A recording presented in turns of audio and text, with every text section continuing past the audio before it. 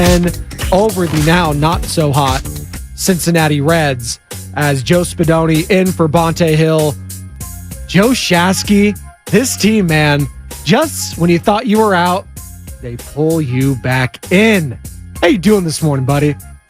I'm doing great. That was a fun day of baseball. With the rain and everything, and having to conclude the game. Let's start the first game. Just wild, absolutely wild. So it's 2-2, and you get to the bottom of the ninth. All right, and Elly De La Cruz gets on first, and there's this entire sequence where you're like, oh, he's gonna steal. Like, there's no doubt about it. And Bailey is gonna try to throw his ass out, no doubt. And Fleming was on the show yesterday and said, I hope that scenario comes to be, and it did. It absolutely did. And it's so funny because he slides in head first to second base. I thought Bailey got him. Yeah. The umpire thought he got him. But then they reviewed it, and, obviously they overturned it. And they were right to overturn it. It deserved to be overturned. Just beat him out. So, I can't tell you, Joey, I cannot tell you. I have a saying, right? Anytime one of our guys gets to second base, inside move's coming, we yell it out all the time as a base coach. It's coming. It is coming. There's a thing with young players. I don't care if you're in the bigs or in Little League. They get to second base, you're already in scoring position. A base hit, you're probably scoring, okay? Especially in the younger levels, but you're probably scoring. There's nowhere to go. I know. There's nowhere to go. You're not stealing third. And so he takes a huge secondary lead before Tyler Rogers even commits to go home, and Tyler Rogers hits him. I don't know if it was a balk. I don't know. It looked like he kind of was coming toward home plate, looped back around, hits him with the inside move, and you could see Elly De La Cruz, oh my God. And every young player and every coach in America was like, oh my God, what are you doing? It's pretty wild, pretty crazy. Again, 7 straight for your San Francisco Giants. And Elly De La Cruz, huge phenom, obviously, one of the top young stars. Struggled in the series. He did. Had 4 strikeouts again yesterday in that second game loss. And it was kind of a weird day because you had the suspended game, obviously. You had the rain take place. And the second game of that day yesterday also, got postponed a little bit. And they picked it back up, obviously, late game there in Cincinnati. But they came into that situation in that first game.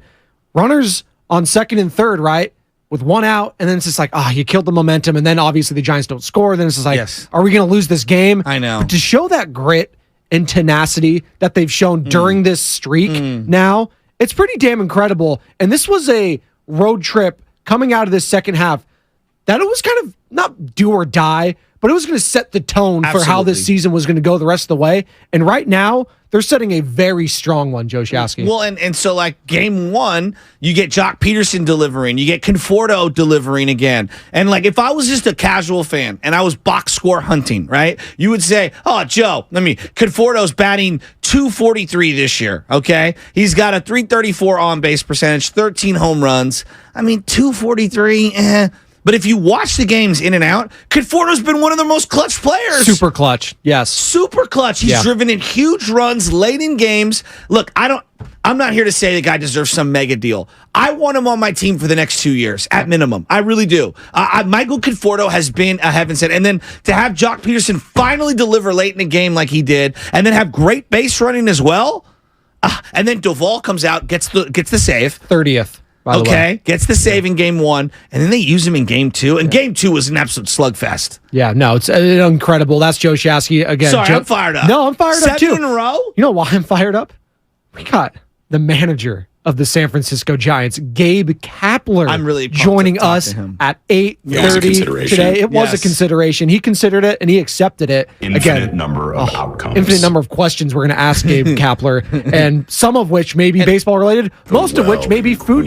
Has a mellow vibe. Thank you, mellow vibes. And if you whiskey, want to, burgers. Text us right now, Joey, 888-957-9570, or on the YouTube chat. Give us some good questions for Gabe Kapler. We are live and streaming up on Twitch, on YouTube. Be sure to stream us, like, subscribe. Ring the bell is what they say. We want to do that. Also, download that Odyssey app, favorite 95.7 The Game, for all of your San Francisco Giants coverage. Again, 888-957-9570, the Comcast Business text line as well. Giants have won 7 straight. And yesterday in game 2, it was like I would call it the platooners, right? Because you get guys like Wilmer Flores out there, absolutely 2 home runs. Your Wilmer Flores. My guy, Wilmer Flores. Don't you forget it. And you back there, Sam Lubman. Yeah, I know what you say about my guy Wilmer.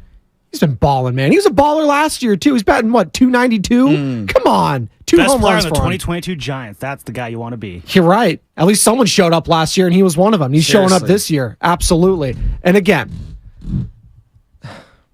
if it feels like a disappointment, I'm going back to the trade deadline because we've been talking about it. Yeah. The way this team is playing right now, it would be a disappointment if they didn't go out and get a legit arm to they help need this rotation. reinforcements. They need reinforcements. No, Yes. not just reinforcements. I'm with you. I need a name, Joe. I Really? need a name. Yes, a guy like a Paul Blackburn wouldn't do it for me. I need a Bieber. I need a Giolito type Oh, of you're guy. talking about an arm. Yes. Yeah, arm. I would Sorry. agree with that. Yes. Yeah, I I would would agree need. with that. It would be disappointing if they didn't at least add to this current rotation because DeSclafani, God bless him, he's not getting it done. All these other guys, God bless them. Outside of Cobb and Webb, it's feeling pretty hollow. I can't deny that. And we'll ask Gabe Kapler about that, how he feels about his rotation later. Again, at 8:30, he's going to be joining us, manager of the San Francisco Giants. Well, and I'm looking at like some of the things that they might need right now. I'm going to be honest with you. The more and more I've been thinking about it, I want Paul Goldschmidt. If he's out there, like Lamont Wade has been awesome this year. Yeah. He's hurt right now. Now, you don't make moves just because someone's hurt for a short period of time. But if you could go Lamont Wade Jr. as a DH outfielder and an occasional first baseman with Goldie, now we're starting to cook with something. They need a legit middle of the order guy. I like that. And God, he adds fear to that opposing pitcher, right? If like you Paul went Goldschmidt, Jock, Goldie, Conforto, or JD Davis, Conforto, like some combination. Now we're talking about a legitimately decent middle of the order lineup. It sets up everything after that. Absolutely. That's that one big pop. That one, like you look at lineups around the league, and God bless the Giants. There's just not that one guy. It's like, this guy, you just got to worry about him. Like every team, even bad teams have that one guy. But the Giants, it's just like, it's the platooning. Yeah, hey, sure, Austin Slater, I guess, lefty on lefty. But if they added a guy like a Goldschmidt, hell, I don't think they're going to add an Arenado maybe, but Paul Goldschmidt's interesting. 888-957-9570 is the number. It's the Morning thumper. Roast. I want the thumper You want in the the middle thumper. in the middle of the lineup. Shout out Bambi, right? That was the rabbit. If you're going to have all these young guys, right? If you're going to have Matos and you're going to have Casey Schmidt. Casey Schmidt had some good at-bats yesterday. He did. Got a walk, got a hit. Doesn't have a lot to show God bless for it. him. Yeah, it wasn't like some, 4-for-4 night, but like, again, watch the games. I thought he had some really good at-bats. But if you want to like get these young guys to be around someone who's the utmost professional, I mean, Paul Goldschmidt, that would be the guy that I'd be trying to. And he's been a Giant killer forever. Like I literally, when I think of Paul Goldschmidt, what pitcher for the Giants do you think about throwing to him? It's Tim Lincecum every single time because he would hit tanks off of him. Again, good morning to all of you on Twitch. He did own him. He owned him. He did. Well, that's the thing. Like, get me a guy that owned us because, listen, don't want to play him anymore. And let's be honest, the Cardinals aren't going anywhere. They're trash. Speaking of the NL Central, who the Reds obviously are in part of that division, I don't know what to make of it. The Reds are cooling down, maybe the Brewers, but I just look at the schedule overall and the standings overall.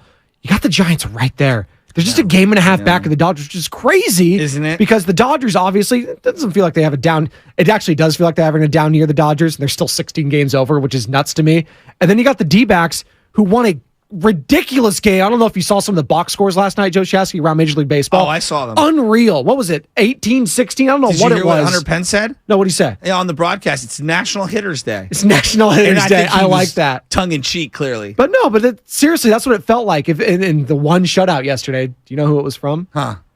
Our Oakland Athletics. What? Shutting out the We Are Boston Family? Red Sox. You know what? It's a thing on the pregame show. I got to do it here. Thank you. We celebrate the wins here at 95.7 The Game.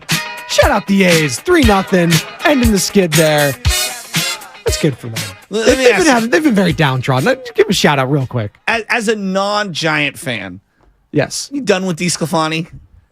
He's a Paisan, so it does hurt me. I'm not going to say I'm done, but I'm very, very concerned. I'm very, very concerned.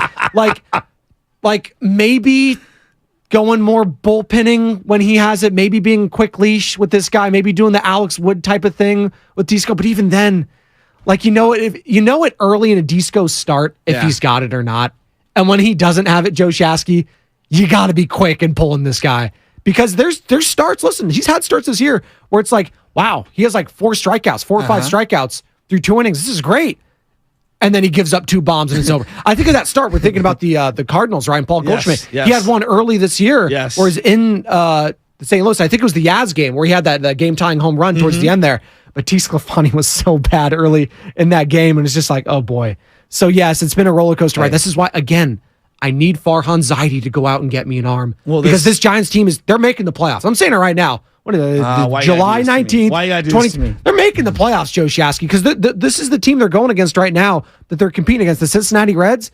They're very young.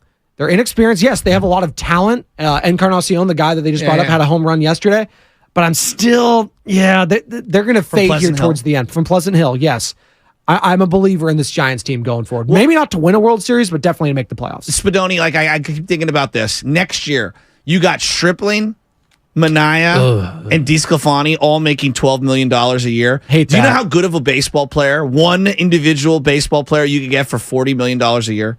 Probably a really good one. Yeah. Probably a Shane Bieber type or a Lucas Giolito type. Anybody that wants to come at me ever over like money and allocating the funds and someone's not worth X, Y, and Z, I'm going to say Minaya, Stripling, DeSclafani, $40 million for not a lot of impact. I still can't believe Sean Minaya got all that money considering how bad he was for the San Diego Padres last year. But God bless him. Like, as a long relief guy, he's been solid this year, but you got him as a fourth or fifth starter, and he has not been that.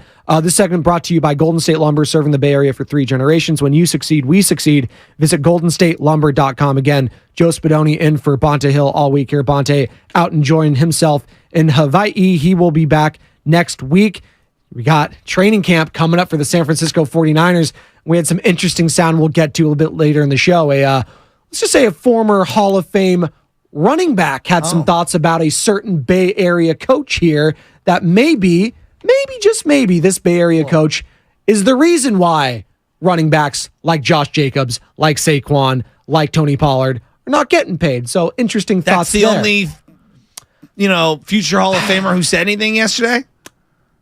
I'm bearing the lead. Let's just play this sound. I feel like we got to get into it. Let's just play this sound. For those of you who may or may not know, Draymond Green had an altercation with Jordan Poole last year. That may or may not have cast a dark cloud over the season. Altercation sensation? It was an altercation situation sensation. Draymond Green punched Jordan Poole in the face. We've been talking about it ad nauseum because it's been the biggest story, let's be honest, in the Bay Area this past season. Well, he's been on the pod with Pat Beverly. Pat Bev, who I thought they were enemies. Apparently, they're best friends, and it just makes sense because they're very similar, I feel like, on the court and off of it. The next 5 pods are ours. That's a 4. I like that. But here's a little snippet, and it got leaked yesterday, and I guess the pod's dropping, the full pod with Draymond Green, with Pat Bev. The whole thing's dropping at 10 o'clock today, maybe West Coast, East Coast, I'm not sure. We'll get the sound and play it for you here on 95.7 The Game whenever we do get it. But this was the snippet being leaked around social yesterday. And here's Draymond Green talking about the punch, again, on Pat Bev Pod. I don't just hit people.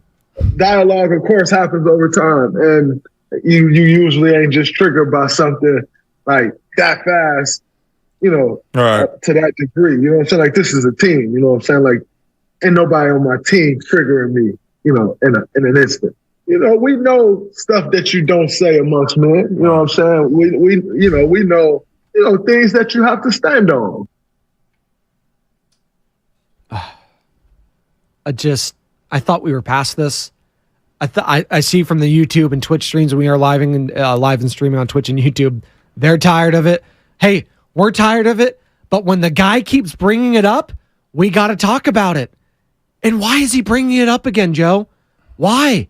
Like, the more he keeps talking about it, and the less that Jordan Poole hasn't spoken a word on it. He keeps pivoting. He's doing everything right. The PR department's probably loving him. He's moved on. Why can't Draymond Green move on too? They got rid of Jordan Poole. What else is there? Why is he talking about this? I don't get it. I just don't get it. And real quick, Tyler Mills, like, he was asked about it. That's when you say, you know what? I'm not gonna. He's gone. It's in the past. We're moving on. That's what you say in those situations. So there's so many things. Like, there's so many things that I was thinking when I saw this. I couldn't believe it. Number one, I'm like, what are you doing? Like, what? How is Jordan Poole been more mature. Like, again, we don't know what led up to it. Draymond can say whatever he wants. Who knows? It's never one thing. It's probably a buildup of things, whether it's one guy, both guys, who knows, right? They're going to obviously have their own prerogatives on it. But, like, Jordan Poole has shown more maturity in terms of how to deal with it moving forward, which is surprising to me. It really is. Like, all the things that Draymond's been through, you'd think he would understand.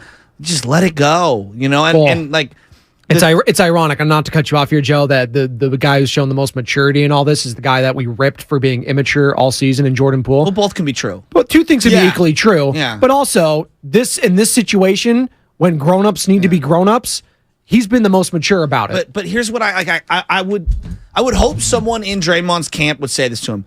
You won. Yeah. You got what you wanted. You won. The guy's off the team, okay? The guy's off the team. You won. You got the extension. You're with the team. That guy's gone.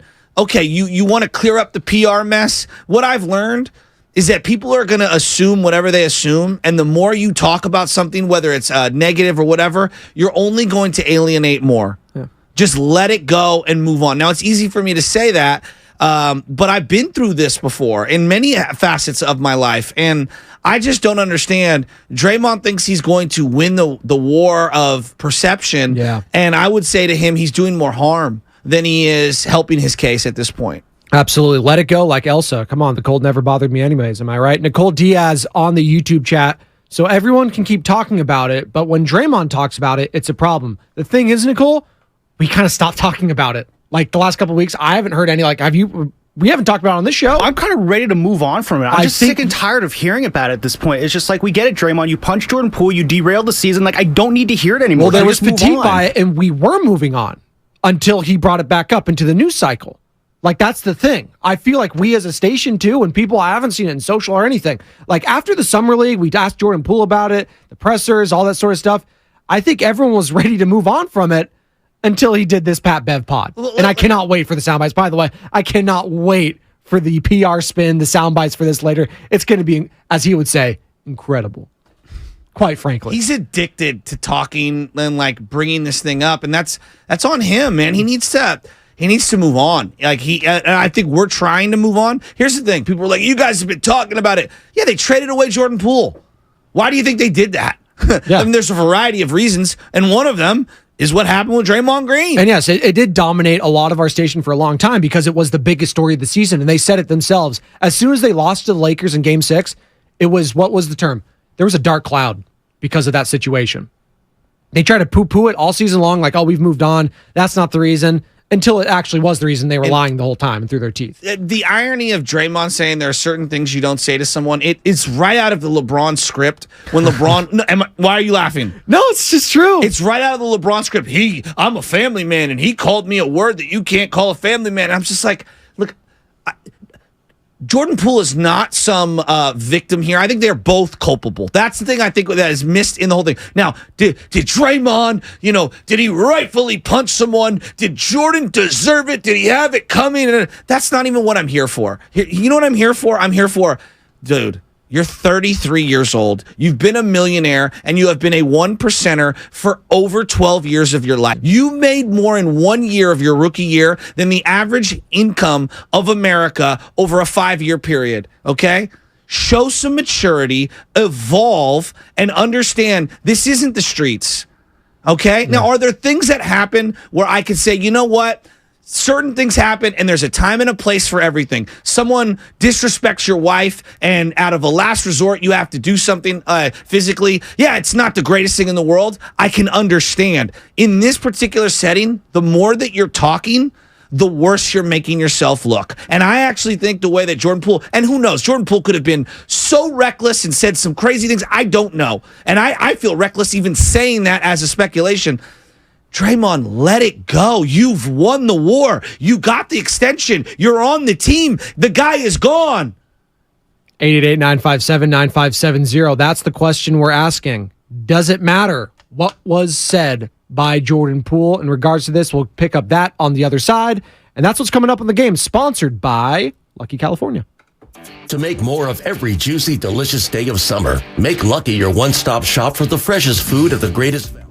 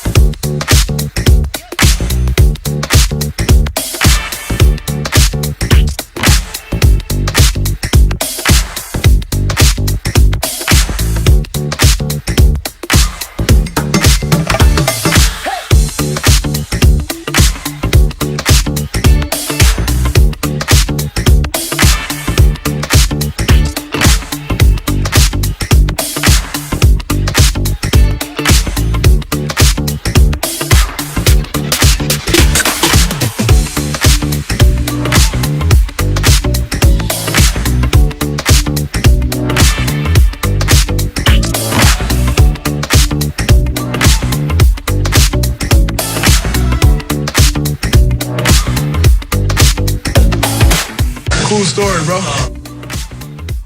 Now, back to the morning roast with Bonte and Shasky. It is the morning roast. Joe Spadoni in for Bonte Hill alongside Joe Shasky. And before we get back into this Draymond Green conversation, I want to let all of you know, and Joe Shasky, you too, because it's about you a little bit. Do you want to play golf with one of the shows at 95.7 The Game? Yes! Oh, that was a 5, Sam. A few more spots opened up at Berkeley Country Club, and that's next Tuesday, July 25th. So please, only enter if you like to golf. And come on, it's golf season, baby. And you are able to play again next Tuesday, July 25th. So go to the contest page on our website to enter. That's 957thegame.com for your chance to win. Gabe Kapler, 830, manager of your San Francisco Giants, who have won 7 straight games. They lead the wild card. They're a game and a half back of the NL West. But right now, we are discussing what was tweeted, posted on social yesterday. This little snippet, and I'll play it again here. Draymond Green on the Pat Bev podcast discussing the Jordan Poole punch. Take a listen. I don't just hit people.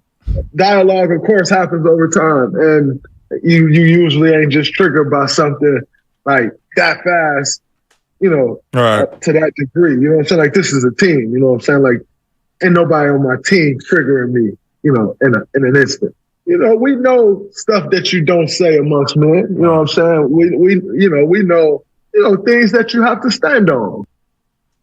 So that was Draymond Green there, and we have a poll up on YouTube, and go ahead and search 95.7 The Game on YouTube, like, subscribe, as well as Twitch, and also be sure to hit us up at 888-957-9570. That's call or text the Comcast Business text line, as well as download that Odyssey app. But the question right now on our poll on YouTube, have you heard enough from Draymond Green regarding the punch?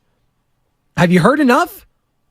Or do you want to hear more? That's my question to you at 888-957-9570, because I think a lot of you say you've heard enough. You're done with it, but a lot of you also live for this stuff. Don't shy away from it. I get it. I'm a big, hey, listen, all the gossip, all that sort of stuff, the drama, if you will, TNT, we know drama. I get it. The gossip, it's great. But have a lot of you diehards out there heard enough from Draymond Green regarding the punch? Joe Shasky, have you heard enough from this from Draymond? I've heard more than enough for a lifetime.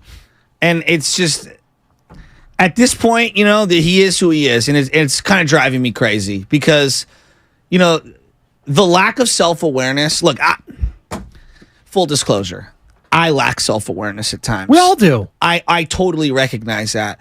As someone who has fought with myself internally over my own anger management issues, all right? It takes one to know one. I'm telling you, I see a lot. I'm not saying I'm Draymond, but I see a lot of the same things that plagued me in Draymond Green.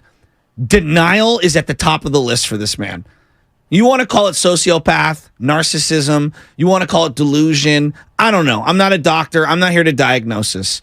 But there is a level of unaware from Draymond Green that kind of drives me crazy. This is a man who threw a ball at Russell Westbrook. It's a man who stomped on Domantas Sabonis. This is a man who kicked Steven Adams below the belt. He wrestled with Michael Beasley. This is a man who has said things to other players in the league throughout his career that have earned him technicals. So he's talking about things I have to stand on. This is a guy who called Kevin Durant certain things that Kevin Durant, as a man, said that he took umbrage with. This is a man that screamed at his coach so loud they called for security in a locker room with closed doors.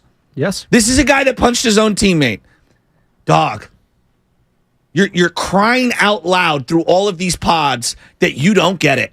Okay? And here's what I would say to him. Look, money does not insulate you from having internal issues, all right? But boy, it gives you enough resources to go find help. And I'm telling you right now, Draymond, I don't want to hear about you and the punch and this and ever again. This isn't the hood. This isn't the playground. I don't want to hear from people today calling in saying, if you test my manhood, blah, blah. You know what the average median income is? Do you know what it is right now in America? 50,000? 70 grand. Okay, that's the average median income. Now, I acknowledge having money does not insulate you from being an addict, being an abuser, being a bad human being. I'm not here to pretend that. Draymond Green was making $900,000 12 years ago. A year. Yeah. 10 times, 12 times what the median average income is. So you're not in the hood. You're in the corporation, in the corporate world, part of a billion-dollar industry. There's a way to conduct yourself. Now, stuff happens. I acknowledge it's sports. You're going to get a little reckless. It's not like working in an office. But how you deal with things and how you deal with your teammates and then what you do afterwards, those things linger long. If you don't think young players around the league are watching this Draymond Green thing going, oh, my God. If you don't think other veterans are looking around the league saying, look how Jordan Poole's handled it, look how Draymond Green's handling it. Absolutely. Well, what about the egg on the face of the Golden State Warriors? Man, let it go. Man, shout out Elsa and shout out the Cranberries. Do you have to? Do you have to? Do you have to let it linger? D in Portland wants to chime in on this. One last thing. Yeah. I've heard enough from Draymond. Yeah. I've heard enough. I don't want to hear any more. You've won. And I don't even care about the court of public opinion. It doesn't. I don't care what was said, me personally. You're here. You're under an extension. JP's gone. You won the war. But you won the war. It's not enough for him, clearly. It's not. And it is enough for you at 888-957-9570. We're getting some, and I'll get to you real quick, D in Portland, but on the YouTube, our poll again, our question to all of you, have you heard enough from Draymond Green regarding the punch? Right now, 74% of the votes at yes. No is fluctuating between 28 and it's going down. But so basically 70-30 yes and no. But the guys saying, and the people saying, no, they haven't heard enough. Like Ben Godfrey on the chat. Mentality. Ernie Chavez. I want to hear exactly why he got punched. Does it even matter? I don't even care. Do you even care at that point? But the irony of Draymond, like whatever Poole said, imagine whatever you want. Draymond hasn't said that to other people. Well, it doesn't look. The thing is, it doesn't matter. He said it to Kevin Durant. In any other setting. Like, it doesn't matter what I said to you, Joe Shasky, if you said to me and then I punched you. Okay, I'm getting fired. Honestly, unless Jordan Poole came up to Draymond and said, hey, Draymond, come and punch me in the face today. It'll be really funny. There's no, like, do people think... Even then, it's a joke. Even then, it's a joke. Doesn't matter. Like, I don't understand what people, like, want to hear, like, for the reason. Like, do you think the reason's going to justify it? He punched his teammate. A lot of people are just saying they haven't heard him say it. I'm sorry. That's another thing, too. You don't even need that. I don't even need that. I'm exhausted by the whole thing. And here's the problem, is that Drake keeps doing this to himself for the clicks and the likes and the intoxication of social media imprints or whatever it is. Or maybe he's trying to come with grips with it or build a narrative. I don't even care. I don't even know. I would say this. You won the war. You got an extension. JP's gone. You won the war. He did. D in Portland wants to chime in on this. D, you're on the Morning Roast with Spadoni and Shasky. What's up, man? Hi, good morning. Woman, Love sorry. both of you. Good job, Spadoni, this week. Thank you. It does not matter what Draymond said, and we are all sick of hearing from him. And it isn't just this incident. This is the worst incident. This is like 10 years of just like nonstop talking and bad behavior. And honestly, this is what happens when an organization enables that. Because then you don't have to apologize. The man made a documentary where he didn't apologize that he released on ring night talking about how detrimental it was to him. And a year later, he's still trying to change the court of public opinion. And I just think at the time, every player, every coach, Bob Myers, everybody was like, Jordan Poole absolutely did not deserve this. Andre, Steph, you're going to tell me those guys, like, toxic fans are always going to be out there supporting Draymond and Draymond stands. I think you guys said yesterday, stands are the worst. Yes. But it's just disappointing that we've gotten to this point. Shefky, you're absolutely right. The man is wealthy. Shut up. You know that meme, shut up? That's what Draymond needs. I know. And let the young guys, also, like, he's a classic bully. You know, like he picked on a guy 11 years younger, significantly smaller. Like, it's all of the classic trappings of toxicity. Getting Kerr on his pod after the season to also kind of trash the young guys. Like, I don't know how rebuild, shut up and move on. Agree. And they are refusing to do it. And Draymond is kind of the ultimate culpable one. But it's just, I've been a fan of this team for 40 years when they were trash. And this is like almost as low as the only saving grace is Steph Curry. But it's just I'm sick of Draymond. Aren't you just disappointed? Aren't you just like I'm not even mad and angry at this point? I'm just like God, come on, dude, just let it go. She gone. Oh, my bad. I didn't mean to cut her off. It's a great phone call. I'm just like you're teaching young Benny, right? You're teaching young. Real quick on the other. We'll discuss young Benny on the other side. We got a break here, but yes, disappointment at peak parent right there. Worse to be disappointed than actually be mad at. Like when your parents said disappointed, absolutely you felt that more. That's Joe Shasky, Joe Spadonian for Bonte. More of this conversation on the other side, and that's what's coming up. Sponsored by Fremont Bank, full service banking, no compromises. This is Mac.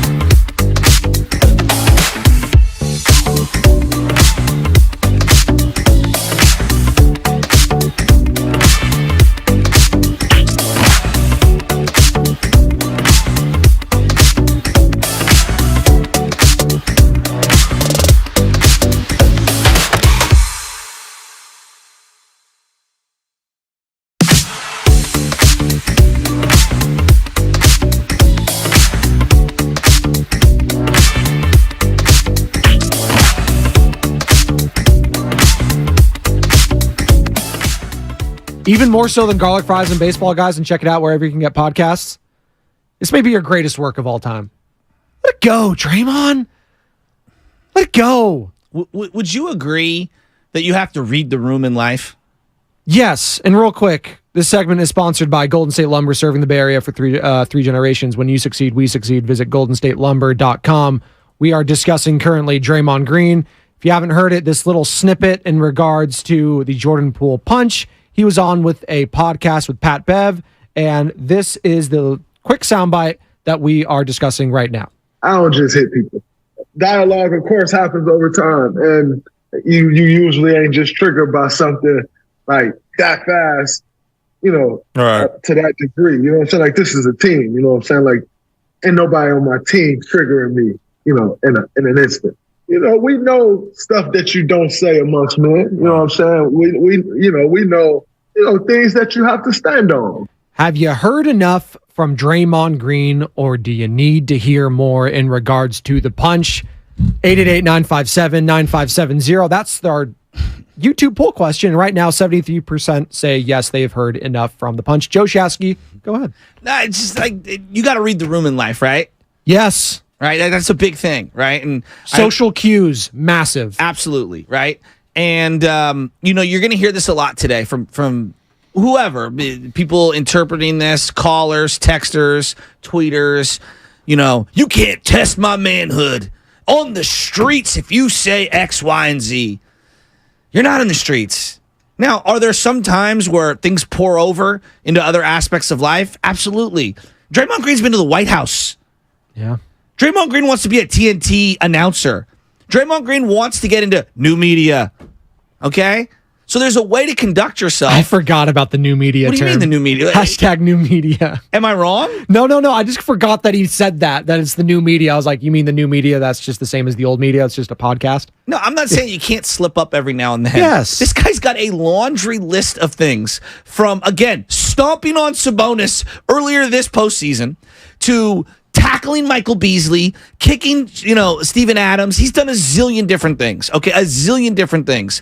The Draymond Green, Jordan Poole punch is one of many things. There's the KD altercation. Then that's him sitting down with him at a podcast and then airing out Bob Myers, saying that Bob Myers handled it wrong. There's been so many areas where he has just doubled down on an action that he did wrong by talking about it more and more and more. And it's like, dude, you're repeating the same problems. And so what I'm trying to get at here is that there's a time and a place to address these things.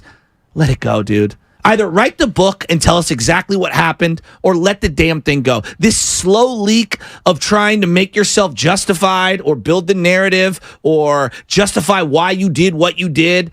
Dude, people are set in stone. The people that love Draymond are going to pretty much ride with Draymond no matter what. The more you talk, I think the more you're going to lose some of your audience. 888-957-9570. That's the number to call in or text in on the Comcast Business text line. Have you heard enough from Draymond Green regarding the punch? Mac on the YouTube chat. We are live and streaming on Twitch and YouTube all day right here on 95.7 The Game. Mac, I retract my vote of saying I've heard enough about the punch from Draymond Green. I wouldn't mind hearing about it from other people that are in the know. And that's the thing. Whenever the tell-all happens, and maybe we'll only find out when the Last Dance version of the Warriors happens in 20 years or so. Maybe that's the only time we're going to find out. Maybe Bob Myers will be on his podcast whenever he does that, talk about it. I will be fascinated to hear, and I don't think they'll have audio of whatever happened. There was just grainy footage and stuff like that. But I will be very interested to hear from everyone in regards to what happened on that. Whoever was on the court then, players, coaches, staff, Joe Lacob, if he ever talks about it, I will be interested in hearing that. So when people say, yeah, they've heard enough from it, you say that, but then you're like Mac, and he's like, actually, I kind of want to know. Well, here's the thing. Like, it's pretty funny. Like, curiosity is real. We all kind of want to know everything. Like, it's behind a private profile. I want to take a look. Should I hit subscribe or follow that person? Like, we have curiosity in every facet of our life. Absolutely. You're teaching your young son Benny right now many rules of life. Yes. Okay. Many. Spitting one of them. Don't like that as a bad habit. It's a bad habit. How many times in his 4 years or so of life have you said, hey, the action is one thing, but what you did after the action was actually worse. Either you covered it up, you threw a tantrum, you did something. Like, the action stands alone on itself. And then there's what you've done since the action to actually make things worse for yourself. Yes. Oh, perfect example. Yesterday, we had some Oreo cookies, and he's tall enough now to where he can reach certain areas. I was like, nah, you got to finish your food. Peak parent right here. Yeah. One of us just, no, you got to finish your dinner. We had chicken sandwich. Like, have some chicken, have some, like, take a couple bites, then sure, you can have it. No, I want one now. I was like, too bad.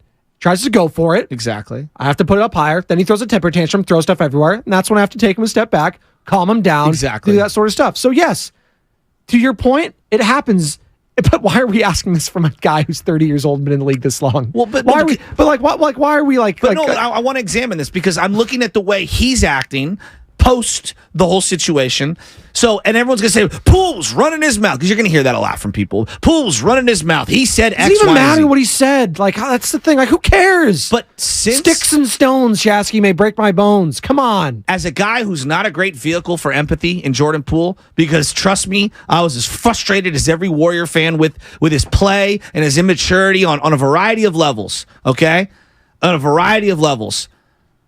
I'm telling you right now, the way he's dealt with this situation in terms of not talking has shown the most maturity between the two, Draymond Green and Jordan Poole. I'm not saying that he wasn't immature leading up to the situation, but how he's handled it post, I don't know what to tell people. Well, it felt like the campfire was dwindling. We were putting the sand all over it. We were doing all, well, I guess you're not supposed to put sand on the campfire. Bad analogy there, but you're putting in the thing to die out, all that sort of stuff. There's a little glimmer left, and then this sound bite popped up, and that added, you poured gasoline all over to the topic again, and it engulfed in flames. And Draymond we got wants this bonfire at Carmel Beach, and now we're all gathered around, me, you, Tyler Miller, Nola, Khalil King, everyone on the YouTube channel. We're all gathered around discussing it, because that's just what we do. We have to talk about it. Because this is what happens. Because he wants us to talk about it, and we're talking about it. Joe, you know what everyone says? I hate reality television. Right? No, you everyone don't. says that. You know why there's 50 different housewives? There's Miami, New York, Orange County, New Jersey. You know why? Because it's clearly popular. Sports is the biggest reality TV show of all time, and that's why it consumes to make so much money. Sports is our reality TV because it's the realest reality TV. It's not scripted. That's why we had this bunch. We didn't think that was coming. We love sports. We love reality. Vanderpump Rules, whatever the hell that is. We love that. You know, my wife loves that. I don't even know. What is that even? I don't. Vanderpump Rules is like about a restaurant, and now there's like spin-offs, and this guy cheated on this woman. What is Vanderpump? Who is that? They got broken up, and I'm not really sure. My wife. It's like a restaurateur or something like that. No, the in LA? Vanderpumps are these like British people who moved to America who run a restaurant, and then there's all these younger people who work at the restaurant, and then they've all splintered off, and there's a couple, I don't know, are they Jasons? I forget the guy's name, but there's two guys with the same name, and then they were like, anyway, point being, we're way off topic. The point that I'm getting at is people are like, why are you guys talking about this? You know why? Because I serve the audience what they want. All right? Do you know why McDonald's is so popular? Because we love fast food. I am not afraid to admit it. I love it. There's a lot of people who are like, oh, I haven't eaten McDonald's in a decade. I was like, really? I had it last week. I love it. I don't care. Well, ba-da-ba-ba-ba. I'm loving it. Anthony and Benicia, you are on the Morning Roast with Spadoni and Shasky. What's going on, bro? I just can't get over Draymond. Just let it go. I know. Hi, Elsa. Tony? Hey, Anthony. Benicia? Said, hey. There he is.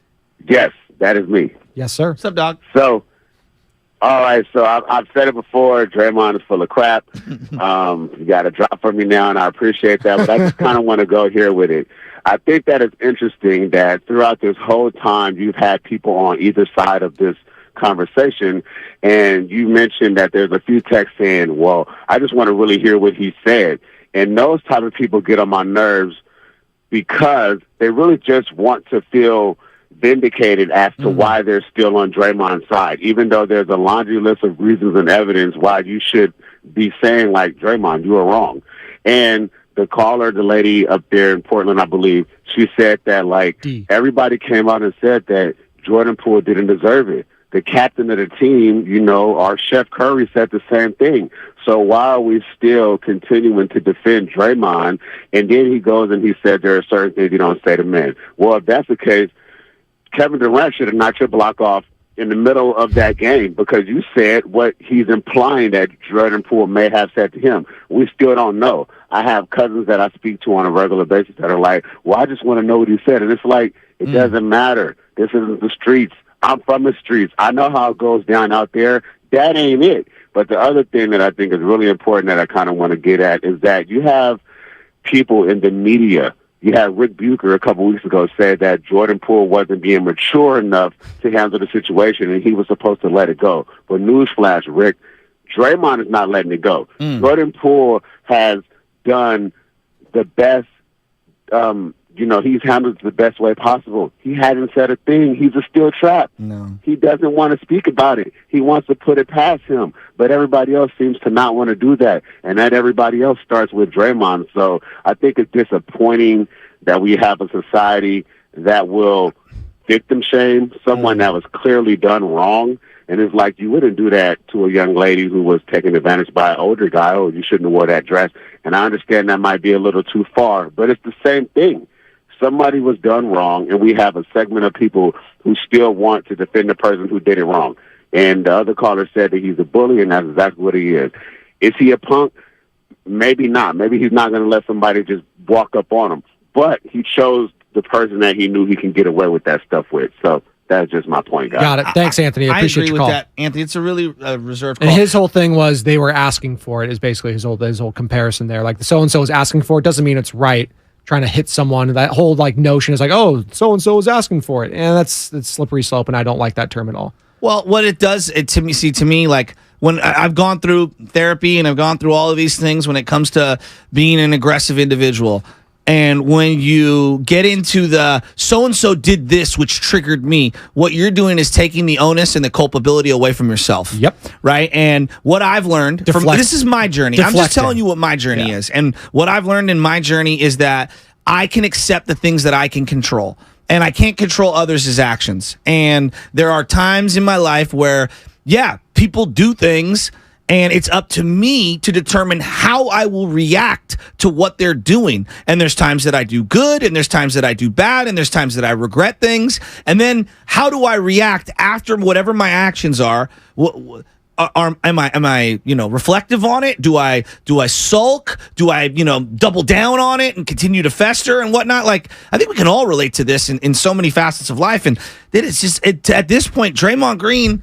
Like, we're in the middle of July. I want to talk Giants 7-game win streak. And speaking of that, we'll have Gabe Kapler, San Francisco Giants manager, at 8:30, and we are going to talk Giants. Don't worry, we open up the show with it, but listen, it's a big soundbite. It's a big thing that just won't go away. We thought it was going away a little bit, but Draymond doesn't want it to go away. And you're listening to 95.7 The Game, KGMZ, FM, and HD1 San Francisco, always live on the free Odyssey app. Download the Odyssey app and favorite 95.7 The Game for the best and most up-to-date sports coverage. And don't forget that you can also watch us every day on our YouTube and Twitch streams. Just log on and search 95.7 The Game. Be sure to like and subscribe to the channel while you are there. The question we have right now on our YouTube poll, have you heard enough from Draymond Green regarding the punch? And this was the soundbite we are talking about, which was leaked last night. Draymond Green sat down with Pat Bev on the Pat Bev pod. More of that is going to be, the whole thing I think is released today. I'm not sure if it's 7 o'clock Eastern or 10 o'clock West. I'm not sure. So we'll definitely get all of that sound here on 95.7 when we get it. But here was a little snippet from it that got leaked on social last night. I don't just hit people. Dialogue, of course, happens over time. And you usually ain't just triggered by something like that fast, to that degree. You know what I'm saying? Like, this is a team. You know what I'm saying? Like, ain't nobody on my team triggering me, in an instant. We know stuff that you don't say amongst men. You know what I'm saying? We know things that you have to stand on. Conrad Arenas on the YouTube chat. Everyone has a damn pod. It's true.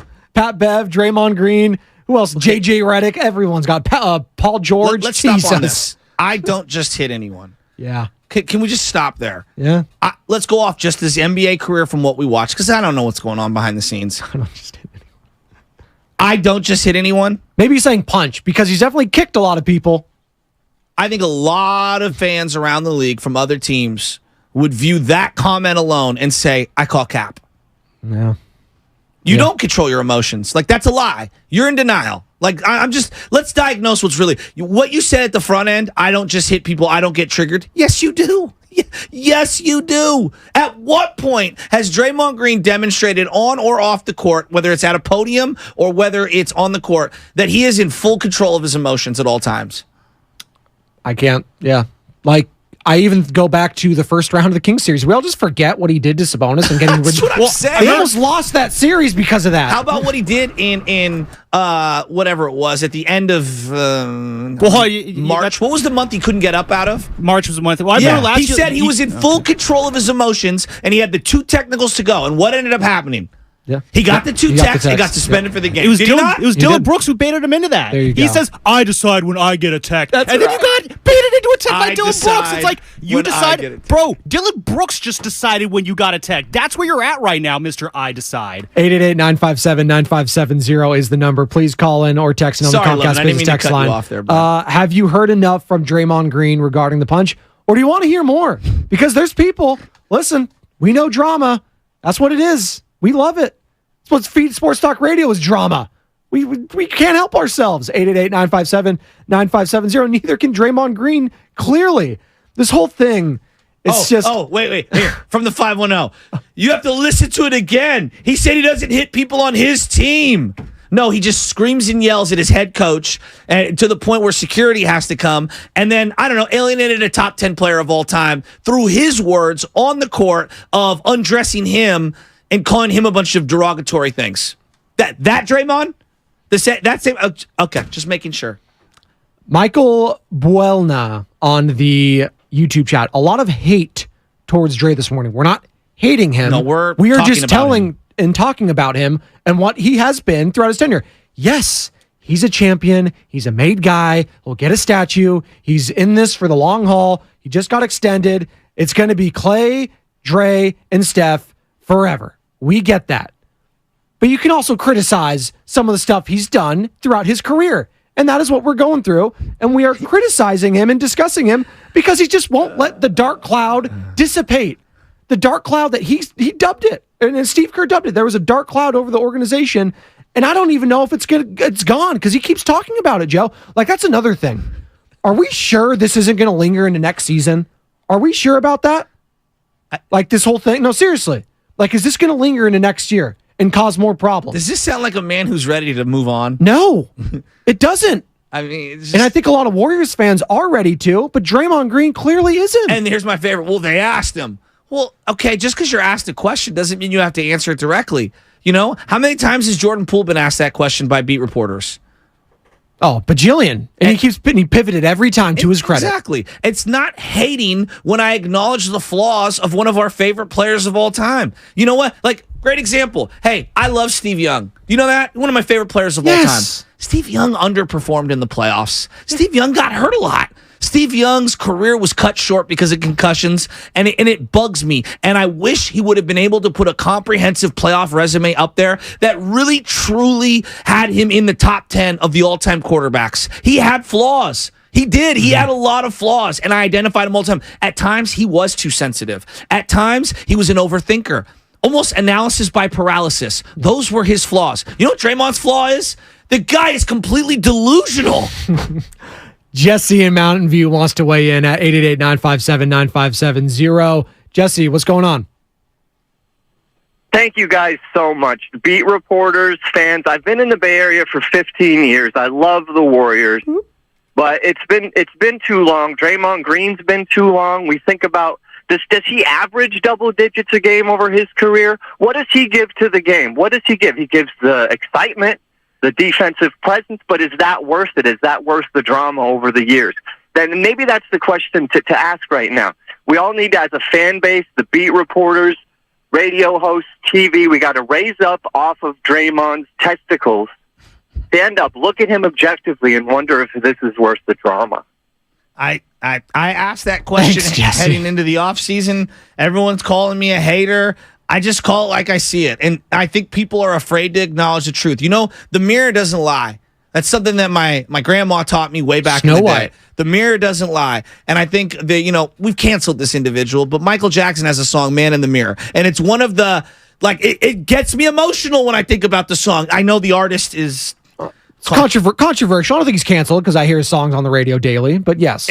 when you hear the song, it makes me think, because I think one of the most difficult things why so many people see therapy as being soft and you're weak and all that, it's actually, no, it's strength. You know why? Because you're looking to within and you're trying to improve yourself. And I think at times, Draymond in particular is afraid to look in the mirror. And that's, to me, he'll never be able to grow until he starts to, see his own shortcomings. I don't think he's apologized for this yet, right? I don't even need him to apologize. But I'm getting a lot of that on the YouTube chat. It's like, all they want is an apology. I was like, I don't think you're going to get it. Like, that's what you're getting at here. He's not going to apologize for this because clearly he believes what he did. He'll say it was, maybe I shouldn't have done that. I shouldn't have done that. It caused all this sort of stuff. But deep down, I don't think he's that sorry about what happened. But it doesn't matter if he's sorry. Sometimes less is more, to allow it to move on, to allow everyone to move on and to breathe. If, for example, right, when two people get in a divorce and it's very ugly and they're still trying to maintain the relationship of raising children and whatnot, you don't continually harp on why you broke up and the cheating or maybe the financial issues that led to the divorce. You got to find a way to move on so that you could both live normal lives. Have you heard enough from Draymond Green regarding the punch? Again, if you're just joining us, Joe Spadoni and for Bonte Hill, that's Joe Shasky. The Morning Roast, we've been discussing little soundbite from Draymond Green got leaked last night on social in regards to his sit down with Pat Bev, and that whole podcast supposed to be released today at some point. We will get all the snippets and good stuff from that. You can be sure of that right here on 95.7 The Game. Your calls, 888-957-9570. Have you heard enough from Draymond Green regarding the punch? Or do you want to hear more? That's my question to you. And that's what's coming up on The Game, sponsored by Cars.com. But wait, real quick, before we go, do you want to play golf? It's one of the shows here at 95.7 The Game. I do, and I'm looking for new golf clubs right now. Ooh, a few more spots opened up. Oh, boy, don't tell her. Don't tell. Opened up at Berkeley Country Club. She said, I need to hang out with Michelle. I feel like we'd get along. Tuesday, July 25th. Please only enter if you like golf, because and are able to play next Tuesday, July 25th. Go to the contest page on our website to enter, 957thegame.com, for your chance to win. More conversations on the other side with Joe Spadoni and Joe Shasky right here on the Morning Roast, 95.7 The Game. Oh, that's the sound of a car being added to Cars.com. And since up to 50,000 cars are added per day, over the course of this ad, 8 new cars will have been added.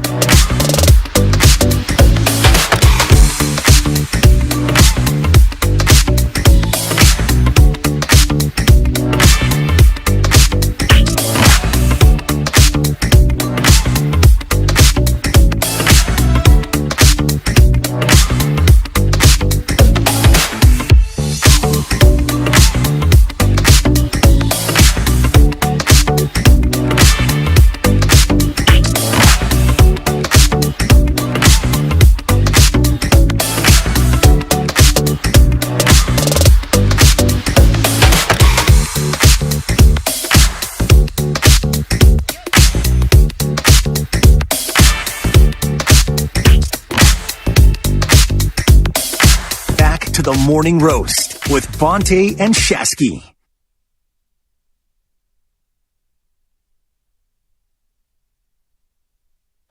This is the Morning Roast. Joe Spadoni in for Bonte Hill alongside Joe Shasky. And be sure to download that free Odyssey app. Favorite 95.7 The Game and thousands of other stations and millions of podcasts, sports talk, music, news, and podcasts are all available completely free. You can catch every Warriors game with Draymond Green live on the app along with all the music and news the Bay Area needs. Follow your favorite team, stations, radio, shows, and podcasts now by downloading the free Odyssey app. Gabe Kapler, 8:30, manager of your San Francisco Giants, 7 games in a row. And we will get to some Giants talk. Don't you worry. We will. But the story, the news, what have you, dominating this early morning topic here on the roast.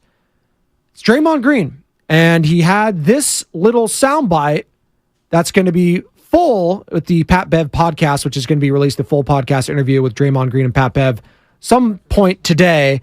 And here's what was leaked on social last night. This little snippet, if you will, in regards to the punch between Draymond Green and Jordan Poole last year. Take a listen. Don't just hit people. Dialogue, of course, happens over time. And you usually ain't just triggered by something like that fast, to that degree. You know what I'm saying? Like, this is a team. You know what I'm saying? Like, ain't nobody on my team triggering me, in an instant. We know stuff that you don't say amongst men. You know what I'm saying? We know things that you have to stand on. And that's the question right now on our YouTube poll. Have you heard enough from Draymond Green regarding the punch? Yes is at hovering around 75%. Or do you need to hear more? Because there's a lot of people that need to hear more from this. I'm seeing a lot in the chat. Forget that question for a second. Because I feel like people are cemented in their belief. Why are you talking? Yeah, why? Because we've just spent. Why? What's it been, a month and some change since the season ended? Yes. Okay. Every single person, Steph Curry, Lakeup. It's been longer than that. It's been like a month and a half. Dunleavy, Bob Myers, Draymond Green. Every guy associated with the team has brought up what? The energy around the team was horrible last year. Dark cloud. That's the term. Dark cloud. That's what Steve Kerr said. Okay. And everything that you've done is to eradicate the dark cloud or the chemistry issues that everyone, Larry Harris included, who will bring up his quote in a second regarding chemistry, everybody is trying to let last year be last year. 95.7 The Game. I'm sorry. I hit that, and that probably triggered some people. Take the flag on that one. No breaking news yet. No breaking news. Okay. Go ahead, Joe Chastain. No, it's like every single person has referenced chemistry, and we got to be on the same page. And we need to move on from last year, and everything this year needs to be new. Because why? Because the sand is coming out of the hourglass, and we're trying to win a championship. We want to win our 5th championship. And then he has to bring this up. Why? Why is he talking? That's the question. 888-957-9570. The only reason would be right to try to spin this in favor of him. But Poole's not talking about it. In fact, I have Jordan Poole here before we get to that Larry Harris sound.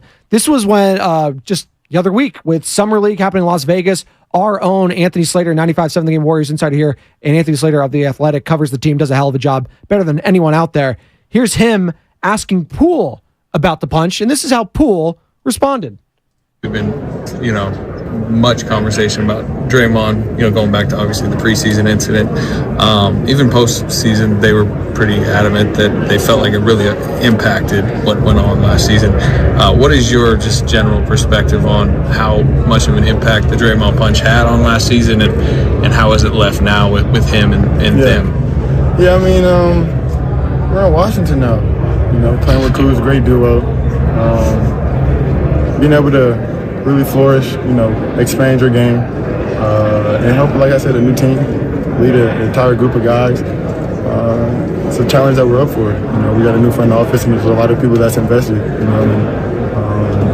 Everybody is locked in, wants to be here, start something that we can have that can be special. We're in Washington now. That's basically what he's done this entire process. He's not talking about it. He's never going to talk about it. He's moving on. No social media / billboard material. Nope, none from Jordan Poole. Now, 2 things can be true here. Jordan can be a very poor professional when it comes to his demeanor around the team when he's not playing or whatever, or just how he interacts with teammates. And then outwardly to the media, he can act very professional. So they can contradict each other. Absolutely. But in terms of how he's dealt with this outwardly toward the media, he's been pretty professional. Absolutely. And here was Larry Harris, assistant GM of the Golden State Warriors, discussing this with ESPN. I believe it was Beth Mowens who's going to ask him the question here. But Larry Harris was at Summer League watching the Warriors, and he was on the broadcast with ESPN, and they asked him about last season. Take a listen. Is there any worry or any adjustment? I know a lot of fans were talking a lot last year about the struggles on the road. Internally, do you do anything, or do you just, that's in the past, that's in the rear view window? Yeah, you know what? I think you have to be honest with yourself that was a big concern. And I think that a lot of people alluded to that in the playoffs that we finally were eliminated.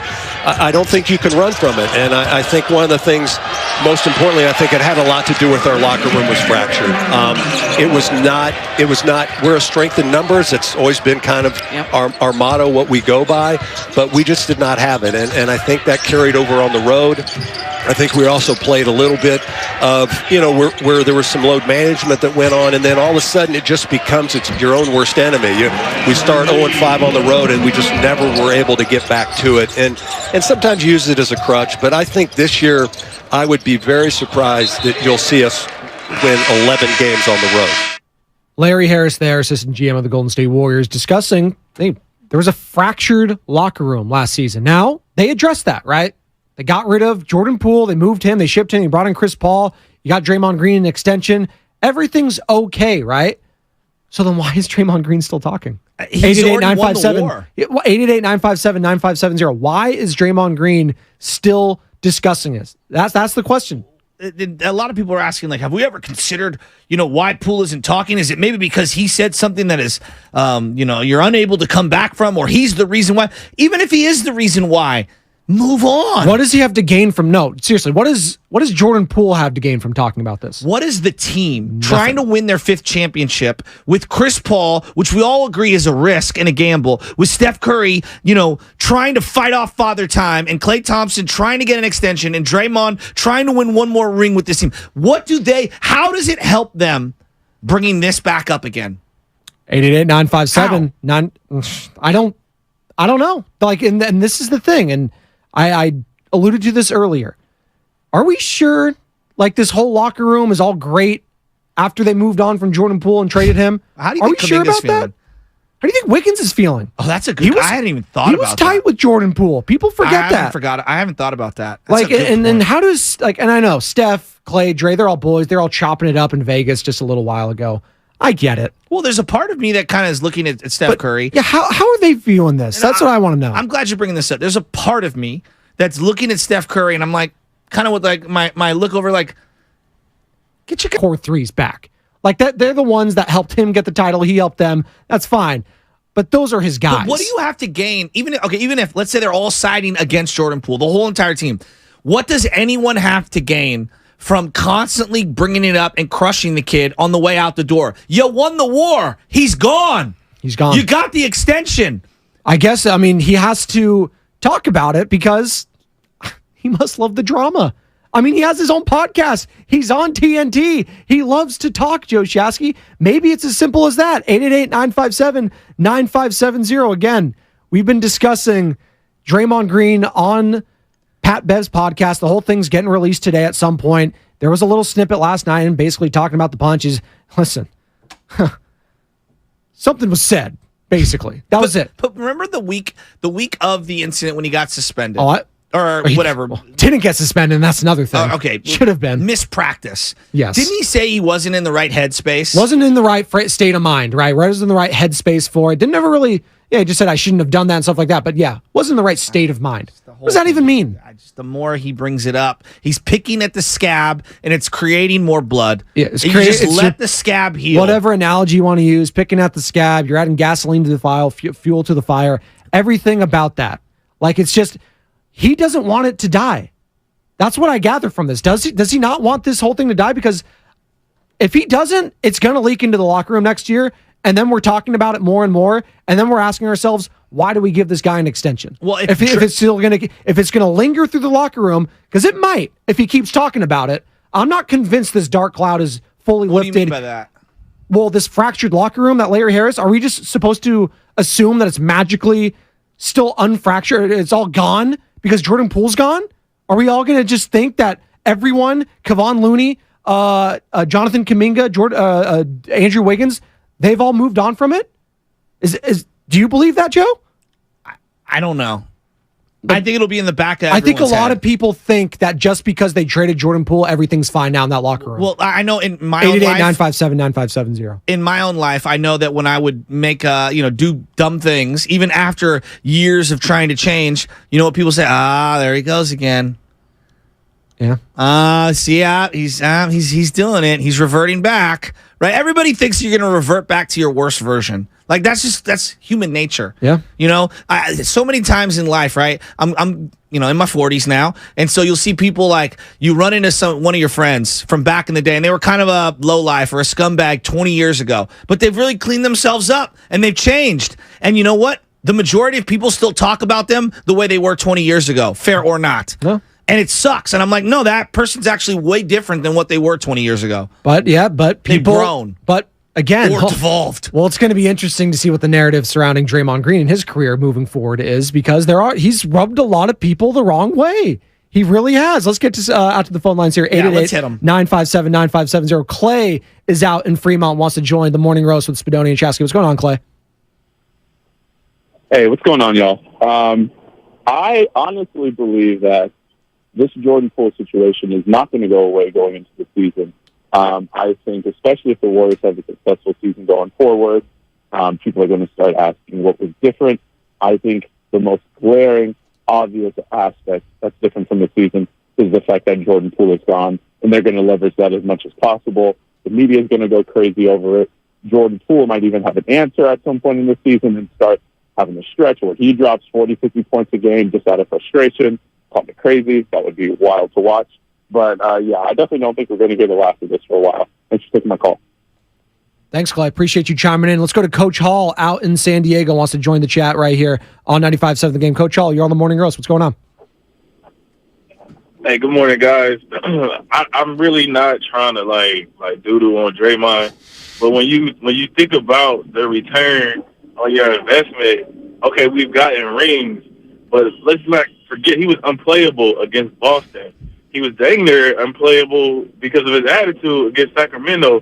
How many games have we lost because he's gotten the technical within the last 2 minutes and the other team got 4 free throws? I count 3 over the past 2 seasons.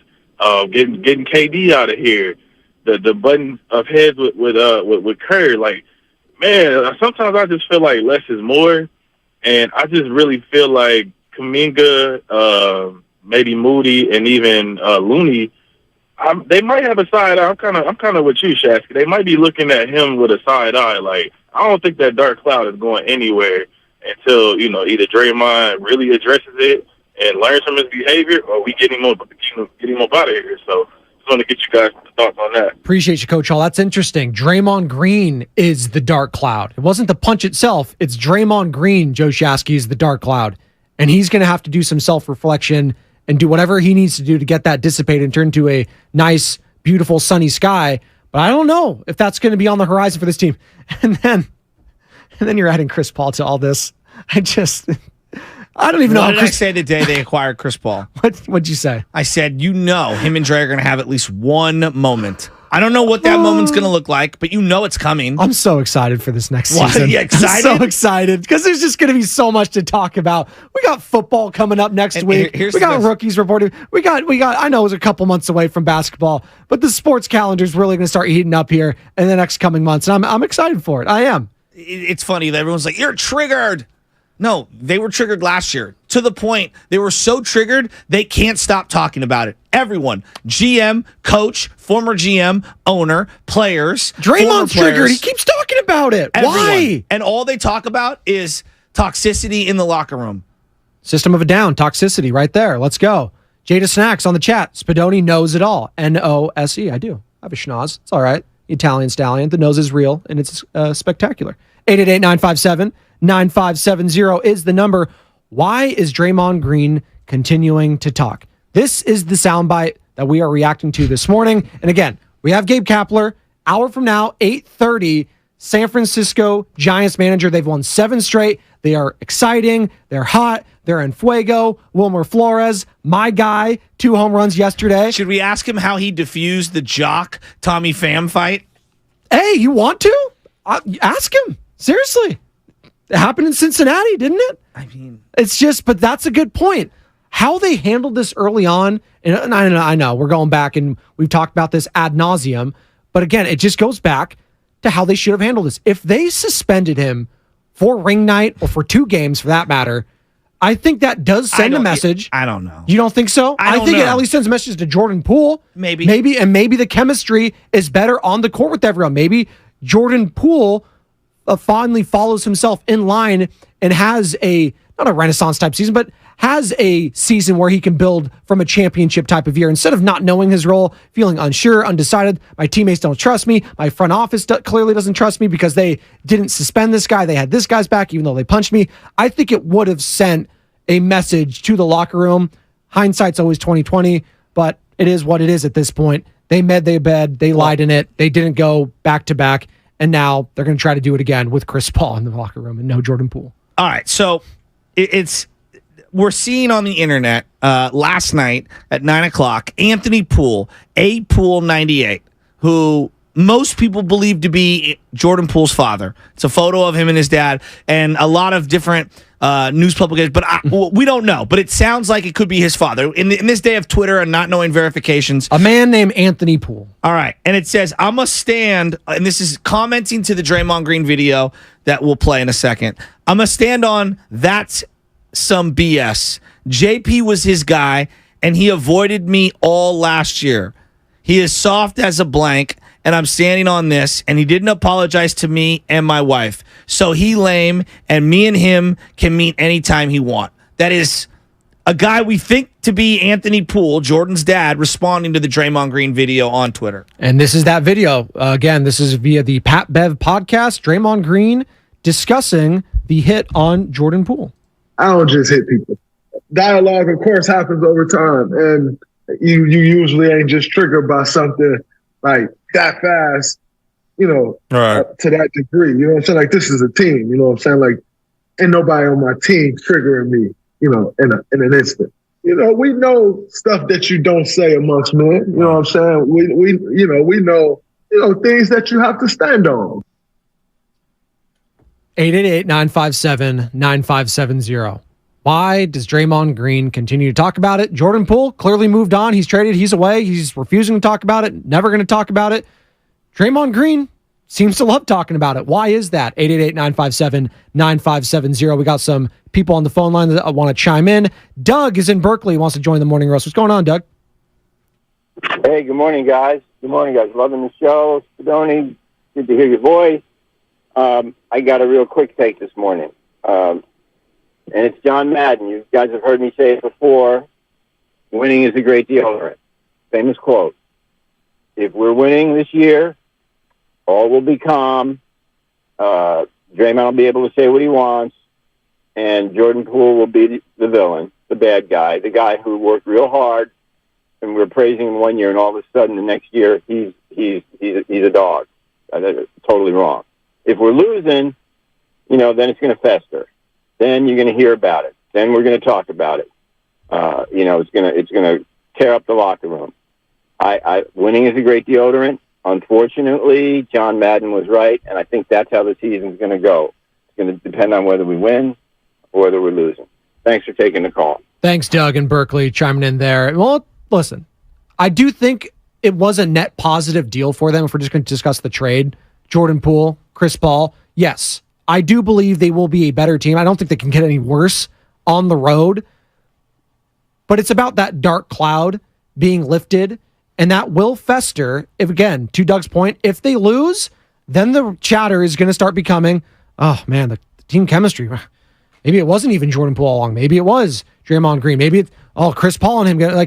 There is something to that I agree with Doug there. Rich in Fremont wants to join in the conversation. What's going on, Rich? How you doing, man? Hey, what's up, guys? Thanks for taking my call. What's up, Butcher Boy? What's up, man? How you doing? I'm doing good, man. Listen, one of the reasons why I believe Draymond is still talking about this is because I believe there's still whispers in the NBA about it. There's a lot of people are still in the background discussing it.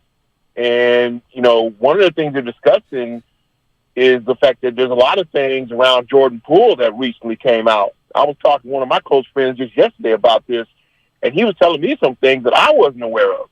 And that's the fact that, Jordan, after they won their title, Jordan Poole started thinking that, he should be able to start and thought that he was better than Steph and Clay. And then there was a situation where during a game where, Steph went over to him and tried to give him, some direction on some things, and Poole, pushed him away and said, oh man, I don't have to listen to you, and I think what it is this. If you look at the context of it, just like when it began from the beginning, Dre didn't start it. Dre just responded to, Jordan Poole pushing him off of him. So I believe really at the end of the day, this happened because it was something that Poole said to him. I don't believe Dre just walked up to him and just cold-cocked him. I think he responded to something that Poole said. And we all know. Yeah, but what does he gain? No, all of that is plausible. All of that is plausible, Rich. And I don't mean to interrupt you, but what does Draymond gain? He's already won the war. He got an extension. Jordan Poole's gone. I don't believe that Draymond feels that everybody understands the entire situation. I believe he feels he needs to validate all of it. Okay, not everybody knows all of it. The only thing they know is that he punched him. That's all they know. And I think because of that, that's the reason why he's still talking about it. He feels like if they knew the other side of it, then they'd understand why he did it, even though it was very, very wrong. But if that's the case, then just come out and say the whole damn thing and be over with it and rip the Band-Aid off. Stop Yeah, beating around the bush. Leaking everything. Yeah, exactly. And also, I don't know if any of us are really going to fully believe him because we've never heard from Jordan Poole on this. There's always, but in fairness, there's two sides to every story here. So clearly there was something that was said. We don't know what it was, but doesn't even matter what was said in this scenario because it just ruined the whole season. But 888-957-9570. I'm a consequentialist, not to the fullest degree, but at the end of the day, does it matter what the whole NBA thinks or does it matter what that locker room thinks? That's the locker room. So it's all that you matters. Talking via a pod for the whole world to see really doesn't necessarily repair relationships if there are ones that people are skeptical of on an individual basis with Moody and Kuminga. And I'm just going around the team, right? Of Saric or CP3 or whatever. The only thing that it validates is Draymond trying to control the narrative to feel good about it. It smacks at narcissism and sociopath stuff. Yeah, and it was interesting. I remember when Gary Payton, they made the trade for him, and he came back, and you're like, hey, what was the differences between the team this year and last year? He's like, oh, yeah, obviously no Otto Porter. It's good to play with Dante. He's in there now. But he just said the locker room, it just feels different. Remember he said that? He's like, I don't know how to explain it, but yeah, it's just different. Just like that. He said it's just, and then you knew it was just like, if Gary Payton, kind of like the glue guy, like the guy off the bench coming out and then just coming into this whole situation after it happened, Andrew Wiggins being gone for a couple months, the punch happened. He's like, hey, what's going on, guys? It's time to win a check. What? Okay. But you think, let's take this seriously. You think, for example, in Memphis or Sacramento, hey, did you guys hear that Draymond pod with Pat Bev? You know what? I view him differently now. No one's doing that. You just stomped out Sabonis, and you did a WWE celebration after getting ejected, and I've been talking smack to Memphis.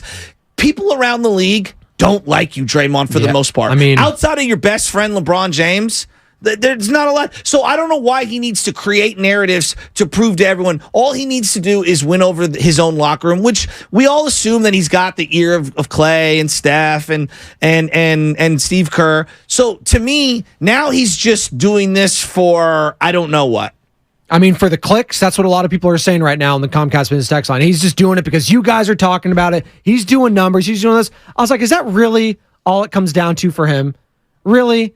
He doesn't want this story to die because of the clicks. This story that affected his entire team last year, that prevented them from going back-to-back. That, let's be honest, that could prevent them in the future from going back if it continues to linger. Like, he's doing this for clicks? I have a hard time believing that. I really do. I don't think he's doing it for clicks. No. I think there's some deeper rooted stuff. Yes. And I'm not pretending to get inside of his dome, but like this, to think that like he needs to get it out there so that guys on the Boston Celtics know he punched Jordan Poole and it was justified. Well, it's ridiculous. Like the PTSD, whatever term you want to use, can go both ways here. It could go with the guy that did the punch and the guy that received it. Usually obviously you'd think about the guy that received it more so than the guy that did it, but maybe this is lingering for him. Like maybe it is, and then this is why he has to talk about it. Maybe it's a process for him. But again, at the same time, is it really the place to do it on a podcast with Patrick freaking Beverly? Where the guy was traded. He's gone. He's gone. You won the war. You got your extension. He's out of here. You don't like him? No problem. Because here's what I would say about these people. He needs to tell the NBA. More guys are looking around going, geez, man, if I'm ever a teammate of Draymond and I step out of line even a little, he'll never let it go. The thing is, I'll be in trouble for years. They're still mad at Moses Moody and Jonathan Kuminga for sulking a little bit. It's pretty wild, this entire situation. We were literally, Joe Shasky, a year ago celebrating a championship. And now, fast forward, Chris Paul's a Warrior. Jordan Poole's gone. There was a punch that it just derailed the whole season. You think James Wiseman went to the Detroit locker room and was like, hey, Dre's great to play with? like this thing that I will say he probably learned a lot from him. Oh, for sure. Yes, but he's probably like, it's not the worst place coming here. You know what? Detroit, you know what? A lot of people like to crap on this city. It's a breath of fresh air.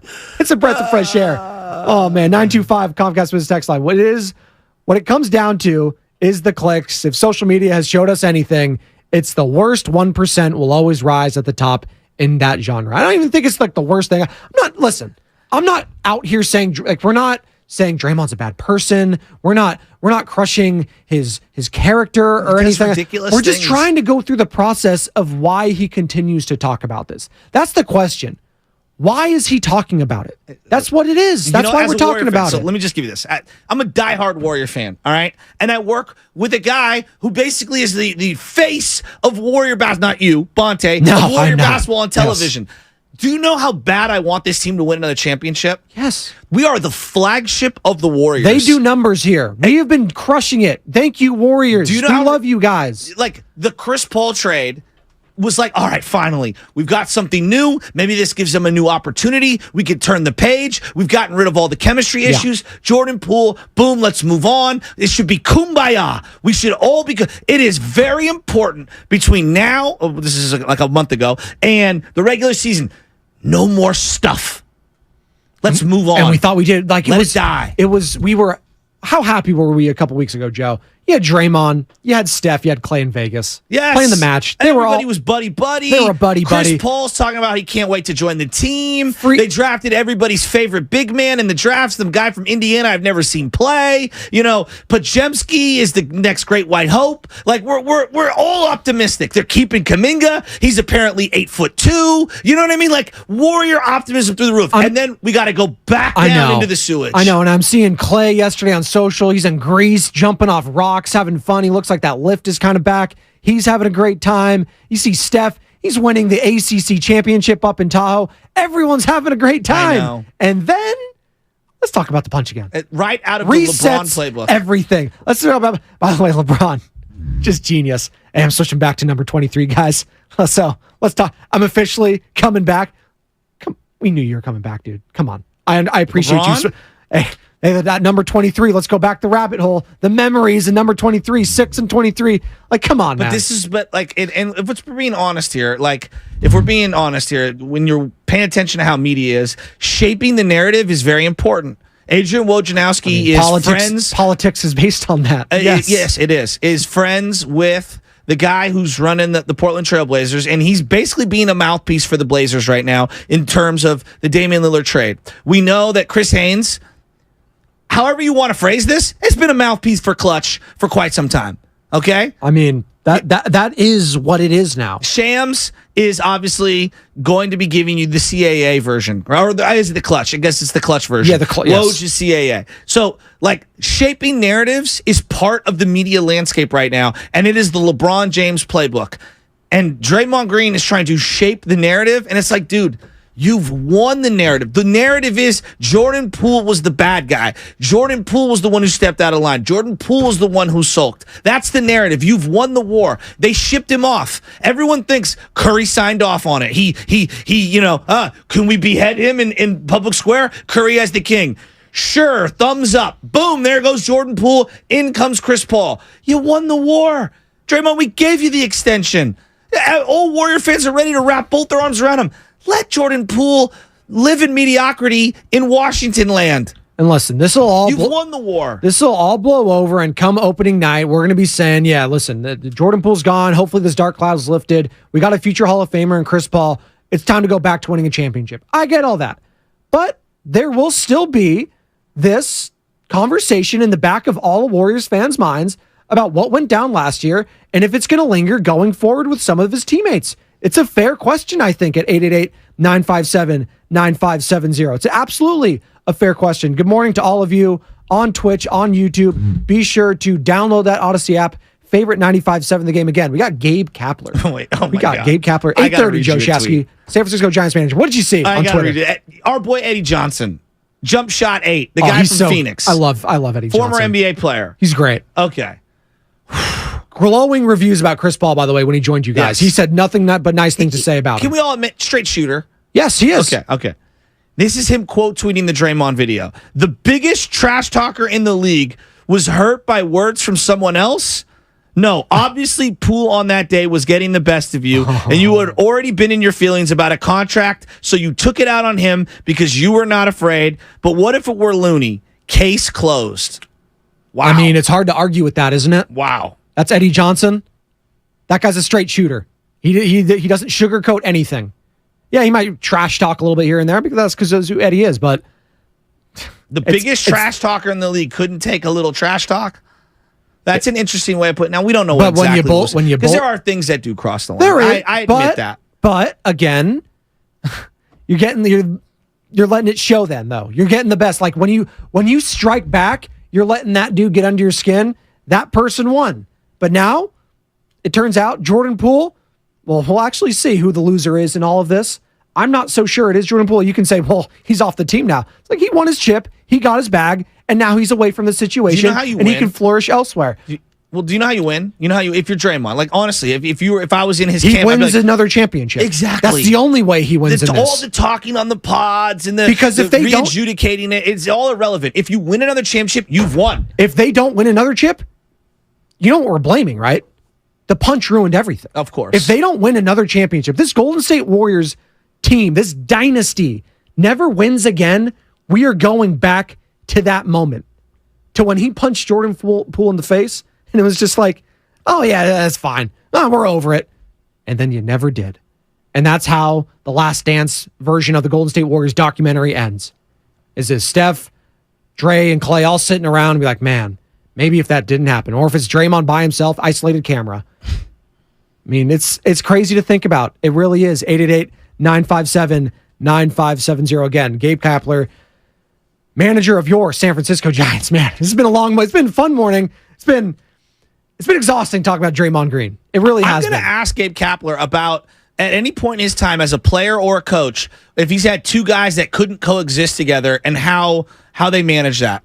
It's a good question. And he wasn't there. Yeah, he was not Philly's manager then when it was the Papelbon situation. He's been around. But no, he's been around. I was just thinking back. He wasn't there for Papelbon. I don't know who that was. That was Gerard. Was that Girardi? Yeah. I think it was. Yeah. I mean, but he had the jock incident last year, and they navigated that. Now, their season, some would say, was harpooned over it, or came to a thudding crash. But no, like I want to know what is it like being on a team with friction like that?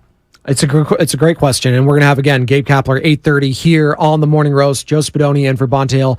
That's Joe Shasky. 888-957-9570. The Giants, they really are red hot. If we pivot here just a little bit before we hit the injury report, 7 straight for your San Francisco Giants. This is a crucial road stretch for them coming out of this second half, Joe Shasky, in this All-Star game. And man, it would be disappointing if they didn't go out and land a big fish. It really would be. If Farhan doesn't get me at least a name, a Giolito, a Bieber, a someone, I don't think Tim Anderson's going to do it for me just because he's just been really bad defensively. But if they get someone, that would make everything, I think, for this Giants season. That signals to me that they're, and I'm not expecting them to get Shohei. That's in the offseason. It'd be gravy if they did. From all reports, it doesn't look like the Angels are going to be willing to shop him at the trade deadline. But just give me someone is all I'm asking here. It's time for the injury report.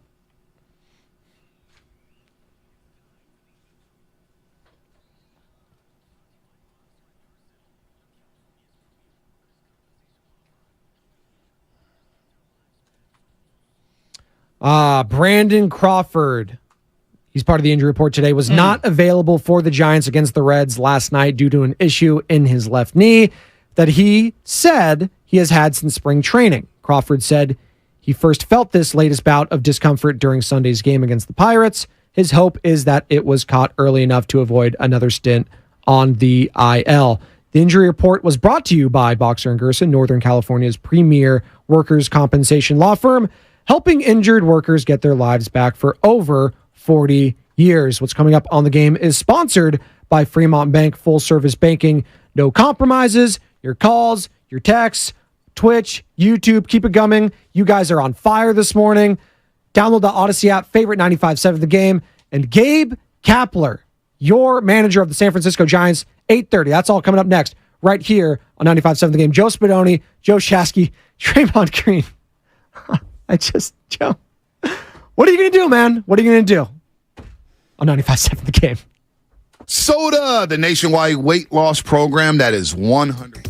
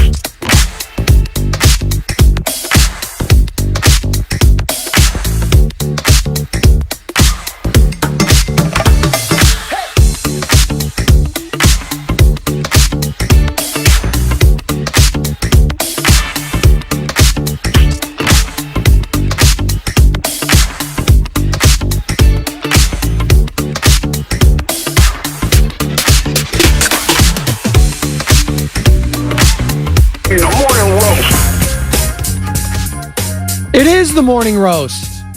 Joe Spadoni in for Bonte Hill alongside Joe Shasky. Giants, 7 straight wins. Gabe Kapler, manager of that team, joining us in 30 minutes at 8:30. Man, but the topic of conversation today, and good morning to all of you on Twitch, on YouTube. If you're just getting ready for work, getting out of work, getting ready for school, getting ready for whatever you got to do, vacation, it's July 19th. Listen, people say it's the dog days, Joe Shasky, of sports talk and sports media. Not around here, it's not. Not around here. So good morning to all of you on Twitch, on YouTube. And speaking of the Giants, we just were doing that. If you're looking for the best Giants talk in the Bay Area, check out the Garlic Fries and Baseball Guys podcast.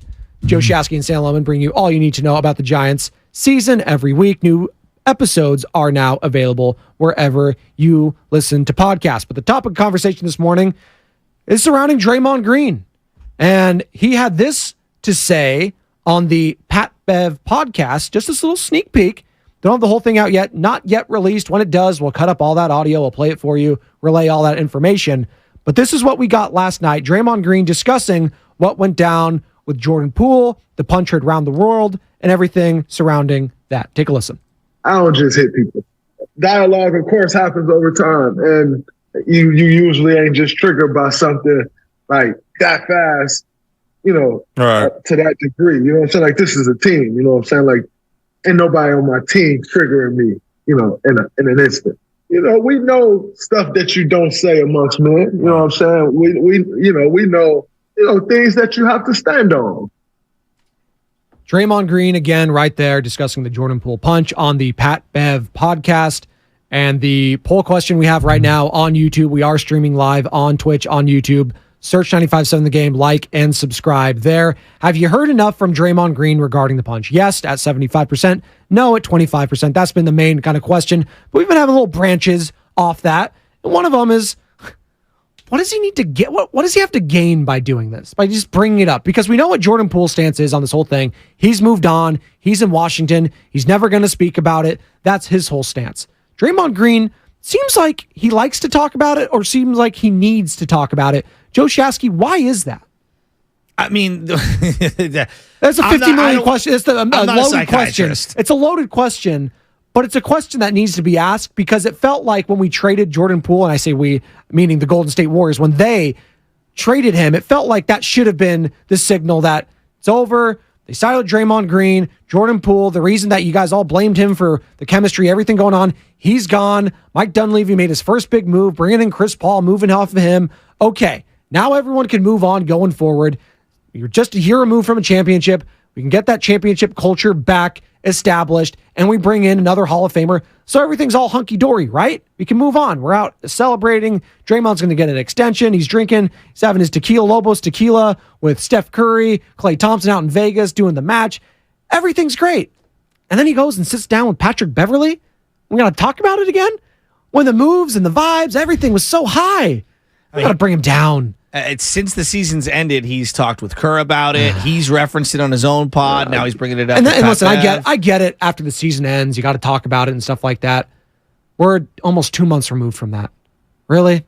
Is that still what we're going to be talking about? Well, especially when everybody is referencing how they got to move on. Like they can't have a repeat of last year. We want to move on. I felt like we were moving on. Everyone was. Well, it feels like Steph's been trying to move on. Yes, absolutely. How does he feel about this? Real quick, we've been talking about Draymond Green, trying to isolate him. How does Stephen Curry feel about that? He said the emotional goodbye to, well, emotional maybe, I don't know. It was more of a hello, goodbye kind of a thing. It was kind of weird when he posted that. Like, JP, love you, man. All right, Chris Paul, so happy to see you. Let's go. It's like, okay, maybe you should have posted Jordan Poole goodbye in a separate and then a welcome CP3 in a separate. I don't know. That whole thing was kind of weird to me. How's he feeling? How's Klay Thompson feeling? Because that's ultimately what's going to come down to. They're probably fine with it all, right? Because they were fine enough to go out drinking with him a couple weeks ago in Vegas and have fun and have a good time. But Draymond's got to recognize, like, every time JP steps to a podium, I think JP is now aware he's being interviewed by people whose job is to ask him about what? the punch. Exactly. It's not about how are you going to be with Kyle Kuzma going out next year? I don't care. I don't care about a 31 team. Well, your new head coach, whoever their head coach is over there, was it Wes Unseld Jr. or whatever like that, or the second? Yeah, no one cares about that. Hey, Jordan, the punch, man. What's going on? That's all anyone's going to ask about. We're in Washington now. That's what he said. That's what he said to Anthony Slater. We're in Washington. And I think all these guys, because of their savvy being in front of a microphone as much as they are, you'd think they'd be a little prepared, whether it be by their own team or internally, to understand how to evade and dodge these questions. Draymond knows how to give cliche talk. So you're asking me why would he say all this? Well, I think it's a variety of things. If I did like a pie chart of culpability, I love my pie charts. There's a slice of narcissism. There's a slice of, guilt. There's a slice of him trying to control the narrative. Yep. There's a slice of him trying to run over Jordan Poole with the bus one more time. There's a slice of denial. There's a million slices. So pick any one of them. I don't know which one's the biggest, but I think all of them go into that pie chart. Absolutely. 888-957-9570. We'll continue to take your calls and texts about that. But what about something exciting? Something fresh? Energetic. What, like Clay jumping into the waters of Greece? As I have been to Greece. And our boss saying that it's reckless that he's doing that? Coming off of 2 major injuries? I thought that was the most absurd thing I've ever seen. Our guy Nahigian, just creating content wherever he can find it. He's jumping off a cliff? Why is he doing that? That's reckless. 2 years off a major injury. Do you think if Bonte jumped off a cliff into the ocean in Maui, that we get a similar reaction from Matt? Like, that's really risky. Bonte can't be doing that. Bonte was flying around in a helicopter. He's living his best life. Him and the lovely Anna out in Hawaii. Bonte, the helicopters are scary, man. I wouldn't mess with that. Young Benjamin was on. He's like, I don't want to go in those. Do you guys want to break down Guru's golf swing for the next 2 hours? Speaking of golf, by the way, do you want to play with one of the shows at 95.7 The Game? There's a few more spots have opened up at Berkeley Country Club Tuesday. That's next Tuesday, July 25th. And please, for the love of God, only enter if you like golf. And who doesn't these days? If you were in the pandemic, you better have picked up on it because that's the only thing you could do sports-wise was play golf. And please be sure you are able to play again next Tuesday, July 25th. Go to the contest page on our website to enter 957thegame.com for your chance to win. Guru's swing. I was impressed for a guy that's really picked up on it. The last year or so? I've got many thoughts about a couple guys turning out to be, big golfers, Bonte and Darryl the Guru Johnson. And I just have many thoughts. And I think Guru's a lot farther along than I gave him credit for. I really think that the swing is coming along really well. Guru's doing a good job. I think he's taking it personally that Steiny's been saying, Bonte's been playing a lot and practicing a lot, Gu. I think he's got you beat. I think Steiny's doing a little head games with Gu there, trying to get his partner motivated because Steiny wants to win the thing. He wants to have the best show. Are you guys going to be scoring against each other at this thing? I don't know. Is that what's going on? There needs to be a prize. I'm talking to Matt Nahigian right now. There needs to be some sort of prize. What are we doing? Best ball? Best ball? No. The individual scores, cumulative scores, the average. That's what you got to do. Yeah, I'm not. No, you're not doing the competition. Well, you're we can do it. It's fine. You're poo-pooing the whole thing. I hope you know that when I play golf, I play against myself. Okay. I don't play against others. Oh. I've seen you out. You're so lying. I've seen you out there with your grandpa, with your dad, with your brother. You guys are nuts. Lucas Alexander out there cheating with 50 mulligans. I don't care about that. I only care about competing against my father. Okay, so now it's myself. Yeah. Only against my father. Only against Bonte. I clipped my brother years ago. I haven't looked back. Real talk. The one show, if I was power ranking the shows to golf with, other than the pregame show with yours truly, and if you want to take me out to play, I'm all ears. You just kind of pay for the tickets and the airfare and all that sort of stuff. Pay for everything. Just pay for everything, and I'll be there. Absolutely. Those are my keys that just fell. Sorry, but I'm power ranking it.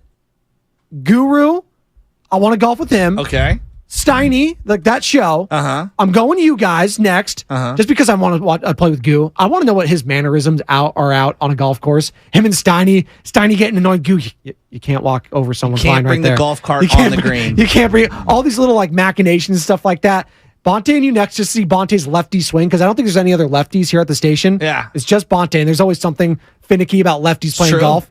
And then it's Willard and Dibbs, because those guys are just probably really good and probably can crush me. Specifically Willard. I know he's really good. His son is actually Abe, really good golfer. Shout out Abe Willard, baller. He's an up and comer up here. So that's how I'm power ranking. I'm going Steiny Gu, you guys, morning roast.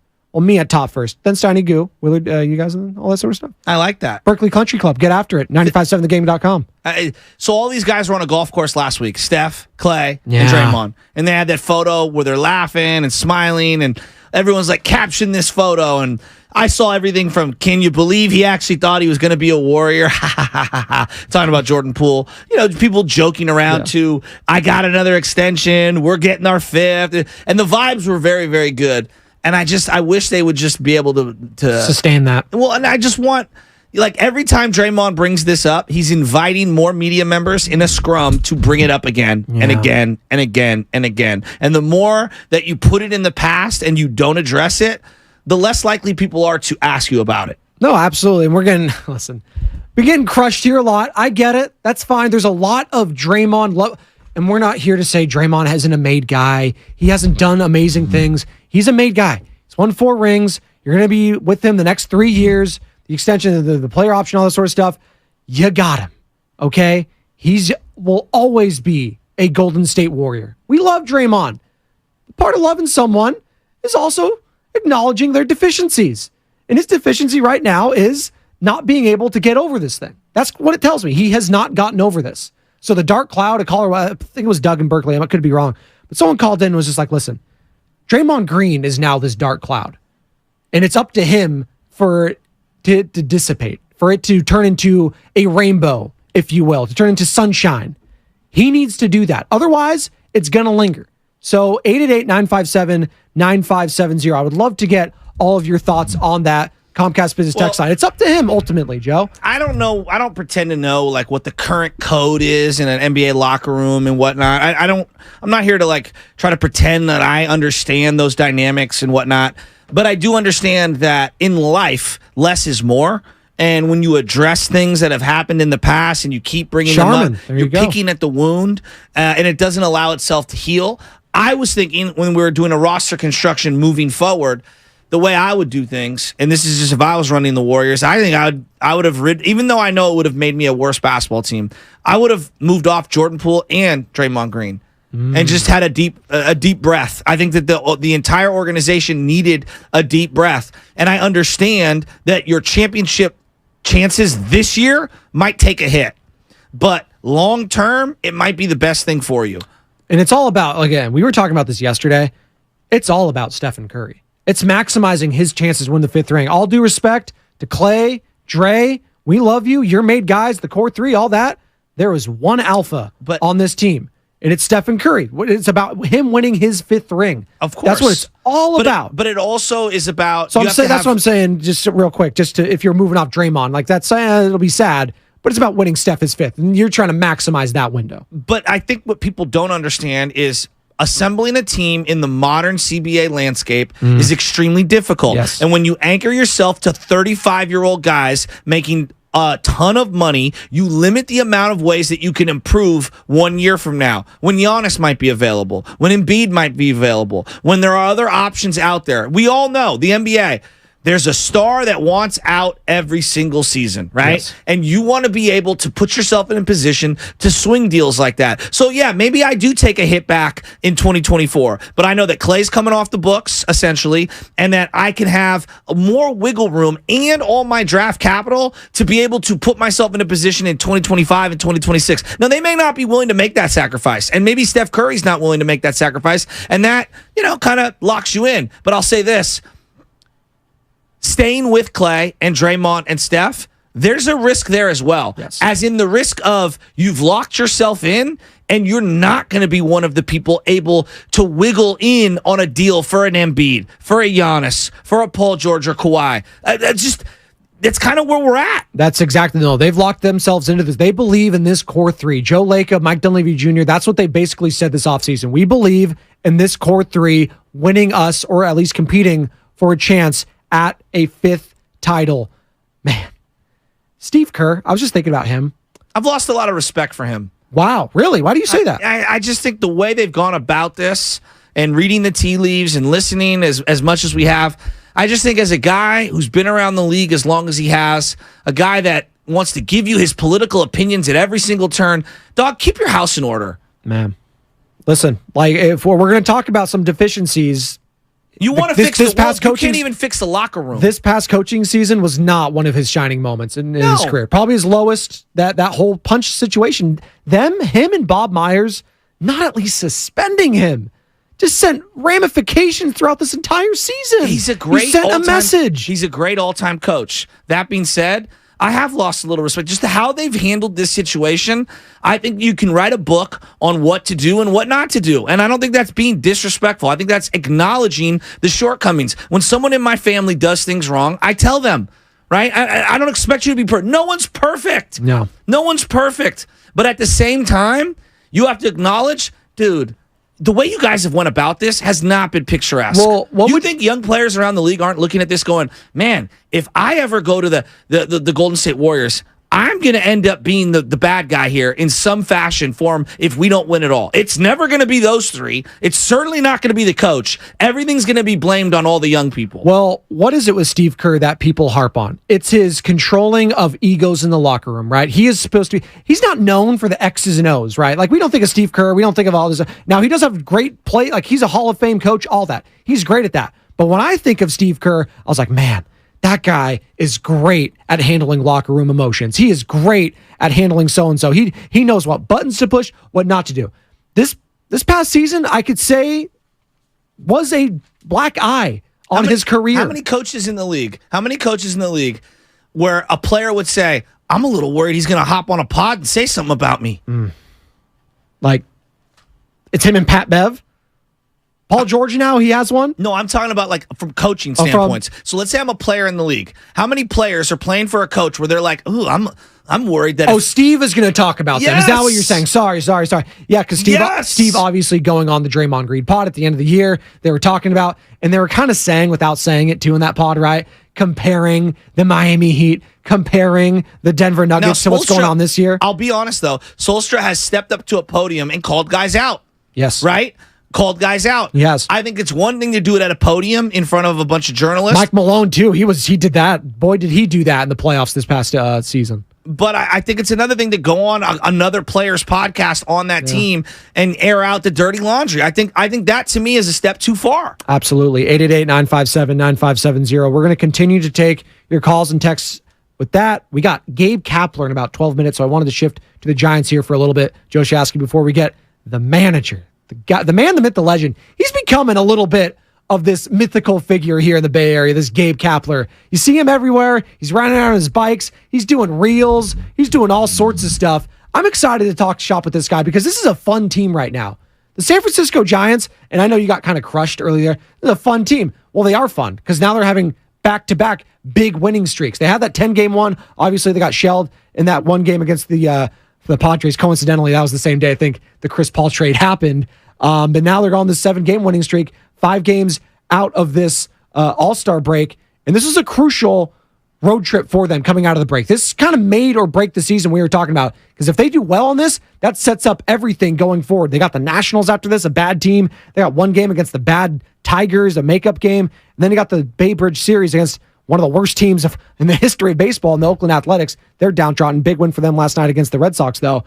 So I'm excited to talk to Gabe in about 10 minutes here. Hey, look, the Giants may be starless, but boy, they're a palate cleanser when it comes to just refreshing. You know why? Because all we're talking about is the actual team. Wins. And making the team better. No agendas. And the team winning games. They've won 7 in a row in a variety of ways. It's up and down the lineup contributions. Guy who didn't play for weeks on end. Did he sulk? Did he go to the media? No. Wilmer Flores went out there and balled out. You know, young players, Casey Schmidt struggling. Are all his teammates throwing him under the bus? No. Are we saying that he's unplayable?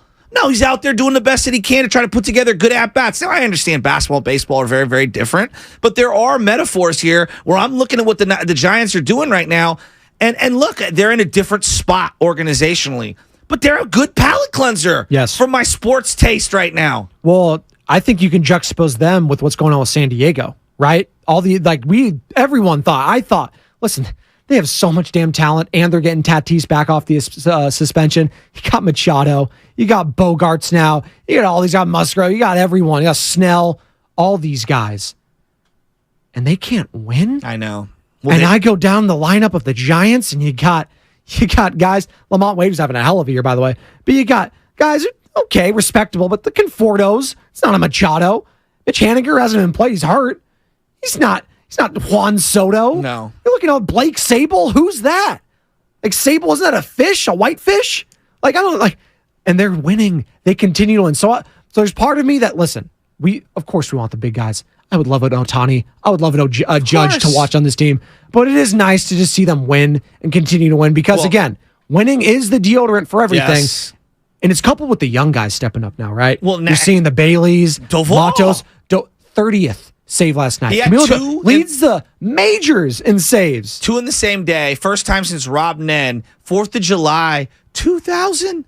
It's 2 saves in one day. And then you got a guy in Logan Webb who leads Major League Baseball, tied with Marcus Stroman in quality starts.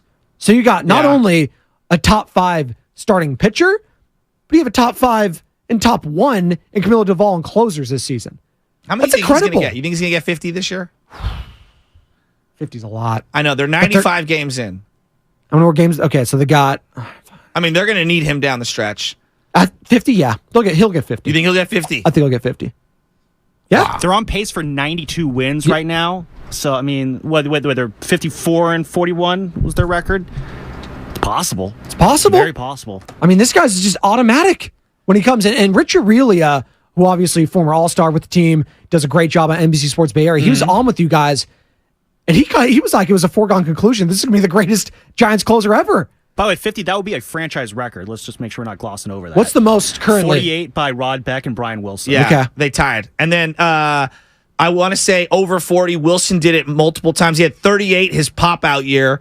And then Santiago Casilla had a year with a lot of saves, correct? And Tim Worrell. There you go. Sergio Romo 1 year, maybe. But never like this. Like the stuff that Camilo Doval showed. And you guys were talking about it just a few years ago on the Morning Roast. Like, listen, this guy's going to be special going forward. I'm not saying he has it now, but once he gets it all together, right, he's going to be special because that slider coupled with that 100-mile-an-hour gas, and it's pretty crazy. Real quick, just talking about the evolution of baseball. When I was a kid, if a guy touched 100 miles an hour, it was like, this is the greatest thing I've ever seen in my life. Now you got like 2 or 3 of those guys on every single team. When I think of Roger Clemens, his nickname was the Rocket. Yes. I was watching an All-Star game from like 96 or something like that with him in it. Or maybe it was 92. Anyway, he's in it. How hard do you think he was throwing?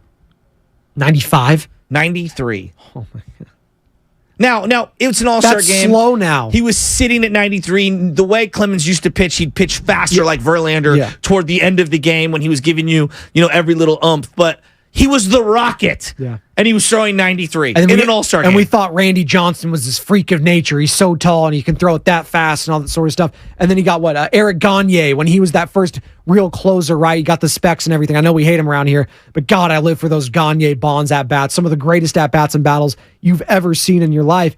It's just funny now looking back on what Camilo Doval's doing. If you just plugged him back in the late 90s, early 2000s, like, oh my God, it's the greatest closer I've ever seen in my life. It's funny how just baseball, the evolution of it, and now we've gone all the way full circle now with a guy like Shohei Ohtani, who can hit triple digits if he needs to, and also just hit tanks and exit velo at 110. And in a day where Camilo gets multiple saves, you get Tyler Rogers, an over-the-top lefty, Taylor Rogers, an over-the-top lefty. Tyler Rogers, a submariner. You get his boy. What's the guy who looks the other way when he pitches? Come on. The name's what's the guy's name? Walker? Ryan Walker. Ryan Walker, Yes. who's like literally turned the other way. The amount of diversity of the arm slots and how guys pitch in this bullpen is pretty incredible. Well, and it's hard for other teams to adjust to it. When you see them go to the bullpen, that's why they don't mind having a quick leash with guys like DeSclafani, with guys like, I mean, you'd like them to pitch at least 5 innings. But with Wood, they're like, listen, two times through the lineup, that's fine. We'll go to our bullpen. We'll feel pretty damn good about it. If we need to do long relief,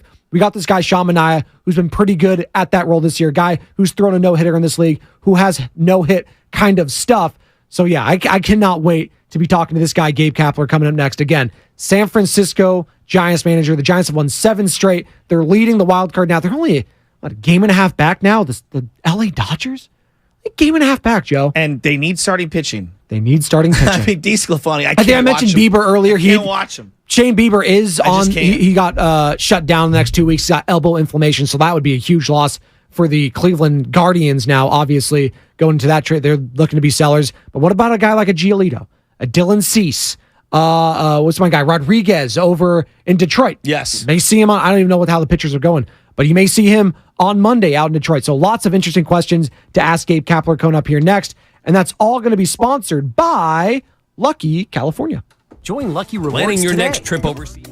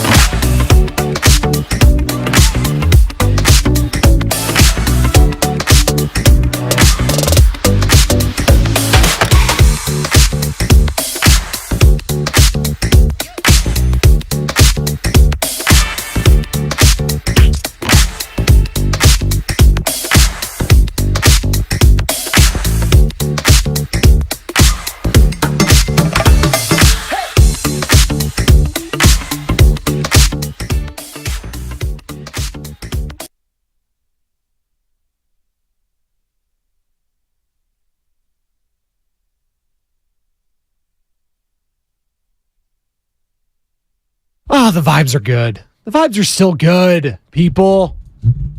Joe Spadoni, almost said Joe Shasky again. 2 Joe S's. Joe Spadoni in for Bonte Hill. Joe Shasky alongside me. We've been talking Draymond Green. We'll get back into it, but we're going to be joined here in a few moments by Gabe Kapler, manager of the San Francisco Giants, who are en fuego. 7 straight. Like, say what you want about the star power, all that sort of stuff. At the end of the day, you just want to win damn games. Like I don't care how it happens. For the Warriors last year, I'm sure if it was Ty Jerome and Anthony Lamb and they were winning games, we'd be fine with it because they're winning. Winning cures all, and the San Francisco Giants are doing a lot of that right now. 13 games over 500. And Joe Shasky, they're only a game and a half back of the Dodgers in that almost. Pretty nuts. I mean, they're just they're on fire right now. They're playing a really good brand of ball. They're getting contributions from everybody in the lineup. Lamont Wade goes out yesterday. Boom, they don't skip a beat. It's just this team is finding unique ways of winning. My favorite part of the game was the Tyler Rogers inside move. I can't tell you, Joey, I can't tell you how many times late in a game, tie game, or we're chasing a run or whatever, a kid gets to second base, and what am I yelling for as the third base coach? Inside move's coming. Inside move's coming. Then you'll get like a pause in the action. Maybe the shortstop or the catcher or one of the coaches goes to the mound. You know it's coming. After the review, I could feel that they were going to do something, and Tyler Rogers hit him with that inside move. I'm telling you, it was like, yes, they're going to win this game. And we got our guy, Gabe Kapler, manager of the San Francisco Giants, joining us now here on the Morning Roast. Joe Spadoni, Joe Shasky. How you doing this morning, Gabe? What's up, Joe and Joe? I'm doing well. I'm actually I'm on a scooter out here in Cincinnati, getting ready to go grab some coffee before I go to the ballpark. How's the weather out there? How's the weather out there today? It's been wet. It's cloudy. I mean, in the Midwest, in the middle of the summer, you expect rain every day. You just know at some point it's gonna open up, and hopefully it doesn't cause us any more delays. As you've known, we've had a couple of those. Yeah, and I want to ask you about those. How does that affect a locker room or something like that, or your guys trying to stay loose, whatnot? You have the suspended game, then you have to play 2 in one day, albeit only a couple innings there, and then you got another pushback. How do you let that not affect the guys in the locker room and try to stay loose? There's not much to do.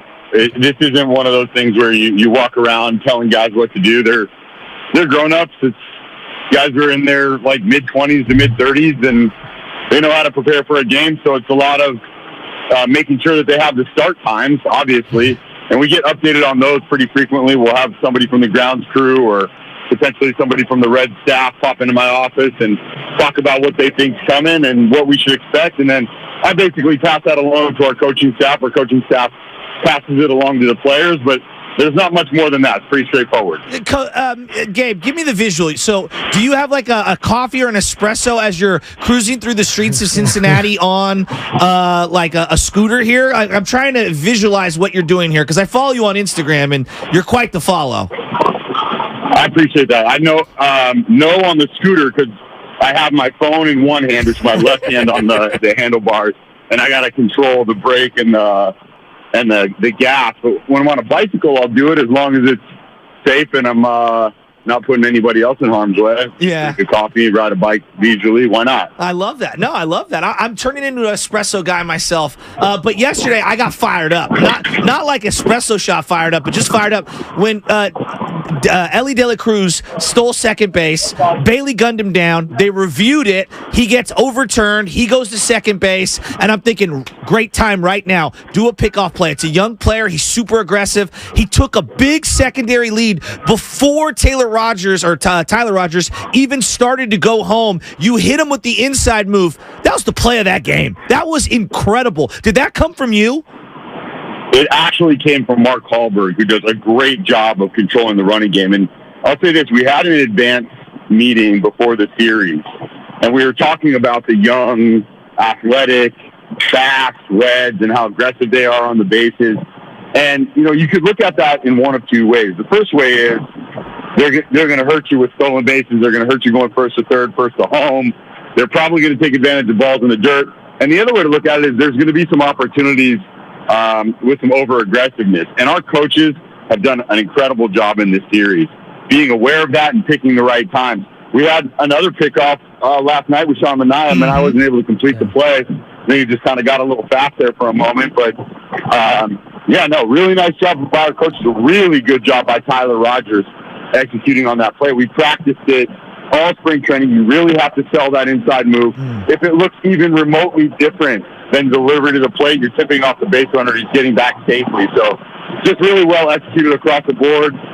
Good rundown. Brett Wisely chose the right time to throw a pump fake in there because De La Cruz can shake you, right? Yeah. I mean, there's, Wilmer Flores is running the ball. Wilmer's not particularly fast. De La Cruz is lightning fast.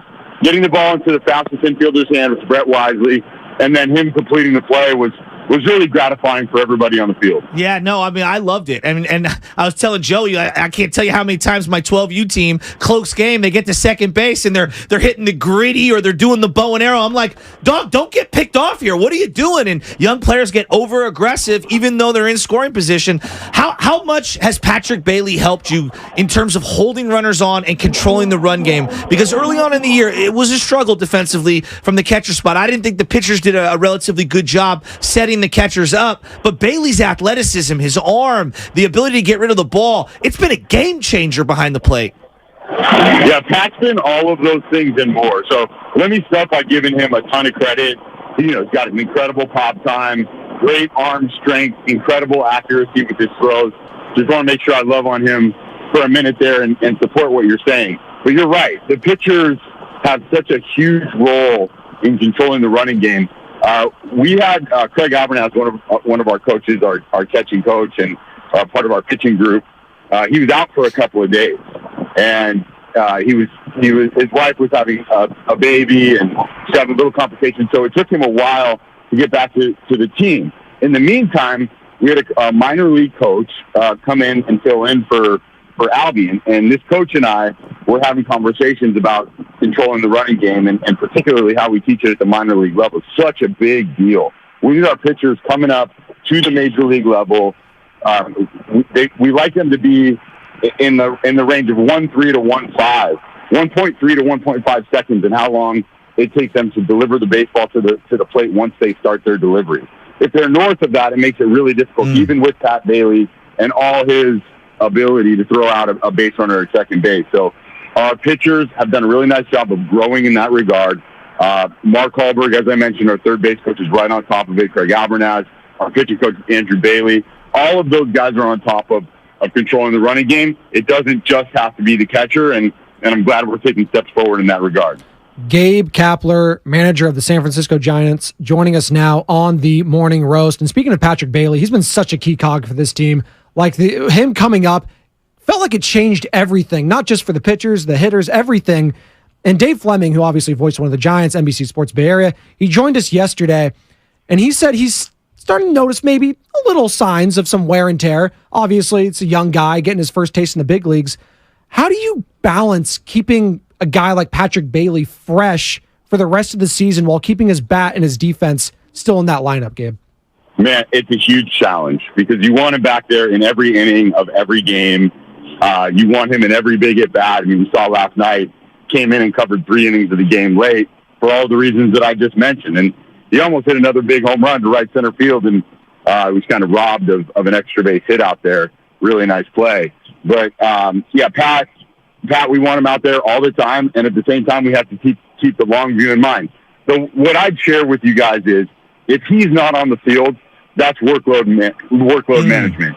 If there's a big spot where you wish you had Pat Bailey up at the plate and he's not up at the plate, that's workload management. It's not because we don't want him in there. Very similar to what we did with Buster Posey in 2021. We kind of had to map out his off days, and on his off days, we had to keep him off the field sometimes. If there was a big moment, Buster would come in and take down a pinch hit at bat. But we're going to have to look at Pat in a similar way. We have to have this guy in August. We have to have him in September and beyond. And so we're going to have to, at times, take it on the chin because he's not available for a big at bat or to throw out a runner. But the flip side of that is we really trust Blake Sable. This guy's done a tremendous job for us. There were some question marks coming into the season. I think he's answered those. He's an adequate major league catcher. Not saying he's Patrick Bailey, but he does a nice job for us back there, and he's really swung the bat well against right-handed pitching throughout the season. Yeah. You know, Gabe, I think there's too much made of how analytically driven you guys are, and I do believe. I mean, you're a baseball player at heart, right? Obviously, you're pouring into the data as well. I look at someone like Michael Conforto. And like the average and the RBIs, it doesn't speak to how clutch this dude has been all year, coming through big-time hit after big-time hit in big-time situations. How big has Michael Conforto been for you guys this year? Yeah, Mike has come up big in clutch situations, as you've mentioned. And it seems like when he's up at the plate in a big spot, he's just so relaxed. I think it's one of the things that allows him to be good. And I guess another reason he's good in the clutch is this guy's played on the biggest stage, in the biggest moments. He's just like a lot of experience. One of the sweetest, most mechanically sound swings in baseball. You don't see that swing every day. So those are the reasons that he's so good in those spots. And he's an excellent person, just off the charts teammate, human being, so fun to be around, always got a smile, always engaged. Really, really good get for us. Yeah. You know, and to kind of further that, like, you got to watch the at-bats and you got to watch the games and how they play out. Casey Schmidt has obviously been struggling. I'm looking at the batting average right now, and he's 10 for his last 75. But I watch every game. I watch every at-bat, and I'm seeing growth at the plate. I'm seeing more discernment. I know the results aren't there. How do you guys balance process over results and trying to not have him lose his confidence while still playing at the big league level and trying to adjust? It's got to be a very delicate situation. Well, Casey needs experience, first and foremost. We need to try to get him as many reps as possible. We need to hang in there with him as he goes through these struggles, because so many young players experience what he's experiencing and come out the other side better for it. We'd like to see Casey just relax a little bit, right? And it's way easier said than done. I remember being a player myself, having coaches, they come up to me and say, like, hey, man, just relax at the plate. But, yeah, show me how to relax at the plate when I'm facing this dude throwing 95, the ball's moving all over the place, and the likelihood is I'm going to fail in front of 40,000 people. So it's just not that easy, but really the goal is for Casey to be just a little bit calmer in the batter's box, a little bit calmer at shortstop, third base, second base, a little bit calmer in between innings. So we're working on that with him. He's working on it himself, but it's not a turnkey thing, and we just have to hang in there with him as he goes through this struggle. Our hitting coaches are doing a really nice job of giving him cues, and Casey himself is relentless in his pursuit of improvement. So a lot of respect for him, really happy he's here, and know he's going to be a good major leaguer for a long time. Manager of the San Francisco Giants with us right now on the Morning Roast, Gabe Kapler, just a game and a half back of the Los Angeles Dodgers for first in the NL West. Red hot right now. Have won 7 in a row.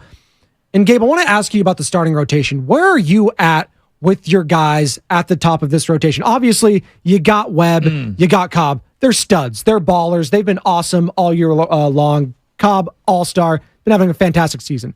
DeSclafani got a little roughed up last night. Stripling, it's been tough sometimes for him. Where are you at with some of your guys down the stretch here in the second half of this season?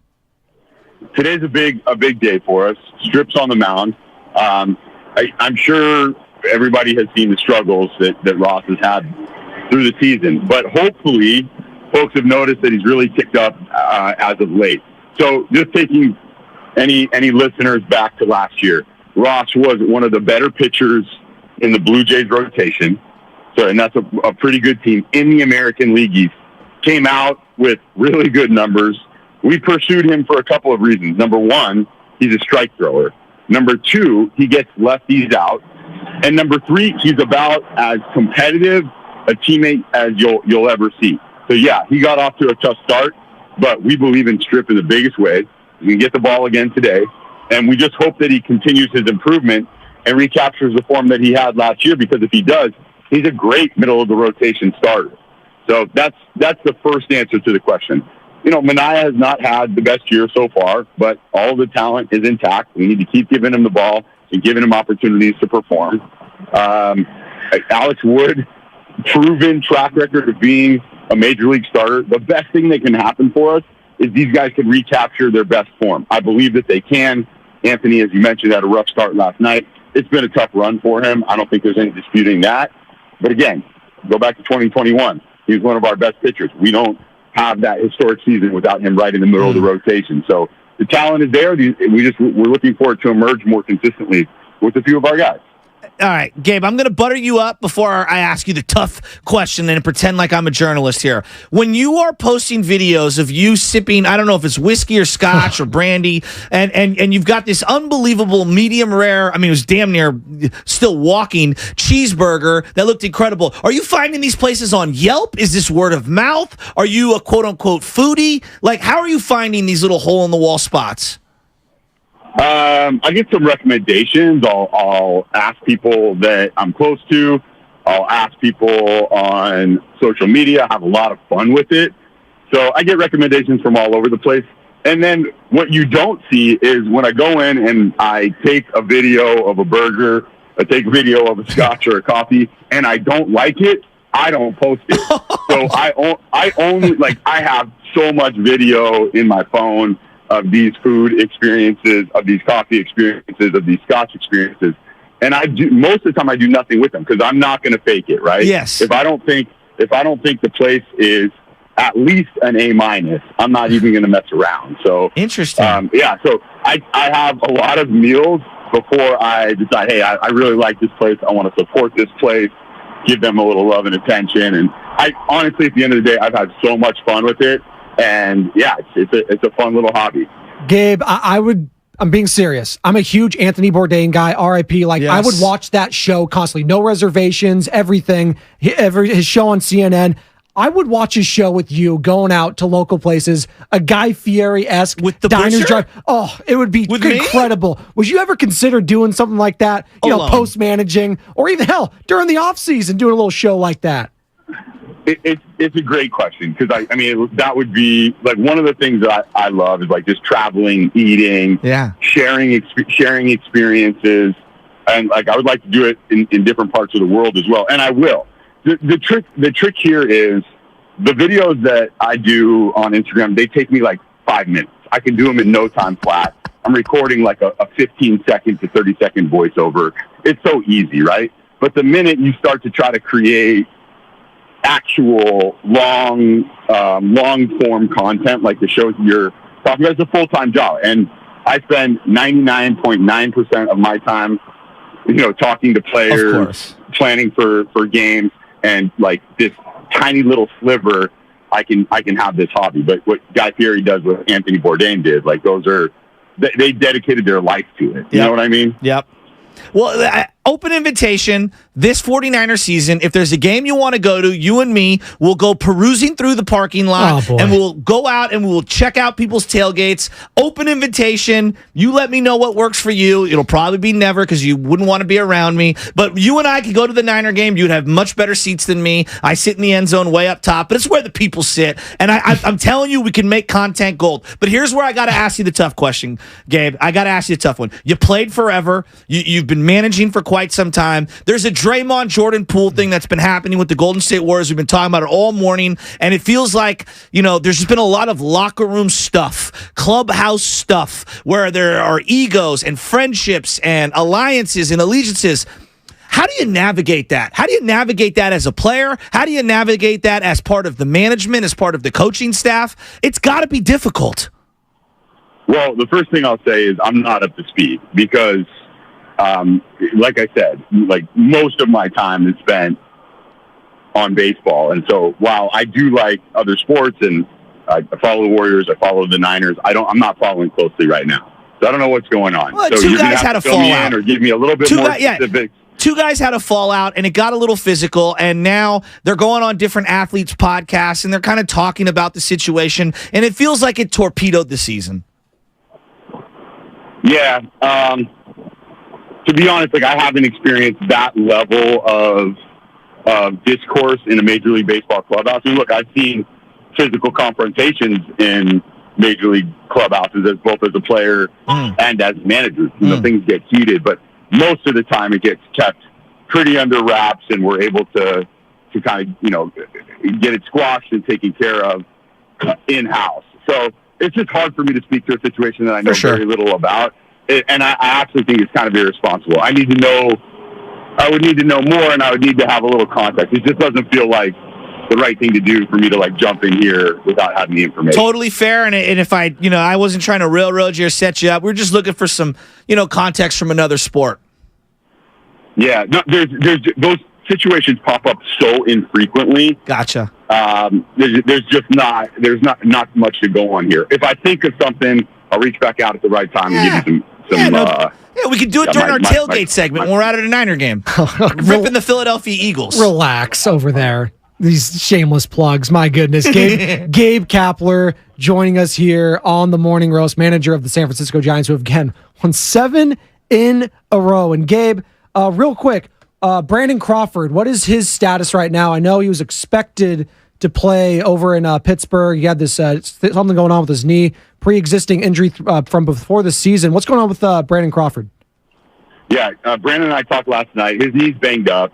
I don't think it's going to feel great today, but when he comes in, we're gonna check it out. Our trainers are going to take a look at him, and we'll see what the best course of action is. And I know he really wants to help our team right now. I know it's tough for Brandon to kind of be in the dugout and not being able to contribute last night. I mean, as you saw, we had Jock at first base, and that's because Brandon was in a spot where he wasn't able to help, and I know that's really hard for him because he wants so much to be a part of what's going on and to contribute to wins. So we'll just have to chat a little bit later on this afternoon and make the best decision for the Giants. Duvall pitching twice in one day. Was there any reservations, hesitations at all? I know a lot of people, oh my God. I mean, I don't think it's that much. Guys get up and get ready for a game multiple times within a couple hour frame. I didn't think much of it. Did you guys think twice about it? Yeah, for sure. I mean, very, very similar to the Bailey conversation, right? You're trying to win a baseball game. You have this path to winning a baseball game. You got one of the best closers in baseball, and you're protecting a 1-run lead on the road, and everything's on the line. So you have a choice, right? What's best for Camilo physically in that situation, probably take the second game off, right? Get ready for tomorrow's game.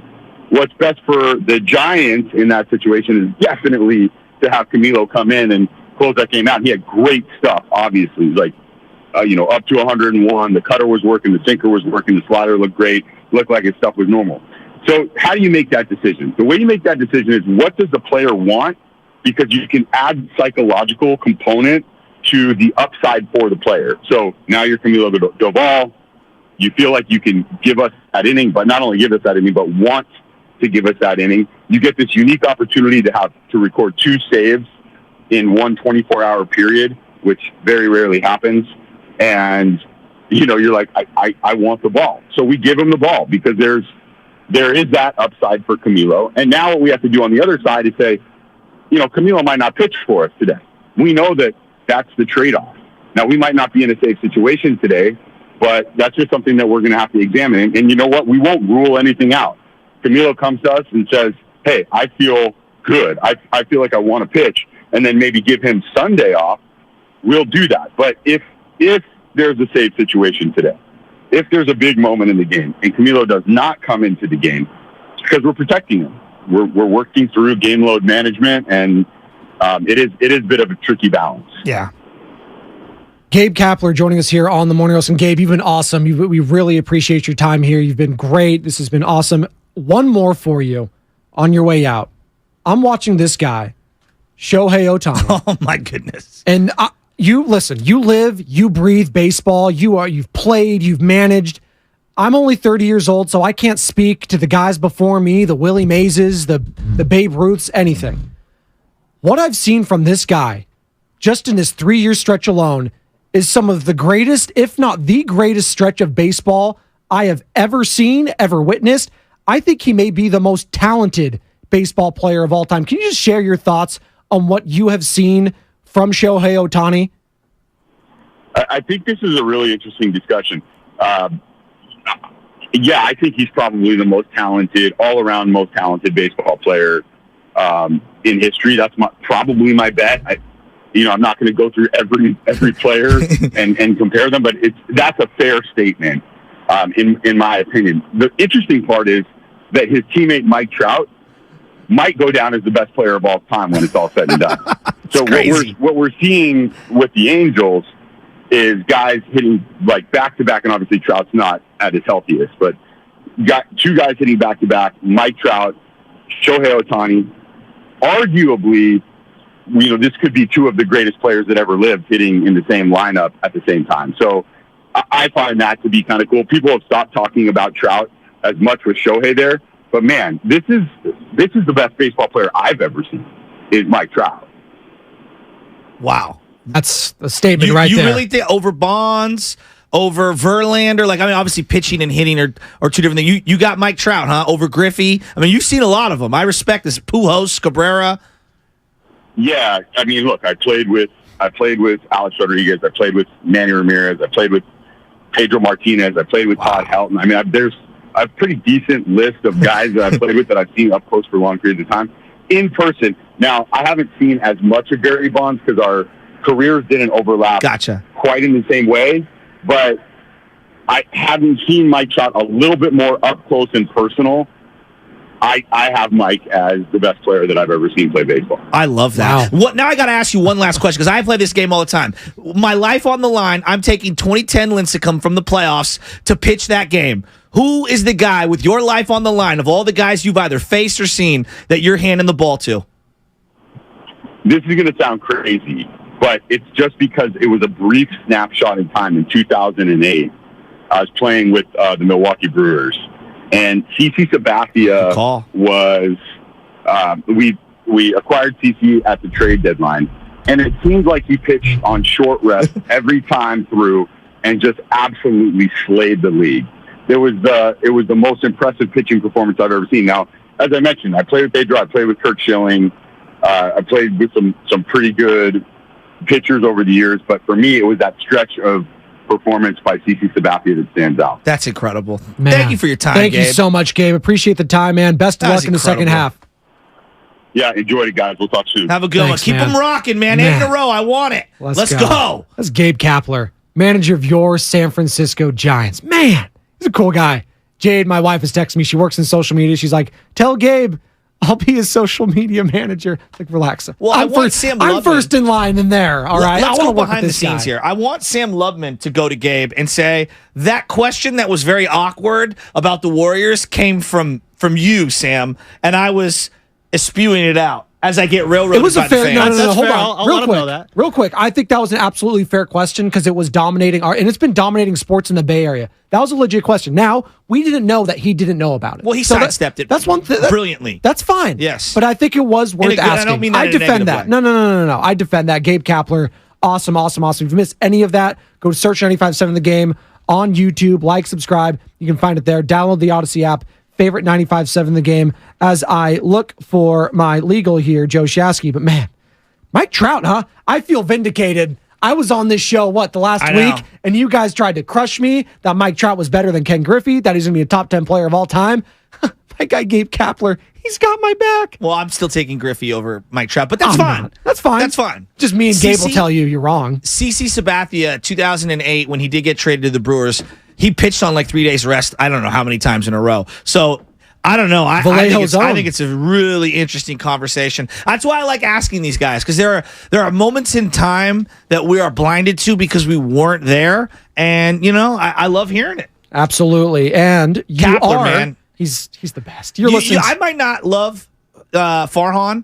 I am really warmed up to Gabe Kapler, and it's really warmed up. It's pretty wild because it got off to a very bad start with Gabe. You think back to that first game, right, where he pulled Johnny Cueto too early. They lose to the Dodgers. Pulled Crawford in a COVID game, the first ever game for a defensive substitute. People lost their minds. Yep. No, it's wild. You're listening to 95.7 The Game, KGMZ FM and HD1 San Francisco. Always live on the free Odyssey app. Download the Odyssey app and favorite 95.7 The Game for the best and most up-to-date sports coverage. And don't forget, you can also watch us every single day on our YouTube and Twitch streams. Just log on and search 95.7 The Game. Be sure to like and subscribe to the channel while you are there.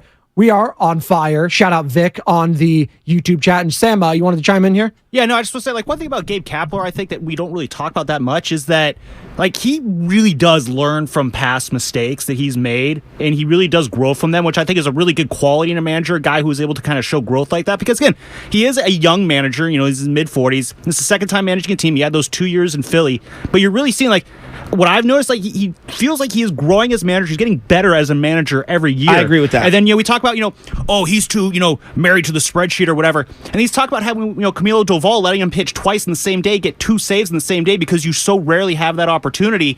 And I feel like, maybe a year or two ago, he probably would have been not as bullish on letting Doval go out there, twice in one day to get those 2 saves in one day. And we talk about, the spreadsheet versus the human element, the gut versus the computer.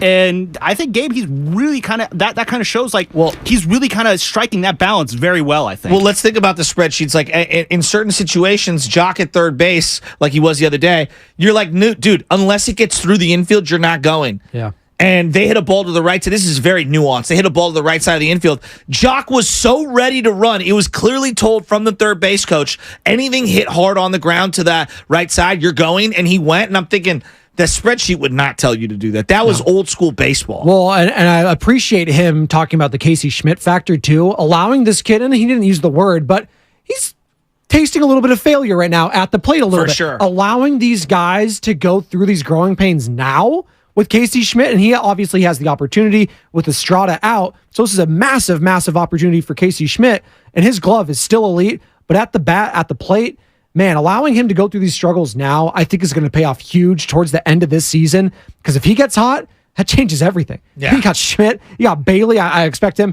and him talking about Patrick Bailey, when you don't see him out there, that means they're load managing him. What do you think of Matos thus far? It's only been, a couple weeks. I feel like he's floating. He's floating above water. He's good defensively. The bat's coming along. 2 hits yesterday. That was nice to see. To me, as a smaller guy, I just think he physically needs a lot of development on his body. And he can get there, right? Like, how old is he? He's 21. Like, He's 21. This is what I'm talking about. These guys are all so I young, know. too. It's so wild. So there is that part of that conversation when we do talk about the trade deadline, not moving off some of these guys. And listen, we were having the conversation yesterday about trading for Shohei Ohtani at the deadline. I'm actually going to play some sound here in a second from Ton Verducci, who I believe was joined. They Willard and Dibs yesterday. Sam, thumbs up. Joined Willard and Dibs yesterday. Yeah, sure. Well, they got the good guests. They got Tom Verducci, man, a Hall of Fame voter there. Who's their producer? Lucas Alexander, I'm buddy. teasing, Come I'm on. teasing. Butcher Shop days. You love Lucas. I do. But he was talking about yesterday about like what's going to take to get Shohei. Remember when Lucas would come in at the end of the night, we'd do puff, puff, pass, and he would forget about what he was going to talk about? It was literally puff, puff, pass. I literally like would we watch had an the guy actual buffer. blunt out there. Yeah, It was like a computer buffering. And that's what I would watch my guy buffer in real time. Real quick, we're going inside producers here at 95.7 The Game on the Morning Roast, but Lucas Alexander, the king of the snacks here at the station. 100%. My guy would have rolled gold pretzel sticks. I'm talking Costco-sized bags of them just on his station over there. Hey, you want some pretzels? That's it. That's all he'd ask. You want some pretzels? Well, Sure. he's also got the baseball haircut where it's like a fro hawk. Oh, he's got the Mahomes. Yeah, the Mahomes, Chris Bryant, Reggie Crawford, who I am now There you following go. on his YouTube page. He has the same kind of haircut. A lot of guys do. No, a lot of guys do. Yeah, we love you, Lucas. But we were talking about Tom Verducci there, and he was on yesterday talking about, Shohei Ohtani, the chances he gets traded, the Giants being interested. And we were talking here at the station, what's it going to take? And you give up like 3 or 4 of these top guys. But if it's not Shohei, I don't think I'm touching Casey Schmidt. I'm not touching Patrick Bailey. Matos, even, I'm not touching him. Anyone else, like Harrison, probably not touching him. Outside of that, I'll listen. Okay. Right? I'll listen. I think that's fair. Obviously, people are talking about asking about Joey Bart. I don't really know if there's much to ask about Joey Bart at this point. I feel like it's a foregone conclusion. He's going to be dealt at the deadline. For me, I think that's the case, which is a wild statement to say, but I would not be shocked if Joey Bart was gone from this team in a couple weeks. I would agree. With that. I'm sorry, I got distracted. Oh. Someone texted in, and I had to Google it. The Seattle Seahawks have dropped new uniforms, and they're throwbacks, and they're glorious. Oh, they're going back to the old M? Yes, with the silver helmet. It looks incredible. Wow. The Seattle Seahawks throwback jersey. Oh, sorry. I thought you said Mariners. No, the Seahawks. Seattle Seahawks. It's wow. It's royal blue with that like kind of limeish green. Are they on Steve Largent era? It looks perfect. Wow. They're incredible jerseys. Wow. Wow. Everyone's doing the throwbacks. The Vikings did that yesterday. They're going back to their old school ones too. Yeah. I'm going to have to look that up. Yeah, they are too, man. The Niners, I know they have such classic ones. They can't go wrong. Well, Do you like the current back ones? to the 3 stripes, That's which the thing. I'm glad. Did you like the black uniforms? No, I hated them. I mean, that was too. I was like, there's already a team in the Bay at that point that had blacks. It's like, why are you doing that? I understand. We used to sell those jerseys on Mission Street at thrift stores and stuff. So No, you didn't. I like the Bowman one. I like the Patrick Willis one. I thought that looked a little hard. No, you're not feeling it. Black and red is Atlanta. That's right. That's the Falcons things. They got that. And speaking of which, I've been watching that quarterback doc. Oh yeah, what'd you think? It's been getting interesting. I'm actually, and listen, it's if you haven't seen it, it's quarterback. It's on Netflix. It follows the lives of 3 players in the NFL. This first season just got renewed. Actually, Peyton Manning running the whole thing. It's Mahomes, it's Kirk Cousins, and it's Marcus Mariota. And I just got on the episode Mariota, torn meniscus, having the surgery, leaving the team. I'm actually Team Mariota on that, and I think I'd be in the minority. He did right by himself, his family. He had just had a baby, and his future in the NFL. Because he was getting replaced by Desmond Ridder, but you're loving these jerseys. I need to pull them up here. I'm looking at the You're Minnesota distracted. Viking I need to find throwbacks. it. They look like the Reardon Crusaders from the 1990s. I love them. Seattle Wow, Seahawks I love throwback jerseys. I want the Giants to go back to the 1980s every now and then. I love throwback jerseys. The Seahawks jersey is perfect. I'm seeing it with DK Metcalf. It's pretty cool. It's It has the Seahawk eye. It's imperfect. It's perfect. And the Viking one is perfect too. And it has just this perfect 80s, 90s Yes! feel. And that's what we're trying to capture here. And as millennials and the next generation is that nostalgia. I love it. That's what you want. This makes me want to run through Brian Bosworth looking at these jerseys. Absolutely, man. I mean, you could have delivered that better, but I'll give it to you. Brian Bosworth got wrecked by Bo Jackson in that. When I watched the Brian and the Boz, that was a great 30 for 30. Amazing. Because I didn't know the cultural impact of that guy. The Boz? Yeah. Icky Woods, do you know who he is? Oh yeah, the Icky Shuffle. Yeah, the Icky Shuffle. I remember the Geico commercials from him. Ronnie Lott ended him. Was that Bengals? Yeah. Yeah, Icky Shuffle. Yeah. I loved Icky Woods. I love Boomer Esiason too. Boomer Esiason. I think who was I talking to? Evan. He's like, isn't he a Hall of Famer? I was like, Boomer Esiason? No. MVP. Really good player. He was good for the Jets and the Bengals. Yeah, he was. But he's a good analyst. I actually really liked him when he was on with Kevin Harlan doing that. Now Kurt Warner taking over from him. But Gabe Kapler, man, going back to that, I tossed him that Shohei Ohtani thing. He was eating it up. He was. I didn't expect him to say Mike Trout. I did not expect that to say going down as the greatest player he's ever seen. Well, he thinks that you might be watching the most talented player ever, too, in Shohei Ohtani. Oh, yeah. That's without doubt. Dave Fleming, who joined us yesterday, voice of the San Francisco Giants, NBC Sports Bay Area, he said the same thing. I think that goes without saying. I'm saying he's having the greatest stretch that any player's ever had in the league. And it's hard to argue that. I don't know I don't know how you argue it. And, if you're Gabe Kapler, I think that you want to have players like him to be able to put in the lineup every single day. Like, how could you not salivate at that? No, it's absolutely true. 888-957-9570. One last thought here. I'm telling you right now, one of the unsung heroes of this year has been Michael Conforto. I know there are certain people that are watching and paying attention and how good Conforto's been. You're going to look at the box score at the end of the year, and you're going to look at his stats, and people are going to be like, eh. And I'm telling you, in real time, Michael Conforto has been a great signing. Of all the Farhan signings that have been misses, I wish the Conforto one was a multi-year deal. He's a guy I want to give a 2-year extension to. Well, are you surprised? He's Italian.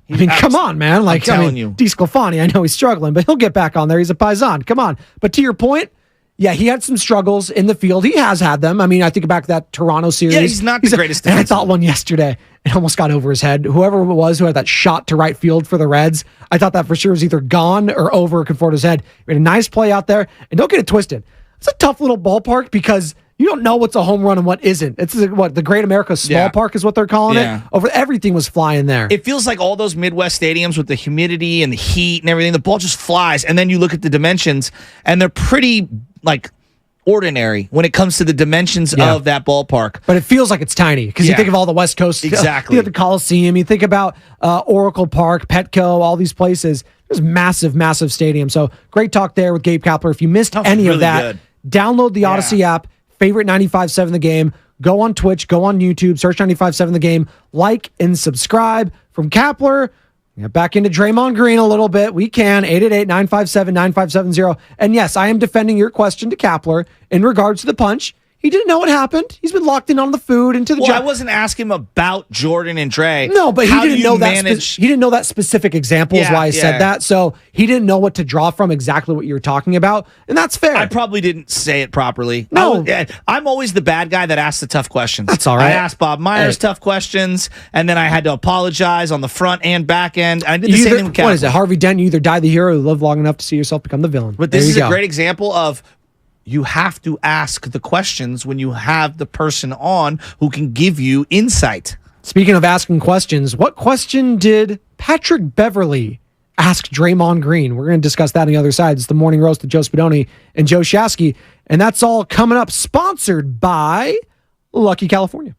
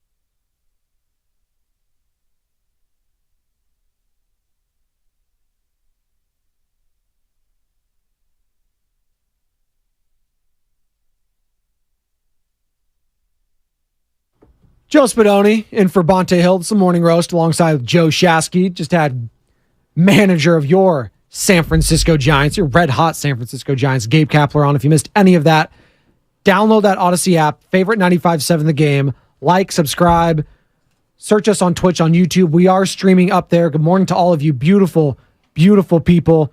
Appreciate you guys chiming in. The Tyler Millers, the San Jose Jazz fans, Ernie Chavez, AJ Cruz, all you guys. And shout out the ones that hit me up on the pregame show Monday through Friday from 5 to 6 a.m. I appreciate you guys. You're up there damn early. And you still rocking with us at 9:19.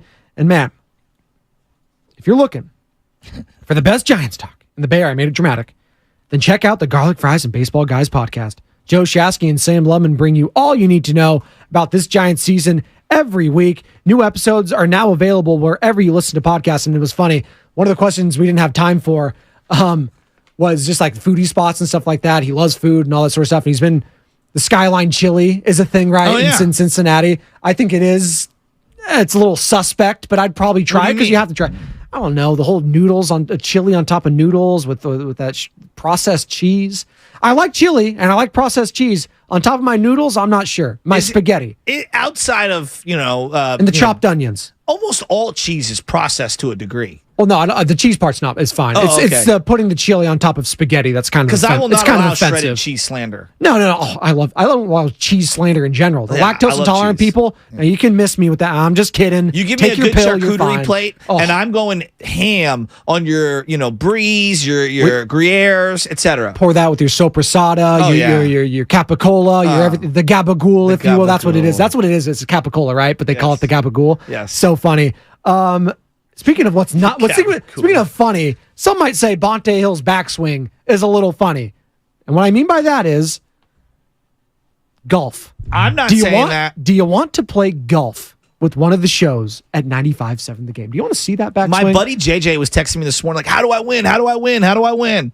He wants to play golf so bad. Well, a few more spots opened up at Berkeley Country Club this next Tuesday, July 25th. Please only enter if you're a guy like JJ or you're a guy like me or anyone else that likes to golf, and you are able to play again next Tuesday, July 25th.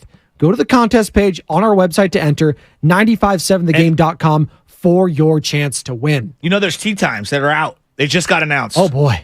I'm at 12 o'clock. Ooh, that's a fun time. Yeah. So do I do the get there early and hit a bunch of range balls? No, actually, I kind of like to roll out of the car and just play. It's funny you say that because I feel like I am much better when I just go out there, grip it and rip it. Shout out John Daly. Than if I play a bucket of balls and then I get in my own dome, right? Yes. You start thinking about it because I don't leave a range until I hit, and I always go driver last. I work irons first. I go all the way top. Yeah, so you got to start wedges all the way down. And then you go to the driver. If I don't smoke one down the middle at the end of the driving range, I can't play. And there's times where I slice it at the end and it sticks with me all the way to the course. Really? And golf's a game of weirdness, Shasky, and it's a game of psyche, pressure, all this sort of getting in your own dome. There is nothing, and I'll say this, and we'll get back into the Draymond Green stuff. We'll get back into Gabe Kapler, your thoughts there, 888-957-9570.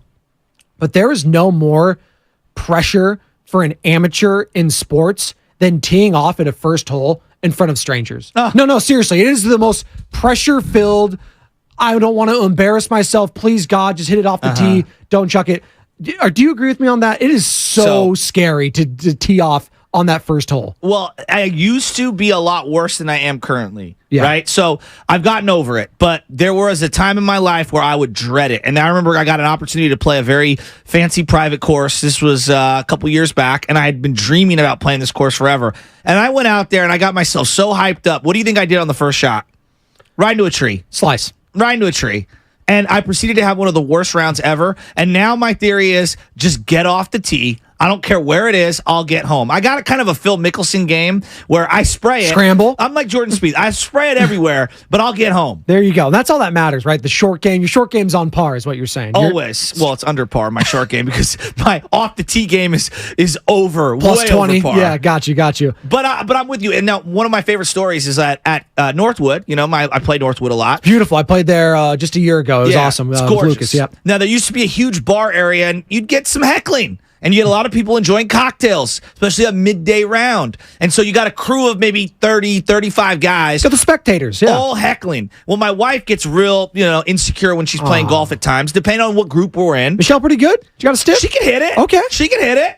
She can play. Well, She John enjoys Daly? the cocktails more than the golf. Again, John Daly. There you go. But she's in for the experience. She's not bad. So this at the time where she was much more insecure, and they're all like watching as she's hitting. It's a woman playing golf, and so you can insert your own, memes in there. And so she hits a drive right down the middle, turns around, and bows to the crowd as everyone's like, cheering her on and stuff. I said that was the perfect way to do that with everyone there watching. You go. That's it. And again, if you're just joining us, why are we talking about golf and stuff like that? Again, there's a few more spots opened up at Berkeley Country Club. A beautiful, beautiful country club. It's awesome. It's spectacular.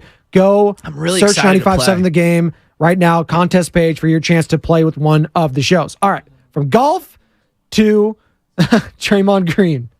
And Draymond Green, listen, if you're just joining us for the first time this morning, a lot of the show has been dominated by what Draymond Green said on the Pat Bev podcast. The entire podcast, by the way, it's supposed to launch here in about 35 minutes, 10 o'clock. The whole thing's going to go viral. But just a little snippet was posted yesterday. And here's what Draymond Green had to say in regards to the Jordan Poole punch.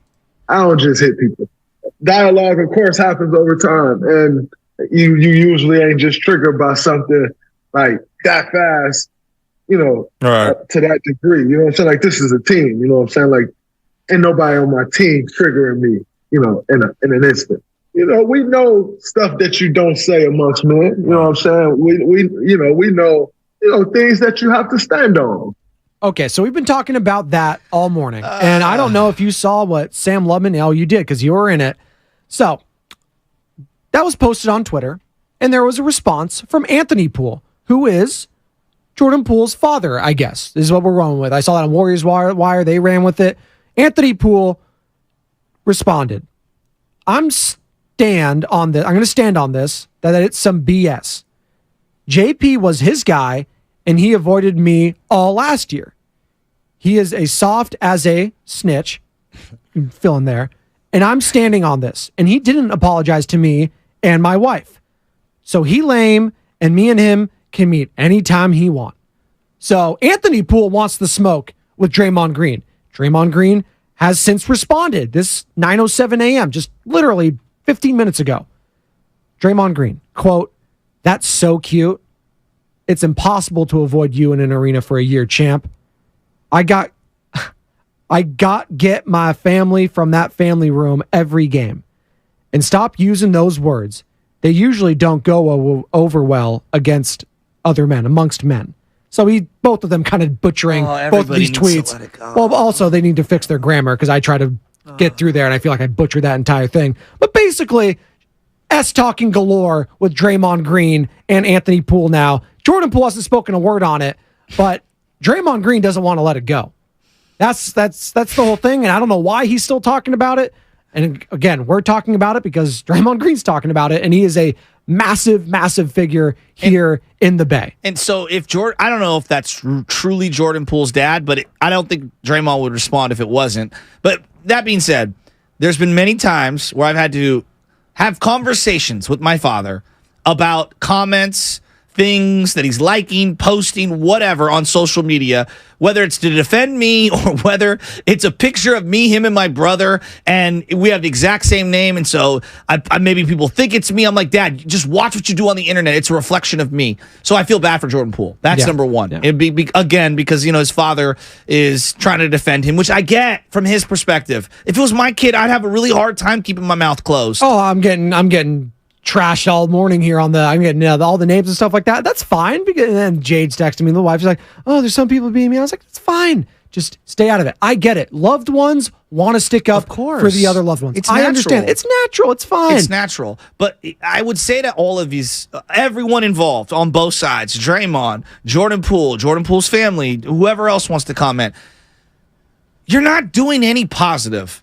That's something I've learned in therapy. Like, okay, you say this to this person, then what happens? Yeah. What do you get? You feel better? You get satisfaction because you told them. My point is there's no positive solution to all of this rambling and talking and tweeting and conversation. So everyone needs to just come to Jesus and move on. Or Draymond needs to just say everything that he thinks happened and then get it all off his chest and say, I've said it all. Absolutely. Otherwise, maybe he's never, satisfied. I don't know. But I would tell everyone no good is happening from this. We're just rehashing all of old stuff. Okay, so I have, speaking of old stuff, rehashing. Am I wrong? No, you're not. You're not wrong. We got this clip of Draymond saying he likes when Poole talks that. So this is early on in their careers, right? This is Jordan Poole. He was talking. What year is this?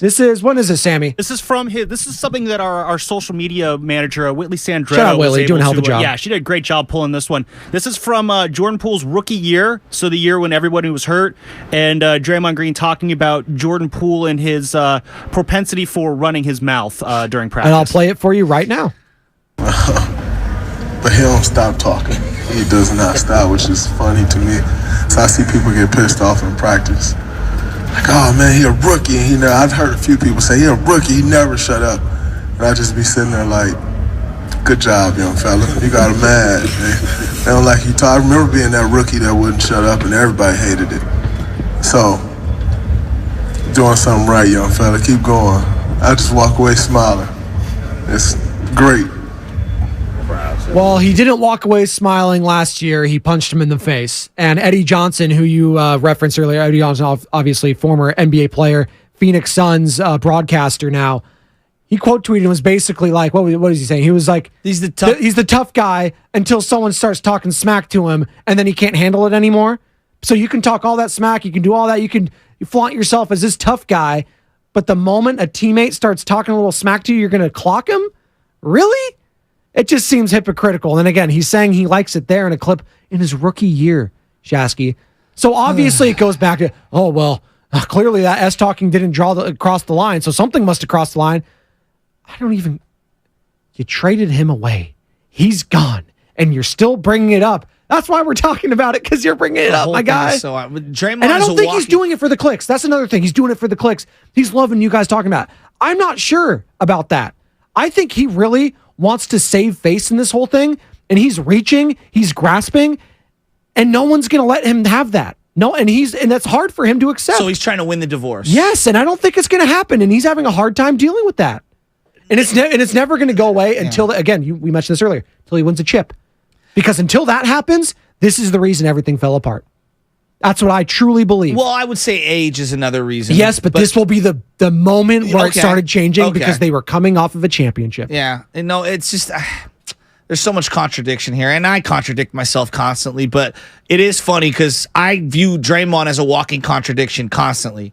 And it takes one to know one, so I identify it quickly. When I don't get out of bed in March, okay, I'm the one who controls when I get suspended. Like, he's been full of it for a long time. And then the Dylan Brooks thing happened. But there's a segment of Warrior fans where anything that comes out of Draymond's mouth is like, yeah, he's our guy. And I totally get that. I trust me. When you win the amount of championships that he did, and you mean what you mean to this fan base when it comes to the memories and the winning and, making this organization relevant, I understand granting someone leniency. But I also understand there's a threshold on it. Yeah. And at this point, here's where I'm at. I'm tapped out. Dre, I'm done. I'm just done with the Jordan Poole thing. Jordan Poole and his parents, everyone, let it go. Nothing positive is happening right now. And now it has an opportunity to bleed into this upcoming year. When I thought the vibes were supposed to be better. I'm fascinated what this podcast is going to sound like, because maybe it's just that little snippet and that's it. They don't talk about it the rest of the time and they move on. Okay. Let me ask you, has the podcast affected the Golden State Warriors' chances of winning? His podcast? I don't think it has had any effect whatsoever. No, but people look at that and be like, Dre, really? Get suspended in a playoff series? Fodder. It's fodder. And it's just more eye-rolling. It's just annoying, if anything, I think, for fans. It's the same thing with LeBron. His relationship with him, it's annoying to the fans, but they're willing to compartmentalize all of that sort of stuff because he's won 4 titles. Yes. He's a made guy. So they're willing to put up with all this crap. But sooner or later, even the diehards get tired of it. Sooner or later, even the Joe Shaskys of the world who love Draymond. You were in here, we do the cross Joe every day, 5:45 a.m. Monday through Friday in the pregame show, and you come in here and you're like, dude, this guy Draymond Green, he did it again. One day I'm ready to kill him. The next day I'm ready to hoist him up. It's the full Draymond experience. It's the Dr. Jekyll, Mr. Hyde thing. That's what it is. And you love him. You love Draymond Green as a player. He's one of your guys. Of course. And he also drives me nuts. And Also that's the drives part you that nuts. people think I hate him. And I'm like, no, it takes one to know one. I see a lot of the qualities that I possess in myself in terms of you drive people crazy. Absolutely. And your mouth, which is one of your great attributes, is It also is. your worst enemy. It is. That's how I get clipped and put on Philadelphia sports radio for a week. And it's just like, oh, wait, I said that? Oh, yeah, I did say that. That's just what happened. That's the name of the game. But he puts himself out there for this type of criticism. But And here's what it all I've goes learned. back. Yeah, go ahead. Here's what I've learned that I would hope over time Draymond could learn it, and I thought he'd learn it at this point. There is a point in life where the best things said are the ones you just keep to yourself. Yeah. And I think this is one of those situations where you're not saving face. You're not doing anything. If anything, people that can't stand you are further cemented in that. People that love you are like, yeah, everything was justified. And you're not learning anything in this situation. Yeah. Part of growth is learning from something. And I don't know if anybody's learned anything from this. That's the thing. Well, I think Jordan Poole has a little bit, just going by how he talks to media. Now, he was short with the media early on anyways in his career. He was not a very open guy when it came to talking and stuff like that. Now, during the season, he was talking that talk. Remember, he was on with Bonte after the game. What was he? He's like, I heard the slander. Is that the word he used, right? He was talking about the slander and stuff like that. So he heard all the noise and stuff like that, and he was talking his talk then. Now, he realizes he has nothing to gain. I'm not going to say anything. Juxtapose that with what Draymond Green's doing. I think he should be taking the Jordan Poole approach. I understand you have the podcast, you have all this, you want to stay relevant in that game, the new media, all that. But I come back to the Stephen A quote in the drop. You gonna mention that publicly? Why? But you have some serious deficiencies. This is the part where I would have loved to ask him this question. My brother, you are not Bernie Mac. There you go. I would love to ask him this question. Draymond, you're saying in this quote that to Pat Beverly that basically your manhood was tested. Didn't you do that to Kevin Durant? Didn't you do that to LeBron James? Aren't you one? Didn't you just do that in a physical way, not in a verbal way, to Sabonis in the playoffs? Didn't you do that to Michael Beasley and to Steven Adams and to the Memphis Grizzlies last year? Like time and time and time again, you have undressed others through words or actions, and yet now someone's offended you? But what happened after all those situations? He got rewarded every single step of the way. And part of that is because how he plays. I get it. But you're also saying that when you're giving him all this money and contract extensions, you're saying, we're okay with what you've been doing. We're okay with that. We're okay with what happened with Jordan Poole. We're okay with what happened with Kevin Durant. We're okay with Steven Adams, LeBron. We're all okay with that. Draymond, as long as you go out there and be that guy on the court, we're all fine with it. Are you? 888-957-9570. That's the question I have. Are you fine with it? You putting up with that level of play? And you can say, Spadoni, hell yeah, I am. The guy's won 4 chips. What the hell are you talking about? Well, but isn't it hypocritical? Just a little. Like I'm not even saying that. Like this whole Jordan Poole deserved it. Put that to the side. No. No one deserves to get punched in the face. I don't. Look, I'm not going to condone physical violence. Not like that. Exactly. I'm not going to condone physical violence. Again, yes. Now, can we find a circumstance in that where I will say, hey, your life is on the line and someone breaks into your home and you have to defend yourself? Of course, we can find these circumstances where you have to resort to physical violence. We're talking about that specific one in a practice situation. And I understand sports is different than normal life, but like when you have been insulated, this isn't the streets. Everyone always said, "This in the streets. You do it's this." It's funny you said that because you were on with. You just mentioned the Philadelphia. You were on with Hugh Douglas over at 94 WIP Odyssey crazy. Station over there, our sister station over in Philadelphia. He was talking about, this is Crips and Bloods going into the war zone in the NFC Championship, and you were like, dude. It's just a football game. I spent $1,000 to sit in the second row. This is not me like storming in with a shotgun like I'm Omar from The Wire and I busted into Section 8 housing trying to rob the Carter. Like, what are we talking about? And this is the same thing I would say to Draymond Green. This isn't the streets. Okay? The average median income is $70,000 a year. You made $900,000 your rookie year. You've been in the league for over 12 years. You've made hundreds of millions of dollars. That doesn't mean that you can't have deficiencies and flaws. That doesn't mean that you can't do crazy things or whatever. But what I'm saying is that in this setting, in this corporate world, what you did was out of line. This is an interesting. And Jordan Poole is out of line for whatever he said leading up to it. Both people are wrong, but let it go. It is. Shout out Elsa again, Frozen. That's the name of the game here on 95.7 The Game. The Morning Rose, Joe Spadoni in for Bonte Hill. Hope you're enjoying your time, Bonte. I know he's salivating at this topic. He wishes he was talking about this right now, or maybe he doesn't. Maybe he's like, you know what? I don't want to touch that mess. I am glad to be in Hawaii with the lovely Anna. So shout out Bonte, doing a hell of a job over there, loving the feed. But from the 510 Comcast Business Text Line, let it be known that the Warriors franchise isn't as virtuous as we're led to believe. Steiny had a quote. That's interesting because I feel like a lot of Warriors fans feel like they are better than all the other franchises.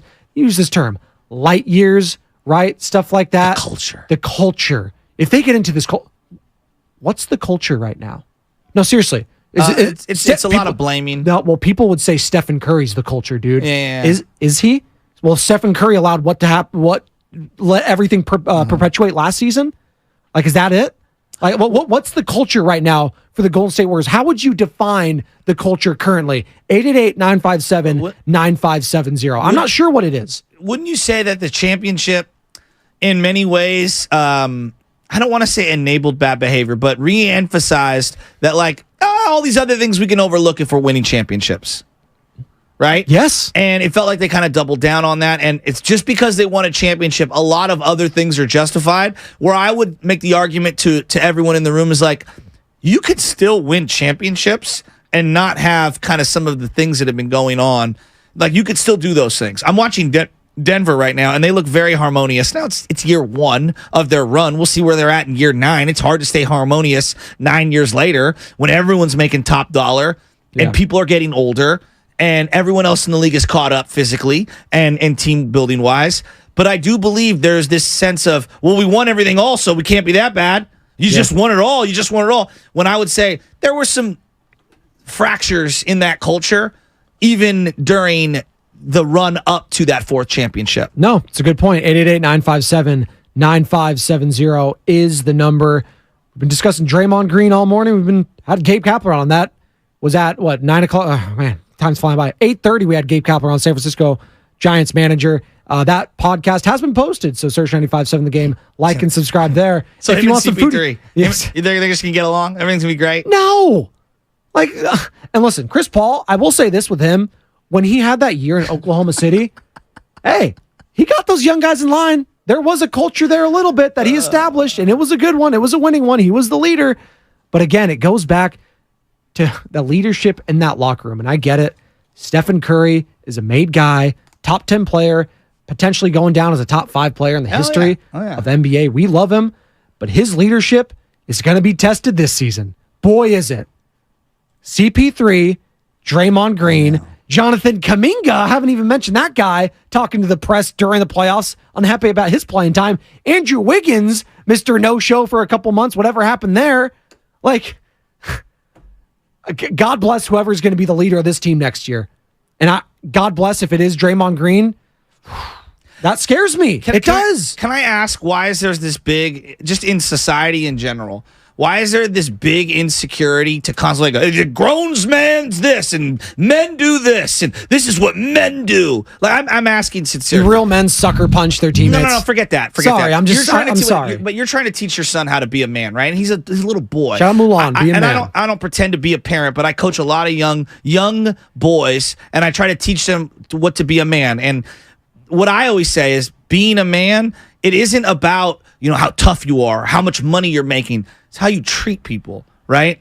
It's how you react to adverse situations, right? It's how you overcome adversity. It's doing things you don't want to do for the betterment of your family to uplift them, right? There are many ways that I would describe, quote unquote, being a man, and none of them have to do with physical or bravado or how much money you're making or all those things. And I just don't understand why society is so insecure. We're so insecure with what being a man is. And don't test my manhood and all this, when like the measure of a man is so much deeper than those superficial things. Absolutely. Because I've seen the Draymond retweet, I guess his reply to Jordan Poole's father, and it's just like, I don't understand why we're all so insecure. That's not what being a man is to me. And maybe my algorithm's different, and I'm the soft one. I always go back to The Godfather again, doing the Italian tropes here, Joe Spadoni and for Bonte Hill. But I always go back to that Johnny Fontaine going in to see Vito Corleone, and then Vito Corleone is Johnny Fontaine's godfather. He's like, oh man, I really want to be in this part in Los Angeles. I don't know what I'm going to do. God, you can act like a man. That's what I go back to. You can act like a man. Couch potato. Santa Fe, New Mexico. Oh, couch potato. Old school caller. Yeah. Let's go. What's happening, fellas? We got to see you down here on the Margarita Trail. Get your act together. Now, listen, I'm a long-time season ticket holder, Warriors, and I'm going to start a GoFundMe page so we can buy out Draymond Green and buy him a one-way ticket to Palookaville. I'm so sick of listening to talk about Draymond Green. And can one thing I ask you, please, let's never, ever hear again that they would never win any rings without Draymond. There's no way that in their prime, Kevin Durant, Steph Curry, and Klay Thompson weren't winning those chips. That's all I got, fellas. Keep up the great work. Appreciate you. Couch potato there. Vince, San Francisco, you're on the Morning Roast with Spadoni and Shasky. What's going on, man? Hey, what's up, guys? So I'm seeing all of this stuff for the first time about, Draymond on the podcast and Jordan Poole's dad. And I guess now there's something that Draymond said back to Jordan Poole's dad, but I just wanted to speak on, I think this whole punch situation was a lot deeper than any of us really thought that it was. And even if we did think it was serious, it was even deeper than that. Yeah. I think it shows that the team was broken last year, and they tried to salvage whatever they could.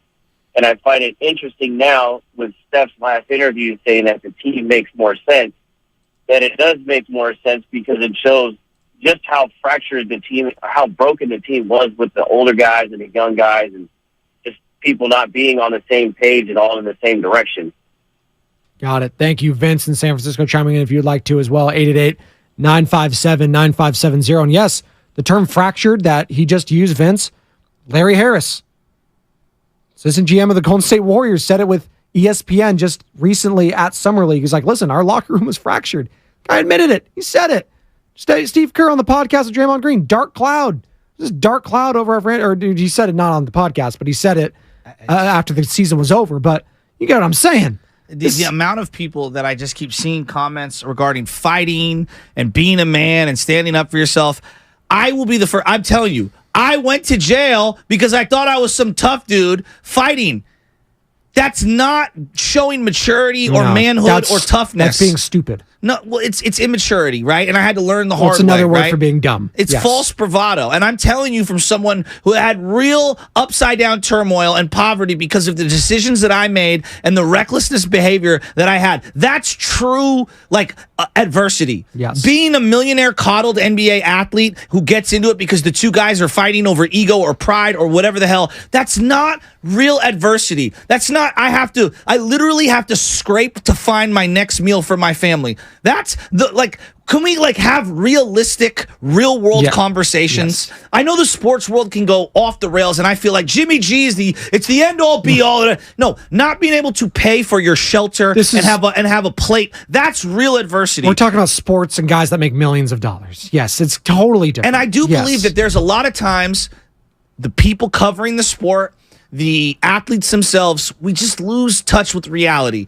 And if you think that your manhood is tested because you need to show how physically, strong you are, or you need a weapon or all those things, dude, your priorities are so out of whack just in general. And so the conversation around the altercation between Draymond Green and Jordan Poole is so wrapped in this fake, insecure, bravado manhood conversation that to me is absurd. Do you think he needs this? Draymond Green, do you think he's creating this as an edge for him? Because don't get it twisted. Draymond came into this league with an edge, with a chip. He can name everyone picked in front of him, right? Okay, yeah. That's what's helped make him him. Yes. On the court. Michael Jordan needed to create. Of course. He created stuff out of thin air. so-and-so was it George Karl didn't look at me or didn't talk to me when he walked past me in a restaurant. I took that personally. It's a meme now. Taking that personally. Do you think this is what, like, he's using this as a motivation? Like, I'm just trying to, like, think outside the box here. Like, is it just as simple as... I don't know what his motivation is. I don't know what his motivation is, and I don't know what his tolerance... Well, something is motivating him to keep talking about it. But here's what I'd say. I also don't know what his threshold is for disrespect. What my threshold might be for disrespect isn't yours, Correct. Isn't what Cam's is, isn't what Sam's is. So that I acknowledge, right? There are certain things that do trigger us because of the environment we grew up in, because of how we came up, whatever. Like, I acknowledge all of those things. But when you have been in the NBA lifestyle for 12 years... you do also have to understand the setting that you're in and the professionalism that you need to conduct yourself with after the incident has happened. And I think my biggest issue isn't even the punch at this point. It's Draymond repeatedly bringing it back up when there's no need to. Absolutely. A 415 from the Comcast Business Text line. This show is off the rails, trying to define manhood. We're not trying to define manhood. You know what a man is and what a man isn't. All right? There's many different characteristics of what defines manhood. We're not trying to do that. We're just simply talking about... But don't you roll your eyes when you hear, like, that's what men do. Yes. You disrespect me and you get in my face. This is what men do. Well, that goes into a whole nother argument and topic of masculinity and all that sort of stuff. What's this? This is what personifies what a man is. Who was the actor, right? John Wayne. That's a man. Tony Soprano always used to talk about it, right? He's like, what happened to the strong silent type? That's what a man is. You don't talk about your problems. You don't bring up... Trey, this is, as I've gotten older, it's stupid. I've clearly defined what life is. Like, this is for me, and everyone's different. But for me, I try to be a good person every day. And me and my wife try to do the best we possibly can with the information we have that day to pay all of our bills, put ourselves ahead, and try to give our family a better shot at a better life than what I had before. And I want to leave this place slightly better than the way I inherited it. That's all you can do. And that's it. And so all of this stuff, you cannot disrespect me. You can't do this. There are stories every day in the newspaper, every day on the internet of someone being disrespected and that being their last breath on earth. And so I'm trying to live to be 100, dude. Like, and so the way I listen when I hear all these people fighting over the internet over these things, and the irony of him sitting down with Pat Beverly, of all people, why he's that sitting guy? down with Pat Beverly to discuss the Jordan Poole thing. I'm like, guys, all you guys are so in the bubble of money and ego. You all need to take a step back. You all need to, like, reevaluate. Dude, you are living the dream, Draymond Green. You're playing with one of the greatest dynastic franchise runs of all time. The guy is off the team. You won the war. You got another $100 million extension. What are you doing? It is funny. What are you doing? He's doing like the podcast circuit because he was just on with Paul George, the Podcast P podcast, just 2 weeks ago. Now he's on Pat Bev. What's going to be next? JJ Redick? You can do that one next? I think he was on with like a JJ Redick last year with like his whole hour-long tell-all thing. # new media, because that was his whole thing. So it's just fascinating. Did you ever watch Back to the Future 3? Yeah, probably the worst out of the three, but yes, it's okay. He died over a matter of $20. Yes. That's what it feels like to me. Draymond, this is the headstone for Doc in the thing. It's him and Mad Dog Tannen. Yeah, that was they got the into a ancestor. fight There you over go. $20, and it was basically ego. Yeah. How many times is ego taking someone down? Oh, all the time. Exactly. This is all, to me, The disease this is more of me. about ego than it is anything else Pat for Riley, everyone involved. the disease of me, Pat Riley. That's just what tears down champions. It's what tear down, of course, Kobe Bryant and Shaquille O'Neal with the Lakers when they think they could have won 5, 6, 7 championships.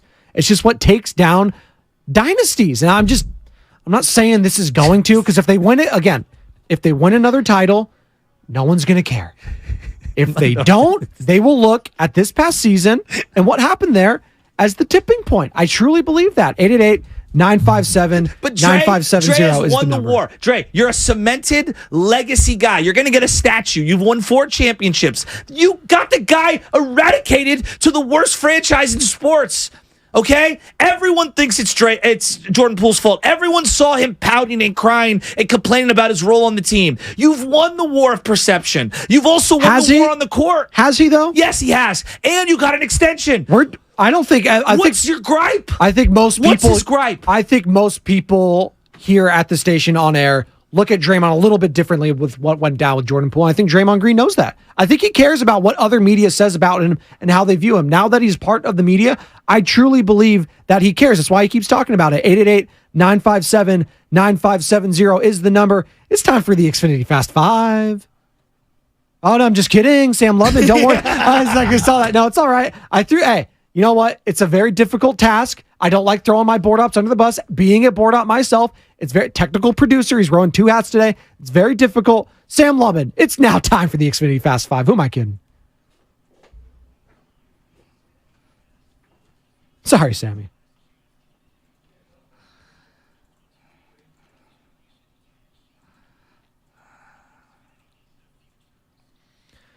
The future starts now with the Golden State Warriors as well. Shout out Xfinity there. My goodness. What a show this has been, Joe. We got Gabe Kapler thoughts. We've got Mike Trout, Shohei Ohtani, but we got Draymond Green talking to Patrick Beverley. It's dominating the news circles here. It's dominating. It is what it is. It's time for the Xfinity Fast 5 with the 4 of us. And a listener, give our final thoughts on the show. Text us your final thoughts for the show now. You might be featured on the Xfinity Fast 5, brought to you by the Next Generation 10G Network. Only from Xfinity, the future starts now. Go ahead and lead us off, Joey. If there's one thing that I want people to do when they listen to the show, laugh a little and think a little. Yeah. I don't expect you to agree with everything that I'm thinking. I don't wake up in the morning thinking about how I can hate on everyone. But here's something I want you to think about. I think Michael Conforto is having the most underrated season in baseball this year for a winning team. No one is talking about how clutch Michael Conforto has been. And it can go poof and vanish away. He can have an oblique tomorrow. But I'm telling you right now, Michael Conforto has been a great signing by Farhan Zaidi. One of the more underrated acquisitions of the year that no one wants to talk about. Sam Lubman. I would say, Giants, they are so red hot right now. We talked about how huge of a road trip this was, and they are far exceeding my expectations from this road trip, and they are forcing Farhan Zaidi to really go out. Like, Farhan, you better get to work at the deadline because you got something special here. It doesn't have to be Shohei Ohtani. That would be awesome. There are ways you can have a successful trade deadline without getting Shohei Ohtani. You need to go and have one of those successful trade deadlines because if you just sit around and stand pat, we really like our pitching depth. You turn into Krusty the Clown when you do Farhan. No, you turn into Krusty the Clown when you do Farhan Zaidi. Well, that's kind of what his laugh sounds like. We really like our depth. Tibbs does a really good Clown. Don't give me a soft deadline, Farhan, because if you think the weather's hot out right now, it's going to be getting really hot if you give me nothing to talk about this deadline. Oh, man. That was the Fast 5 brought to you by Xfinity, brought to you by the Next Generation 10G Network, only from Xfinity. The future starts now. My final thoughts, closing thing is... It's a fun show. Let's do it again tomorrow. Shout out Gabe Kapler for joining us today. That's Joe Shasky. I'm Joe Spadoni. This was the Morning Roast. Steiny and Goo up next, right here, 95.7 The Game. The best time to get a great deal on a Jeep SUV is now during the Summer of Jeep event. Now while qualified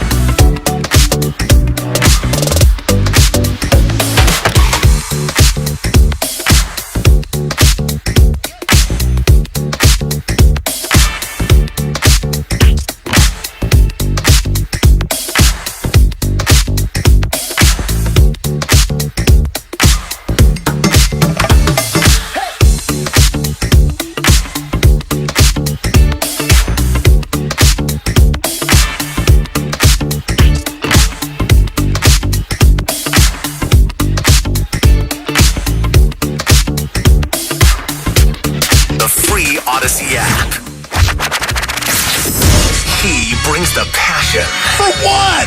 I want to know now. I'm mentally invested. Don't tell me to pray and you don't say what for. He brings the perspective. Yeah, I think they both have great points. Get off me, text line. He's truly one of a kind. That is whack. Oh, my God. And he's doing a great job. I need you to man up and say what you really want to say. Simon, you're doing a great job. And together, they're Steiny and Guru. Yeah. On 95.7 The Game. All righty. Giants. They win their 7th in a row last night, but you know what? Man, they're hot. Draymond Green steals the show again. Woo! Draymond Green coming through in mid-July, making things happen. Scores more in the offseason than he doesn't. No, I'm just kidding. So Draymond Green. That might have been a 4. In the was on the Pat Beverly podcast. And once again started talking about the punch. And I don't know why he keeps bringing it up. Jordan Poole doesn't want to talk about it. It's been dead and buried. And here's a little peek inside the curtain in 95.7 The Game. What you got? Yeah, about a week and a half ago, the boss was heard. I didn't hear it. But I heard he was seen mumbling, stumbling around the studio. If I hear Jordan Poole's name one more time, I'm going to kill somebody. Yeah. That's enough. Wasn't a mandate, but he was just like, oh, my God, I can't. That's enough of Jordan Poole. Man. No, not for Draymond Green, Mr. Nahigian. Take a listen.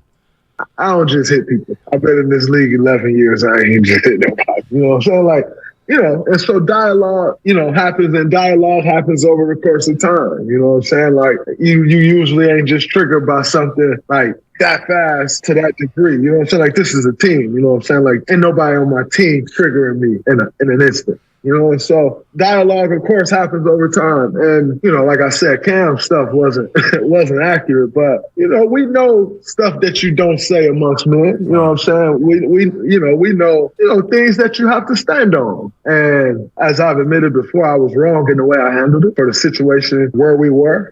But, you know, I'm a man at the end of the day, I stand on business. All right, so that was on the Patrick Beverly podcast. It was taped a few days ago, but it's being released right now. Mm-hmm. So as more and more comes out, we'll have more and more during the show. But that was kind of a preview of it from yesterday. Now, there's already been some fallout from this. So I'm going to spend a lot of today explaining what's going on because people are going to say, why are you talking about Draymond and Poole again? Well, it's because Draymond Green brought it up. And Draymond Green said there's some things you just don't say. And Draymond Green said Jordan Poole went somewhere that you don't go. Okay, so what's happened since? Well, since Jordan Poole's father has tweeted at Draymond Green. Anthony Poole. Essentially saying, you're gutless because you never said a word to me all season long about what you did to my son, and called Draymond a few names. And, of course, then Draymond gets back at Mr. Poole saying something about, yeah, you know where to find me and blah, blah, blah. But here's another thing that happened, and I think it's very telling.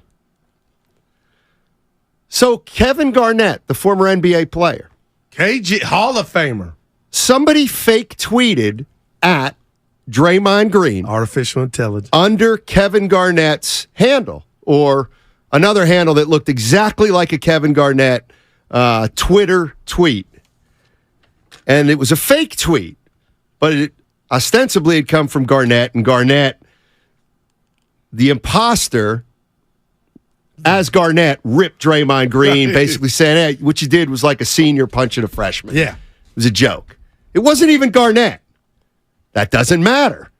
Draymond Green fires back at Garnett, bringing up something that happened his rookie year about how, Garnett backed down from Draymond regarding something. And the next thing you know, Kevin Garnett's tweeting at Draymond, dude, that wasn't me. It's not me. I didn't tweet at you. I didn't criticize you. Two questions for Warrior fans and Daryl the Guru Johnson. What is Draymond Green doing?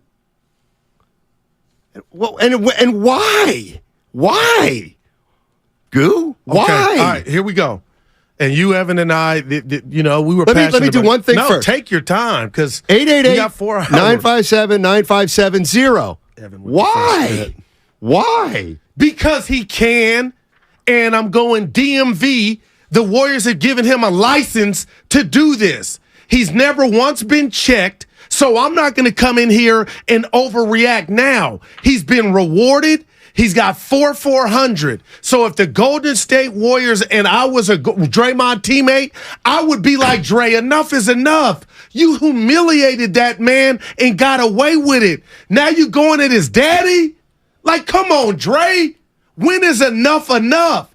But the Warriors signed up for this. And I'm going to tell y'all in the back, I done figured it out. Perry Mason.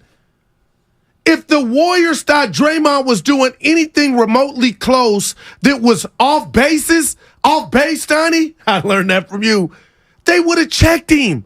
So maybe that video that we saw, because I'm going back to it because I can, where Dre gave him the 2-piece or the one-hitter quitter and nobody came and helped Poole to me fast enough. You know what, Steiny? Maybe everybody else in that room, in that gym, wanted to do the same thing. You didn't suspend him. You give him a license to do whatever he's want. He's earned that. So I'm not going to do what I think Twitter and everybody else is doing right now. Overreact and ask why. When will it stop? But I will say this, Draymond, and I love everything you've done for the Warriors. But the fact now you're getting listen, let me finish. You haven't loved everything he's done. That's the problem with him. On the court. Well, I don't love everything there either anymore. Okay. Well, no, he's earned what he's earned. The Junkyard Dogs, Donnie. He's been the heart and soul. But Dre, you got to get into it with his daddy. And I'll stand on San Jose on YouTube saying what I thought about as I pulled up here, Steiny, and I told you and Evan, there is a bit of me fighting little Daryl's battles or Donovan or Milan. Is that what we're going to focus on? No, it's part of what's going on, though. It's a small part. Because I would tell Anthony Poole, now you're doing something your son didn't do. Do you think Jordan Poole wanted his dad to tweet? No. Of course not. He probably was like, Dad, just Dad, let it go. No doubt. Let it Gotcha. Jordan Poole's message, ever since the punch, has been one of maturity. Let's just it's over. Better than that word. Blah, blah. Yeah. So I could see Jordan Poole's father biting his tongue for a whole year, and then out of nowhere, Draymond Green, rubbing more salt in it, and Jordan Poole's dad saying, you know what, I don't care. This is now, it's not even about Jordan. It's about me telling this guy I think he's a buffoon. So you think about, there's so many ways to go with this, but here's where, if you think, by the way, when you said, when is enough enough? You know when enough is enough? 2027. That's when enough is enough. Because that's how long he signed for. Yeah, and Steiner, he's got a license. He ain't answering to nobody. If you Warrior fan, like how many Warrior fans out there still think, nothing really to see here with Dre. He's just a winner. He's just a winner. Everybody loves Draymond. Who matters? As long as Steph loves him, as long as Clay loves him. You got to be kidding me if you think that Draymond Green's issues are done. Oh, you know what? God, I forget who even suggested it. Oh, he's going to be, if he gets this last contract, he'll be what? A leader. Yeah, he'll be emboldened, and we're already seeing it. Well, he's speaking of a dust-up that already happened, Steiny, and the team chose him over Jordan Poole. I'm not saying the front office is right. The front office chose him. You know where I stand. I hated the front office chose him. Bottom line is, we're in a society to where all content is good content. Draymond Green is the winner in all this. And that's why it ain't Dre's doing it on. This is his prerogative. He can go on any podcast, and if he says, I want to talk about the punch if I'm asked about it, which he did, that's his life. He's telling the story. But I do want to say to Draymond, don't you think about Jordan Poole and his feelings to where you can have some self-reflection, Dre, and just give not a pass, but just take your foot off the gas pedal and quit making this more. And that's why Anthony Poole, the father of Draymond Green, came in. And I don't know how I feel about that. I don't like it, but I get what you're saying, Steiny. You would never send that tweet, but the dad is probably telling his wife, who he says Draymond never apologized to his family, it's a bad look. And I do wonder, and I'm being nosy by nature, how do the Warriors feel about Dre speaking on this? Do you think they care? And obviously, of course they care. Follow the money. They just gave him $4 for a buck.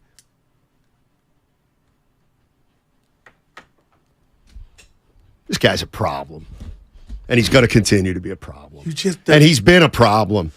He's helped the Warriors win championships. You just but gave he him has a been bag. a problem. Yes, right. He's been a problem. It was a problem during the finals back in whenever that was, 16. But what's the problem when with you have Durant? Problems, Steiny, you try to what? The Warriors didn't. So the problems are going to continue. Let me tell you something. The problems are going to get worse. You know why? Because Draymond Green is getting worse. Well, they don't think so. Who? The team. Yes, they do. What? You just rewarded him for 4 more years. I'm with you. You think the team thinks Draymond Green's getting better? Of course not. They had to do it for what happened in the past. For his championships, they rewarded him. him. So why would anybody out there think this guy is going to act any differently now? Why would you? That's a great question. Yeah. It's a great question. But his brand is becoming bigger than the Warriors, Steiny. That's the bottom line. You know it, but come on now. I don't know this dude's... We already talked about how intelligent and articulate he is behind the microphone talking basketball, but this is what our society loves, man. We're coming in here to talk about the Giants, the hot Giants, winners of 7 in a row, and now Draymond has just blew the Twitterverse up, and he did it in a way of he's just talking his truth. But KD didn't get that 2-piece when you didn't get that 2-piece from KD when you called him out of his name. But if you're alluding to or insinuating that Poole said a magic word, I feel bad for Poole, and I'm not embarrassed, Steiny, but if I were in their locker room, I know some people that I know that I've grown up with would say, "Oh, your daddy's got to fight your battles, Jordan." So why even put him in that situation wherever he's at? Like your daddy's got to come. Where are you at? Where's who Jordan at? Poole. Why's your daddy got to speak? Why don't you say something? Are you kidding me? I'm not kidding you. I'm telling you that's how some people look at this. And Draymond's probably one of them. And that's why so he's wait a minute. Jordan dad. Poole gets punched in the face, and he's got to answer to it? Eddie Johnson told you what he would do if he were Jordan Poole. He did it on our show. Draymond is out of line 100%, totally. as always. But who's going to stop him? So we're going to come in here, I'm not, and scream into a mic about when's the organization who's going to check him? Nobody's going to check him. He runs this. I don't agree with anything Dre's doing. I'm just saying, Dre, you won. You got the bag. Now you're going to bring this up. Like, let Jordan Poole live his life. He can't. He can't. He can't let it go. He doesn't Draymond he's can't wrong, let it go. Steiny. And we don't know everything that went down that day. He did say he was in a dark place talking about Draymond. Steiny, he feels like he might be the victim. I know he does, and so do some people on the wow, man. On the text lines and the YouTube chats. Yeah, ain't gonna trick me. I know what it is. This dude is. This is who. This is who saying Poole was mature about anything is hilarious. I said since the punch. Oh, okay. Since the punch. Yeah. Since the punch. Since the punch, Dre. Since the punch, Jordan Poole has acquitted himself pretty well when he's been asked about this. Now, you could say the only thing you can criticize Jordan Poole for is, and I think this is a BS criticism. Jordan Poole let the punch affect his season. Okay, and now that becomes Jordan Poole's fault. See, that's not Draymond Green's fault. It's not even you on it, man. It's a joke. It's a joke. Did you hear our guy? Let me tell you, I'm almost ready to say this team's not even going. This team's not going anywhere. And you might be like, that? how do you go from one to the other? People think this stuff doesn't matter. It does matter. It does matter. But it's Dre being Dre. Let me tell you something. The podcast. Let me tell you who's the mic. Let me tell you who thinks. Let me tell you who you think Andrew Wiggins respects Draymond Green? I'm just throwing it out there. I'm not saying yes. Okay. You think he respects him? How about a guy like Kevon Looney? Okay, no, you're preaching. You think he really respects But the bottom Draymond? line is, do they disrespect him? The answer to that is hell no. Well, but that costs you games. Costs you games. Stoney, they got 4 chips. Affects chemistry. They got 4 chips. It's over. It's over. Now, He that ain't very well you know may what? He ain't a championship player anymore, as far as we know. We don't know. Like he may be done. That's the other thing. It's got like forget his game. Yeah. Forget his game. I'm just talking about being a leader, man. The joke of this is that is thinking like, oh, this doesn't matter to the goal. Like that's deep. That's deep, what I man. can't stand is you guys talk about this doesn't matter. Once they go out on the court, everything. Yeah, okay. Yeah, that's how it works.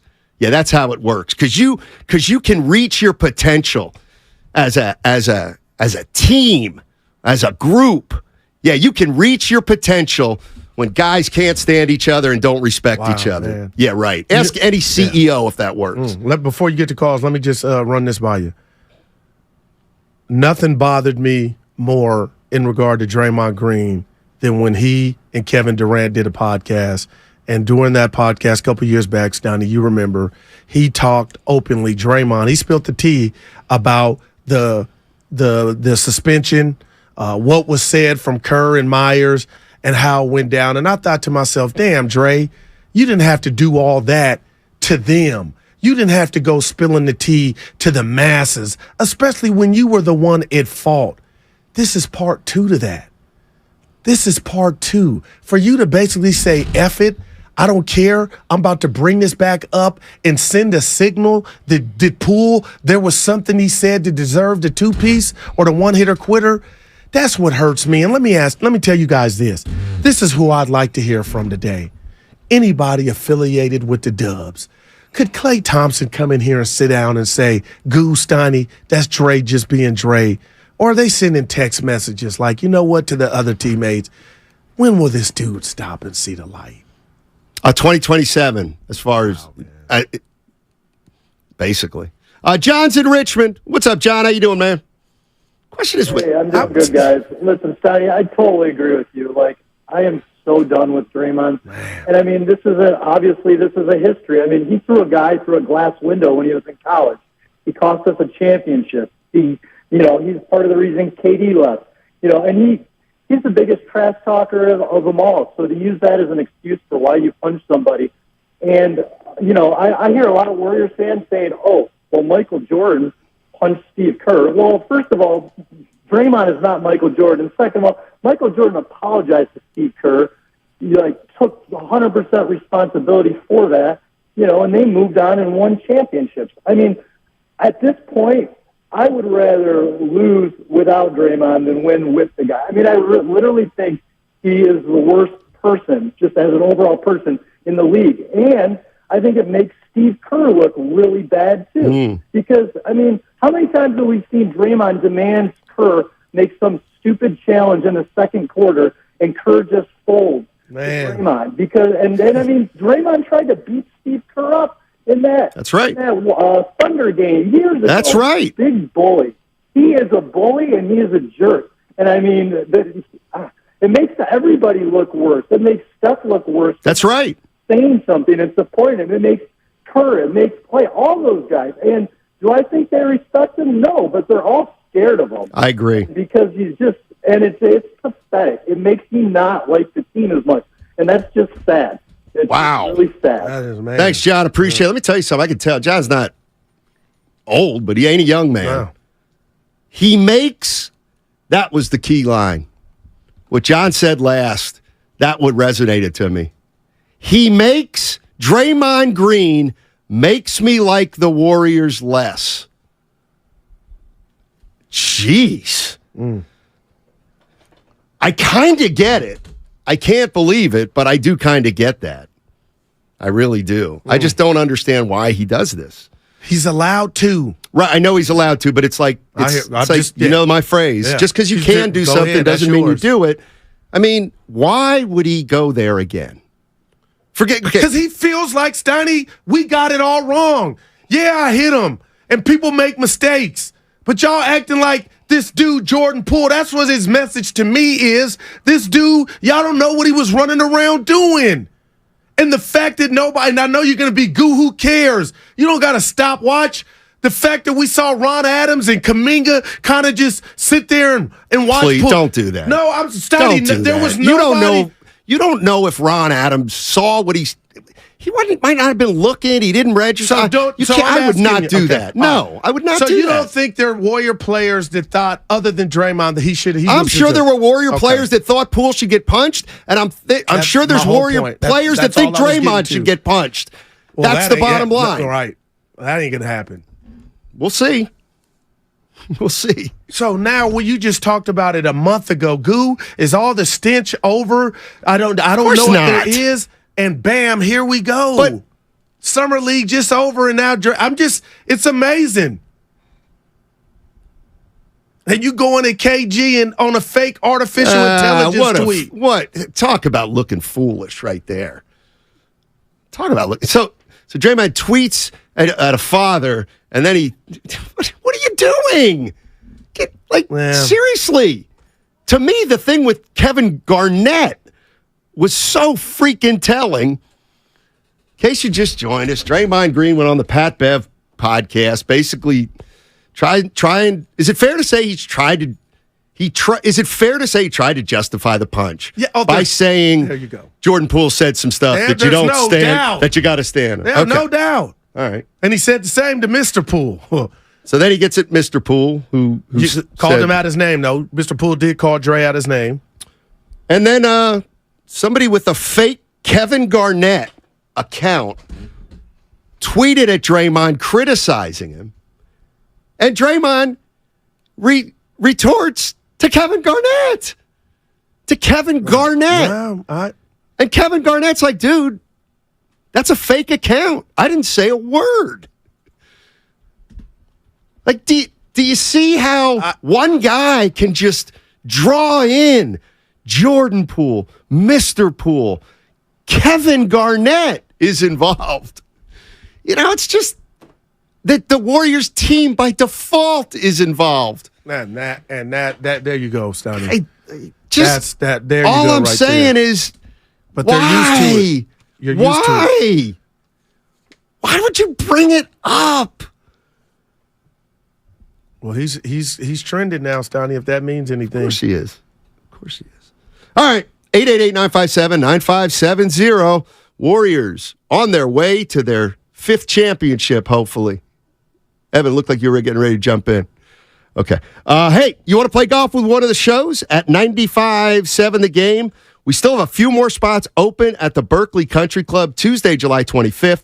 Please only enter if A, you like golf, and B, you can play next Tuesday, July 25th.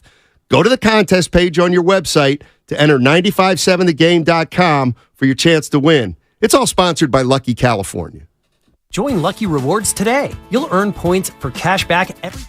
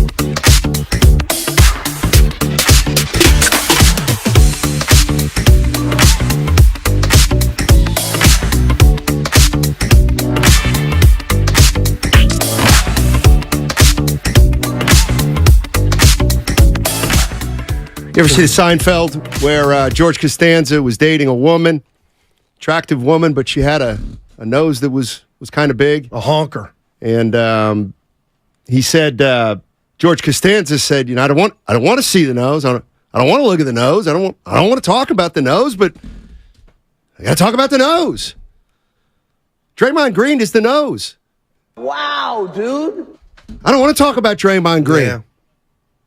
But Draymond Green is talking again, and he's trying to justify punching Jordan Poole by saying Jordan crossed the line by saying something he shouldn't have. Jordan Poole's father tweets at Draymond. Oh, you wouldn't tweet for Milan? You wouldn't tweet for Milan if you felt you were getting maligned? Or is it because it's a man? No, real talk. If it was another young lady or gentleman her age, her peer, I would stay my ass out of it. You might. Now, I would dog cuss. What about if the person was 10 years older? Still a peer. Oh, okay. I'm just saying, never say never.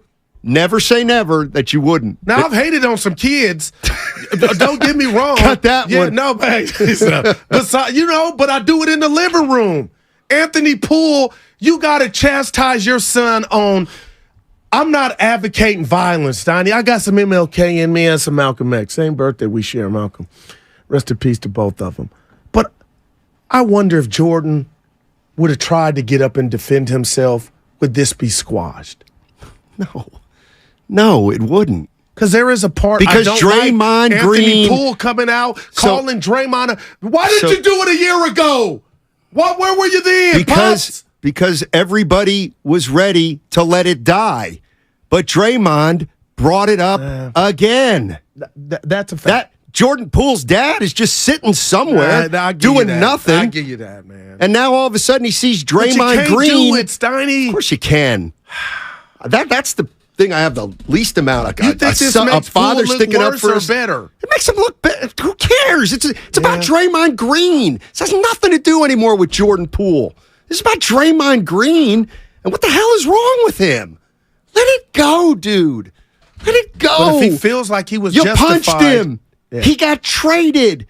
You got a contract extension. Well. What are you doing? That's all I'm saying. Like, he's speaking his truth, Steiny. He's speaking his truth. One more time. If I were Jordan Poole, I know you think I'm crazy for this take, Evan. I would go to hey, have me on a pod. You can't stay mute. You got to let it all out. Disagree. All right. He doesn't have to do anything.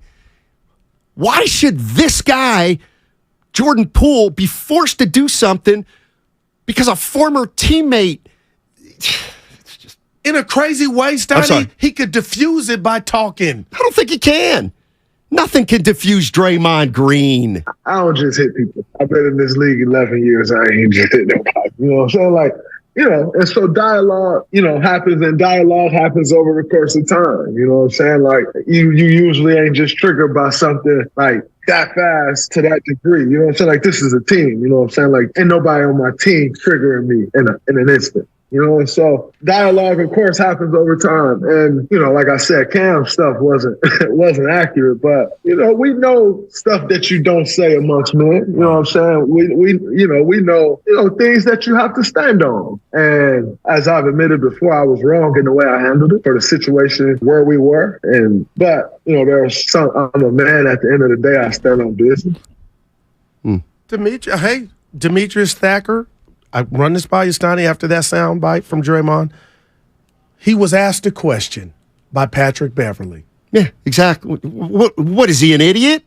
Of course he's not an idiot. We know that's at the crux of this. We know Draymond Green is smart. We know he's smart.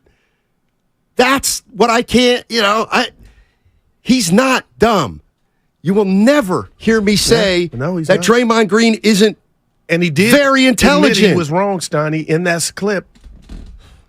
Yeah, you know what? Hey, I can come on here for 3 hours and 59 minutes and say, Draymond Green's this, that, and the other thing, and then say, oh, but I respect him. Well, that's great. That's 1 minute of respect for 4 hours of denigration. So I just don't. I'd be pissed off if I were any Golden State Warrior player right now. That's interesting. I bet Myers is happy. He ain't got to deal with this. And listen, we love you, Bob. And here's what else. Sometimes, sometimes, let's say there's a murder committed. Oh. Okay? 187. And you can't find, and they don't find the killer for a day. Tupac. Or a week. Or a month. And you're like, well, they're never going to find the killer. Yeah, they will. Yeah, they will. Because stuff happens well after the fact where information will come to light that will prove this guy did it. And see, this is what I think's happening now. Like I'm watching Law and Order. This is what I think's happening now. And you know what? If you want to come out there and say, I speculate, yeah, you can't tell me. You can't tell me that there isn't some kind of connection with all this and Bob Myers leaving. You can't. You can't. Wow, you can't tell me there's no correlation between either Draymond getting his 4-year contract, trading Jordan Poole, Bob Myers having enough of something that we all think is Joe Lacob, but maybe it's not Joe Lacob. Maybe it's more than Joe Lacob. And who's to say? And I'm just throwing it. You hit me with that one. Other stuff. Maybe Myers wanted to check Draymond, Steiny, or give him a suspension. Maybe. And maybe he got tired of it. But now that you went there, which we can, it makes you wonder. Yeah, I mean, honest to goodness, it's a kind of thing that says, maybe there's more to Myers leaving. Man. Oh, by the way, welcome to the Warriors, Mike Dunleavy. Well, he's been here, just in a different chair. Big Smooth's in San Jose. Hey, Big Smooth, how you doing, buddy? I'm doing good. Hey, I don't want to forget my thought. I've been holding for a minute. The reason why I've been holding for a minute is because nobody was going to talk about the Giants' 7-game streak until this happened. Guys, two things. Number one, Steve Kerr stood up and said, and this is after Myers retired, he said, we're not winning another ship without Draymond, period. Mm-hmm. He said that. Number two, do you think that the NBA is upset at Draymond Green? Because Summer League is over, and we're talking NBA. You need to grow up, man. I'm not watching the Warriors anymore. Okay, fine. You know why? You know why that's okay? Because, number one, the Warriors, first of all, you're watching NBA. You didn't say I'm not watching NBA anymore. Number two, we don't really know these people. We don't know Draymond Green personally. We don't, and something else. Now, I wish Draymond and me, my marketing, I wish he would have did like when Shaq swapped Kobe, and nobody even really knew about it. I only knew about it because I happened to know somebody close to the situation. You didn't even hear about it until later. I wish he would have waited until like a Last Dance doc, and we would have heard all about it. Sure, that would have been great. But again, we are talking about the NBA after Summer League. What else are we going to talk about concerning the NBA? So if it were a problem, number one, Draymond would be gone. Number two, the NBA would have stepped in.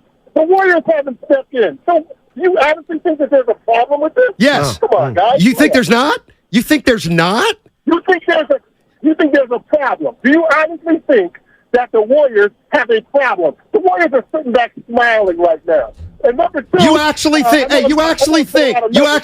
this team got rid of Jordan Poole last year, re-signed Draymond Green, and guess what? The chemistry's going to be great next year. Do you believe that? So you honestly think that he touches a guy on a one-punch combo, two-punch combo, and he doesn't even really get suspended. Answer my question. Answer my question. Let me say this. Answer my question. Do you think the Warriors' chemistry issues are over next year?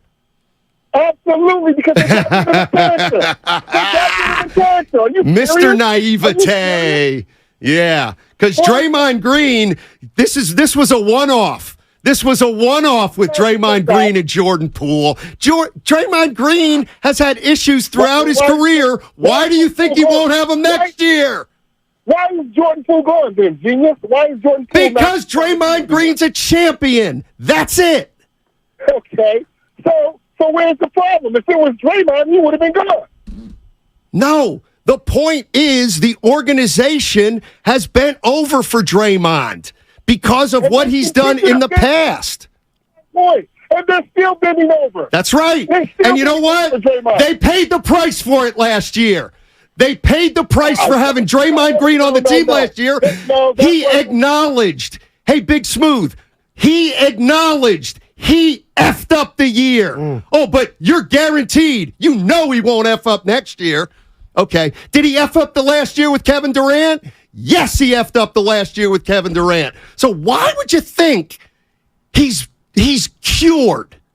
You honestly believe that Kevin Durant left because they like, if he left for that reason? You think Draymond Green's a model citizen? You anyway. We won one with before you. We won one after you. So if you got your little feelings hurt, bye. Bye, Felicia. Nobody cares. All right.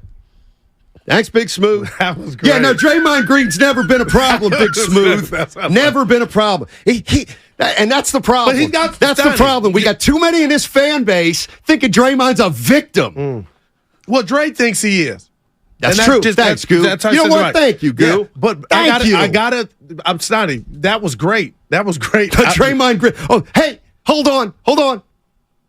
Oh, the black cloud's gone from the Warriors. No, but he made the point. The chemistry issues. Steiny. Well, this team is together right now. Yeah, you know that, Big Smooth. Steiny, your boy got a new contract. That's why my foot is off the gas. That's 3 guys. That's a front office. That's all that is. Okay, no, that's not Kevon Looney, who's got to deal with this guy day in and day out. That's not Why can't Andrew they think Wiggins. of those guys, though? The organization. And the dude was both you guys were great points, and they're all factual. But Steiny, at the end of the day, why is the organization, if you're correct, and I believe you are, effed up? Because they're scared. But scared of what? Scared of Draymond Green. How many times? You know what? I don't like bullies, man. Maybe Bob Myers is like, I'm sick of Draymond Green running our organization. Yeah.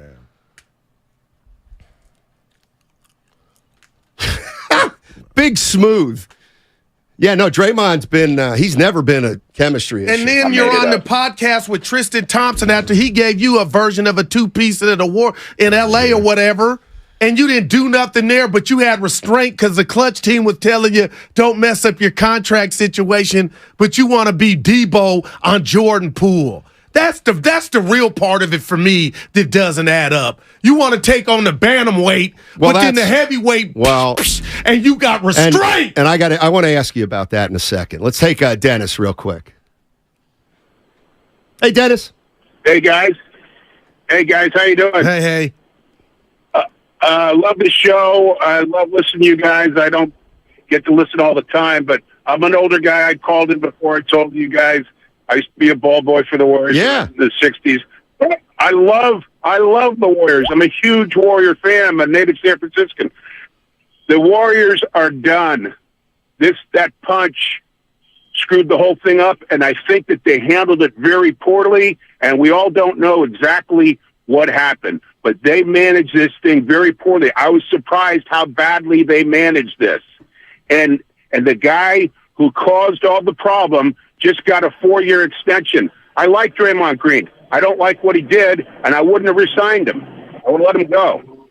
And I think they're done. They're too old, they're too small, and they're too slow. They're done. They'll be lucky to make the play-in next year. Thanks, guys. Have a good day. Thank you. And I got to go here, Steiny. For the people in the back that think we live for this or we made this up, why I feel sorry is I'm reading the text line. I'm reading YouTube, Twitch. Warrior diehards are tired of this. This is a bad look. Because you have family members, when they mess up, you can't turn a blind eye. You got the neighbors looking at us. Like, that's what bothers me about this from a Draymond standpoint. Think about others on your team. Think about the fans that want to root for this team. He's a great teammate. And you're doing the Kyrie double bird. He's a great teammate. What are you talking about? He's a great leader. Great teammates don't do this, man. Oh, well, then he's not a great teammate. Then he's not, man. I think about that. You got me thinking about Bobby Myers, please. Can I ask you a question? You really do? Can I ask you a question? I don't see it, Bob. And here's where... Your boy Matty Steinmetz he grew up in the suburbs. All right, yeah. Look at you. Grew up in the suburbs. So when there's when we talk about toughness and macho real and who's a real one and who's not a real one. Go ahead, you speaking now. I'm out. I never lived that life. Yeah. I don't pretend to know it, and I certainly probably would not have thrived in it. Okay. All that said, for knowing that. All that said. here's the other issue.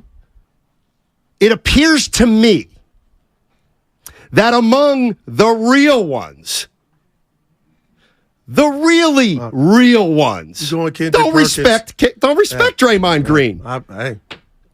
The Charles Oakleys, the Eddie Johnsons, the Kendrick Perkins. If you keep it real. I know where you're going, and that's why I brought up that thing that Draymond. That people thought I was making stuff up, and then Draymond spoke on it with him on his podcast. So you don't want to two-piece him, but you'll two-piece somebody 3 times less your size. That's a bully. Yep. Can Joe? If you're a Warrior fan, like, can Joe Lacob do anything? They just paid them. Well, if you're a boss of a company, like, when do you step in? Like, in a way, it's peripheral, but it's not peripheral because he's bringing attention to you negatively. He's people from the outside who have nothing to do with this turned off. are getting. Jordan Poole's dad was just living his life and has to turn on the TV and basically watch Draymond Green try to denigrate his son. I don't know, Joe Lacob. Hey, Dre. I don't know. Can you? Don't you? I don't know. Nick in Ohio. Hey, Nick. What's going on, buddy? Hey, fellows. Hey. I don't think Draymond's going to change, and I'm kind of expecting between 2 alpha males that he's going to get into it with Chris Ford or Chris Ford. Jeez. Yeah, Chris Paul. Paul. Forgot. Anyway, Chris Paul.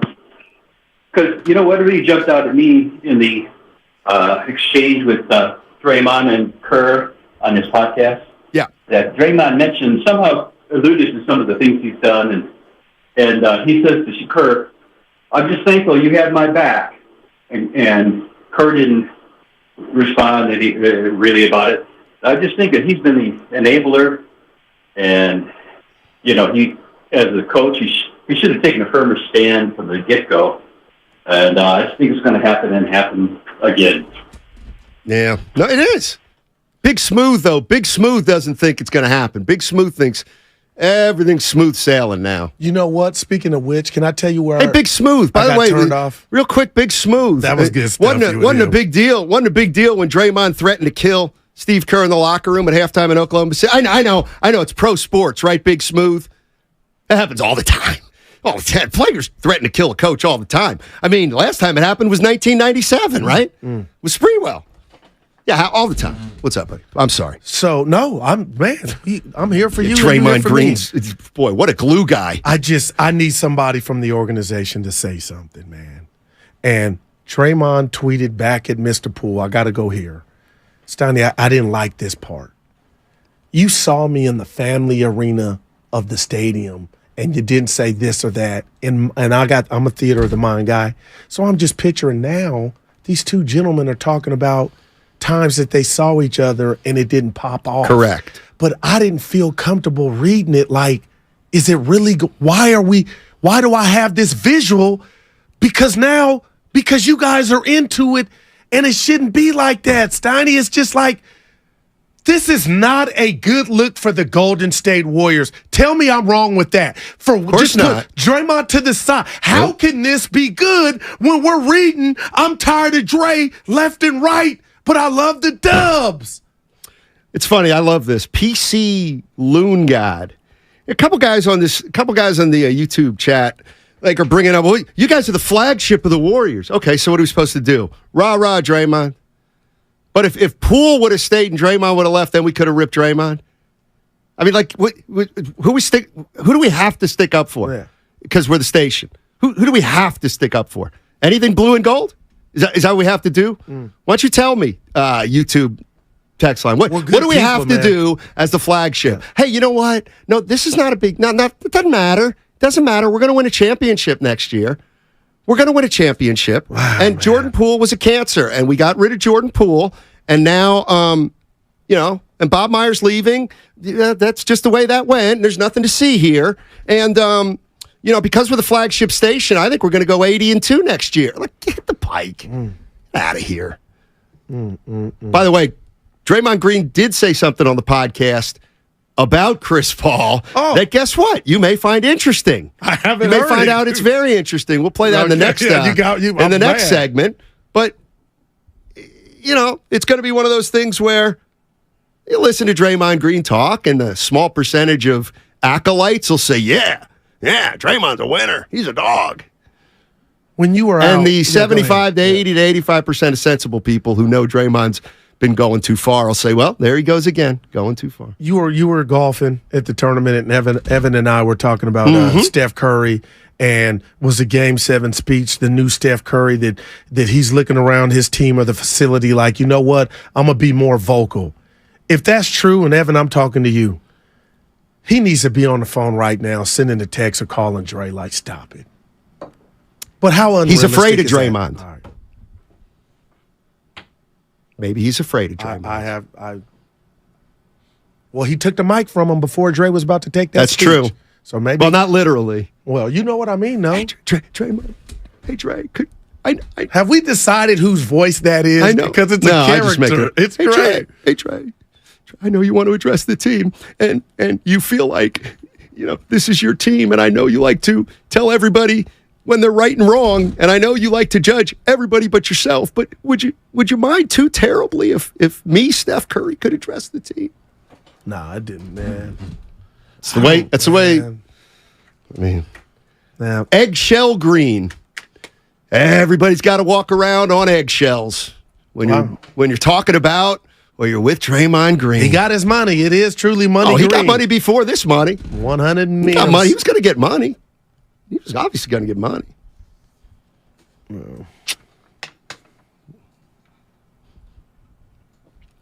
Should I play this cut now or should I tease it? Well, is this the one with Chris Paul? Well, tease it so we don't have to. Yeah. Yeah. Essentially, it's about Draymond Green on the Pat Bev podcast, same when he's talking about with Jordan Poole, discussing his conversation with Steve Kerr about what Chris Paul brings, and it's something kind of similar to what it sounds like Draymond Green brings. You know what? So it's interesting. Hit it. Why don't you hit it? We can hit it now, and then we'll go right to commercial and play it again.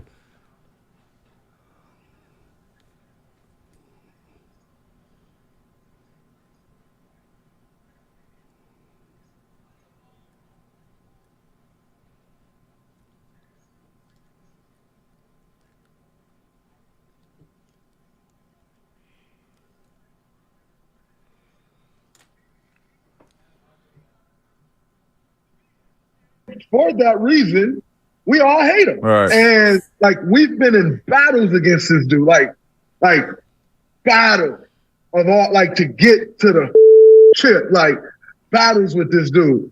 You hate him, and Steve was like, Draymond, it's the very reason everybody hates you when they play against you, because you're Pat saying because you're willing to do whatever you have to do to win. Including punching a teammate if you think that's the best way to go. I know that was a cheap shot. Yeah, but I didn't hear anything But was it about as cheap as Draymond's punch? No, that was a Jordan Poole. That was a lesson for him, Stoney. I told you. But you don't want to hear about that, and I get it. A lot of people don't. But Draymond believes he's the victim, and this thing got portrayed bigger than what we saw on that footage. And that's his life. And nobody can stop him from being Dre. You got to give him that. He don't give a damn a rat's ass about what you think. And I'm going now with his teammates, the owner, the GM. And you wonder now if Myers was just tired. We talked about Joe. We got goes now. We'll talk about that on the other side on 95.7. To make more of every juicy, delicious day of summer,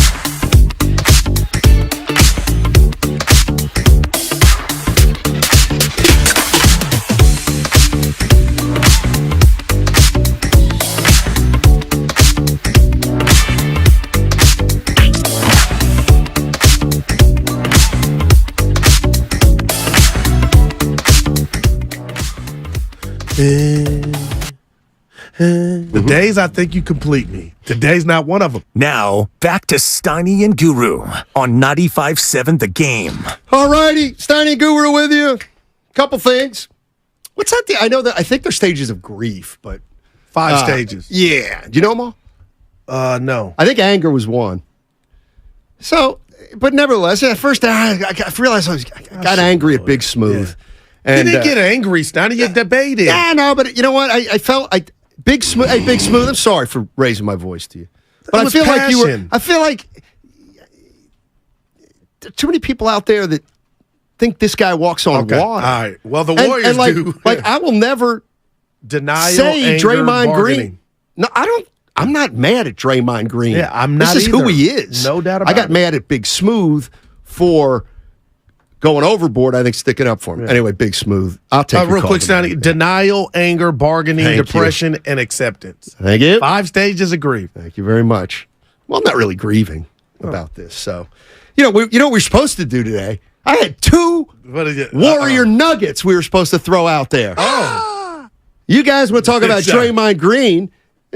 All you haters on the YouTube, who full Austin and full Jeff, who else sticks it to me on that? I'm like, I bet you don't even know this. You know who's getting their championship rings today? Chris Chiozza and Nemanja Bjelica. How about that? I bet you didn't even know that, Warrior fans. I bet you didn't know that. They're getting their championship rings from last year right now. Nemanja. Right now. Where? Shut up, Evan. I'm not in the mood. Where? At the in Oakland, at the old Oakland practice facility. Where the team used to. I think the World Tournament is going to be. Well, there's a. Wow, I didn't know that. Right now, they're having a legitimate basketball camp there for kids, and I guess they're going to present Chiozza and Bjelica with their championship rings. Like they're going to have some of the campers bring them to them. So that's pretty cool. Yeah. But Draymond Green spoiled that. You know what hit me? He ruined that. Here's the other thing. How about this nugget? Because I've heard a lot of this out with there. sauce. Oh, Pajimski. He stinks. Pajimski can't shoot. Pajimski, he's a bunch. He stinks. You know what Steph Curry shot in his summer league? Tell us. First year, 32% from the field. Nothing to see here then. Steph Curry shot 32% in his first summer league. So we're all right with it. Fake news. We're fine with Pajimski. Yeah. We're fine. No, I got some concerns. Okay. We're talking about Draymond Green, who went on Patrick Beverley's podcast trying to justify the punch, saying that Jordan Poole went over the line. And, this is not a case of media bringing it up. It's a case of Draymond bringing it up time and time again. And he has the right to do it, though, right? It happened to him. He was a part of it. He can do whatever he wants. Okay. So what are we He's just old. It's old. It's hackneyed. It's trite. It's played. It's all those things. But it's the top story in the world, the sports world right now. Yeah. And you know what? He's not saying that's a good thing. He continues to play all the greatest hits. Yep. Draymond Green. He's exhausting. That's all. He's exhausting. And Steph Curry walking around here somewhere, and somebody's going to say, "Hey, Steph, you hear what Draymond said?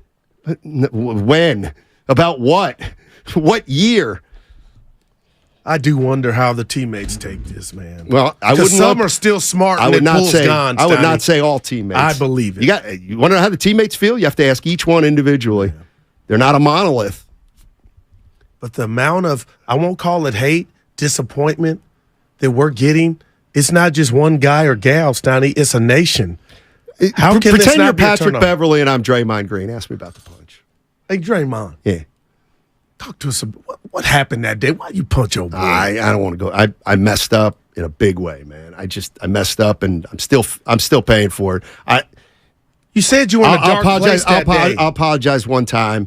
I'll apologize again right now. It was a bad. I made a big mistake, but I don't want to revisit it. Steiny, I might even shed a thug tear. That's I don't want to revisit it, man. Well, it's too painful. That's big of you. I know. I got thug tears. Why can't he do that? Because in fairness, is he playing us all? No, he's one of these guys who he doesn't give in. Same reason he's a great Would player. you call Draymond an attention seeker? Yes, of course. Well, hold on now. He was a guest on Pat Best's podcast. Well, that's attention seeking right there. Well, then the whole world. He went on Patrick Beverley's podcast and not talk about himself? No, well, he didn't ask this question. So that's why I'm just slowing down on. He didn't go on Third and Market, and you know what I mean. He was asked a question. He about went on a fight. podcast. Yeah. So come on, dude. But the podcasts they're everywhere. You That's get right. A podcast. That's why he should know now to just I don't want. It's over. It's over. It's over. Like he went on a podcast and he talked about it. No, he could have answered it and quelled it all. And he could have also told Patrick Beverley, "Don't ask about the punch." No doubt. Like I'm waiting for that. But you know what? That's the kind of thing that. See, this is where Draymond. Yeah. I do see where people see the hypocritical. You think Draymond Green? You know what? When Subway had him come on for an interview, you think they weren't like, well, what are you going to ask him? What are you going to ask him? Tell us what you're going to ask. Draymond Green should have said, "Hey, Patrick, don't ask me about the punch." But he wouldn't do that. He's not. You know why? It's just no. He would ask a media guy, "Don't ask me about the punch. I'm done with it." Oh, okay. But when Patrick Beverley, let me talk all about. Like that's the thing. But that's his comrade. I gotta say this, Donnie. It's his truth. And if he feels like, I believe he feels like he's being portrayed in a different light, and we don't have all the gist of what went on, this thing will never end. Because that sounded like a man that punched a guy that went over the line. Again, I'm going Woody Harrelson, True Detective. Draymond, these words, and I didn't tell you this last segment, Donnie, you said this to me. These words came out of Draymond's mouth. I was in a dark place, headed to practice. So to me, Jordan Poole's already off the hook. But now all of a sudden the theme is he deserved it. Thank you. That's double talk. When was that from, buddy? When he said he was in a dark place. I forget whose podcast. Yeah, I do too, but I remember him saying that. He was in a dark place. But I got to tell you, and I know I'm going to get it, and I don't care, because you talked about Reading, PA. I've been around a few blocks, and I knew the gangster life wasn't for me. Right. Okay, but even then, being a square, L7/gang, you say you're a L7 to stay out the fray, right. But sometimes you can't stay out the fray. Okay. So you deal with it accordingly. That Tristan Thompson situation with Draymond, I can never let it go. Tell people what happened, because not everybody. They were at an off-season party in L.A., NBA lifestyle party. You got to be in the know. Tristan Thompson, they had got into it in the 16 finals. He didn't let it go. Saw Draymond Green at a party. I got this firsthand. Went up to him, no questions asked, pow. Draymond. Two-piece Draymond? Or one piece. Okay. He let it go. Smacked him. So Draymond had Tristan Thompson on the podcast, and they talked about it. So now I'm listening like, I love Drake, because he's saying what I heard, what the streets had told me. But Draymond said he thought about his contract, his status in the league, and Rich Paul were all there, and they told him, Draymond, don't retaliate. So I'm saying to you, the Junkyard Dog has a mechanism to where somebody can contain him when you got to go up against a bear like Tristan Thompson, who's bigger than you. You'll find restraint there, but your two-piece, basically the NBA version of what's my boy on Family Guy, Urkel. That I'm just calling Jordan Poole Urkel, because he ain't bigger than you. Family Matters, thank you. But you see what I'm saying? So from where I come from, I don't like that. So you pick and choose who you get busy with. I don't like that. So let me just and this on the podcast. He said it. Are you saying essentially that Draymond Green is gutless? No, gutless. You pick and choose when you want to get active. I don't like that's not. No, I got you. You ain't in bully mode. I hear you, man. Tristan Thompson. Now it's about I gotta think smart. But Urkel, you just gonna give him the two-piece. No, I don't like that. Robert's in San Jose. Hey, Robert. Hey, thanks for taking my call. I'm not trying to defend Draymond and what he did. or anything like that. But I think you guys in Simons, you kind of crossed the line when you say that Joe Lacob is afraid of Draymond Green, that Steve Kerr is afraid of Draymond Green, that Steph Curry is afraid of Draymond Green. Draymond, I believe, would not be there. And I was just wondering, would you say that to their face? Yeah, I would. Yes, I would. That they're little female dogs and that they're afraid of. No, I wouldn't say that. No, I wouldn't say that. But I would ask Steve Kerr, is the organization afraid of Draymond Green? Yeah, I would.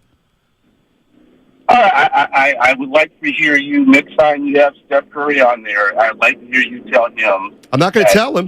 I'm going to ask him if he is. You're making a statement. You're saying that he's afraid of Draymond Green, that the organization, Lacob, Kerr, and him are afraid of Draymond Green. You made that statement. Let me ask you a question. Why did the organization allow Draymond Green to physically threaten his head coach, and there was no punishment? Well, I don't know what goes on behind the scenes there at Lisa Warriors Salt facility. Well, it was in Oklahoma City. It was on national television. You know, is that someone like Steve Kerr, who had the guts to stand up to a Michael Jordan, I don't think he's backing down to Draymond Green. I don't think Joe Lacob is backing down to Draymond Green. And I don't think Steph Curry is backing down to Draymond Green because they're quote unquote afraid of them. Now they might consider him to be very important to winning, and that's why they live with who he is. But to say that they are quote unquote afraid of him, to me, is just wrong. You know what? Noted. Yeah, that's noted. Is he still Robert? There? Is Robert he still hung there? up. He hung up. Man.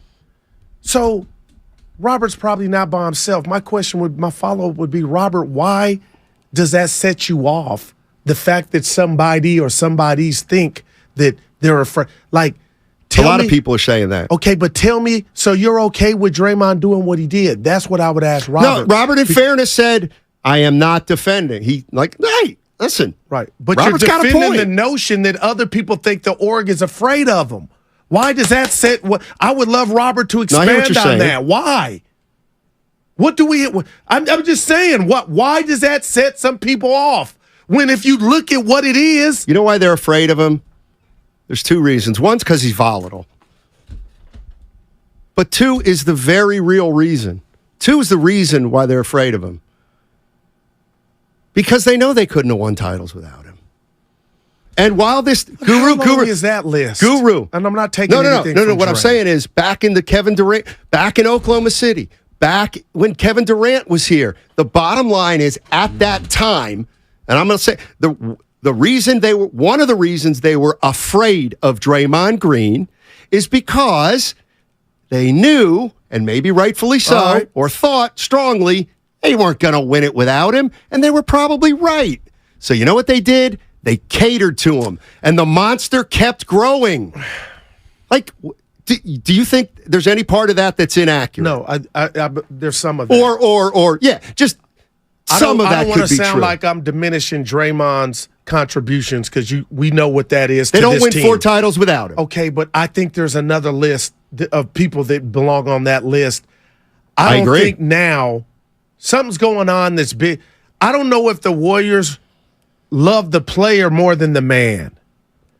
The man part of this is what we're dealing with, but yet they're so enamored, if you're correct with the player, that the man part is is drowning. Stein, like, this is not cool. Nobody in the Warrior aura can be happy and say this is a good thing, the way that Draymond, what he's doing about this Poole situation. So it's almost like, not you're selling out, Steiny, or you're selling your soul, but to what expense? All right, let's. This is also for the Pat Beverly podcast, and I'll just talk to Evan on the air. It's the Draymond Green I never understood or respected. Is that the one we're looking at? The one where he talks about Chris Paul? Why don't you play it? Can you play it? Hit it, buddy. I was on the phone with Coach Kerr the other day, and he was just talking about what Chris brings to the team, and I was telling him like I think he really brings something to this team that we don't have, and the reality is like And Steve was like, Chris is a motherfucker to play against. I was like, I agree. Like, it's the reason we've all hated him. You know what I'm saying? Like, when you're playing against him, he going to do whatever he got to do to be you. And for that reason, we all hate him. And, like, we've been in battles against this dude. Like battle of all, like, to get to the chip. Like, battles with this dude. You hate him. And Steve was like, Draymond, it's the very reason everybody hates you when they play against you. Like, because you're, Pat saying, because you're willing to do whatever you have to do to win. I don't just hit people. I've been in this league 11 years. I ain't just hit nobody. You know what I'm saying? Like, you know, and so dialogue. You did hit somebody, teammate. I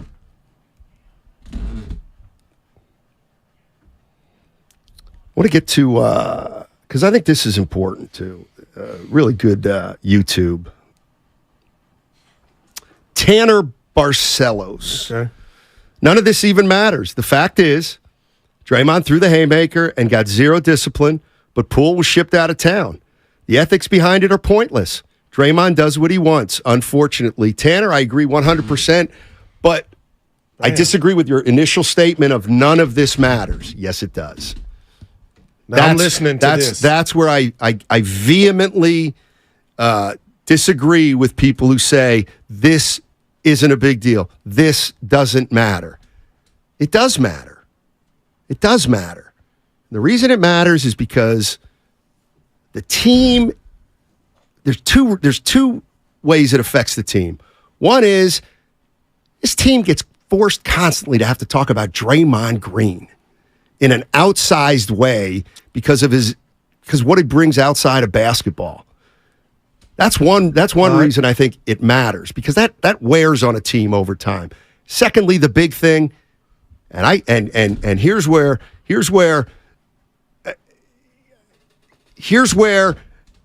these Warrior fans who think nothing. If you think, how many guys on the Warrior roster? 14? Yeah. 14 guys on the Warriors roster, 10 coaches, blah, blah, blah. If you think all 14 guys are in alignment right now with Draymond Green. Oh, come on now. I think you're naive. Yeah. I think you're flat out naive.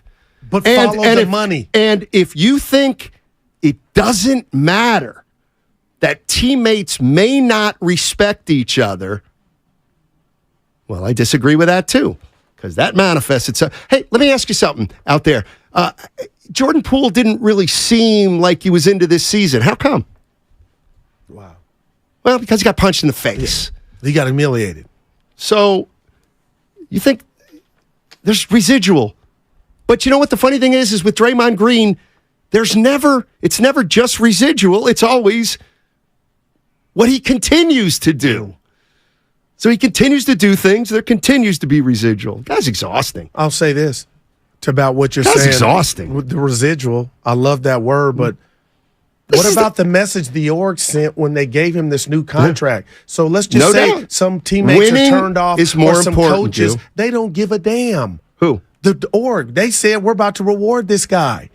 If you're uncomfortable and you're kind of sick of him, if you are, we don't give a damn. What if you would have thought the Warriors won the chip last year? Exactly. Hey, what about if Joe Lacob did a monetary calculation and he realized that you know why he re-signed Draymond Green for 4 years? What if I told you it wasn't a basketball decision? I said it was a business decision. The reason it's a business decision is because you keep the big three together as long as you can. Who cares if you win titles? It's bigger than that. But he's still got some good basketball left. We'll see. Yeah, so it's part of that. Does he have 4 good years left? But no. It's about next year. You think he's going to – how many games do you think he'll play next year? Here's the other. He had a great year last year. Here's the one thing. He shocked everybody. I know you he didn't have a great year. I'm talking about he did not have a great year. Games played. Come on. Games played. He was an A+. What, 72? No, he was. Oh, games played? Yeah, that's all I meant. He was available. You think he'll play 73 last year? That's why I was going to go maybe 60. Here's the other thing. Because in a load managed era, I hate that you bring that up or would ask any. Like, who cares about that anymore? It's a contract year, Goo. Oh, well. It's the first year he played 73 games in how long? No doubt. But so he played the most amount of games in a contract year. Now, Looney, Spare 82, 81. Thank you. Yeah. And Kevon Looney just got paid. Yeah, $8 million. Yeah, and you know what? Here's the other thing with Draymond. People say, like, I'll never take away his greatness as a player, as a competitor. Do the Warriors win titles without him? Absolutely not. But then every once in a while, and you always have to give him his plaudits because he deserves them. But then every once in a while you think, well, wait a minute. This guy quit on us. He quit on us when Steph played 5 games. But he checked. Steiny, Kerr said they did it. It's okay. Again, another thing. Yeah. Was it okay that he checked out because Curry got hurt? I guess it is okay in the NBA. Well, but you know what? Yeah. Does that mean you do it? Come on. You know what we're doing right now, and I'm not trying to do it? We're going to our friend's house or our family's house, and we're saying the way you guys run and discipline it, we can't do that. The Warriors chose to live and pay Draymond for what he's done and what he's doing, Steiny. I forgot Draymond quit that year. He didn't. What did he do? Talk to the coaches. No, said, what did he do that year? He told us out loud. Okay. Steph wasn't here. I wasn't into it. The stakes were not. Okay. So why can't you just say that's quitting? It's quitting. Thank you. It's not hard to say, What did the team look at it as? I don't care. That's what I'm telling you. What do the fans look at it as? Well, he didn't play. Yeah, as much as he could have and should have. Yeah, but they were in on it because they allowed it. See, this is part of the problem, and I'm dead serious. They allowed this is part of the problem. Why are we afraid to say Draymond Green quit on the Warriors the year Curry got hurt? Why is that an untruth? Because why is it an untruth when Draymond Green has acknowledged he can't get up for games in March? But you know that the when somebody lets you know who they are, believe them. Come on, man. No, go ahead. I just wanted to get that final point. Steiny, he didn't. Go ahead. He quit, and it was a quit that was met. It was a good quit. No, the team was in on it. They didn't. Come on, man. So when you say quit, you know what it was. They could have had their Kawhi Leonard. Hey, quitting gets a bad name. Don't get me wrong. I'm the guy who said it. You know he gave up. How about he gave up? He gave in. But I'm just saying, your energy right now is like he did a no-show. They were in on it. They allowed him to quit and preserve himself. We got to keep it real there, Stein. We cannot say, Dre, you quit, and the team didn't want you to quit. They allowed it. Why did they allow it? Because they're afraid of him, maybe. Sorry, the other guy. Yeah. You know why? You know why they're also afraid of him? Is because they know if he doesn't feel protected, he may quit on you again. Yeah. That's why they catered to him, because they're not worried about. No, they're not physically scared of him. Of course not. Right, but they're scared. He will give up on him. What? Of course. He's got a track record now. Come on, Goo. No, he's got a payday now. Goo, what do you think about him saying he doesn't care about games in March? Yeah, it means nothing. No, he has nothing on what you think is the check systems or a file. He got 400, but they're telling you there ain't no file. Thank you. You guys want there to be a file? And guess what? You can sock a teammate. Yeah. Could you imagine if I socked you at this station and Odyssey did people nothing? On the text line are going to say, yeah. If Matt Nahigian did nothing to me, Guru, you're promoted. You'd probably quit. And you'd probably get promoted. The big chair is not a promotion. Dude, you hit me in the face, you may get a 4-year contract. Dude, but see. If you hit me in the face, the whole team would back you, and all the chemistry issues would be over. Let's just take one. I'll take one for the team for you. You wouldn't. All right, 888-957-9570 is the number. And 11:27. Hey, you want to play golf with one of the show's hosts at 95.7? A few more spots opened up at Berkeley Country Club. That's next Tuesday, July 25th. And please only enter if A, you like golf, and B, you can play next Tuesday, the 25th. Go to the contest page on our website to enter 957thegame.com for your chance to win. It's all sponsored by Fremont Bank. Full service banking, no compromises. The best time to get a great deal on a Jeep SUV is now during the Summer of Jeep event.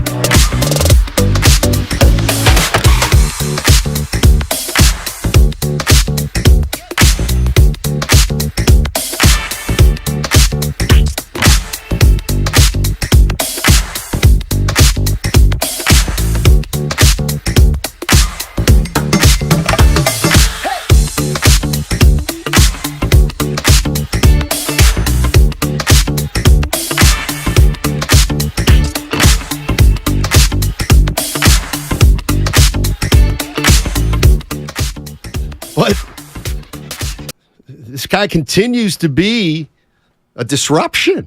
I would people say, "Oh, what do you mean disruption?" Well, that's what I want to talk about. He did. First of all, you may laugh, he disrupted our show today. Well, no doubt. He disrupted Jordan Poole's Father's Day. Yeah. He disrupted Kevin Garnett's day. Mm-hmm. This is just. All right, let me recap real quick. Draymond Green went on Patrick Beverley's podcast, tried to justify his punch of Jordan Poole. Nobody in the media brought it up. He went on his podcast with his buddy Pat Bev and tried to justify the punch. And Jordan Poole's, which of course makes many people who have some common sense say, dude, don't do that. What are you doing, Draymond? Right. What are you doing? Jordan Poole's father didn't like it. He came at Draymond. Draymond goes back at Jordan Poole's father. Then a fake. This is the one. We got to talk about this too. This is the one to me that really said this. Dre really didn't know says it was something. fake. That's right. Evan goes, you can't take it back. I go, that's well, right. Yeah, you can. No, you can't. So a fake Kevin Garnett Twitter account through another. Don't worry, it's Kevin Garnett. Artificial The NBA Central fake Twitter account. Okay, it's a fake Twitter account. Kevin Garnett in a fake says, Draymond, what you did was kind of gutless, and it was like a senior punching a freshman. And it was a fake Kevin Garnett tweet. Okay. Draymond responds to it and basically says, oh, yeah, Kevin, I remember when I was a rookie and you were this and you were whatever, and I put you in your place, or something to that effect. It was a fake tweet. He didn't take 3 seconds to try to figure out if it was a fake. I got you. Right. You know why? Because he didn't take a deep breath. Yeah, no doubt. He's in battle mode. I'm fighting for my life. Kevin Garnett, the real Kevin Garnett, has to tweet at Draymond, yo, dude, that wasn't me. I know. But if I'm Kevin Garnett now, I'm like, this guy. But if you're Kevin Garnett right now, aren't you like, what a tool? I would now. That's where I was going because Evan goes, Goo, you can't take it back. For Draymond, his response to KG, that was light. So it was it was relatively light. Good Lord. But what if it had been heavy? You got to give me a pass, Donnie. If I say something about you and I find out you didn't say it and whatever I said, I get to get that back. No, you don't. I'm like, my bad, bro. Well, you think you can. Because I'm fighting for my life. I'm in battle mode if I think you said something about me. But you ripped me. But I only did that. But I didn't. Predicated on what I thought I was reading that you said about me. I didn't. So take away what I said. You didn't give me the benefit of the doubt. You did not give me the benefit of the doubt. You jumped to a conclusion that was wrong. You thought that I would actually do that. Right. That hurts me. That in and of itself would hurt me. If you said actually thought that I would go through Twitter. But when Steph's flying at Dre the way that it is and all this reaction, he's on the ropes. You want some? And he just but that was very mild in regard to he didn't say anything to damn that relationship. What I'm telling you and Evan is, if I see Evan say that damn guru drives around with a quarter tank of gas and just take the cheap ass, and I saw that and I responded like, you know what, Evan? You stink. No, you're a bad producer. Okay, you're a bad producer. You're a bad producer. Yeah. Oh, I was body odor. I don't know where You get that back? No, that's you can't get that. That's why I'm saying if it was BO body odor, I can't get that back. Nope. Because Evan will be like, you mother, Sean's in San Francisco. That was terrible. That was a joke. Yeah. Hey there, how you doing? Doing well, man. Thank you. Hey, yeah, I love the show. Guru, don't swing on Steiny. Never. But, I was just going to say, weighing in on the Draymond discussion, I think first on this, in the nature of, verbal jousting and, talking smack with whatever, in that world, maybe Draymond can have a little bit of a take back. Like, yo, we were talking smack. Like I said your mama, you said his mama, but in reality, it was not how things seem.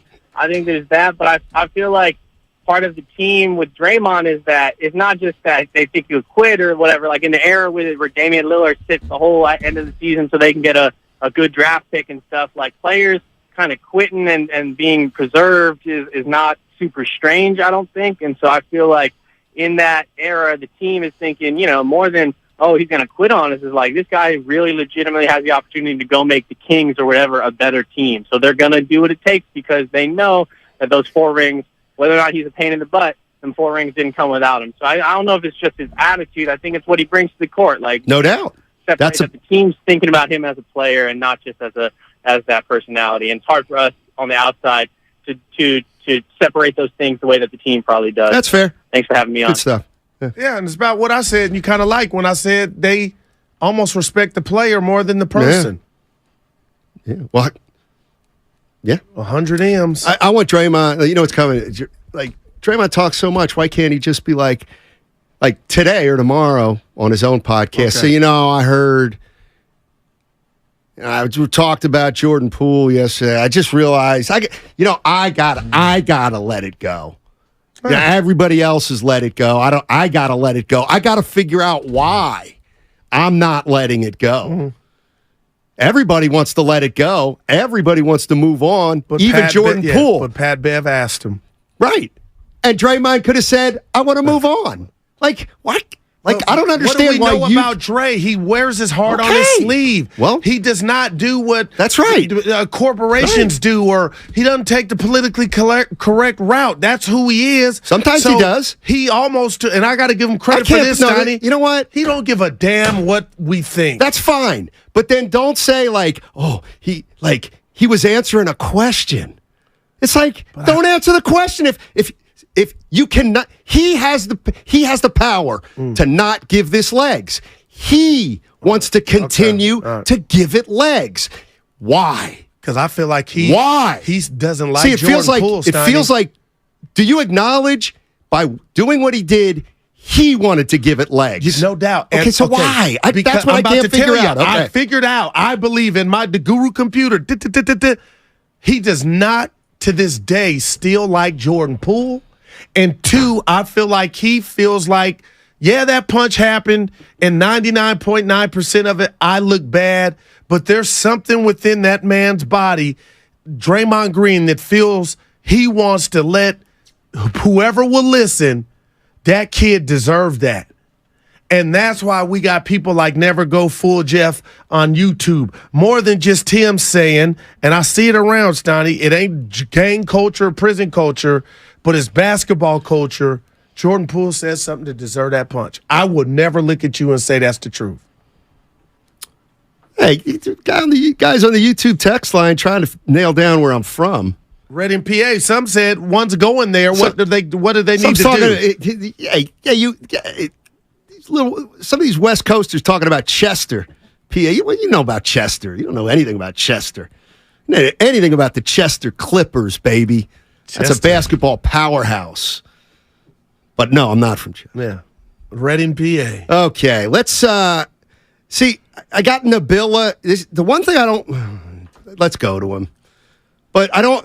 Go ahead, Nabila. What's up? How you doing, bud? No, it's a female. Hey. Oh, hey. How are you? Hey, good. How you guys doing? Good. Okay. Good. Steiny and Goo. I mean, I understand, but when I was talking to the person that answers the phone, I'm sorry, I don't know who that is, but they were saying, why she keeps bringing it up? But you guys are keep bringing it up. That's one thing. And this is not just from today. I'm not saying just from today. Yeah. This is overall when the trade happened. But my point is, I like Poole. I like Draymond, but I agree with you. It's like sometimes it's time to be quiet, right? That's all. But I was for real, and I was like, Rob, I was like, stop saying that they're scared of him. How's a $1 billion organization scared of Draymond Green? I don't understand that. They're not. Why does he go unpunished? Because they're afraid they can't win without him. But that's true. I can understand that. But it's not that they're afraid of him and they won't speak up. How about discipline? One thing? How about enable? Enable. That's a good one because that's what I use exactly. Accountability. But can I say one thing? Sure. Accountability, because I say that with my children, and it's the same. You're right. But everyone, and I totally understand, but he keeps bringing it up. He was asked the question, just like you guys brought it up during the trade and so forth. But can we just even go back on the years? It's like, I like Poole too. But it's just like, even like when Clay came back, it was the kumbaya year. Every time they would switch off, it was a handshake. But it looked so forced and fake, right? the problems that he had with, I mean, in the media. This is what I get from reading, is that he had with Kerr when what's the guy? Oh God, Clay was coming back. It was the problem with that, and who started? It was always a clash. And it's just like, and I'm not saying what Draymond did was right. Sure. But it's just like, you don't know what the people in the organization were thinking about Poole behind the scenes. Even though they gave him that bag, that's why I'm like, okay, let's play out this year. And they could have been planning to get rid of him. You know, and it's just, so that's why I just don't understand. It is. And I don't believe that Draymond thinks he's a victim, but I think he feels like, no, I was justified in knocking him out. Let me ask you this, young lady, before we let you go, because I'm random. I just keep thinking about Bob Myers and how much we applauded him, and he talked about his relationship and him being the only guy that could calm Dre down. I'm being real.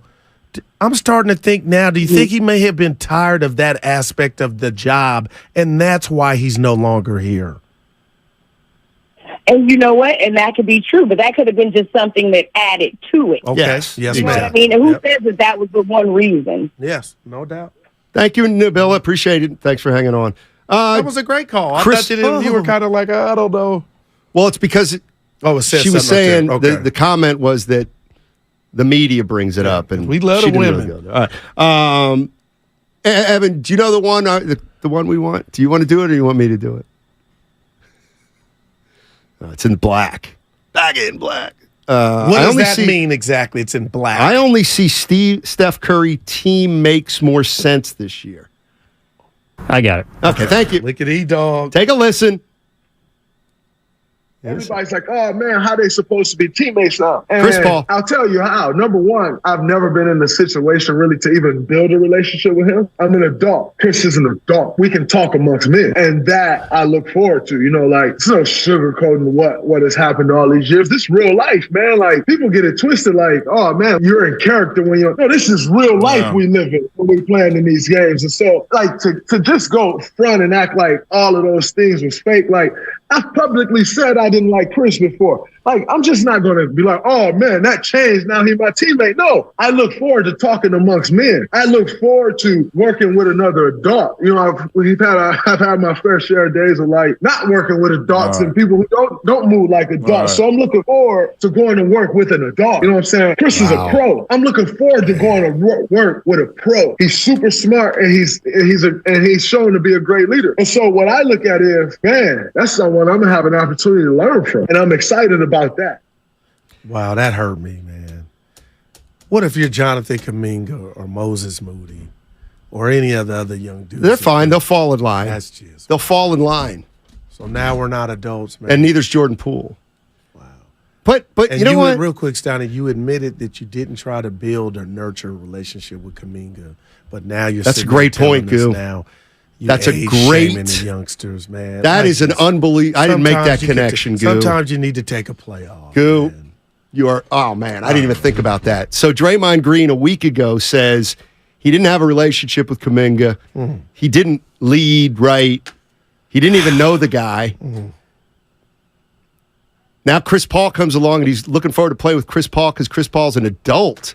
I got to tell you, like, I know it's. I got a problem with him just casually referring to himself as an adult, like I'm an adult. Man, you can be an adult. You have been an adult. Like, wow, man. That one. I'm looking forward to playing with another adult. I'm an adult. I'm telling you right now, just from how I see it, Warriors don't have a leader. If you said to me, hey, Steiny, are you an adult? I'd be like, kind of. Sometimes, not always.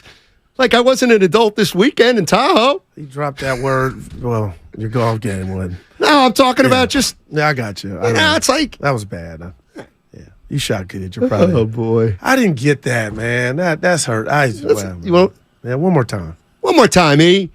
One more time on the ones and twos. And I'm going to count adults. Everybody's like, oh, man, how they supposed to be teammates now? And I'll tell you how. Number one, I've never been in a situation really to even build a relationship with him. I'm an adult. Chris is an adult. We can talk amongst men. And that I look forward to. It's no sugarcoating what has happened all these years. This is real life, man. Like, people get it twisted like, oh, man, you're in character when you're... No, this is real life we live in when we playing in these games. And so, like, to just go front and act like all of those things was fake, like, I've publicly said I didn't like Chris before. Like, I'm just not going to be like, oh, man, that changed. Now he's my teammate. No, I look forward to talking amongst men. I look forward to working with another adult. I've had my fair share of days of, like, not working with adults and people who don't move like adults. So I'm looking forward to going to work with an adult. You know what I'm saying? Chris is a pro. I'm looking forward to going to work with a pro. He's super smart and he's shown to be a great leader. And so what I look at is, man, that's someone I'm going to have an opportunity to learn from. And I'm excited about that.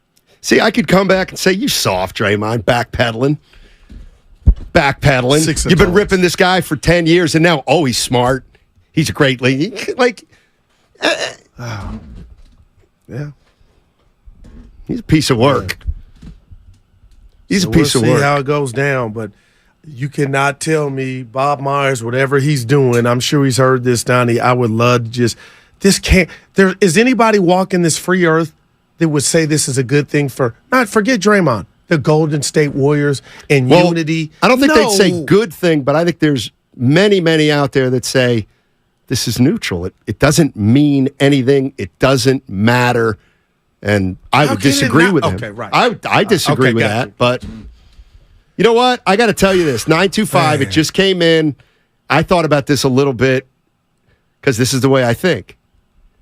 What if the Warriors picked, let me give him the credit, 925. They chose KD over Draymond. It would have been the right decision. But hold on. We don't know if that were not the case. KD chose to leave. Yeah, because he knew you can't win against Draymond / GSW. But we don't know if he pushed all his chips in there to say, I'll stay if he's gone. Remember, we talked about that. I think he probably knew they would have picked Draymond. Wow. Sam's in Hercules. Hey, Sam. Hey, guys. How you guys doing, man? Hey. Pretty good. A couple of points, man. So, I mean, I don't agree with the whole Draymond thing, what he's doing, but at the same time, I feel like he's calculated in these moves. He is like a media guy, and he's like building his reputation for this. Like, he's the king of controversy. He likes his name in the media year after year. We're always talking about that guy. And that's just adding to his resume for after basketball. Now, he does have a little smudge on his resume because he did talking to that fake account, which is, that kind of sucks. But, yeah, I mean, he does this every year. And as far as the organization being afraid of him, nah, man, organizations deal with these problem childs in their own way. We've dealt with Shaq. We've dealt with AI. I mean, was the league afraid of Ron Artest and suspended him the whole year? No. They take these players get dealt in their own way, how their organizations feel fit. I mean, who knows? He might not even be on our team in the next year or two, depending on how this next year goes. And then, on a positive note, one last thing. Yeah. Shout out to Steph Curry, Eagle for the win in Tahoe. Oh, man, if my golf addiction was bad now, it just made it way worse. Thanks, guys. You know what? I didn't realize I was an eagle on the last hole. I thought it was a par. I mean, I thought it was a birdie. He's a bad dude. The leader of the team, he's got to be now. I think it started last year in SAC or here Saturday afternoon at practice. He gave that speech. I think it switched. I don't want to. Curry's a different kind of leader. That's he. Can you break that down? Yeah, he's like Chris Mullin. He's exactly like Chris Mullin as a leader. And it's a guy who comes to work every single day. He punches a clock. He doesn't get too high or too low. He doesn't get into drama. He doesn't like to get into people's business. He likes when people figure things out for themselves. He doesn't get in the middle of stuff. And he's not vocal. He leads by example. If to me, you could say, Steinmetz, you're crazy. Right. But there are different characteristics of a leader. I was just going there. And one of a great characteristic is the example you set. But takes on conflict. Yeah, well, tries to resolve it. Steph doesn't do that. That's not his strength as a leader. So but I don't believe. I keep going to that Game 7 speech. That's great. That's once in 15 years. Well, I'm asking you, do we know if there's been a twice or third time? Maybe. My point is, do you think he'll do something or come out of character? We may never know with this incident to say, Dre, I love you. No. I've had your back at every turn. This is not good. So this would be the first time. I'm at you right. Because I love Curry, but Steiny, well, then what? Everything you just said ain't a leader, and that's okay. No, that's not true. That's not true. There is leadership by example. Steph I believe that. Steph's a different kind of leader than Chris Paul. Chris Paul's more aggressive. Chris Paul's more demonstrative. He's more histrionic. He's more in your face. Yeah, no Steph's doubt. not. Right. You know, this is the one thing about don't you realize that not you, but Steph Curry and Chris Mullin were leaders because when you just look at them and you want to be that example that they're setting. Yes. Steph Curry's such a great person that you want to be like him. That is a leadership that we can't understand. Like, that's part of leadership. But has it enabled Draymond? Forget Steph. The fact that they don't have somebody it's not Steph's responsibility to not enable Draymond. I guess he's in just my a world, player. Yeah, you know what, Steiny? I get that. But in my world, which one is it? If you're going to be a quiet leader or... He's a quiet leader. What's so hard to understand? That's kind of an oxymoron to me. Oh. Yeah. So how do you get a pass? So we have for to be a leader, you got to have traits, Steiny. Curry, I understand what you're saying about him and Mullin, but you can't wear the C on your chest and not buff or check somebody that needs to be checked. Right now, it looks like there's nobody like that. You don't have to check him with a loud voice. No. You don't have to check him every 3 days. And some of the greatest leaders ever talk very little and listen most. You can be a great leader any way up the spectrum. I can't stand Bobby Knight. He's a great leader. Yeah, no doubt. John Wooden was every bit. Right. It's totally different. Like, you can lead in a million different ways. Right. And this is not on Steph's back. It's obvious, Steiny. We've talked about Draymond being enabled. Nobody's checked him. So that person doesn't exist. Right. For the win. Certainly doesn't exist on the Warriors. Yeah, right. That's all exactly. That doesn't mean Steph's not a leader. You're right. Forget Steph. It's hurting There's Draymond. There's one guy who's been an issue with his team for 10 years. Yeah, it's hurting Draymond.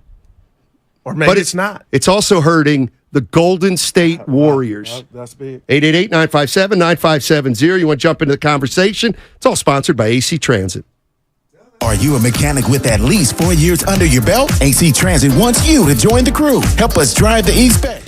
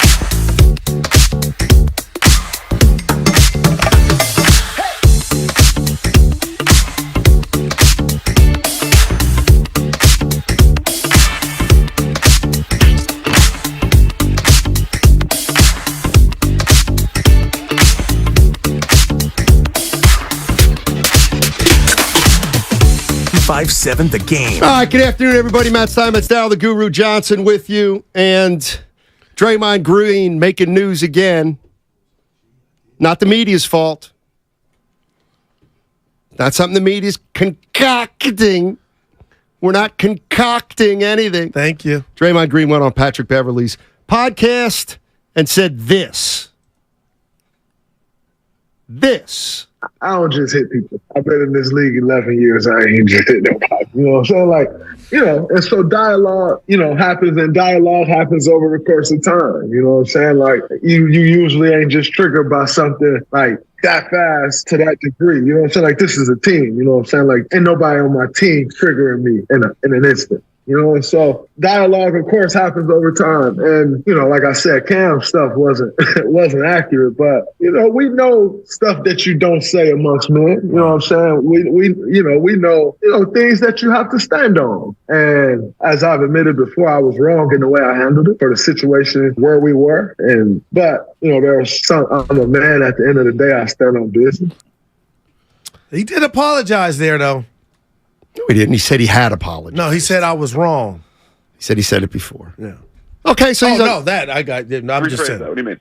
That's great. He was great on with Spadoni and Shasky. So, man, Steiny, I just don't know, man. So Draymond Green was asked about it. He brings up Jordan Poole, saying Jordan Poole said some things out of pocket. Yeah.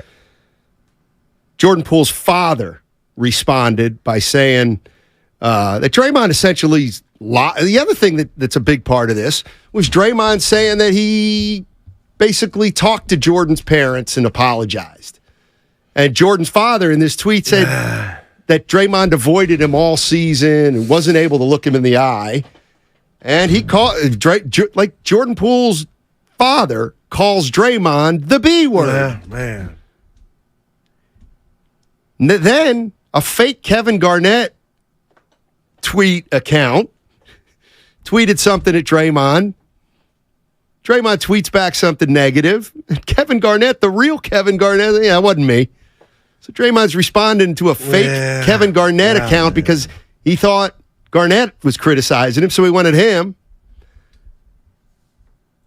A couple things that hit me. One is this is embarrassing if you're the Warriors. You know what? That might be embarrassing. That's the word. That's embarrassing. All. I wanted to say it's not good for business, but that's the word. Yeah, I don't know if it's good for business or not. Embarrassing, though, Steiny. That's it. If you're Curry, you're probably embarrassed. No, that's the word I've been searching for, and that's how I felt. It's not the media's fault. Are you kidding me? You guys have been talking about this since it started. That's on me. So let me tell you what we're not going to do is not talk about it. That's what should we not talk about something that is – this is what we talk about. We talk about athletes, what they say, the games they play, how their words may impact the team, the dynamic of the team, and this impacts it. If you think Mike Dunleavy's day didn't include this crap, man, you're crazy. Nah. You're crazy. You're crazy. So this affects the team. Do you really think that the next time any Warrior player has to deal with the media, they're not going to be asked about it? Oh, should the media not ask about it? Because Drake can just say whatever he wants unchecked. So is someone... Of course, somebody's going to go to Jordan Poole and say, Draymond said you said the magic word. What's the magic word, Jordan?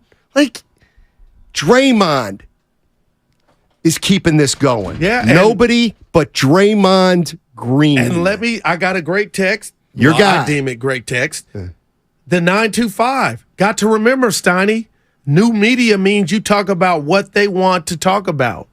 Mm-hmm. So that's a good point. Is Dre saying... Let's talk about it. This is why I won't let it know. Let's keep it going. Yeah, no doubt. The other thing that's apparent is, and here's a question for Sigmund Freud's out there. It feels like, look, and I'll let you in a little secret. The boss, a week or two ago was just like, this whole Jordan Poole thing and Draymond's played out. It's like, God, it's been a lot, guys. And we're like, no, it's over now. After Jordan Poole spoke in Washington, I'm like, yeah, it's over. I thought it was a wrap. Everybody wanted it. Just stop bringing it up. Draymond brings it up. Not me, not Goo, Draymond. But he was talking about himself. I don't care. He brought it up. He did not have to do this. That I get. What are you going to... Okay. So you mad at Patrick Beverly? Oh, no. Okay. No. That's pretty funny. Here's the other thing I was thinking, and I'll be honest, you react to new information. Okay. Oh, heard that from somewhere. I want to play the one. This is another one. Chris Paul, and we played this one too. This is to me more interesting. The other thing, Draymond talking about Poole and trying to justify the punch is pathetic. But this one to me is more interesting from a basketball standpoint. Take a listen. It's Draymond Green talking about Chris Paul's acquisition.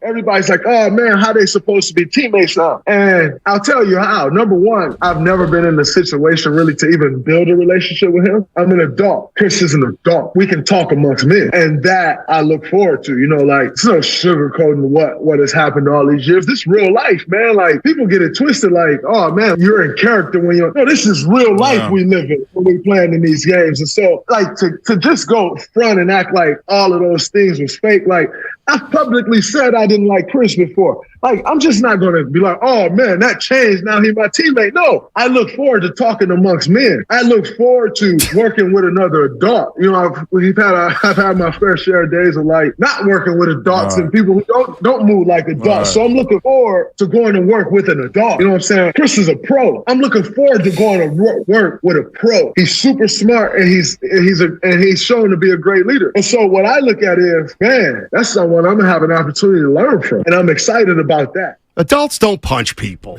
like that. Man. I know it's an easy line for me, but it's true. Here's the one thing this is exactly what came to mind when I thought of that. And when Chris Paul became available, I was like, you know what? I think he'd fit on the Warriors.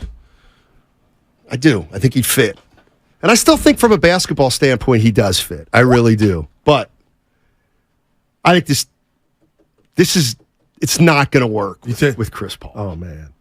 And we may have already saw. And here's why I don't think it's going to work with Chris Paul.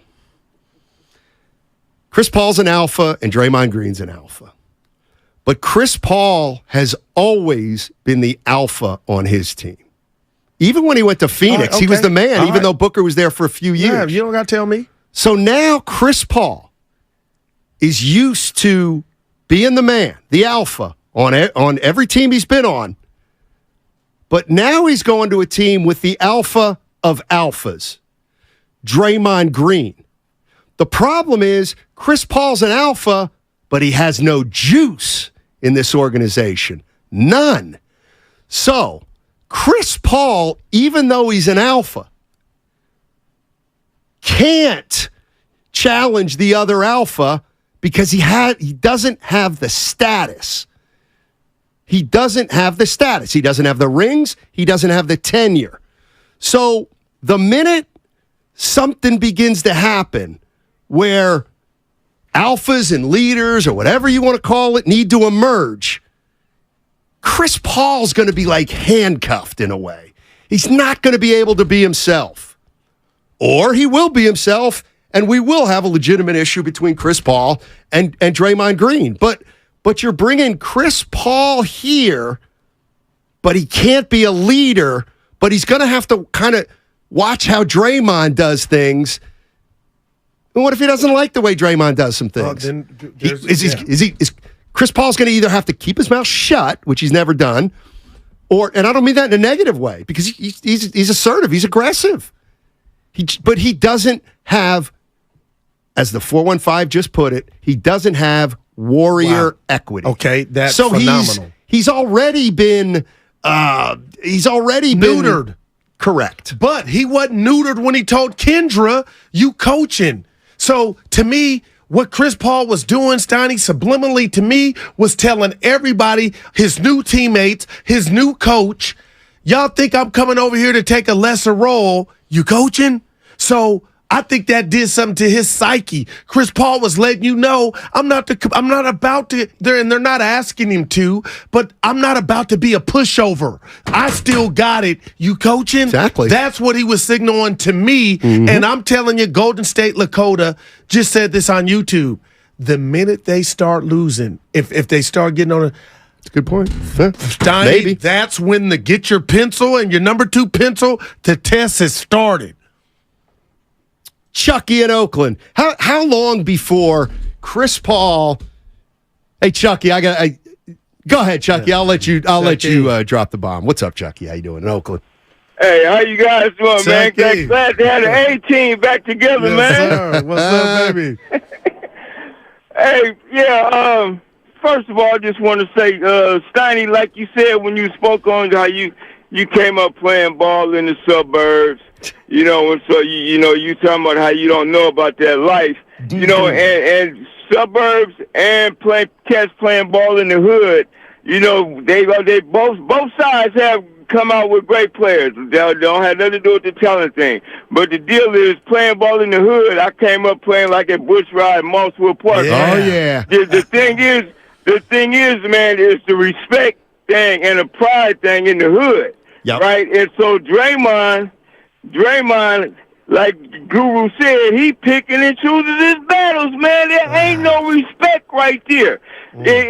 How he gonna go off on Poole? But if it was a different individual, like Guru had mentioned, he wanted backpedal. Yeah. And so all I'm saying is that he gonna be selling. Chris Paul is going to buy Draymond's Wolf tickets this year, man. I saw Chris Paul playing at McDonald's All-American, man, when he came out of high school. And that dude was the smallest dude on the court, man, but he was out there lead, man, and telling them big cats, how to run, man. And he's been like that his whole career. And when he come up, and at practice, man, with first time on the court with them guys, man, he gonna pull Draymond's card because that stuff Draymond be pulling. Chris Paul ain't gonna be with that. Chucky, He not gonna be backpedaling like you say. Curry and the rest of the cats, they cater to him. Yeah. Chris Paul gonna pull his card the first time Chucky. Draymond act up and get out of line, and he gonna be getting that Draymond in the game too, man. You gotta make that damn elbow shot. Hey, you Chucky. gotta hit that damn free throw, man. Come on, he gonna be getting in Draymond's Chucky. grill, and Draymond Go, better Chucky. be ready for that. Go, Chuck. Chucky, you're exactly right. The minute starts to boil. How long before percolating, and Draymond says something happens, and Draymond goes, "You ain't won nothing, Chris Paul. You ain't won nothing." And Chris Paul's going to say, "You coattail riding MF. Oh, no, man. You act like you're Steph Curry. You ain't Steph. Yeah. That's why you ain't got a ring. Steph. Yeah, but it could, yeah. You think that you? Yeah, no. What do you think these guys aren't? You think that's not going to come up? This has the ingredients to pop off, just like you said it. That's why That's we right, beat you Ernie and Steph Chavez. floored you. It's going to be a We percolation. had a donation sensation. in a while. Not that we get the money. Do you guys not understand? Paul knows the game and can explain everything, and if you prove Draymond wrong, he will accept it. Oh yeah, that'll work in the heat of battle. Mm-hmm. Saratoga Pete. What's up, Saratoga Pete? What's going on, man? Hi, I called you guys. It's funny, the last guy that called Chucky, I called a couple months ago, and I said Draymond was selling Wolf tickets, and then when I got off the phone, you were saying, well, what does he mean? Yeah, that's right. Chuck, That's right. Chucky just said it. What does it mean again? Chris, what's that? What does it mean again, Pete? It means if you're trying to be a bad guy, you're trying to be the big bad wolf. I got At some point, my neighborhood, which is in Philly, so people say, okay, if you're selling Wolf tickets, I'm buying. I'll buy all your Wolf tickets. I got you. And what Chucky just said is that Chris Paul's going to buy his Wolf tickets, and he will. And I think what you're finally saying, and I really appreciate you telling the truth, is that, the world's kind of tired of Draymond and selling his Wolf tickets. And Chris Paul might get Clay the ball where he needs it, and people don't have to stand around and wait. Anyway, some guys cursing me because I parked dead in here. Get it, Pete. Yeah. Pete, you show him how Be Philly. careful, Pete. Show him what Yeah, Philly they does when crazy out people here, are rude. man. Yeah. Teach him some manners because we're from careful, baby. Philadelphia, outside Philadelphia. We like to treat people with respect. Here's the other thing. I firmly here's the other dynamic that's really going to be in play too. Is I do think Chris Paul's the real deal. Like toughness and not backing down. So if that's the case, Draymond won't challenge him. He won't challenge Chris Paul Because he knows better. Well, he knows better. Well, and now let's take it from there. So there's a very good chance that, like, to me, and people could say, "Oh, this is what it's all about." You guys think it's just about making baskets? There's so much more that goes on. Not you all. Some people think it's all about. So Draymond Green, what he's really going to try to do, Evan, I'd love you to jump in here too, because Draymond's going to try to form an alliance with Chris Paul. Is what he's going to try to do as the two dog leaders, and they're going to be dogs, and they're going to do. Okay, that sounds good. We got young players on this team, and we got me. I'm talking from Draymond. I got 4 rings. Chris, you ain't lead nothing. Oh, really? I'm just saying. Now, when I don't think he has the guts to do that. I really don't. Well, we saw him bark at Wiseman. We saw him bark at Kevin Durant. Yeah, KD, he barked at KD. KD Chris was Paul clapping. is an 18-year vet. Yeah, well, Steiny, Draymond can make the argument. So when Chris you're Paul, at the end, Chris, that's why you're here. And what's Chris going to do? Oh, bark back. Okay. No, bark back. That's what the ingredients of this getting ugly. But there's no doubt he's still got pride. But Steiny, you said you didn't percolate. But damn, when I brought up, Chris told you what he's going to be talking to Kendra. He let you know. Draymond's going to be afraid of Chris Paul at the end of the day. No way. No way. I don't think he's going to be afraid of him, but Chris Paul is probably one of the few people that would pull his card. Yeah, and he knows that. Exactly. Game recognized game. If Draymond Green knows that if he pushes Chris Paul too far, that it's over. Like the season's over. That'll ruin a season. But Chris Paul's a bulldog enough. Yeah. I think that Draymond knows that he could push him. Now the question is, where's the line? Thank you. And that's something we might find out throughout the season. But Chris Paul's also been around the block. He's played with a lot of franchises. I think there's a mutual respect. I also think there's a mutual respect, but I think it's going to be that balance is not going to be easy to find because Chris Paul may not have any rings, but he thinks of himself as a champion. And he thinks of himself as a starter. So for the people out there saying, that's already, and we know it. You're just hearing you talk about him, and he's a gladiator. And I was telling you that's why it wouldn't work. He'd never come here. And he's already, I think my victory lap, I'm warming up on the track. I ain't ready to take it. Chris Paul not being happy, not being a starter. Like that thing is about, right. But I think what he said to you coaching, that wasn't a signal of whatever you need me to do. Whatever you need me to do. That's not your victory lap.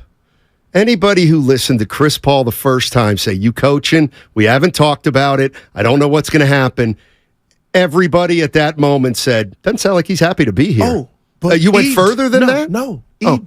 I did it before. Yeah. Wait, before what? Before we even found out the day that you took your victory lap, I said this thing is not going to work. When we're not going to work. Remember, I said he would never do this. So to me, that's my victory lap. Well, he didn't say yet, never. But he insinuated. But Draymond will talk him into it. Draymond said, "I don't like him. We got to talk." You got to give Dre credit for that. He did say, "I don't like him just because he's on my team. We got to chop it up. We got to have a sit down." I don't like you. And man, he did say that. Oh, I know CP3 loves the Warriors and even Dre. I know he's telling his agent. You just said, I know CP3 loves the Warriors? No, listen to what I'm saying. He respects him. He don't like that he's here, Steiny. You might be right about that. There's no doubt about it, guys. You might be right about that. Yeah. He might be getting traded in January. Who knows what this thing is? I think Evan said January he can be traded. Who knows? Matt's in Oakland. What's up, Matt? How you doing, man? Hey, gentlemen. How you doing? Hey. Doing well. Listen, before we get on to this, Steiny, I got to give you some love. When you quoted an entire verse from memory of Hurricane the other day, I mean, that's why I love you. It was amazing. Thank you. Was it a whole verse? You do think we need to get off this, though? Oh, okay. Go ahead. He buttered me up. For that. Wow. Matt's a pro. Okay. Can't do it. Well, of course. I'm setting you up here. But this whole thing, come on, man. This whole thing is ridiculous. Do you think? Doesn't matter. Caravaggio was a brilliant painter who murdered people. Picasso treated women terribly. We can't even talk about the kinds of things that Chuck Berry used to do. It's just not important, and there are 55 million reasons why Chris Paul and Draymond Green, I think, are going to get along. I don't know. You don't know. We're going to find out, but I mean, you guys got a show to do. Matt, I got something for you too, Stoney. Go ahead, Goo. You first. Just say I'm in the car with you. We're driving. That energy and passion you just had, be real. Don't you really want to tell Draymond be quiet? Because we're not making him talk. He did this by himself. Isn't that what you really want to say? Dre, take a play off. Guru, I'm not there. The same crazy thing that makes him say this is the same crazy thing that made him will this team to 4 rings. Not by himself, but there were games, and you know it, man. No, you're right. He was the only reason why they won. And I'm just saying that for me, I could care less. Okay, gotcha. Okay, he expects this. But here's what I would say, Matt, and I do think this matters. I do think there's some kind of connection to this kind of stuff and how good the team will end up being and what issues may come to the fore and how many guys on the team are sick of Draymond and how many, you know what I mean? Like, I just think this isn't good for the team. No doubt, and man. There's going to be some residual. You're there more than I am. So, I'll give you that. But just the thing with, what's the reporter's name? Starts with a K. Kendra Andrews. Who asked, right. That was no big deal. He just said, what, you the coach now? That was, and it just got blown up into a big thing that it never was. It was just an offhanded comment. Now, I understand you got a job to do and you're doing it. I don't know, but I just don't see these things mattering. Those guys are getting paid a lot of money. They want to win, and they're going to figure something out.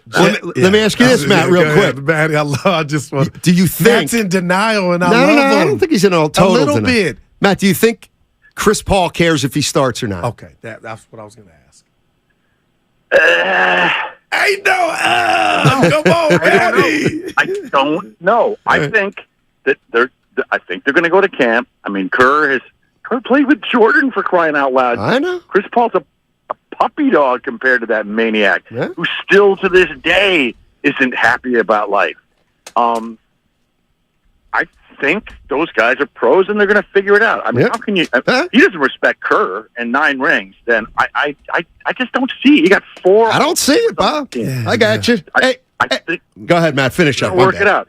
All right, thanks, buddy. Hey, Matt, good call, man. Love Matty you. wants there's no I love conflict you, with Matty. I love it. Come on, Stan. I got something for you on the other side. I think Matt's saying he doesn't think it'll matter. But let me just he might be right. We got to go. Yeah, we got to go. I'll do this thing on the other side on 95 because we'll get in trouble if do I have a minute or tell me what or cut me off. Either cut me off or say I got another minute. It's up to you, Evan, because it sounds like you're going to cut me. 45 seconds. Okay. Well, then I can do this. You want to play golf with one of the shows at 95.7 The Game? A few more spots have just opened up at the Berkeley Country Club. That's next Tuesday. It's actually this Tuesday, July 25th. But only enter if you can fulfill the following requirements. You like to golf, and you can play next Thursday, which is July 25th. Here's how you do it. Go to the contest page on our website to enter 957thegame.com. That's going to give you your chance to win. It's all sponsored by Fremont Bank, full service banking, no compromises. 888-957-9570. Draymond Green. You gotta love him. So tonight we unite. All right.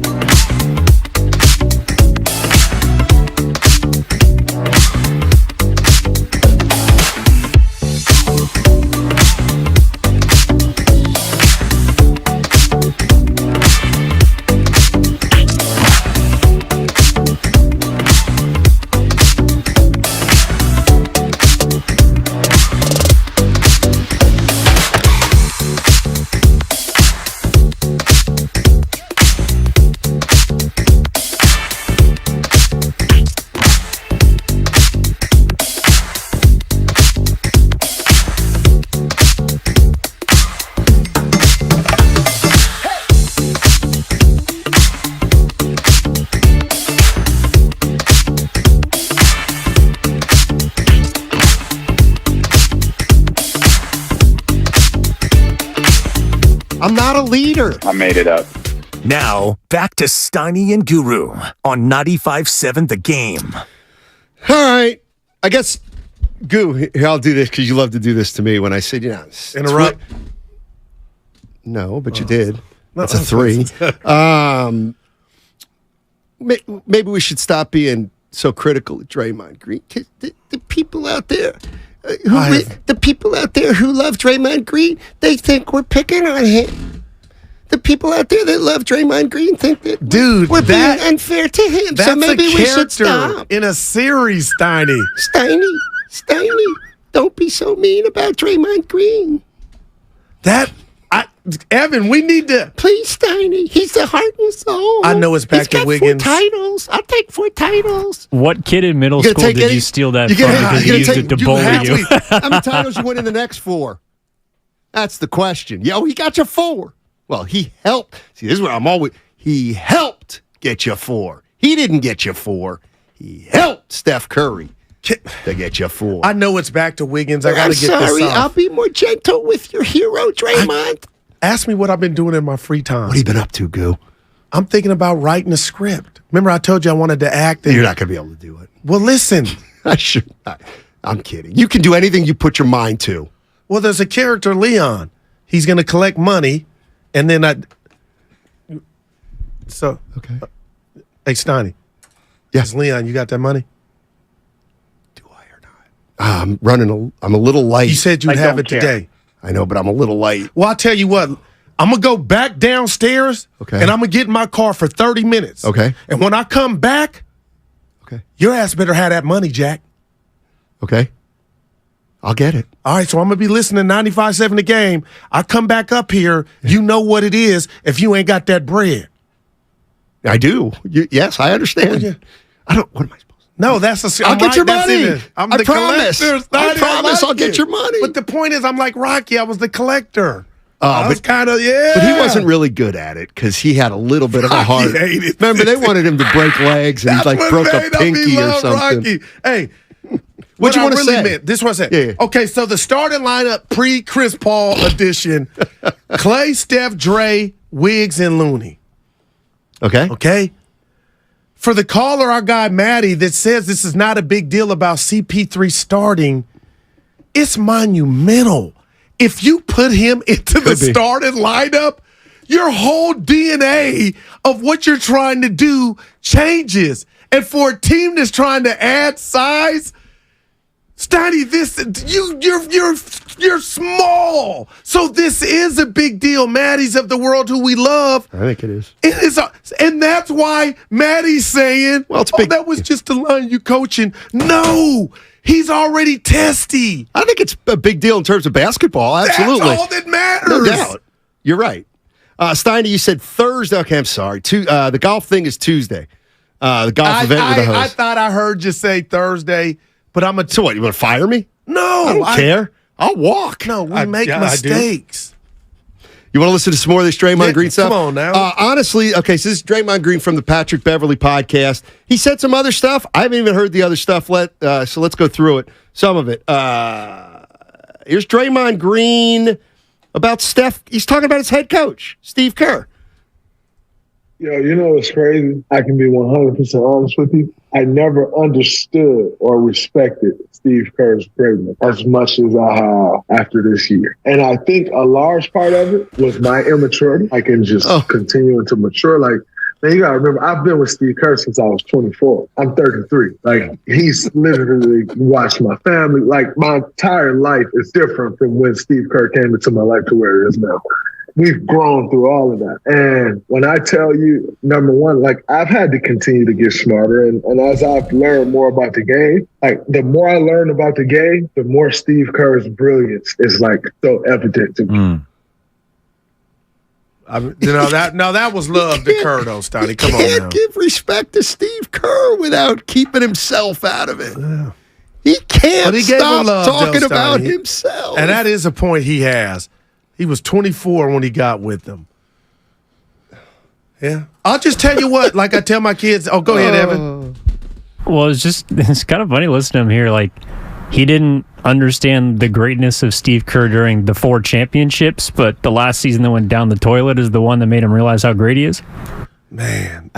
You said it, not me. No. You said Draymond it, Evan, not said me. it. Austin San Jose saying, what was wrong with the sound? I didn't say anything, Austin, so get off me. But I'm thinking it. But this is what we got to do. I'm thinking it. We got to come collectively. For the people that want Dre to just be accountable and to have some type of self-reflection, my dad told me this, Steiny Norm. We cannot be more upset at Draymond than his employer is. So if they have allowed this man to do everything Norm. he's done, I'm going to let him know. How can we be over the top? You can be upset with Draymond That's what and I'm the learning organization. To do. I got passionate today, but it went back down to because where are we going with it? It's the Draymond Green movie. He answers to no one. You could absolutely be mad at Draymond. If you're a Golden State Warrior fan and you think what Draymond's been doing the last year has been detrimental to winning, no doubt, you can be mad at Draymond. But of course should I be more mad at the Warriors? You can be mad at both. But you can be mad at both. You can be mad at the Warriors for enabling, and you can be mad at Draymond Green for walking on people. Wow. Yeah, this is Ant. Yeah, Ant will. I wonder what I'm mad at Draymond because he can't shoot the damn ball. Well, I hear you, man, but Let's go. Real quick, I do wonder what Andre Iguodala thinks of that. I could care less. See, honest to God, who cares what he thinks? No, but I do. Why? Because he didn't have. He was no factor. He's not even on the team. Yeah, and I thought he means nothing in his utility belt. The wisdom, he's got nothing. The OG the OG to set Draymond straight. You know who I care more about? I care more about what Patrick Baldwin Jr. thinks about it than Andre Iguodala. I do think, Stoney. Get out of here, Andre Iguodala. He had no impact on Dre. Let me tell you what Andre Iguodala's going to say. Oh, Dre's my dog, and I like Jordan Poole. Oh, my God. 78 people I want to hear from before Andre Iguodala on this one. 77 who are relevant right now first. Man. Val in Redwood Shores. Hey, Val, what's going on? Hey, guys. Thanks for having me on. Long-time listener. Steiny, we must be soul brothers because every time I listen to your perception on sports, especially when we kind of zoom out, I really fall in line, and I hear you going back and forth with Goo, and I'm always saying to myself, say this to them, say this to them. So I appreciate you. Thank you. Hey, so I had a perspective a little over a year ago, and in my mind, this whole Poole Warrior contract thing worked out exactly how I thought, but I don't hear it talked about that much, not in print anywhere, not in media, and I'm wondering if you guys have already had a discussion on it. So the Warriors, in my opinion, never really thought Poole was a long-time contributor. They had to sign him to that contract because then they could treat him for a $30 million player, not for a $1 million player a year ago. They almost had to just write off that 1 year with him, knowing full well that they could get much better pieces or at least a $30 million placeholder, if nothing else. And that might be Chris Paul, a placeholder. What's your guys' perspective on that? I think you're absolutely right. And you know what? I can take it a step further, or we'll take it a step further with Draymond. I mean, and I got to give credit to Evan. I mean, it's clear that the Warriors are going to try to keep Steph, Clay, and Draymond together as long as they can. All right. No shocker to anyone. But if the Golden State Warriors don't do well this year, all bets are off. Like, all bets are off. If the Warriors go 38-44 and miss the playoffs, they could trade Draymond Green. Right. But at that point, it's over. But that's highly unlikely. I hear you. Because it's not. You know what? It's not highly unlikely. That's more likely than them winning a title. I think this team's more likely to be 500 than win a title. Well, see, at this point, I'm not mad at you on that. Because who could right now say this stuff is good for the team? We don't even know who's starting, but you know who wants to start or should be starting. Now you got to bow down to what's left for Chris Paul and his ego. That's the point. They're not going to bow down to Chris Paul. We'll see. And Chris Paul, you coaching? That was the greatest thing I ever heard. You was coaching? That like his timing and cadence? I don't know. You coaching? She looked like that was a want to get away moment. Chris M saying, Steiny, Steph might be listening. Okay, hey, Steph, get your boy under control. Call us. I don't need to hear from Steph. Did you want to tell him how perfect he is? I know yesterday I said you were perfect. Well, that was Willard. I'll tell you what. How'd you like to be Steph Curry Oh, my God. Who, I don't even want to get into it.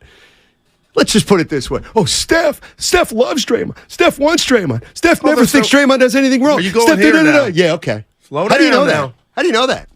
Because he's here for 400. Okay.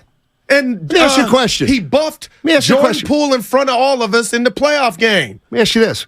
What if Joe Lacob went to Steph Curry after the season and said, yo, you know our money situation. We got it, Yeah. We got some really tough decisions to make. I'm with Steph's you. like, yeah, I know. All right, well, one of them, we might be able to move Jordan Poole. The other one, we may be able to, let Dre walk, move Kuminga in there, do that. Or we could do this. What if Steph just said, it's all good. Whatever you think's best, do it. And they just happened to trade Poole. Yeah. That they might have been willing to come off Draymond. Curry said, do what you got to do. Everybody says, Draymond, please. We need Draymond. That's how We don't know that. We don't know that. Did you see? What if Steph said, you're the front office, Mike Dunleavy. Yeah. This is your first move. For you. I'm not telling you what to do. All right. But what about the match? The match was just Clay.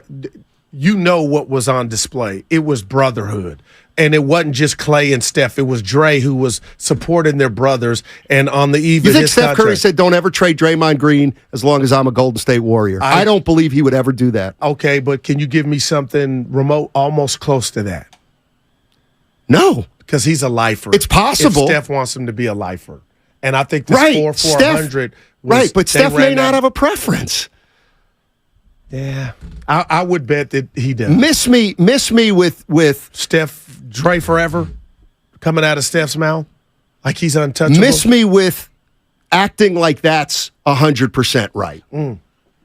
Like you miss me 91, miss me with Steph will ride with Draymond, ride or die, into the sunset, nothing else. Now I don't necessarily believe that. This new contract has shown me I feel like Steiny is closer to that than it's ever been. Again, what if Joe Lacob said to Steph Curry, record though. What if Joe Lacob said to Steph Curry, we got to do some things here. They're going to be painful. We got a couple options on the table. One would involve Draymond. One would involve trading Jordan Poole. Right. One would be this, moving up. And Steph simply said, listen, man, just you're the GM. Do it. I trust you. What? That is every bit as believable as Steph Curry saying, do not trade Draymond Green and do not keep Jordan Poole. You must not do that. I love you to death. I think it's the former more than anything. Yeah, no doubt. And that's why I love what we do, because we'll never be proven right. Well, I guess we could if something were to jump off that way. But Stoney, I'll say this to what you just brought up. I really believe it's if I could go in there with Matt. I don't have any special equity with him to where, but I could tell him it's Steiny or die. I don't want to work with anybody but Steiny. I think that would mean something to that man. Now, that doesn't mean that man that's etched in stone. There's no way, to me, Steph Curry has not let Joe Lacob know how much Dre means to him on the court and off. And I know people are going to throw stuff at me. Well, that would then assume 4 for 100, 2 for 50 of that was because they know Steph wanted him here. That's just me. I'm not buying all that. I love to see I'm just what not Willard and buying Dibs that. think when they come in. I'm not. Evan, what do you think? See, I believe Steph Curry I believe Steph Curry is rock solid and consistent. We were talking about Steph Curry as a leader.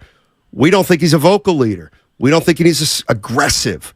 That's why I refuse to believe that he plays and leads and is a certain way on the court, but off the court, he's going to actually go up to Joe Lacob or in the conversations with Joe Lacob, basically say, if Dre's not here, I may as well not be here. But didn't you remember him saying Dre for 3 more years? He said a million things. Yeah, like but I dismiss on the match. Yeah, but Evan, I dismiss that though. That's a you think teammate. if we put this poll up, don't you think a lot of Dub Nation would think Curry they know how much he means to Steph? He does mean a lot to Steph, but that doesn't mean Steph would dictate. this is how I want to dictate what we do. I firmly, to me, believe it or not, it actually is more believable that Steph Curry would say, hey, Joe and Mike, I know, look, I hear everything. I know everything. Let me ask you this. Do you think before this offseason started, Steph Curry had a handle on just how tough this situation is with the salary cap, luxury tax, and signing guys? No doubt. Okay, no doubt. No doubt about it. Yeah, I mean, he knows. He knows it's a tough situation. It affects him getting at number 5. Get to you. Okay. So he knows. And so I guarantee he's talked to Lacob, and they'd be like, we can do this, and do that. And Curry probably said what we all say. Boy, if we lose Draymond, how are we going to get it done? Jonathan's going to be good, but we don't really want to do that. But if we can't do, I think it's very likely Steph Curry's the kind of guy who says, man, I know we are in a tough spot. So I trust you guys who have won 4 titles. I trust you guys.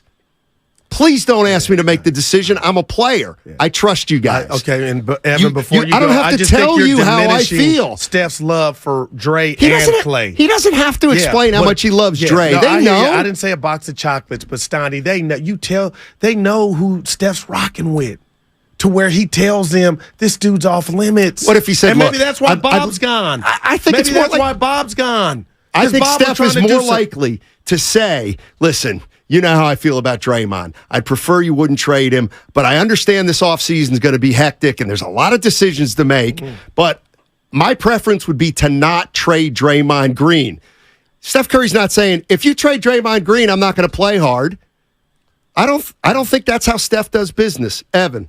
No, I don't think so either, but I am a little more with Goo in the sense that those 3 guys grew up together. Man. Like, you have people that are in your life that you don't condone their behavior, but you've known them for so long that they're your family, or they're your brothers or sisters. And so I think that if there was any discussion of moving off of Draymond Green, I don't know if it's that they're afraid of Steph saying no, but you do signal to Steph and Curry that if you believe that Draymond Green is a pivotal piece of a championship team, that you can't win without him, then if you do move off of him, you are essentially telling Steph and Curry, we're not trying to do the most to help you win championships. And that, I think, is at the crux of the issue with the Warriors, that it's not about Draymond, it's about Steph, but it's about winning. And that includes, unfortunately, for a lot of people, Draymond Green. No doubt. And that I just don't think it's that cut and dry. Well, what did Steve Kerr tell us? And I know we're talking about Curry, but if the coach is thinking that, Curry's, he said we can't win without him. Evan, that was a great point. So, well, it's a great point if he's being truthful. Oh, right. Well, I'm taking him at his word. I'll take him at his word too. But the problem is you can't just take him at his word, because there's an ulterior. There can be an ulterior motive there for Kerr, which is he knows, Steve. What if the organization was balancing between the decision between letting Draymond go or not? The minute they leave Draymond Green go, if you do think it's over, well, then Steve Kerr doesn't need to be here. All right. So, of course, Steve Kerr's going to advocate for Draymond Green and say, we're going nowhere without him, because guess what? I love Steve Kerr, but you don't, stop thinking these guys are... I'm not talking about you. I know. Stop thinking these guys are like angels. Stop thinking these guys have altruistic motives. Even Steve Kerr, you think he's not? You think he don't know he's getting a big contract? I get all that. We're going all in for another title. But what you're saying? Who's going to coach this team other than Steve Kerr? Okay. Hey, come on. I'm Let's not disagreeing. Naive. But the naive part, I think you're being when you think just the gravity of the relationship between Dre and Steph. And I'm telling you, and now people go, Guru, come on. I'm telling you, let's say Curry to me is such a loyal dude. There could be more slippage than we've seen, because Dre's still balling, Steiny. And I believe Curry would ride or die with Dre. Well, you believe that, and that's fair that you believe that. I believe that. And 400 came from Steph Curry's input too. Oh, there's no doubt. I believe that there's as much of a possibility that Steph Curry told Mike Dunleavy and Joe Lacob, I get that you have brutal decisions to make here. Right. You guys probably know what I'd like you to do. So, but I get it. This is a very tough spot, so I'll understand the move you make, whatever it is. Oh, Steiny. Yeah. That sounds to me more like Steph Curry than, if you trade Draymond, you might not get a happy Steph. Because that's really what we're talking about. Right. Because Steph matters. Bert in Benicia. Hey, Bert. How you doing, buddy? What's up, boys? I'm doing good. Hey, Steiny, the decision was already made to keep the three of them together. And I think Joe Lacob, I have a couple points. I think Joe Lacob is part of this equation because Lacob views himself, right? We know how he sees himself ahead of the game. He changed the Warriors. You don't think he wants to be remembered for keeping those three dudes together and having that on his resume and saying, look at what I did. Like, people don't just do this outside of, Kobe stayed with the Lakers, Duncan with the Spurs. I think part of him wants to be remembered for keeping those three together. And Goo, I agree with you, man. They're boys. There's something different about those three. Evan, the voice of reason, who grew up together. I think a long time ago they said, hey, it's the three of us, like, for life here. Like, we're going to do this and make this work and do whatever we need to do. They're boys. Like, Steiny, you played sports. There's certain guys that you just vibe with. And, they're your boys no matter what. And I think those three dudes, that's them. Yeah. Bert, what was the first point you made? Because I wanted to... The first thing you said when you came on. About Joe Lacob. I think the decision has been made to keep these three guys. Yeah, exactly. A long time ago. Here's what I would say. Like, how old are you real quick? I'm 38. Okay, so the Celtics had a dynasty in the 80s, and they kept Bird, and they kept McHale, and they kept Parrish too long, and now they have become an example of what happens when you keep guys when they get too old. And it's almost looked at as a negative. And you know what? And I know people are going to say... those teams remembered? Those teams are historic. But no doubt. About historic teams that people now remember. No doubt. I'd rather go down with the ship and ride with the boys, and whatever happens, happens. We got four. He breaking them up. Fair enough. Like every story comes to an end, Steiny, but if you're loyal, that's just what it's going to. Don't forget Len Bias. If he wouldn't have passed away, what would the Celtics? You wonder. Here's what the issue is. Kept going. I don't think I know. I don't think I'm right all the time. I just try to put another view on it. Joe Lacob grew up a Boston. He might be right. Bert may be right. He wants to keep their legacy. And Joe Lacob grew up a Boston Celtics fan. He saw Bird, McHale, and Parrish. And that team now and that ownership now is looked at as they kept them together too long and they stunk after that. Maybe it's possible Joe Lacob didn't want to do that because he saw it failed 30 years ago. And I love just saying it's possible. But the 4-400 for Dre, forget your reasons on why you think he got it. Signal they're going in the direction of we're going to let this thing. I'm not there yet. Draymond could be traded in a year. All right. Well, okay, but that I hear you. But that's right now, Steiny, it's headed in the. You guys have earned this. Here you go. It's funny. Everybody. You're bringing the what if, Steiny, right. but we're not there yet. Yes, the contract is. It looks like they're going with the Boston Celtics model. Did it look like that with Jordan Poole? No, and how'd that turn out? No, well, did it look like Patrick Baldwin Jr. would be on the team more than a year? With the punch nobody saw. We gotta go. All right, we gotta go. To make more of every juicy, delicious day of summer, make Lucky your one-stop shop for the freshest food at the greatest value. This week, 1 pound strawberries or 1 pint blueberries are 2 for $4. Find more deals online, in-store, or in the Lucky app.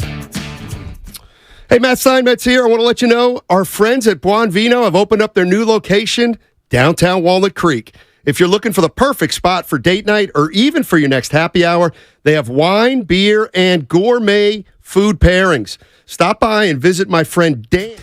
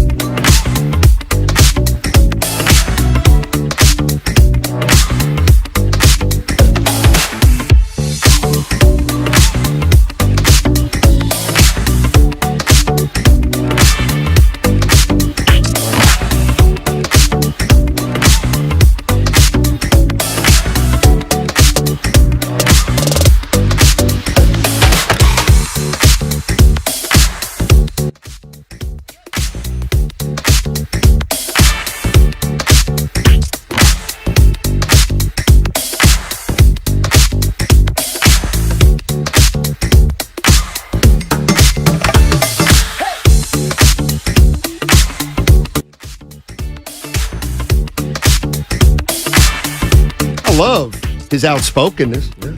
I was making a list of stuff because it's Steiny, obviously. Here we go again. He says, I don't know. Okay, here we go. Draymond Green is one of the greatest defenders of all time. Well, now I know. I believe. Great passer from the power forward position.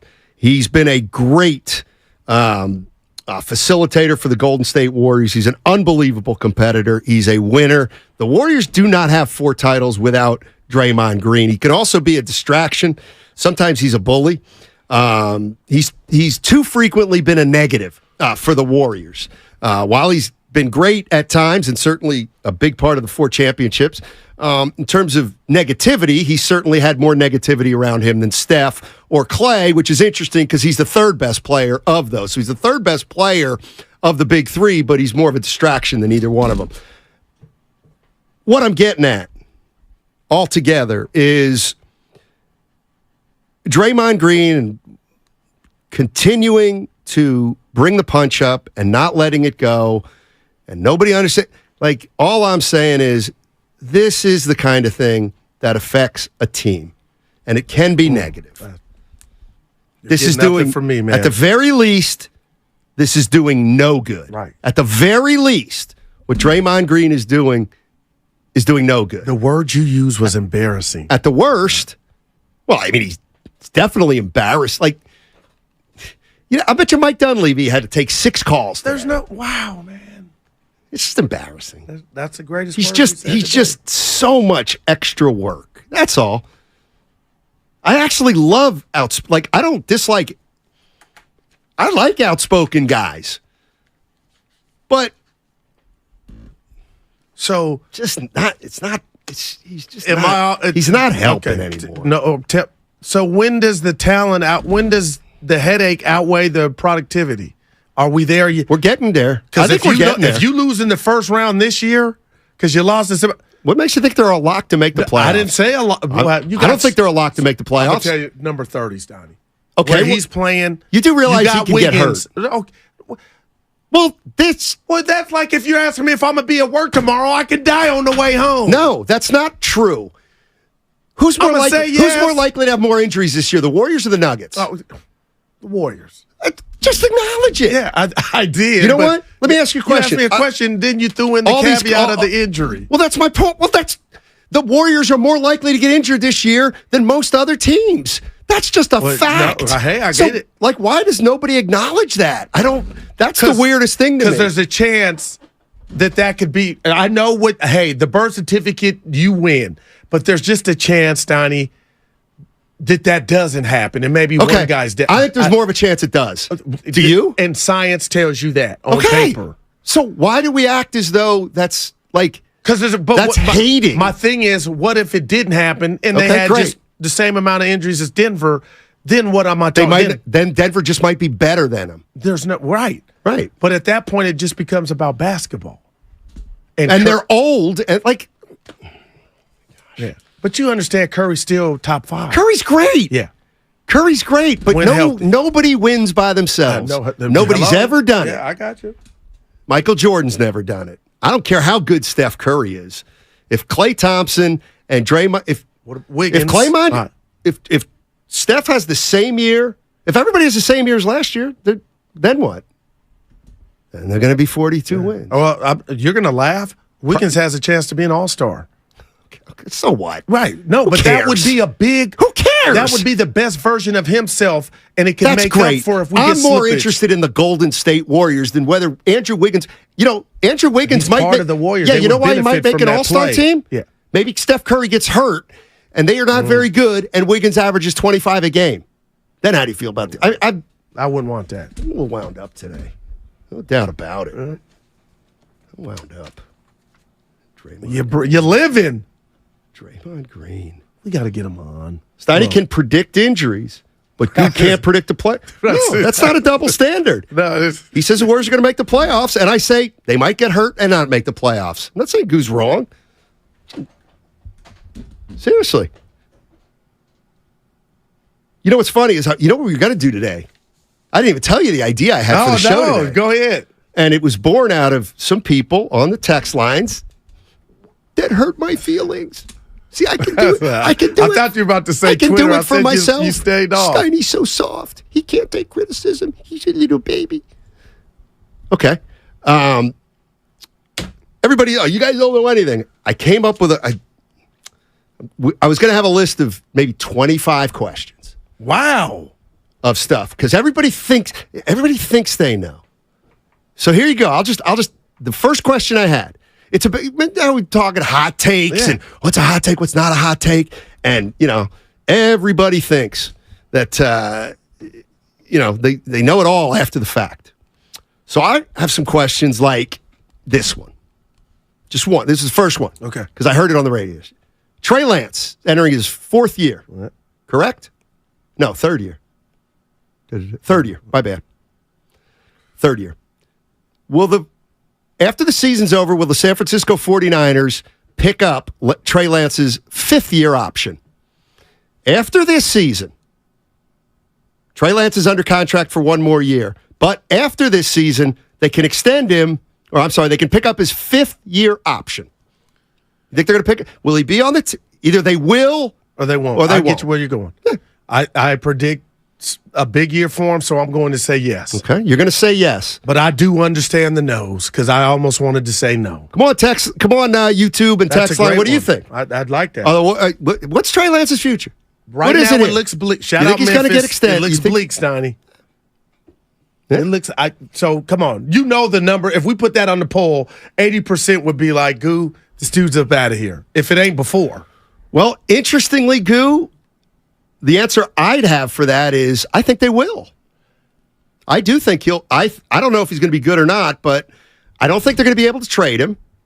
Okay, gotcha. And you can't let him walk. But if he's this big of a for you, I don't think it's going to be. And I also don't think it's going to be, we're not going to know definitively he can't play, he can play. I think, Steiny, I'm thinking when we get to the finish line of this season, that will reveal itself. Well, what if we're going to find out. And why would they just throw money away to keep the project going? Like, at least say what you want about the Warriors and Wiseman. They said enough. What if Brock Purdy starts 9 games, they go 6-3, and Trey Lance starts the final 8 and goes 5-3? They go 11-6 using 2 quarterbacks like they always do. They go into the playoffs and they lose in the NFC Championship game. Then what do they do?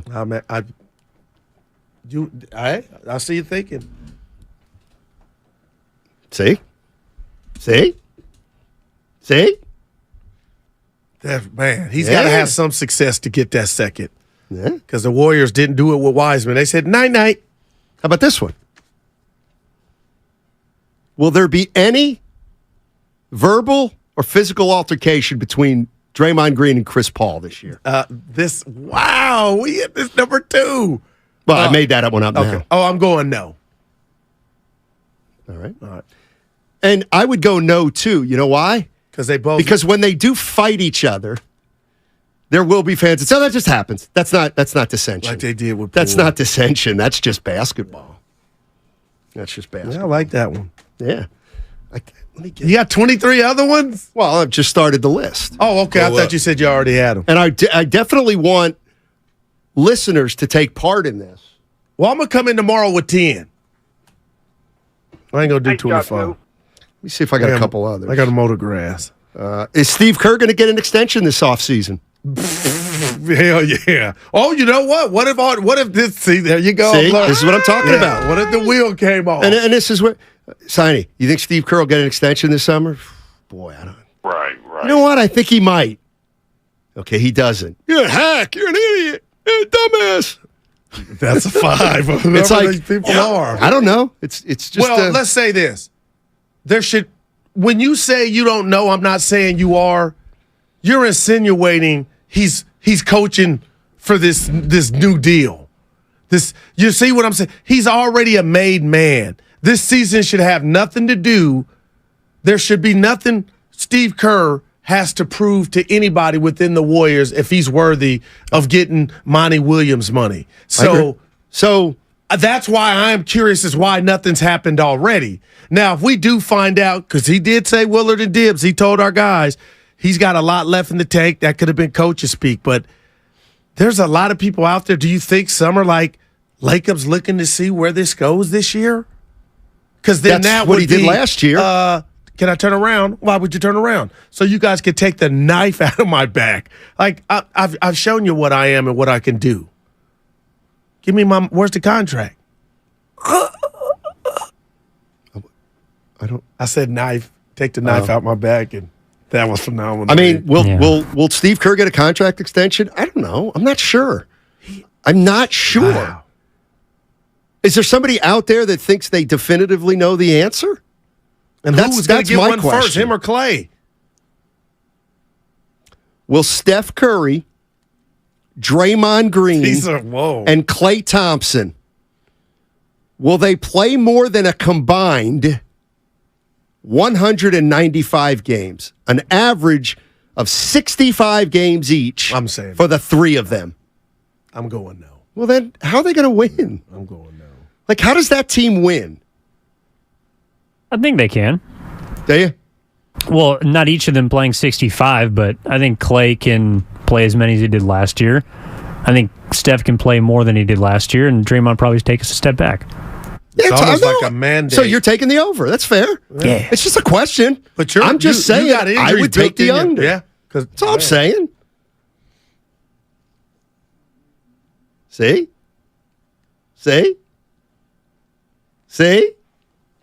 Over under, Warrior fans. All right, I got one for you. 195. I got one for you. 195. I'm going to say under, unfortunately. All right, so I'm got one for you and Evan. Okay. Over under 13 wins for the Niners. Under. Oh my gosh. I think the number's 11.5. How many teams Is it 11 How and a many half? teams won 13 last year? 2? Well, 3 in the NFC because Philly, Minnesota, and San Francisco. Oh, that's right. Philly won 14. No, they're not winning 13. Minnesota won. Oh my God, Kirk won 13 and Exactly. Niners. He's right. You got it. Exactly. Yep. We don't need all three playing that many games next year. Okay, Damon, Chang? Then how are you going to win 50 games? How do you win 50 games if your three best players each miss 20? Yeah. Oh, boy. Yeah, you're going to see win breakouts 45. Oh, my gosh. And you're going to go into the playoffs as a 6 or 7 seed. And you're not going to win it from that spot. Lakers got to the Western Conference Finals. He got to the finals. Yeah. And lost the first round of the play-in. I wouldn't compare those teams to the Warriors. They're not as old as the Warriors. Man. They're each of those teams' best player. Okay. This is a question that qualifies. Okay. This is the biggest question mark of a season for the Warriors since Steve Kerr was head coach of the Golden State Warriors. What? This is the biggest question mark. What season? What do you mean question mark? Like uncertainty of how good they are. We don't know what's going to happen. They came out of nowhere, shocked us, won it in his first season. Well, then we were like, oh, what they about got some last stuff. year? Like they were defending champs. And what did people think? That they were going to might win have a chance to repeat. Right. So there was everybody was sleeping with the thumb in their mouth. But they were wrong. Right. But my question is, what you were thinking about before the season was upon us. I thought they'd be okay. Steiny, I certainly didn't pencil them in. You're the oldest team in the league. Chris Paul don't know if he's starting. Are they going to break down? Just because, oh my gosh. A lot of Warrior fans would not agree with you. They would just say, we're going to be good next year, Goo. What's the big deal? But we're going to win at least as many games as we won last year. But the Warriors have a standard of hanging banners. They did. They didn't hang one last year, Goo. Yeah, and I'm wondering what has that it sounds to me that the psyche of the fan has not changed, even though they lost in the semifinals last year. Well, you know what? Then the psyche of that particular fan, because I don't know. Nobody knows. Nobody knows. You had Durant, so those don't even count. You were the best. You won when Curry got here. Come on. Why is Steiny so obsessed with age? Talent and experience trumps youth and exuberance. Age got the Warriors beat last year. Plain and simple. Age got the Warriors beat in the postseason. Check the numbers of your two best players. And unfortunately, yes, that includes Steph Curry. They were great. They had terrific years. They were not playing championship basketball. None of them. And at the end of the year. Oh, my goodness. They were. So wait a minute. I got to sit up here and say, oh, age was no factor last year. How can you say that? When Steve Kerr said we were worn down at the end of the year. Well, okay. Hold on, Stein. Yeah, no. I got to say this about that. They were worn down mentally, too, before the season started, if we go off of what they tell us. That's right. Dre said they would still be playing had I not punched the guy. And that happens when you've gone through the wars for 14 years. Mm-hmm. Yeah, to me, Stoney, this is what happens. And they got older. Man, you traded in a 23-year-old for a 38-year-old. Oh, my goodness. Austin at San Jose has been sticking it to me all year. Steiny, fans want you traded. You know what? I got a no trade. Turn on you? I got a no trade, Austin. Well, look at it. I got a no trade. You're supposed to. And you know what, Austin? I'm kind of like Draymond Green. Most people don't like me, but I got a hardcore 20% that do. And that's why I'm still here.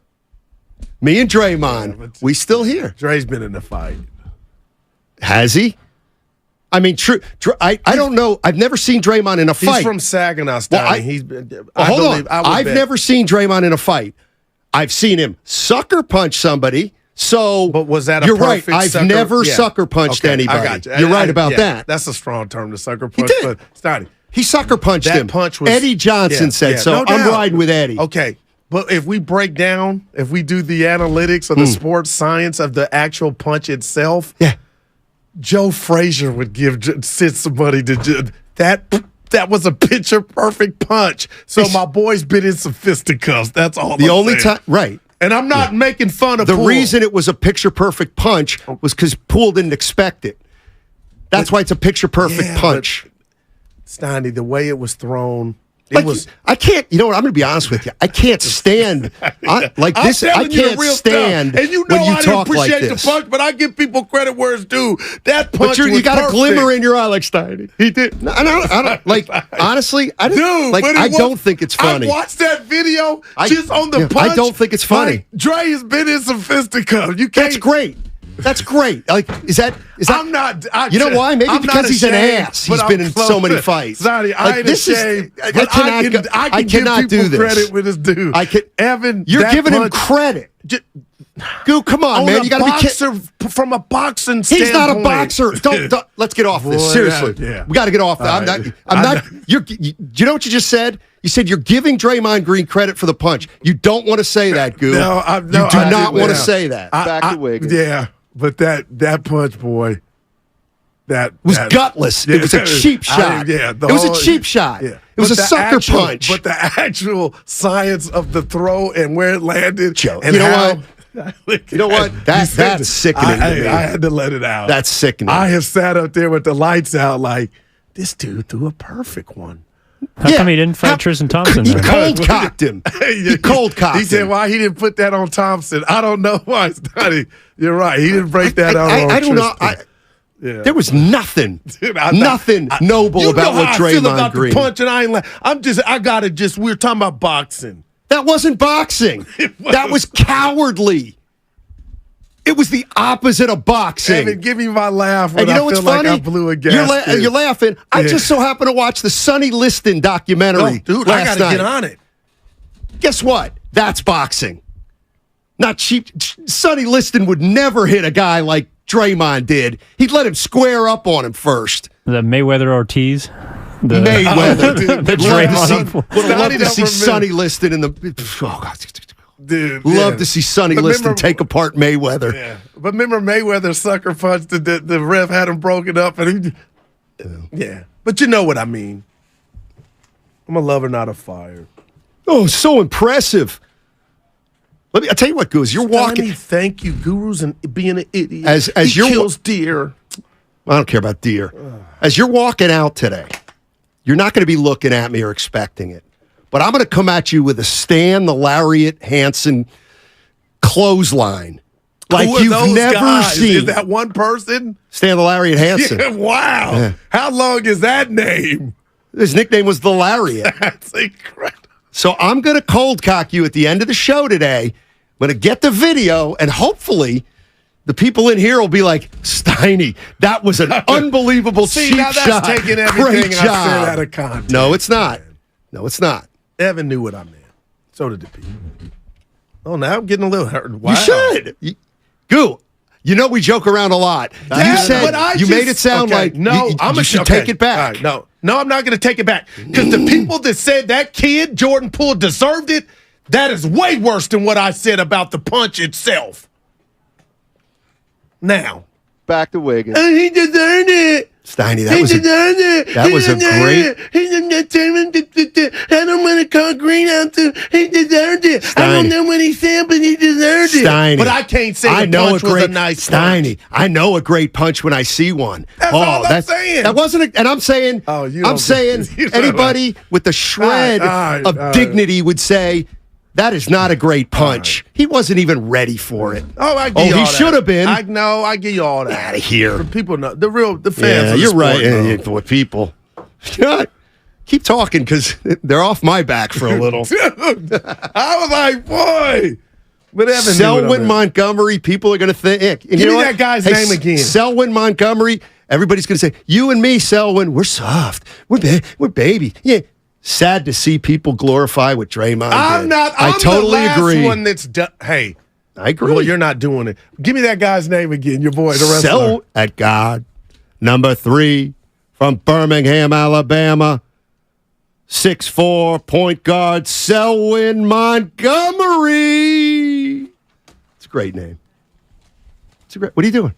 You got totally distracted. I did. I'm listening to you. You're opening paper. No, dude. What's up? What are you opening over there? You can't be D'Angelo I hear you Steinmetz. opening paper. Evan said something in my ear. I'm getting ready for something.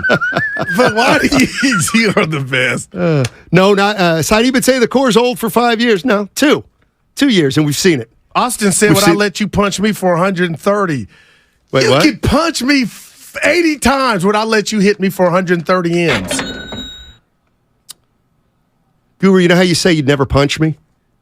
I'd be scared.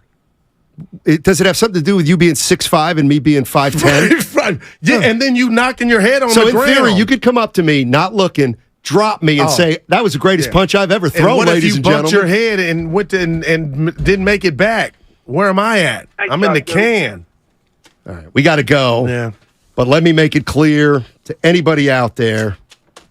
Oh, thank violence you. Violence is Guru, the JP worst. didn't deserve that, but we understand what you were saying. Violence is the worst way to handle things, as far as I'm concerned.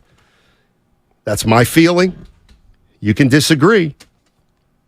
There's no place for that kind of violence.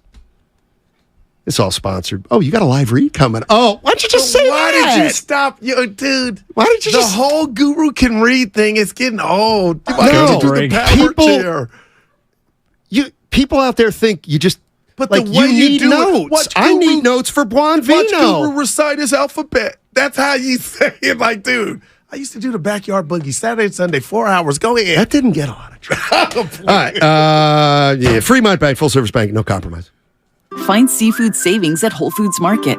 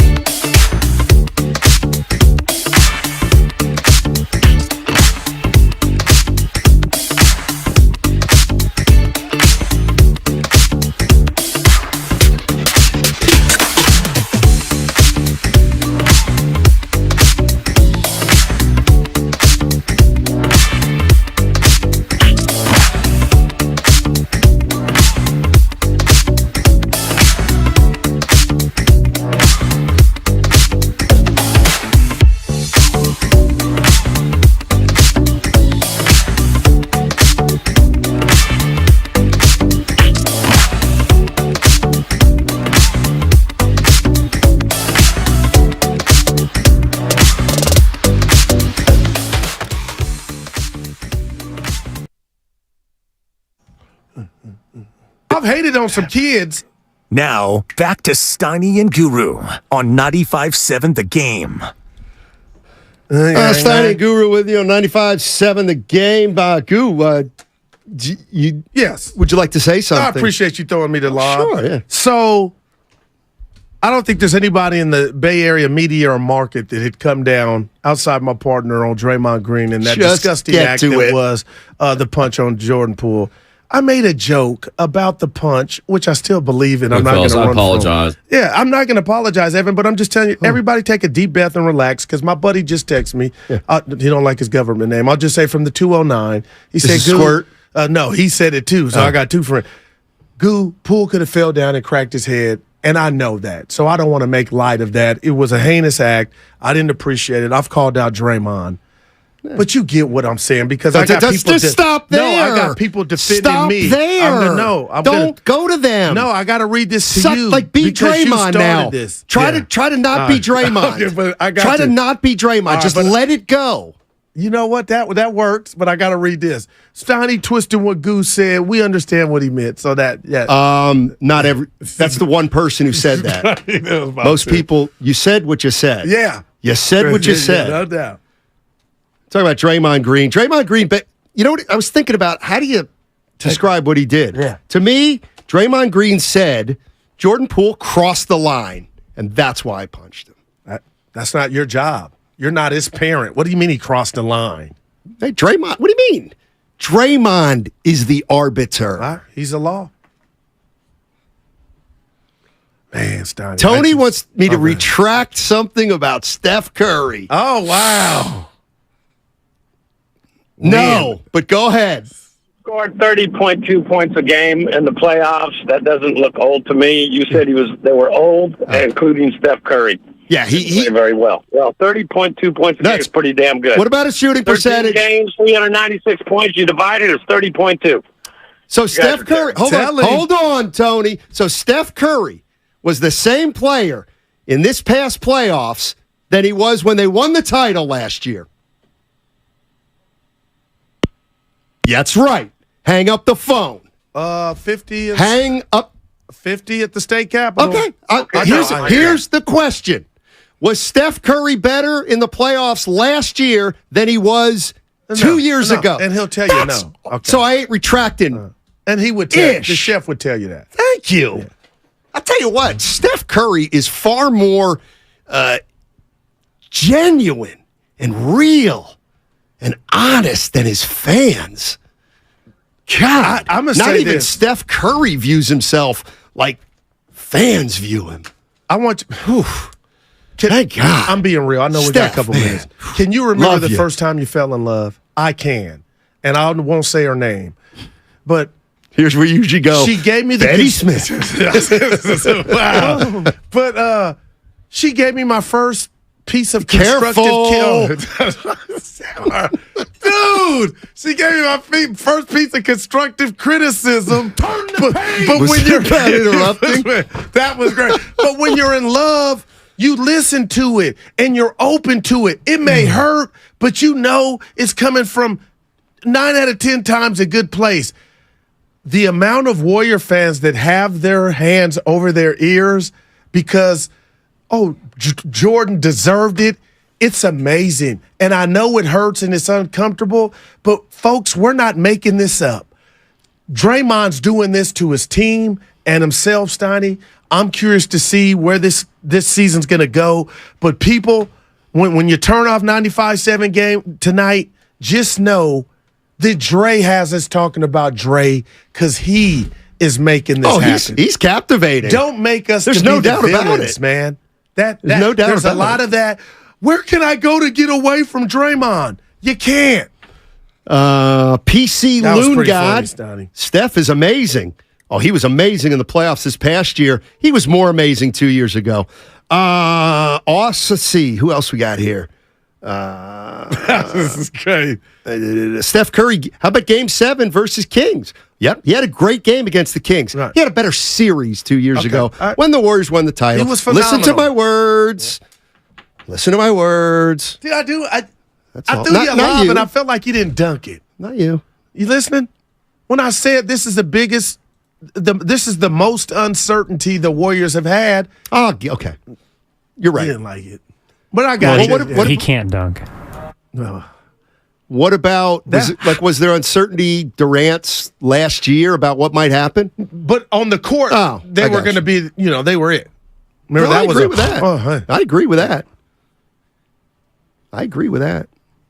I think that, you know what? And I forget the first caller. But the first caller said something. Oh, I'm trying to think. We had a few of them. No, this one was right on the money. And, when people say, who cares? This doesn't matter. Da-da-da-da-da.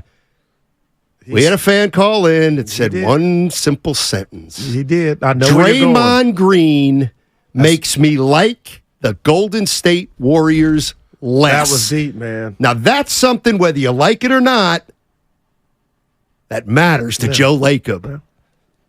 Because if that manifests itself in a less interest, you're damn right he's going to care about that. But if it ain't happened yet, as far as that Steiny and Draymond just being Draymond, it'll never happen. I don't know that. I don't know that. Josh in Oakland. What's up, Josh? How you doing, my man? Hey, guys. Thanks for taking my call, sure, man. I didn't hear the beginning of the show, but I got to echo those sentiments, man. First off, let me say, I love the Golden State Warriors, man. I'm rocking with Steph, Clay, Dre until the wheels fall off. I'm glad that they all here and that they stand here, win, lose, or draw. I'm one of those guys that want to see them retire with the Warriors. But, man, this past season, I had a feeling I never felt with them. Like, I had a dislike for them. Like, I hated how they handled so many situations, man. And I just sat there as a fan and just was like, all right, man, I'm just going to ride with you. But from everybody, Klay Thompson became everything he's going through, but he became the most selfish player in the NBA. Draymond is never held accountable for anything. Like, it's crazy how much they let him get away with. Steph Curry, I love Steph, but he's so indifferent sometimes that if he makes a speech during a must-win playoff game, it makes the news. It's like, oh my God, Steph Curry's talking.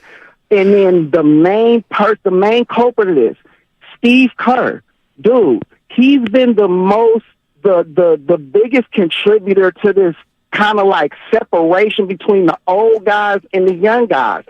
I love Steve Kerr, but the way he does the young players, he talks about, he got on Draymond Green's podcast and praised the Miami Heat players and talked about how they sacrificed and the things they did in order to get to where they got.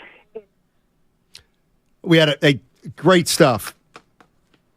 Great stuff. Josh. It was good. Josh, we lost you a little bit there. Yeah. Is that why? I don't know. What do we got? We got the crossover next on 95.7 The Game. Oh, that's the sound of a car being added to Cars.com. And since up to 50,000 cars are added...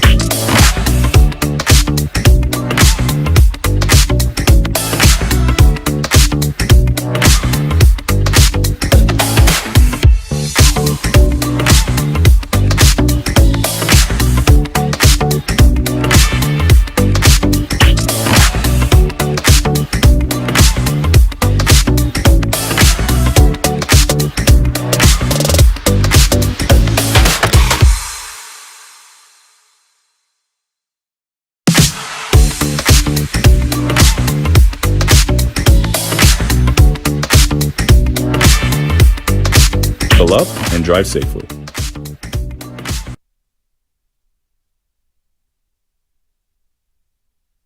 I've hated on some kids. I don't know, quite frankly. Now, back to Steiny and Guru on 95.7 The Game. All right, it's crossover, Willard and Dibbs, but before I get to them, hey, we got playoff football coming up. Evan, turn that mic on. Evan, put that coffee down. Thank you. Put that mic on. When's that? We got the Bay Area Panthers. Yeah, the Bay Area Panthers' first ever playoff game on Sunday, 3:05 kickoff at SAP Center in San Jose, California. You can get your tickets at bayareapanthers.com. Who's that? Please, don't bury the lead. Who's on the call? I will be on the call, along with Mark Grandy, of course, who's been on the call for every single home game of this season. Will continue to do so for the first ever playoff game. Now 305 95.7. It's like a rock, paper, scissors each time in terms of who gets to do play-by-play. Is that right? And who's doing it for the playoffs game? Yeah, the playoffs. We will be splitting that game. Okay.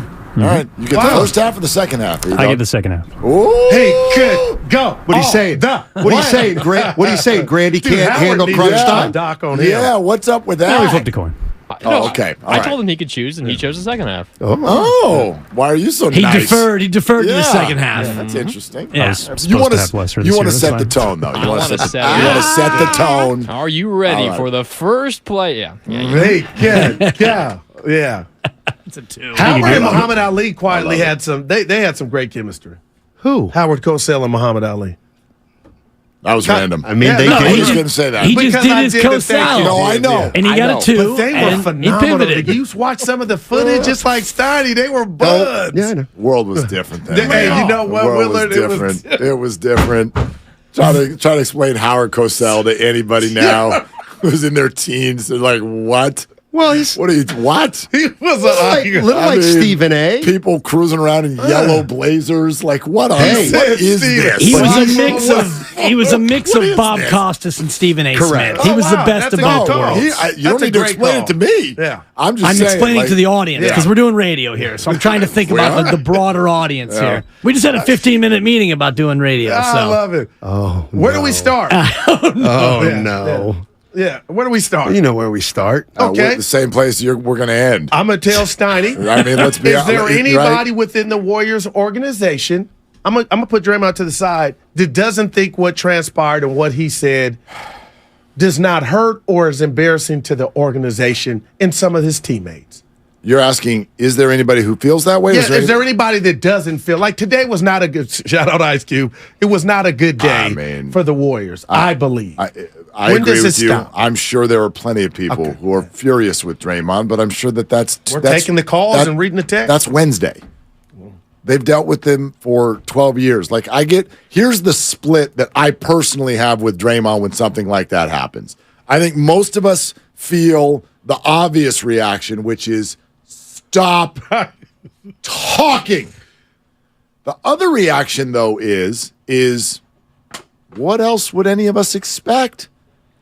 He has told us who he is from day one.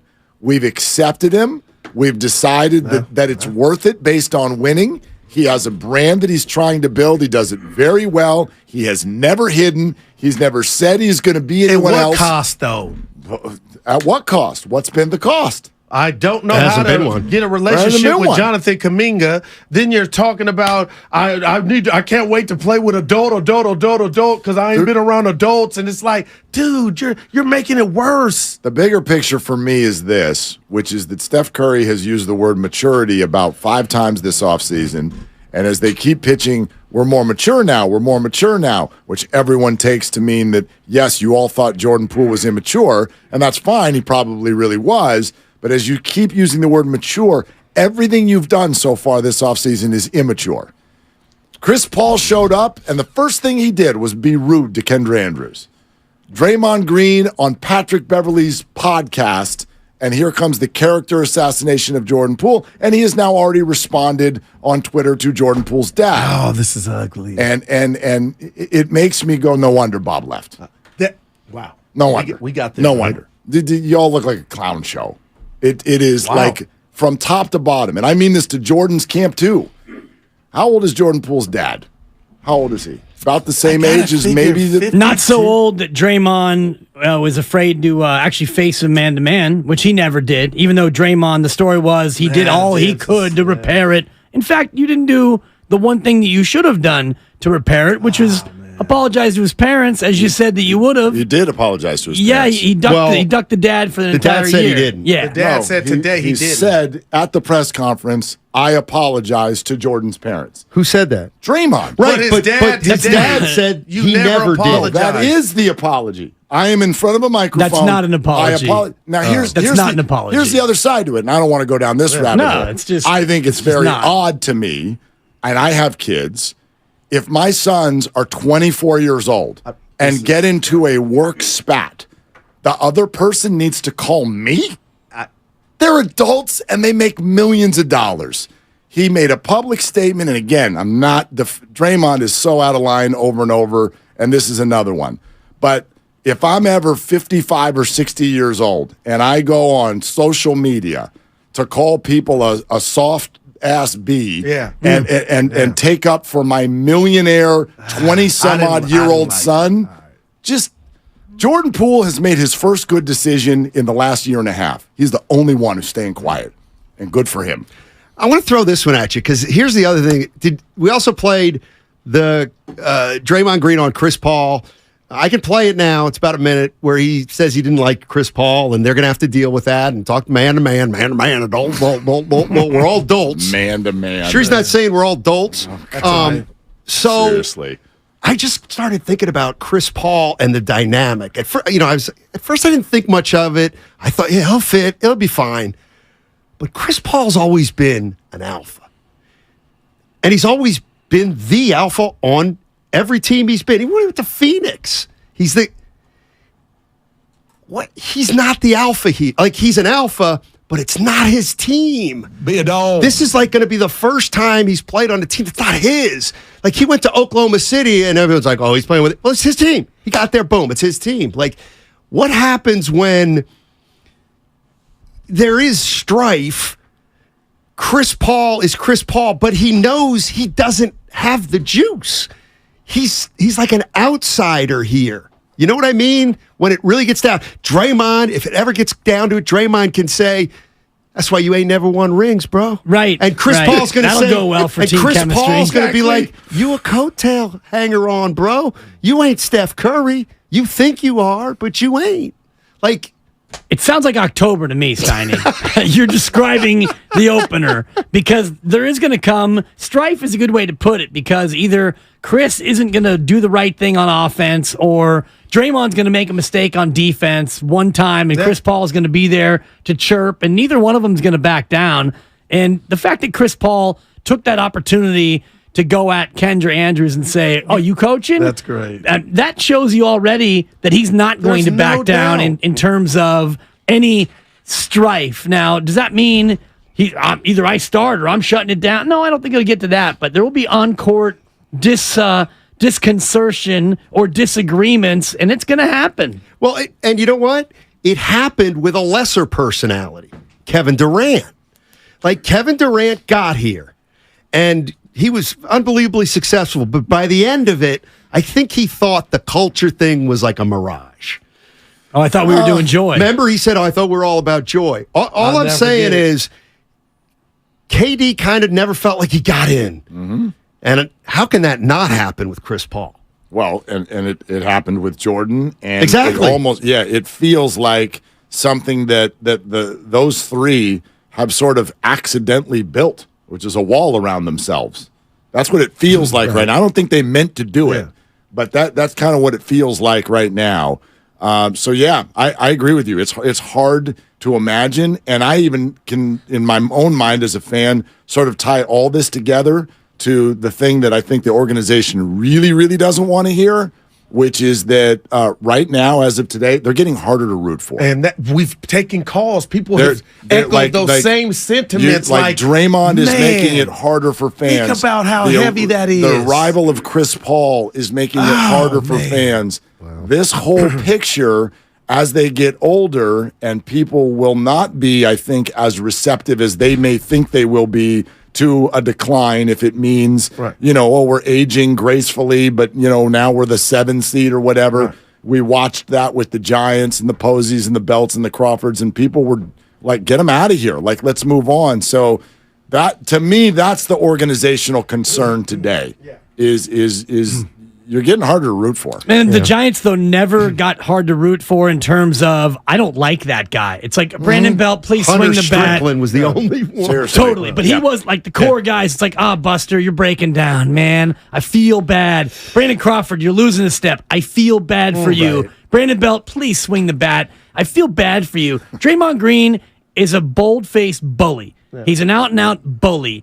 And you're going to pick on little Jordan Poole, and you're going to punch him. And yes, Mark, it's not a good look when your dad has to come to your social media rescue. But if Draymond was really a tough guy, show up and take on Jordan Poole's dad. Yeah. And we're not going to do that because I guarantee you he's got that grown man strength, and he's not weak. Like Jordan Poole was weak, and he caught Jordan Poole with a one piece. I want to make sure I'm understanding what you're saying, though. Like, you're suggesting that Draymond Green is afraid to confront Anthony Poole should confront? I'm saying Draymond Green. Is he 60? How old is Anthony Poole? Probably 50. Yeah, I would say 50. What I'm saying, Mark, is that Draymond Green is quick to confront those who are weaker than him. Yeah. Right. That's what Draymond Green is quick to do. And you're not just talking physical strength. I don't know. Jordan Poole's dad might be 6'8". I got no idea, but I know what you mean. Like he won't. He can't go up to Jordan Poole's dad. No, he won't. No. And it's, that's why Draymond Green won't really face an interview and face hard questions. He goes on these podcasts where he's going to get glad-handed by other NBA guys who, right on, Draymond, you got that right. That's why the new media is soft. It's a soft blank media because, and I love it, we love the podcast, and he controls his message, and good for him, he should. But he's not answering hard questions. He's not being grilled by actual reporters. Yeah, because he's afraid. To me, the Anthony Poole angle to this is a weird one. I don't know why he's become the most relevant figure. All of a sudden now, but it was because I guess that was the last straw. Dre talking on that podcast. But then Dre had to come back to him, of course. Of course. What about Draymond responding to a fake KG? He's so funny. He's never, ever not going to be that guy. But he has told us that from the beginning. I'm not going to talk anybody into liking him, but he has been exactly who he is. And he just got paid, why are you going to be up in arms when the people that pay this man and are around him every day, they take it? And I will say this, and here I go. We talked about it with the hole-in-one. Steph Curry is everything I want my daughter to marry. I want her husband to be when she gets married, okay? The dude is perfect. But Steiny and I got into this, Dibs. Sometimes you can say you're a quiet leader, but when the airplane has some turbulence, it takes something deep within, something vocal. And if Steph Curry you say he's a quiet leader, I don't think that's been good for Draymond because now somebody has to tell Frankenstein, we got to check. You got to stop. Today was not cool for all of us, but if Steph's not going to do it, it's never been done, and they reward him with a new contract. Right. Why am I going to sit here and bust my blood vessels yelling when nobody is they're okay with it? But it's not Steph's job, and this is where I agree with Steiny in terms of then it is in a sense. He's not the leader of the franchise. The leader of the franchise is Joe Lacob and Peter Guber, and then by proxy, Dunleavy Jr., and at the time it was Bob Myers. And if they wanted to check Draymond Green, you had a perfect opportunity when he punched Jordan in the face. But instead it was, see it ring night, buddy, pal. I don't know if I buy that. Was Michael Jordan not the leader of the Bulls? In a different way, absolutely. Steph Curry is not the same leader that Michael Jordan is. He's not a vocal leader. Understood, but the face of an NBA team is the face of an NBA. You don't get to run from that. You don't get to only take the good. No, but you get to handle situations like you naturally would handle situations. And Michael Jordan was super aggressive. He'd punch a guy. Steph's never going to punch a guy. No one's asking for him to punch a guy. But the Poole Dre thing didn't get resolved. So that is on the lack of leadership now. I feel like it's okay and for me to say this gets back, you know what? And this is, you're listening to 95.7 The Game, KGMZ, FM, and HD1 San Francisco and Odyssey Station. Remember when Weber and Nelly had the big feud? Yes. Back then, you know who caught a lot of heat? Chris Mullin. How come Chris Mullin couldn't make this work? Right. Nobody can make anything work unless the two people that those two people want to make it work. True. Well, and I sort of get that. I get it's probably somewhere in the middle of what you guys are saying, because Steph may not be wired to do this. Right, I know what you want him to do. He did something game 7. He said, "Hey, you sit this one out, Dre. I got the mic." And I wondered if we're going to see a new version of it. But you sit this one out is a lot different than you sit down. Okay. Yep. Wow. And I don't know. And stop talking. I don't know if Steph has that pitch. Yeah. And I know you want him to. Yeah. And I get that. All right. I get that. Okay.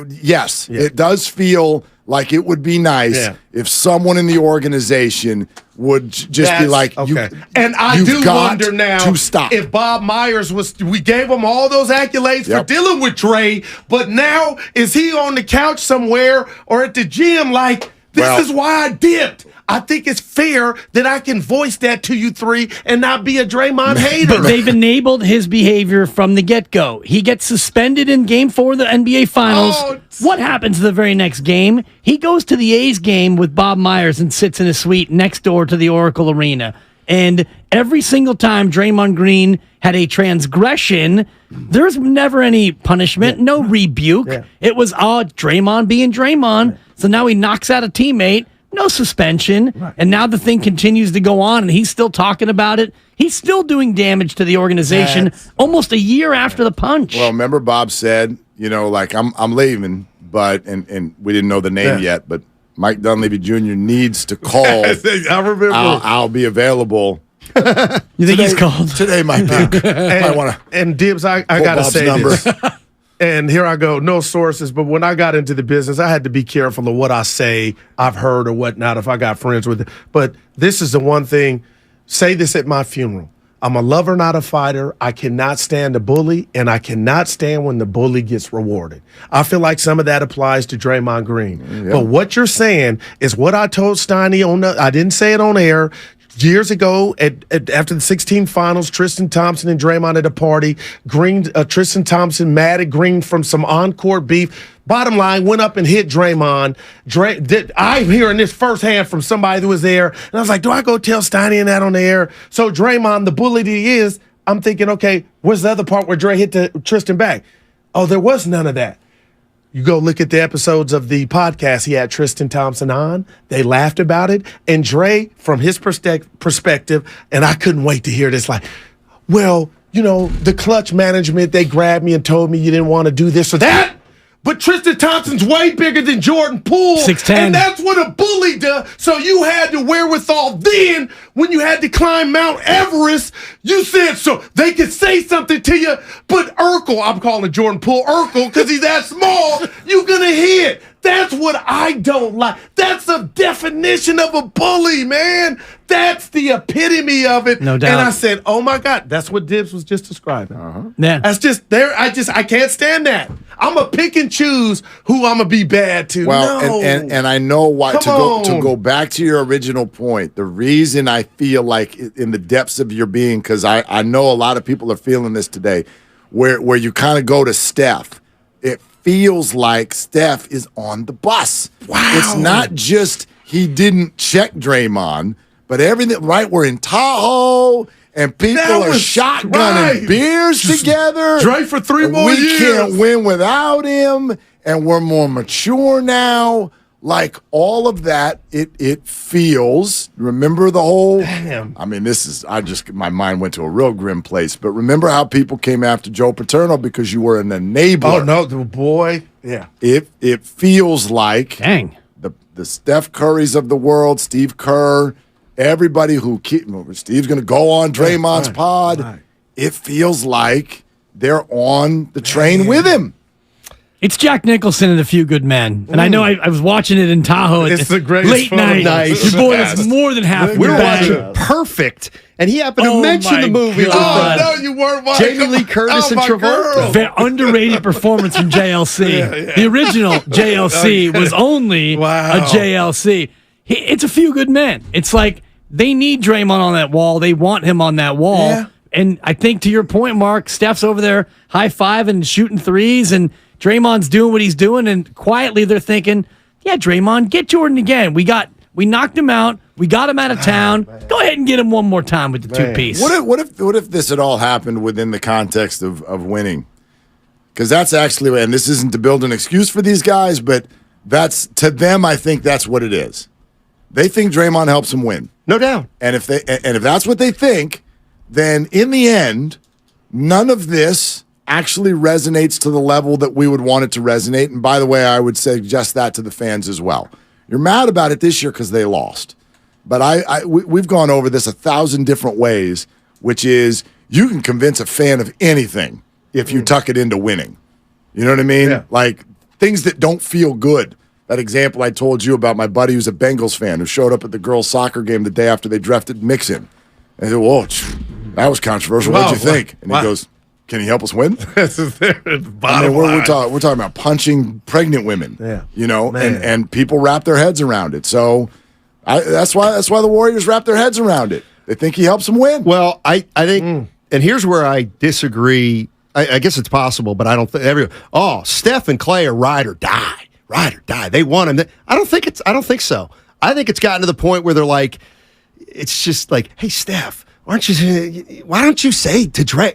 And it's like, it's kind of not worth the hassle anymore. Like, I don't want to really, like, Steph. But it's never been done. Steph doesn't want to step in the middle. We don't know it hasn't been done. Right. For all we know, it's been done a ton, and Draymond just squashes and quashes it. And then, like, Steph Curry, it's probably been happening for so long that Curry's like, yeah, I'm out. I'm not in.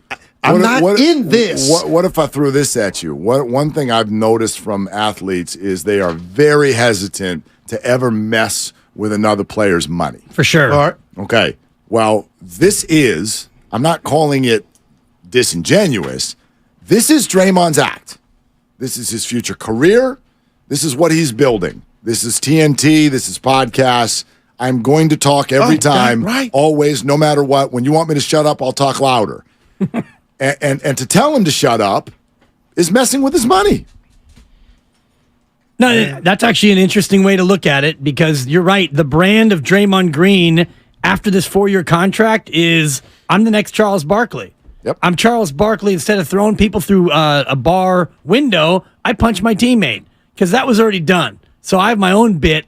But you're right, Mark. That is essentially his money. And I pause at no cost. At the cost to the Warriors, though. They got 4 championships. He's on the internet, and it's all about Draymond today. But what about the people that are calling? It's more difficult to root for the Dubs, Dibs. But that's what you get with Draymond Green. And honestly, Goo, are any of those fans going to not go to the game? No. When we do a contest for hey, we got 2 tickets to the November 10th game against Orlando. The phone lines will light up. Gotcha. Nobody's gonna boycott because of Draymond. Now, when Draymond throws a bad pass, you might get more angry at Draymond than you normally would have, but I don't think that this makes you less of a fan because what Mark said, winning trumps everything. And you got Steph, Clay, and Dre. They've got 4 rings apiece. Yeah. Hey, we got wigs all year this year. And you know what? I think Chris Paul can help him off the bench. And if Kuminga can make that year 3 leap. And so all this just becomes noise. But Mark's right. The more you say, shut up, Draymond, the more he's going to speak up, Draymond. But that ship is all sailed. Right, gentlemen. You're going to hand the show over to these guys. It's 2:12. And this is a show where they got plenty of content on 95.7 The Game. And Willard and Dibs taking you to 6 o'clock. Have fun with this one. Good job, Draymond Green. They're longtime friends. Let me tell you something real quick.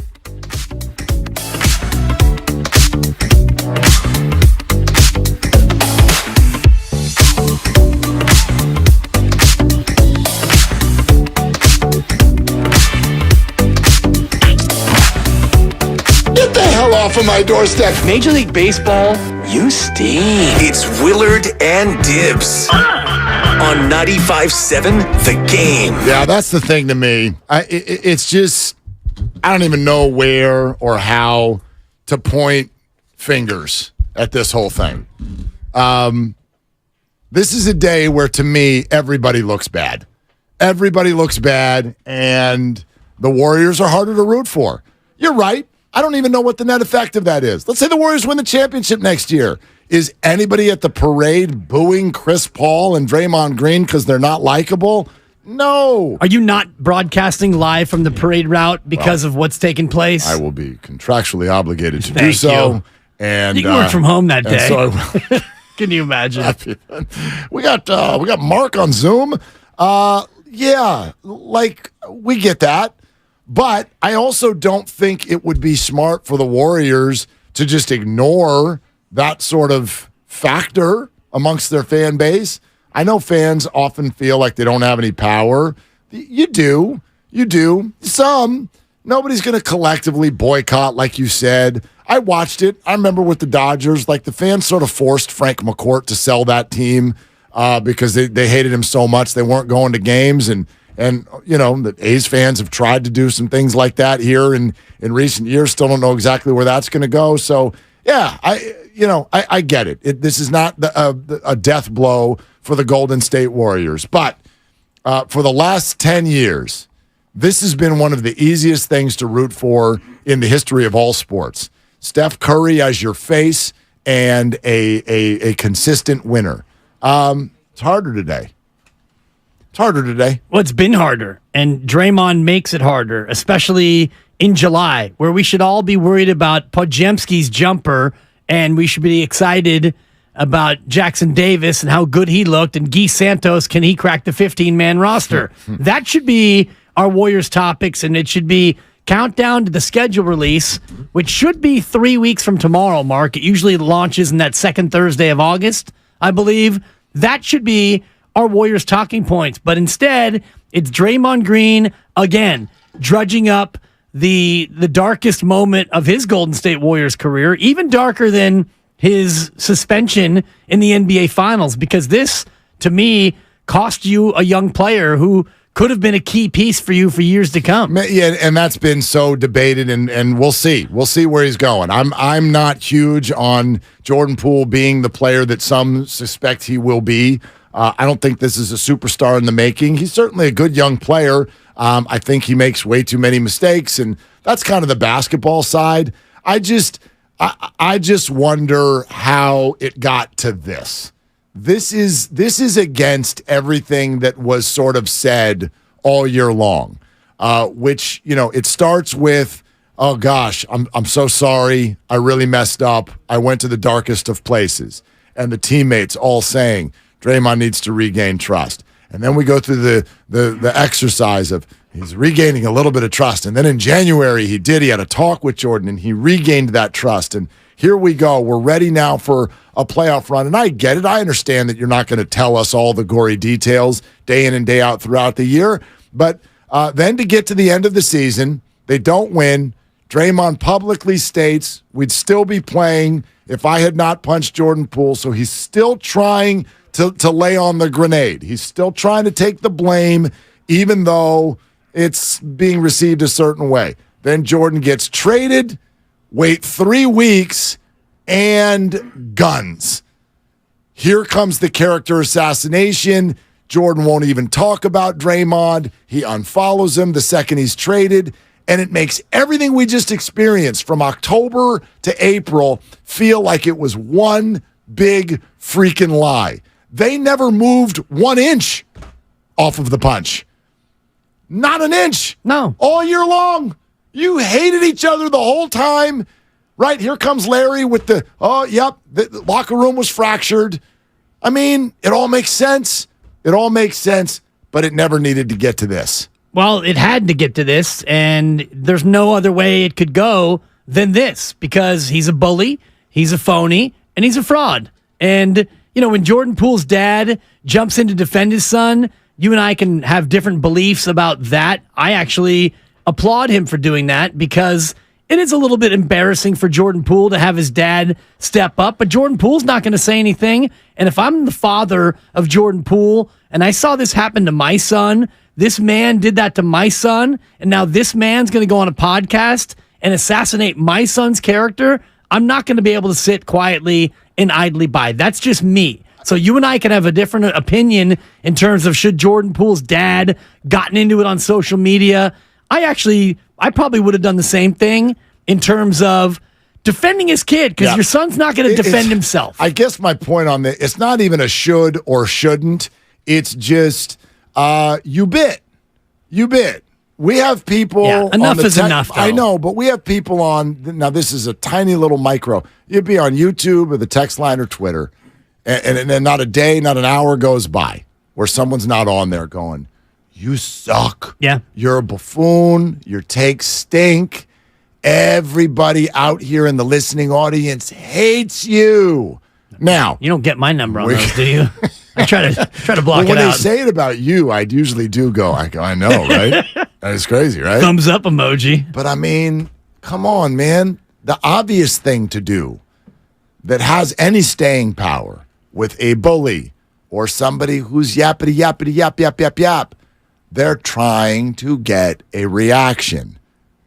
Don't. That's how you stay up here, in my opinion.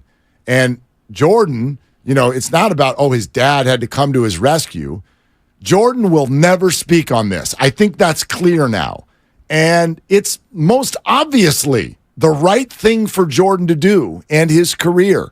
And that's debatable. If he thinks it's the right thing, then it's the right thing. And if it were me, and again, I'm speaking in terms of Jordan Poole's father, and this is more than just somebody on the text line saying, "You stink and I hate your takes."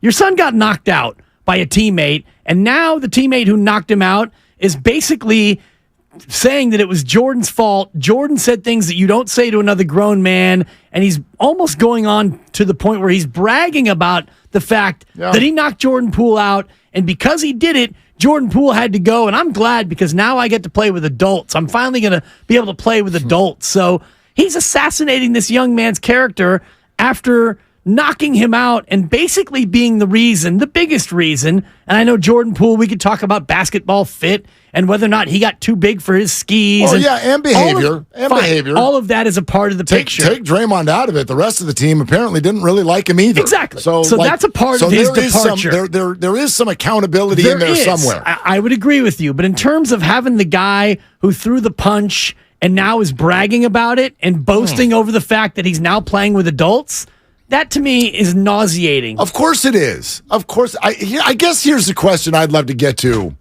with Draymond Green. If that's where, and again, we have spent weeks trying to not talk about Draymond Green and Jordan Poole. We were on a nice little run there for a couple weeks. I think the under was going to play this week. And now it's Wednesday, and here we are. It's a blowout. It's an Ottoman game. Yeah.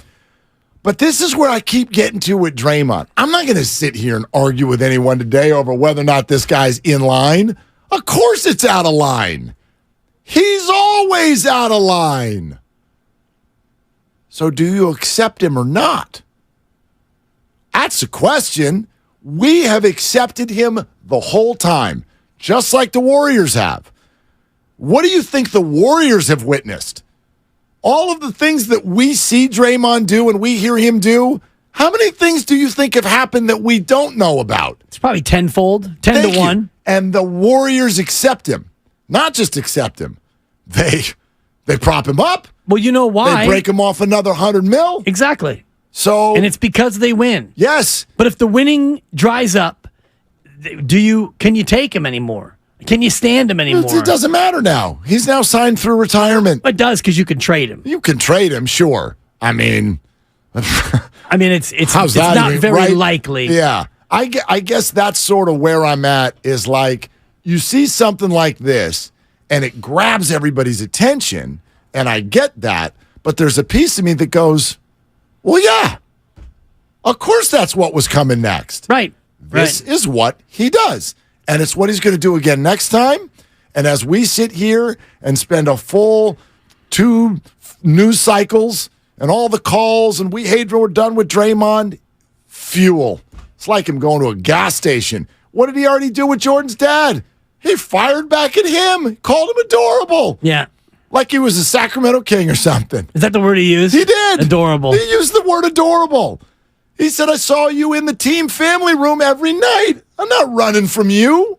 I'm right here. He's now on Twitter battling a 52-year-old man.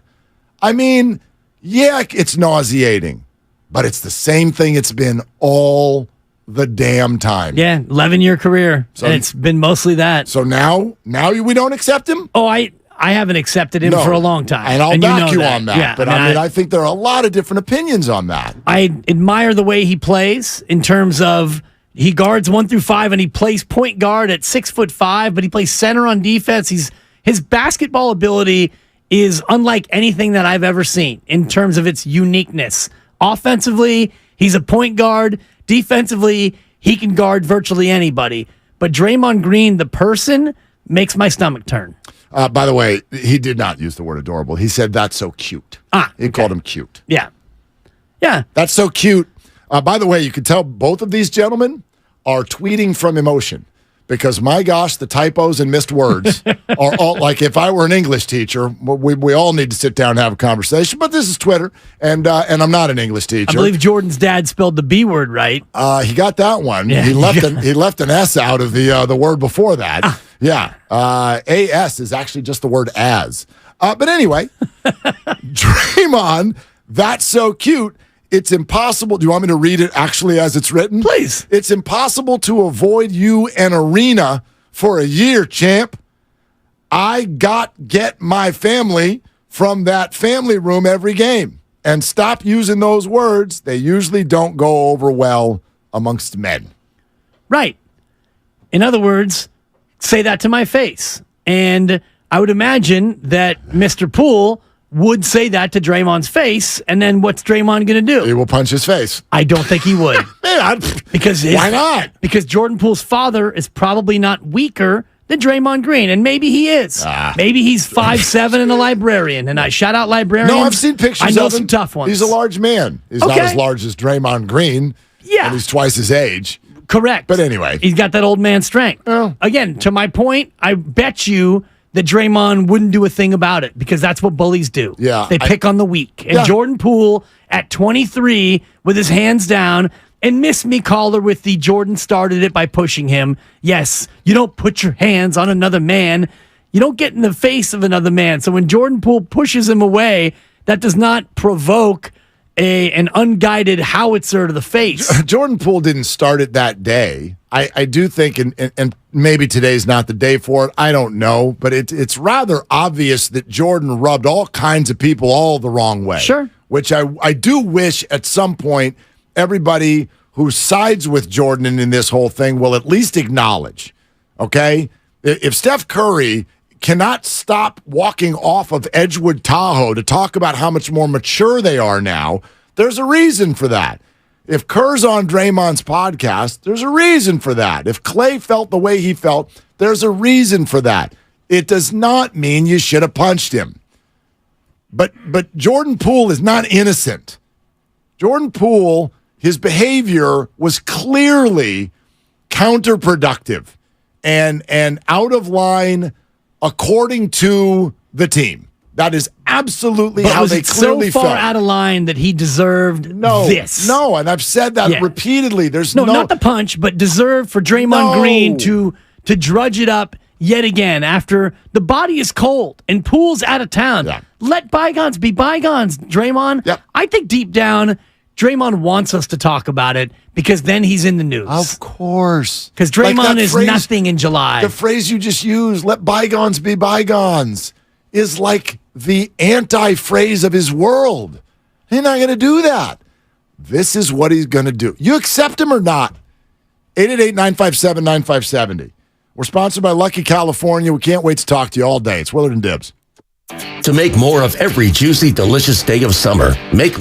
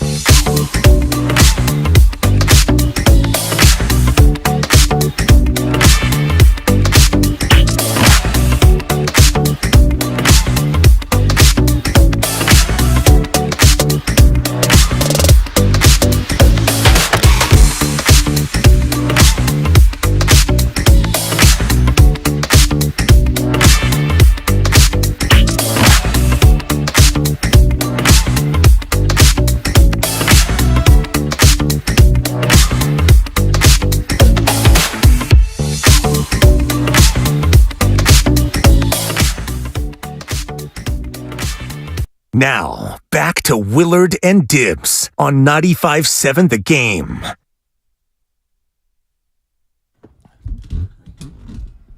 So here we are again. Best day of the week, Wednesday. Right back to the start. I mean, Right back to the start. Just for all the listeners out there, we tried. we tried. did. You We and I did. did a great Shohei Ohtani yesterday.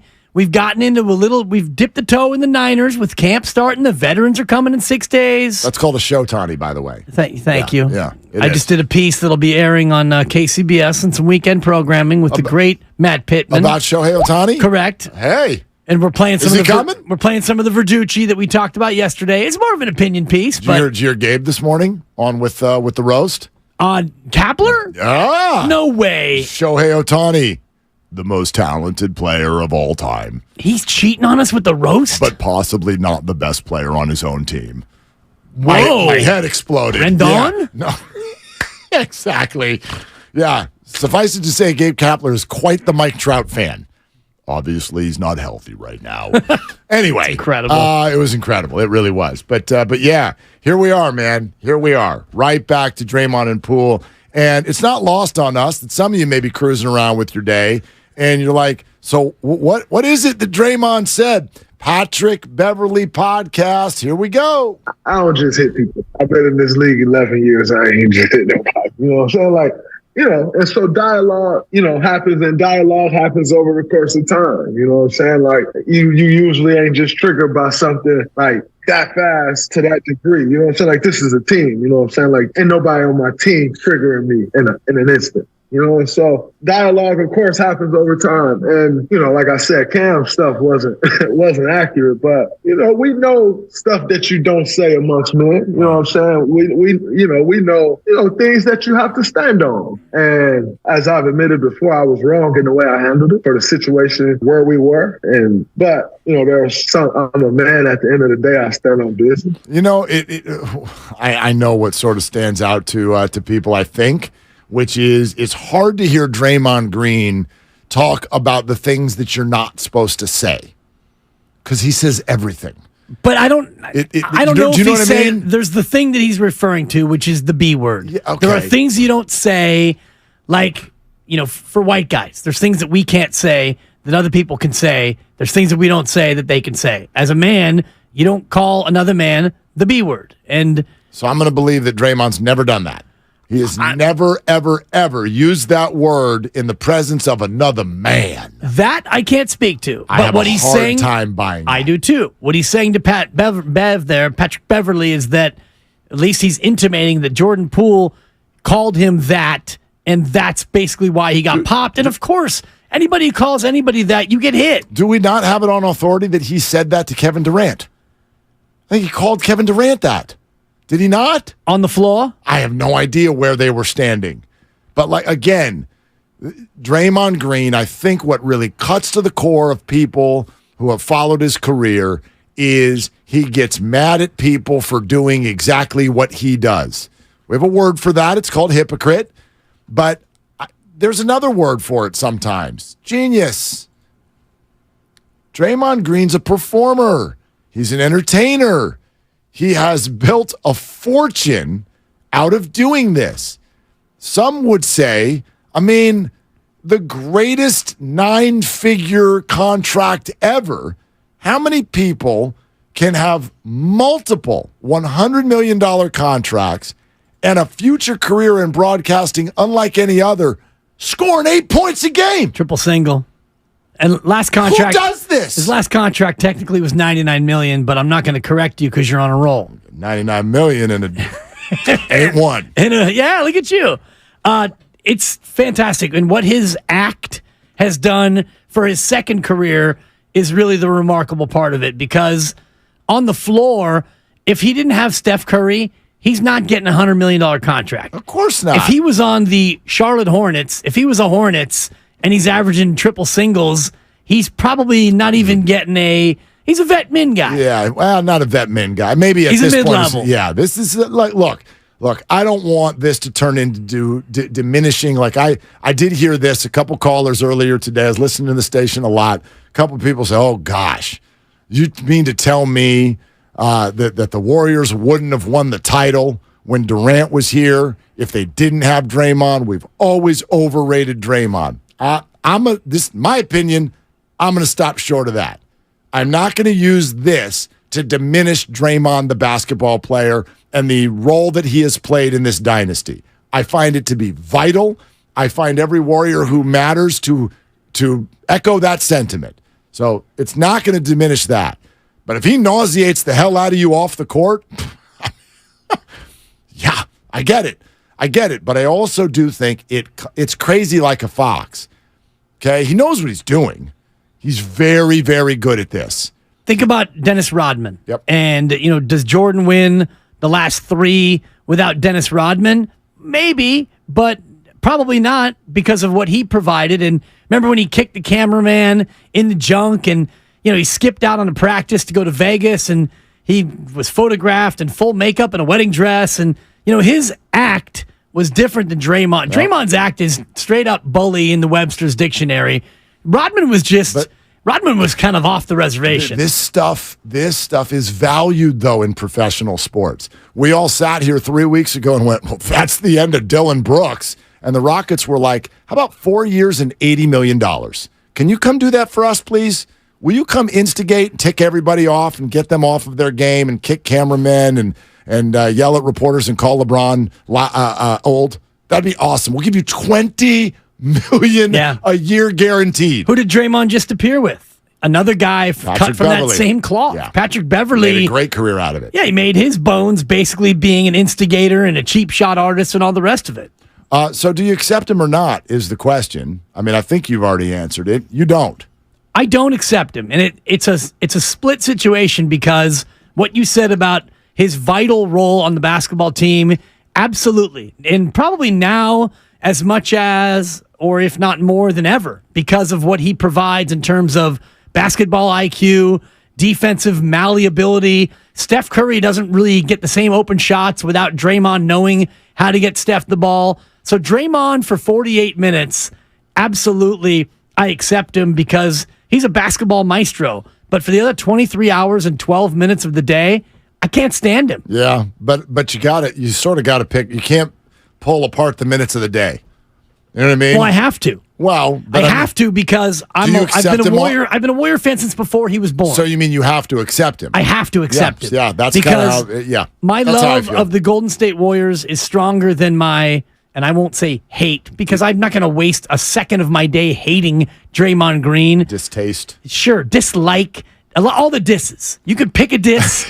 And I've got it. Distract. You got to distract. Distrust. Yeah. Absolutely. Distaste. Dislike. Disgust. Yes.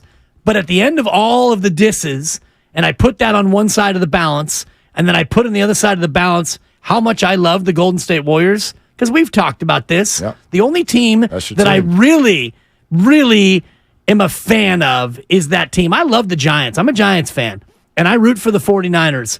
But the Warriors, I have a special place in my heart, and I've loved them longer than Draymond's been on this earth. So my love for the Warriors outweighs all of the disses that I have for Draymond. So let's discuss this whole thing. 888-957-9570. I kind of messed up the execution, but anyway. No, I liked it. One of Jordan Poole's very close friends has let loose a statement on Instagram. And we'll read that to you here in just a couple minutes, but we really want to get all of you involved. I think this is kind of what today comes down to. Do you accept Draymond Green or not? 888-957-9570. How about McManimal in Fairfield? On with Willard and Dibbs. Hey, McManimal, what are you doing? Hey, guys. How you doing? Thanks for having me on. I listen every day. Don't miss it. As far as the question, do you accept Draymond or not? Absolutely accept him. It's important to have people like that in your corner. Now, let's not pretend for one moment that Jordan Poole didn't understand or realize the type of character Draymond is. And he chose to push that line. He pushed that envelope. And Draymond pushed that button back. We can be friends tomorrow, but right now we got to fight. And how you handle that situation says a lot about a person. All the players on the team talking about maturity level and whatnot. Poole could not get over it. And that is a maturity level that, when you're going to be running your mouth like that, then you need to be able to get over it if somebody's going to, pull your card. Huh. I mean, it's interesting. Yeah. Thank you for the call. I'm probably at the forefront of our group here at 95.7 The Game of saying, look, I think Jordan Poole did a lot. It was my guess over a year and a half time to upset the standard-bearing players with the Golden State Warriors. So I think that he has earned a lot of what he got, and when I say that, I mean in terms of his departure, not the punch. But I think it's also impossible to look at this and pick one side. Oh, Jordan's at fault, Draymond's at fault. Today, for me, you're all at fault. You're all at fault. This is why it's so hard today, probably the hardest day in the last 10 years, to root for the Warriors. Their likability is at its lowest point in the last 10 years. Because who on earth out of everybody is behaving not like a child? Who is not behaving like a kid right now? Kevon Looney. Okay, good answer. It's a good answer. Somewhere Kevon is raking leaves off a street because, darn it, they've been there for too long and he wants to just clean up the neighborhood. Yep, that's a good point. I mean, and you know what I mean, the collective. I'm sure that Steve Kerr is not somewhere playing sorry right now. Like I'm sure, although I played sorry the other night, I got a 9-year-old at home. So I'm not saying that everyone's acting like a kid the whole time, but if you take this whole picture over the last year and a half, who has responded with maturity? Kevon is a great answer, but Steph Curry even spending all this time the last 2 weeks going, we're so much more mature now. We're so much more mature now. Are you?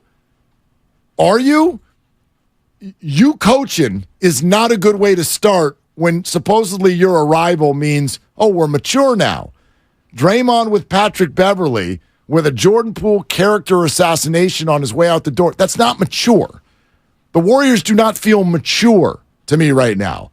They feel like a train without its tracks for the first time in a decade. Well, they're the petty kings. Steph Curry told you that, and there's not much more petty than going on a podcast and telling the world why you knocked a teammate out and basically I stand on it and all the rest of it, and then you get into a Twitter beef with the guy's father, and then you respond to a fake Kevin Garnett account because you're so hell-bent on winning again. Draymond, you already won, okay? You punched a guy in the face, and you didn't want him on your team anymore, and he's not on your team anymore. Can't you let it go? But the answer, of course, is no. Nope. And I'll say this, Mark. If you tell me that the Warriors won't win a championship in the next 4 years, then I would love to see Draymond Green traded. Because if you're not going to win anyway, then get him out of here. Yeah, but there's no way to know that. Right? They certainly, and they said this directly. They think that they have a better chance with him here. No, they think they have no chance without him. Right. No chance. Well, there are people who think that they have no chance with him. And I don't think those people are inside the building at 99 Warriors Way. I mean, it's easy to think the Warriors are done winning, and maybe they are, but I don't think anybody would have the opinion that they would have a better chance of winning without him. That depends who you'd get for him. And I know you can't trade him until January because he just recently signed. But, the more I think about what you said at the top of the show in the crossover, how it's getting harder, or it's harder than ever to root for this team, you're absolutely right. And it's because of Draymond Green. So check this out. Let's go back to Jordan's rookie year, because the stories have been that Draymond was actually he was the guy that Jordan looked up to. That was his guy. That was his guidance counselor. And obviously somewhere it went wrong. The fact that Jordan Poole chirps and is confident and trash talks. Well, when he was a rookie, Draymond loved that. But he don't stop talking. He does not stop, which is funny to me. So I see people get pissed off in practice. Like, oh man, he a rookie. And I've heard a few people say, he a rookie, he never shut up. And I just be sitting there like, good job, young fella. You got him mad. They don't like you talk. I remember being that rookie that wouldn't shut up and everybody hated it. So, doing something right, young fella. Keep going. I just walk away smiling. It's great. It's great. It's exactly who he asked Jordan to be until it was directed at him. Right. And it's remarkable when you hear that from Jordan Poole's rookie year and the pride in Draymond's voice at the young fella. Keep it up, young fella. You're getting to him. He was under his wing. So this is from a guy named Raylan Lamar. Apparently is very, very tight with Jordan Poole and has just put this out on Instagram. It's a statement that is posted over the backdrop of that video, that the sound of that video that we just played. Okay, Draymond Green saying, keep going, young fella. You keep talking. You keep making everybody mad. You're getting to him. I smile. That's exactly what you should do. So Raylan posted this statement. He literally took us under his wing because of the Midwest connection and was over at his house during the pandemic all the time. He supposedly called himself our OG and leader. You can see how proud he was in this video.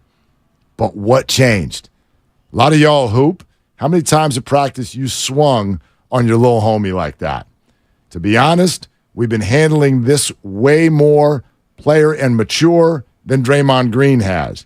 You're a legend that can tone this type of energy of talking bleep in this literal video, but definitely had a moment of inexcusable failure of leadership as a brother and a teammate, which was his best quality. Where's your leader when you need them? We rocked with you a lot, which is why it's always been weird that you would have such bad energy this way. It's never made sense on this side.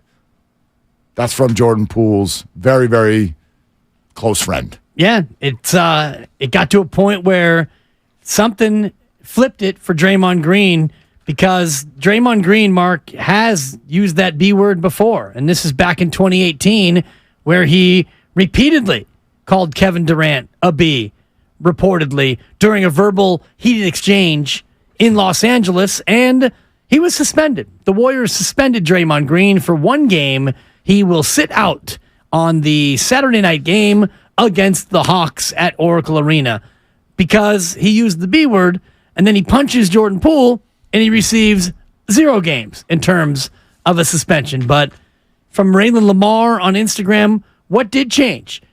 Jordan Poole has been talking since his rookie year. And Draymond said in that video, the clip you just played, how proud he was of the young S talker. And so what happened? Now, 5 years later, he's talking so much S for so long that finally it gets to you. And finally, because he used the B word, your word, now you're going to punch him? What a fraud. What a bully. Who knows what got phony. it there? Because, by the way, that's something that if you had said, okay, Jordan gets under everyone's skin, and Draymond usually likes it, but whatever, the scale's tipped, right? You're in a bad mood, you're having a horrible day, or your team is losing. Oh, see, you're on a 6-game roadie, and your team is 17-30, and the wheels of the dynasty are completely falling off. This was camp after a ring. This was camp after a ring. Man, camp after a ring. They were the champs. They were literally sitting on the top of the mountain when this happened. So I can't speak to what it was. You know my opinion. There's too many people who were furious with Jordan Poole to think that there is not some fault that lies there. But to Raylan Lamar's point, this doesn't add up. It just doesn't add up. And it reeks of hypocrisy. You don't say that to another man, well, unless I'm saying it to you. Unless I'm saying it to Kevin Durant, right. Which ultimately leads for him to leave the team. It's got all the energy of that old commercial where the dad gets mad at the kid because he finds the weed in the drawer, and he keeps screaming at, why do you have this? Who taught you to do this? And the kid finally snaps and goes, I learned it by watching you, Dad. This is the classic 70s commercial. It's a classic parent, do as I say and not as I do. It appears that Jordan Poole only did all of the things that Draymond has always done.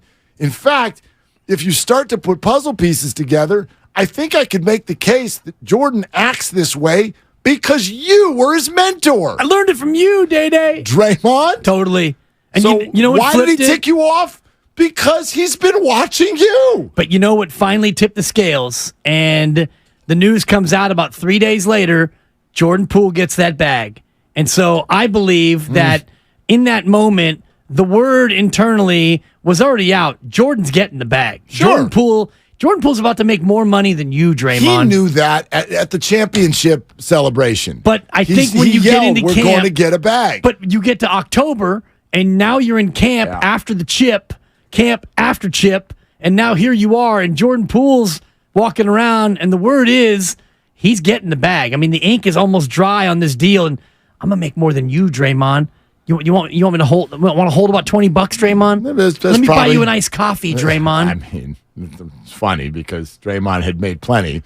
But in that moment, I don't think it matters that Jordan got it. It probably matters if Jordan was out trumpeting it.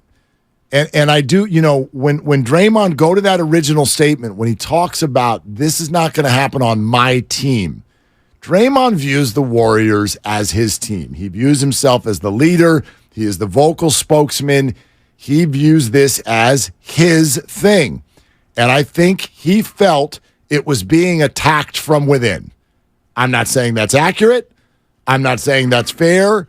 But if you look around the room, if you're Draymond and Steph's upset and Steve Kerr's upset and Klay Thompson's upset, Bob Myers is talking about leaving, and that's your guy. If that's all happening around you and you blame Jordan Poole for it, then sure, there can be some things that get said that trigger the living heck out of you. Yeah. That's probably what happened. And so you knock him out. Attaboy, Draymond. Yeah, exactly. And then now 8 months later, or however long it's been, October to July, it's been 9 months, and now you go ahead and run your mouth again because it's what you do when you're a bully. You pick on the weak. Presented by Fremont Bank. Full service banking, no compromises. We got all day for you. 888-957-9570. We're coming to you if you're on hold. We got a few open lines. So here we are. And you got 4 more years. So Warrior fans, are you accepting Draymond Green or not? 888-957-9570. This is Weathered Dibs. The best time to get a great deal on a Jeep SUV is now during the Summer of Jeep event. Now well-qualified lessees get a low-mileage lease on the 2023 Jeep Wrangler Sport 4xe for $399 a month for 36 months with $4,499 due at signing. Tax, title, license extra.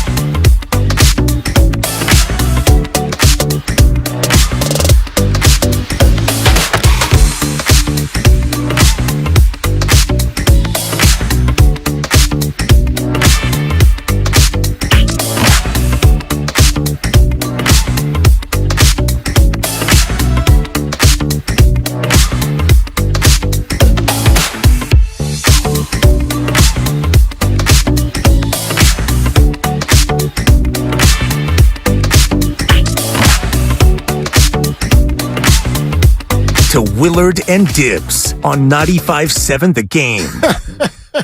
We're going to take your calls. I'm laughing right now because we were just asking what this Shohei Ohtani Giants explosion must feel like to Jock Peterson, the left-handed DH for the Giants. Hey, Jock, are you pitching the Giants to Shohei Ohtani? Because if he comes, like, you're gone, right? Like, bye-bye, Jock. So much for your Bay Area ties. That's wonderful. You're gone. And I said, he's going to hit 25 homers. And Mark gave me a dirty look. And I said, he's got to have 12. He's got 8. And he hasn't homered since June 20th. Oof. A month. Oof. A month. Did this in the middle of the year last year. Remember, he made the All-Star team, and then he went like 6 weeks without homering. I guess Shohei greater than Jock to sum up our conversation during the break. He had a big double yesterday off the wall. My fault. Apo Taco Tuesday. Thank you. All right. Want to play golf with all of us? We're going to Berkeley Country Club in 6 days, y'all. We're going golfing. Come with us, okay? Few spots have opened up. Berkeley Country Club alongside for next Tuesday. Please only enter if you, A, golf, and B, are available. The best ability is availability. Nice. So please be available if you enter the contest. How do I enter the contest, Willard and Dibs? Well, you go to 957thegame.com, you go to the contest page, and you enter. That's it. You don't have to pass any little trivia questions or anything like that. You just boop, enter. And that's it. And maybe you end up at Berkeley Country Club next Tuesday with us. It'd be fun. Yeah. I'm really looking forward to it. I need a practice round tomorrow. I might go out and play a little 9 before the show tomorrow. Spread is 9.5. Willard favored by 9.5 against Dibs. You? Oh, yeah. I stink. What? I stink and you're legit. I'm playing. Well, anyway, we could do that. We could do that. We can do it on Monday. Yeah. Yeah. I'll take my answer off the air. Let's talk to you. Okay. Draymond Green did this. I don't just hit people. Dialogue, of course, happens over time, and you usually ain't just triggered by something like that fast. To that degree. You know what I'm saying? Like, this is a team. You know what I'm saying? Like, ain't nobody on my team triggering me. In an instant. We know stuff that you don't say amongst men. You know what I'm saying? We know things that you have to stand on. I listen. I get it's just there's two competing emotions at once. That's Draymond. I'm not surprised. I'm not triggered. I don't want him off the team. I do. I accept Draymond. It's largely because of what you said. As a Warrior fan, you don't have a choice. And he's a fantastic ball player. And when he does bad things, the bad Draymond things are like sports bad things, okay? Right? He's not breaking the law. I mean, hitting someone, okay, you can call this battery, but you know what I'm talking about. Right. This guy is he's not doing drugs. He's not out there hurting people in the streets. He's not doing some of the other things that we deal with in sports. I accept Draymond Green. But there are certain moments when he talks where you go, oh my gosh, everybody's just going to lose their mind when you say that. You know there are things that we don't say amongst men. You mean the things that you always say to other men? The thing that you said to Kevin Durant that got you suspended for a game? People don't like it when people think the rules don't apply to them. Draymond Green thinks that the rules don't apply to him. And it's a classic bully behavior when you do something to somebody and that's okay, and then somebody does something to you, somebody who's weaker than you, lesser than you, and then now you're going to lash out and act because you're the tough guy and Jordan Poole's the weakling. Let's hear from you all, okay? 888-957-9570. Do you accept Draymond on this team or not going forward? Steve in Fairfield here on Willard and Dibs. Hey, Steve, what are you doing? All right. Great show as always. Thanks, Don't brother. forget, prior to the punch, there was some speculation about what the Warriors might do when Draymond's contract came up, and Draymond was trying to skip line at that point, and he wanted to get his contract redone at that point. Jordan instead got the large contract. Draymond at the time said it didn't bother him. I didn't believe it then. I don't think I believe it now. But as you guys have said, Draymond's always talked. He'll continue to talk. In fact, you're going to hear more from him because it's the whole thing where you do my podcast, I do yours. The pros just pass it around back and forth, the mic to each other. You're going to hear a lot more. But having said all of that, I'm a lifelong Warriors fan. I love the Warriors. Draymond's too valuable on the court. I just think, I totally accept Draymond. I have to say, I accept him. Yep. Yeah, Steve, I think you got a lot to say there that probably echoes the sentiments of a lot of Warriors fans.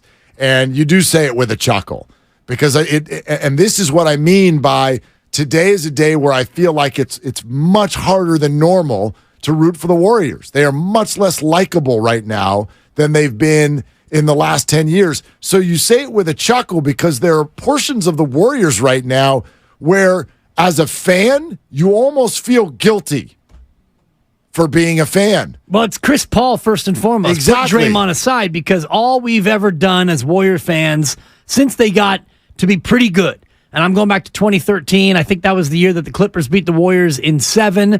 I was at my buddy Dana's house with Steiny, and the Clippers win. That's the last time Chris Paul got over on the Warriors. And ever since then, he was kind of their whipping boy. And it was so sweet to watch Steph cross him over and watch him fall. And Chris gets pouty face. And Chris flops. And all the rest of the things. We couldn't stand Chris Paul. And now, gulp, big swallow. Yep. He's a Warriors. And now we got to root for him. And Draymond has always been a player that has been polarizing because he does so many things, stupid technicals, senseless ejections, flail kicks to the nuts on Steven Adams, suspensions, but he's a winning player. And he's doing that to the other team. Right, not your own team. But sometimes he did it to the Warrior team. I mean, the Kevin Durant where he gets thing. Ejected. Yeah. A senseless ejection that immediately causes you to lose a game. But not attacking the other players on the team. Right.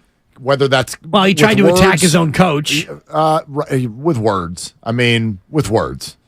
Yeah. I think. Well, depends on which reports you listen to. You know, it's an interesting exercise. Whenever somebody gets caught doing something, we always go, well, I mean, that's clearly not the only time they did it. It's just the only time they got caught. Yeah. You think Draymond's ever punched anybody else on the Warriors? They've clearly stated if they can keep it from us, they would. Right. So and we also heard David West say, all y'all don't know what we went through this year. You think he's ever punched a teammate before? I don't think so. Huh. No. And I'll think about which teammates. And there's no way he ever would punch Steph. And He would have punched Kevin. Oh, no, he would not have. No? No. Why? Because is he too good? He's too good. Yeah. Because Draymond's a bully. Too tall. He wouldn't punch David West. Oh, gosh. He could. He wouldn't punch Boogie Cousins. That's different. Kevin Durant is a twig. Right. But Kevin Durant is a made man. I mean, this is a dumb comment, but I'd take Draymond over Kevin Durant. No, but Kevin Durant is not weak. Kevin Durant is a baller. Kevin Durant is a great player. And he is a made man in the association. The organization. What a bully does is he picks on the small and the weak. I know, but he did pick on Kevin. He absolutely picked on Kevin. But he would never cross that line because Kevin Durant was vital to what Draymond wants more than to keep it real. He wants to win. Yeah. So you're not punching KD. Let's say he hits KD. KD might break in two. I mean, he ran him out of town. But after he won 2 championships. Yeah, I see. The difference to me is this. Kevin's so good that the organization will react if you punch him. He called Kevin the B word and he got suspended. a game. Yes. They punched Jordan Poole and they're like, we'll see you tomorrow. Yeah, take a couple practices off. See you at ring night. Take a breath. Everybody calm down. Okay, are we good? All right, we're good. Yeah, ring night's coming up. Elijah in Oakland. Hey, Elijah, you're on with Willie and Dibby. What are you doing? Oh, yeah. I mean, you guys are hitting all the obvious here, that Draymond is a bully and a hypocrite and all of that. And, you know, that none of this is a good look, him arguing with Poole's dad and all of that. But, you know, where I got to disagree is when you're saying that he's still a winner on the court. Because I'm looking at it, the man can't guard the perimeter anymore. He can't guard big men in the post like he once could. He can't drive the lane. He could, you know, unless it's open, he can't hit a contested layup almost ever. You know, he's not an outside threat. He can only like play hard for stretches of games, and he's got to get himself hyped up to do it. Elijah, are you sure you're not letting your opinion of him off the court shade your opinion of him on? Because to listen to you for the last 30 seconds, like Draymond's a terrible basketball player. And that's not true. You know that. Can I answer? Yeah. No, see, for me, I mean, I've been a Warrior fan 30 years. I've been the biggest Draymond stan the whole time.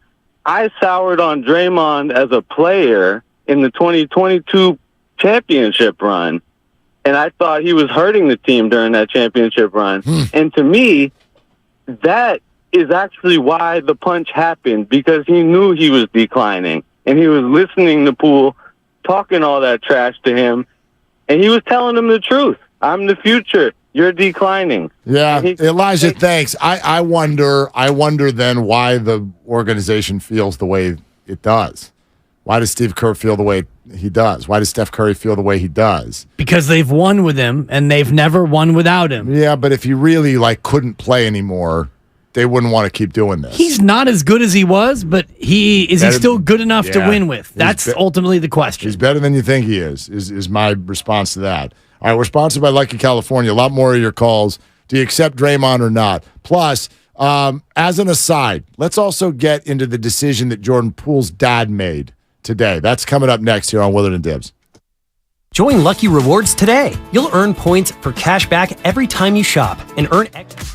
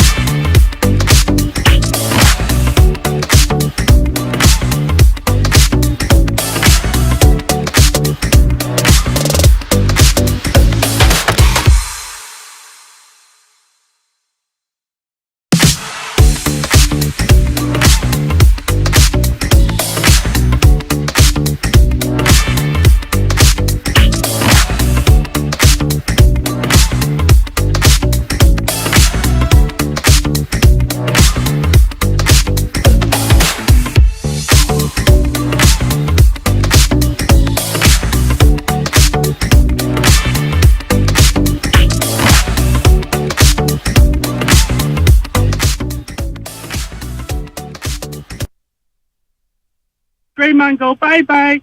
Now, back to Willard and Dibs on 95.7 The Game. I'm going to pull up so I can read it to everyone because, again, I don't want to make the assumption that anybody has seen all of this, has heard all of this. You're talking about the Jordan Poole's dad? Jordan Poole's dad. I got the tweet right here. So do I. Anthony Poole. At apoole98 on Twitter. He's responding to the comments that Draymond Green made on the Patrick Beverly podcast, right? I don't just hit people. Dialogue, of course, happens over time, and you usually ain't just triggered by something like that fast, to that degree. You know what I'm saying? Like, this is a team. You know what I'm saying? Like, ain't nobody on my team triggering me, in an instant. We know stuff that you don't say amongst men. You know what I'm saying? We know things that you have to stand on. Okay, things that you have to stand on. Well, here's Anthony Poole's response. I'm going to stand on this. That is some BS. JP was his guy, and he avoided me all last year. He's a soft A-B, and I'm standing on this. And he didn't apologize to me and my wife. So he lame, and me and him can meet anytime he wants. Love the response. You do? Absolutely, I love it. Well, because he's going to stand on this. Because Draymond, I'm going to stand on this. Well, Jordan Poole's dad is going to stand on this. JP was his guy. And whether or not Draymond avoided him all last year or not, one thing is clear from what Anthony Poole said, he didn't apologize to me and my wife. And going into a press conference setting and saying, I apologize, is not, first of all, an apology. And second of all, it's not good enough. When you say the words, I'm sorry, that's an apology. When you say, I apologize, that's not an apology. Well, okay, that's fine. That feels a little bit splitting hairs. Let me ask it this way: does he have to go direct, face to face, in a case like this? He says into a microphone back at the beginning of the year, "I know what this would feel like to my family if I were on the other side, and that's not a good feeling. So the embarrassment that his whole family is feeling, I apologize to his mom and his dad and his family." He did say that. That doesn't count? No, does not count. Why not? Because if you're really going to feel that badly, you're going to go to his family and you're going to pull them aside and you're going to apologize. You're going to say, I'm sorry for what I did, because it is embarrassing. So you can't just give it lip service, in my opinion. That's not an apology. You and I have had a couple of instances where I've made mistakes.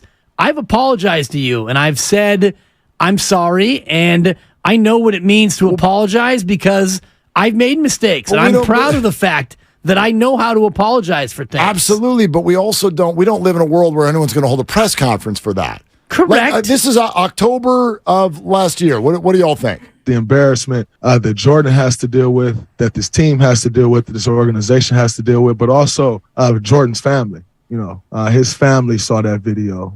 His mother, his father saw that video. And quite frankly, if my mother saw that video, I know how my mother would feel. I know what her I know what her reaction would be, and I know what her next step would be.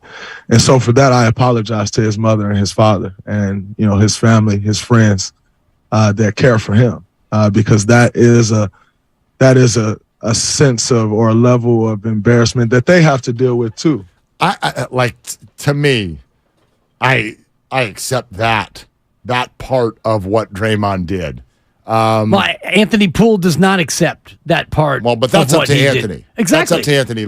I don't believe, in my opinion, that's not the apology that I would be looking for if I were Anthony Poole, especially if you're around the guy all year. Take 3 minutes, pull him aside face to face and say, you know what? I'm sorry. That's an apology. You're not wrong. That was lip service. But it's lip service to even say it face to face. I know it's maybe another level, but it's not going to just obviously make it all okay if you look him in the eye and say it, because he's done that with Jordan, and Jordan didn't accept it either. So I look at this as, that is an apology. I apologize to his parents. But B, could Draymond have done a better job by pulling the whole family aside? Sure, I guess he could have. I don't know that they would have accepted it. Sure. But I also find the whole concept a little bit odd. For instance, you referenced yourself. Now, I want to make sure everyone knows, like, you never punched me. You've not done anything like this. It's early. It's only 3:20. We all have our things on these shows. Of course. Like any friends, like any coworkers. Anything that would have come up there, did I want you to call my mom? Nope. Why didn't you? Because your mom didn't probably catch wind of the embarrassment. They weren't embarrassed by something that I did to you. How do you know I haven't cried to them over the stress over the that takes you cause on a daily basis? What is the matter with you? I guess, right? Jordan Poole is 23. Yes. And he makes millions of dollars. He is a grown, bleeping professional. But listen to what Draymond said in that. He said, I know what my mom, and I know his mom. We used to have his mom on a weekly, Mark. We paid her to come on the morning show, Jolo and Dibs, once a week. Mary Babers Green was on the payroll many, many years ago. So I know Mary a little bit. And when he says, I know what my mom would do, I imagine that's not write a firmly worded email to the perpetrator in this incident. But why did you have her on every week?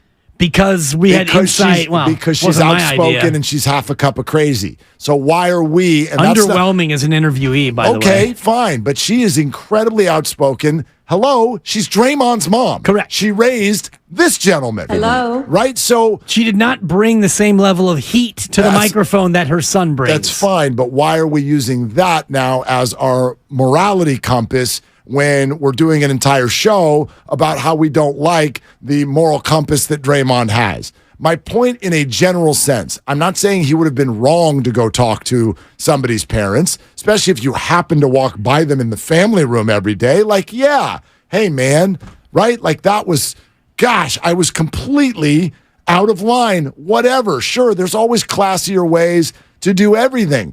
But the concept that when you mess up with two adults in a room, that you got to go call mom and dad? Call mom and dad?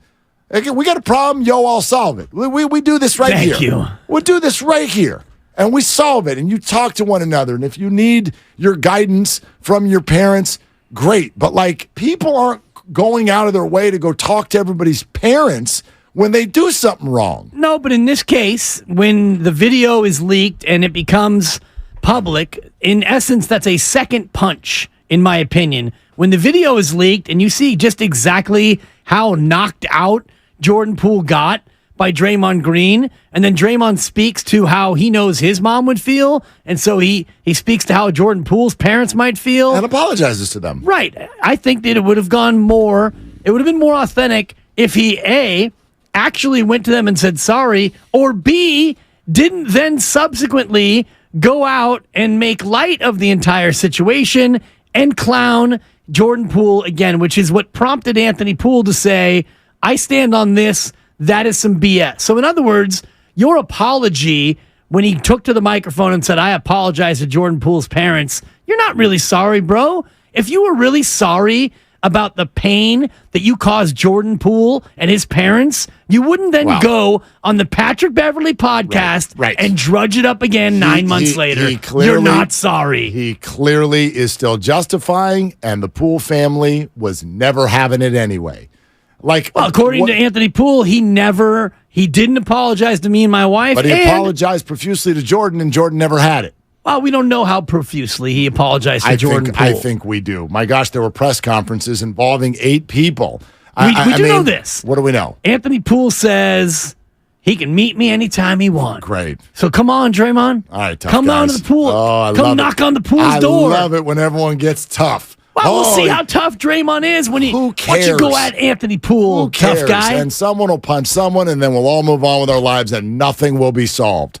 Like, that solves nothing. I know you disagree, but for instance, Anthony Poole disagrees. Yeah, Jock Peterson still plays baseball, and so does Tommy Pham. Tommy's having a good year. Yeah, they're all doing fine. Everybody moves on, and nothing got solved whatsoever. So I know what some of y'all think about this, but the idea that, I punched you, and now that took care of that, you did nothing. Punching someone else is, quite frankly, pointless and stupid. It does nothing. So it was dumb when Draymond did it, and it would be dumb if anybody did it back because it solves nothing. That's your opinion. It is. It really is. I've never seen a punch solve anything unless someone's being paid $100 million to box. Outside of that, what has it ever solved? Well, when Mike Tyson hit Mitch Blood Green over the hood of a car, that solved something because Mitch was running his mouth. Yeah, and that's all we heard from Mitch Blood Green. That's for sure. Great. You better be careful. Because Tyson's done great, hasn't he? He's actually bounced back quite nicely from his incarceration. Which was? It was an incarceration sensation, Mark. Was that so hard? You know what I wonder? I wonder if Anthony Poole is apologizing to Jordan right now. For having talking. his back? No, for going on social media, because every athlete I've ever known, when a family member hits social media, they call a meeting to say, don't do that. I'm telling you, I've never seen it work. Ayesha Curry, all the way down the line. I've never seen the athlete like it. You think 23-year-old Jordan likes daddy coming to the rescue? That's a good point. Probably not. I especially when his clear point all year has been, shh, say nothing. Yeah, and let Draymond just keep taking shots at me. Well, I don't mind it, Dad. But that's what Jordan's choice has been. Slate's was right in front of him. Well, maybe this is his choice. Maybe he's like, Dad, would you do me a favor and would you come at him on social media? Because I can't do it. Maybe. I'm just wondering aloud. Yeah. I've never seen an athlete like it. I was trying to think of a time where an athlete's spouse or parent, took up for their kid. And it went well? Yeah, I'm thinking about Ja Morant's dad. Let's go Ja's dad. Let's go Giselle. Patrick Mahomes' wife. Who was it? Miko Grimes? Oh, God. She was a classic. She couldn't stop. That blew up. Right. His career was never the same. Yeah. Sometimes. That was T.O.'s manager. Remember Chris Benson's wife? This is going way back. Remember Anna Benson? Yes. Don't be bigger than the player. It doesn't go well. We could do a whole nother show on these. I wonder. I don't know, but I wonder if Jordan, because that was clearly an emotional response. If I'm Anthony Poole and I hear this podcast, I'm like, dude, 9 months ago, you knocked my son out. The team didn't punish you. My son didn't punish you. And now you're all but gloating and calling calling my son, not a punk, but I'm finally playing with adults and this and that. Dude, enough is enough. I totally get it. I would feel the exact same way, but I wouldn't tweet. What, you know what I mean? Well, what does that do? I wouldn't tweet either. If I'm Jordan Poole, what have I clearly wanted all year? For this to go away. Thank you. What did Anthony Poole do? He didn't do anything more than Draymond did. Draymond's the one who kept this thing going. This is absolutely a bigger story with Anthony being a part of it. There's zero question. Yeah, it's not much bigger. But Draymond's comments were already going to be talked about. Right. But now we've got a full-blown back and forth. Ooh. Oh, man. I'm not sitting by. Enough is enough of you taking shots at my son. Yeah. I support it. But it's not even, I wonder if Jordan supports it. That's a good question. No question in my mind that he just created more sustainability to the story that Jordan wants to go away. And as you go to the phones, I'm going to keep racking my brain over instances where spouses or parents, like the famous one is LeVar Ball. LeVar Ball. It's like, my God. You can make the case that he made his boys some money. Absolutely. You could make that case for sure. It also created additional headaches than that they maybe wouldn't have had otherwise. And a holistic person would say it broke Lonzo's body down, all the stress. Well, that's unfair. I'm not saying but the draftability of Lonzo Ball became a question because of his father's influence. Well, and he still went second overall. Right. And the family has way more name value than they would have based on their play, even though LaMelo is very, very good. We know the name LiAngelo, and he never even came close to the NBA. So Jello Ball has name value. That's because of LeVar. I always forget his name. LiAngelo. He's like the Cooper Manning. It's true. Although Cooper's gone on to father the next big thing. Who are you? Exactly. Yeah, Cooper's doing fine. Hey, Cooper's great. Yeah, Cooper's doing fine. And he's the oldest, not the middle. But let's go to the phones. All right, let's do it. Let's go to the phones. Let's go to Keith in the city. Hey, Keith, what are you doing? You're on with Willie and Dibby. Hi. I think you touched on some of the things I was going to say, but I don't think what his dad says really matters much, because what Draymond did with Patrick Beverley was just walking back his apology and saying, look, I'm right. And I know that you think that punching somebody in a sports context is not a big deal, but Draymond's never done it in a game, and we don't know of any other. And it was a sucker punch. And if you did that, if Dibbs did that to Willard, or somebody did it on the street and they cracked their head, it's assault, and it's a felony. Well, Keith, who said it wasn't a big deal? I don't think either of us have ever said that. It's completely a big deal. Yeah, it's different than doing it on the street. No question about that. But no, there's no. The hardest thing for me, like just being a radio host during all this, the hardest thing for me is to talk about it without saying things that make it sound like we're excusing the punch. There's no excuse. There's none. You don't do that, and it is a big deal, and it did fracture the locker room. And yes, all of these things, as they stand now, are Draymond's fault. Do I think that Jordan was a misbehaving teammate for a period of time? Absolutely. But I don't think that because Draymond feels that way. I kind of feel that way because Steph feels that way. Well, there's more evidence. Do you know what I mean? There's more evidence than just Draymond was bothered by Jordan Poole. Right. I'll Steve give Kerr you that. was clearly bothered by Jordan Poole. Well, then there's a failure in leadership in the entire organization that this was not nipped in the bud in any way other than Draymond acting out the way he did. And if you watch the video, and I know you've seen it probably 500 times, and I've seen it as many times, if not 501. Yeah, you've watched it more. You don't see a shocked response among coaches or teammates. Nope. You don't see a rush to separate before the punch is thrown. You don't see much of an explosive reaction after the fact. It's almost like I had that scheduled for next Tuesday. Exactly. It's a great way to put it. It's like a collective shrug. Yep. It's like, oh my gosh. And again, it's not to excuse it, but exactly. What's that scene in Goodfellas when Joe Pesci knocks off the guy who's talking too much at the bar? Dance that drink over here, Spider. It's not like anybody reacts like you normally would if murder just happened in front of you.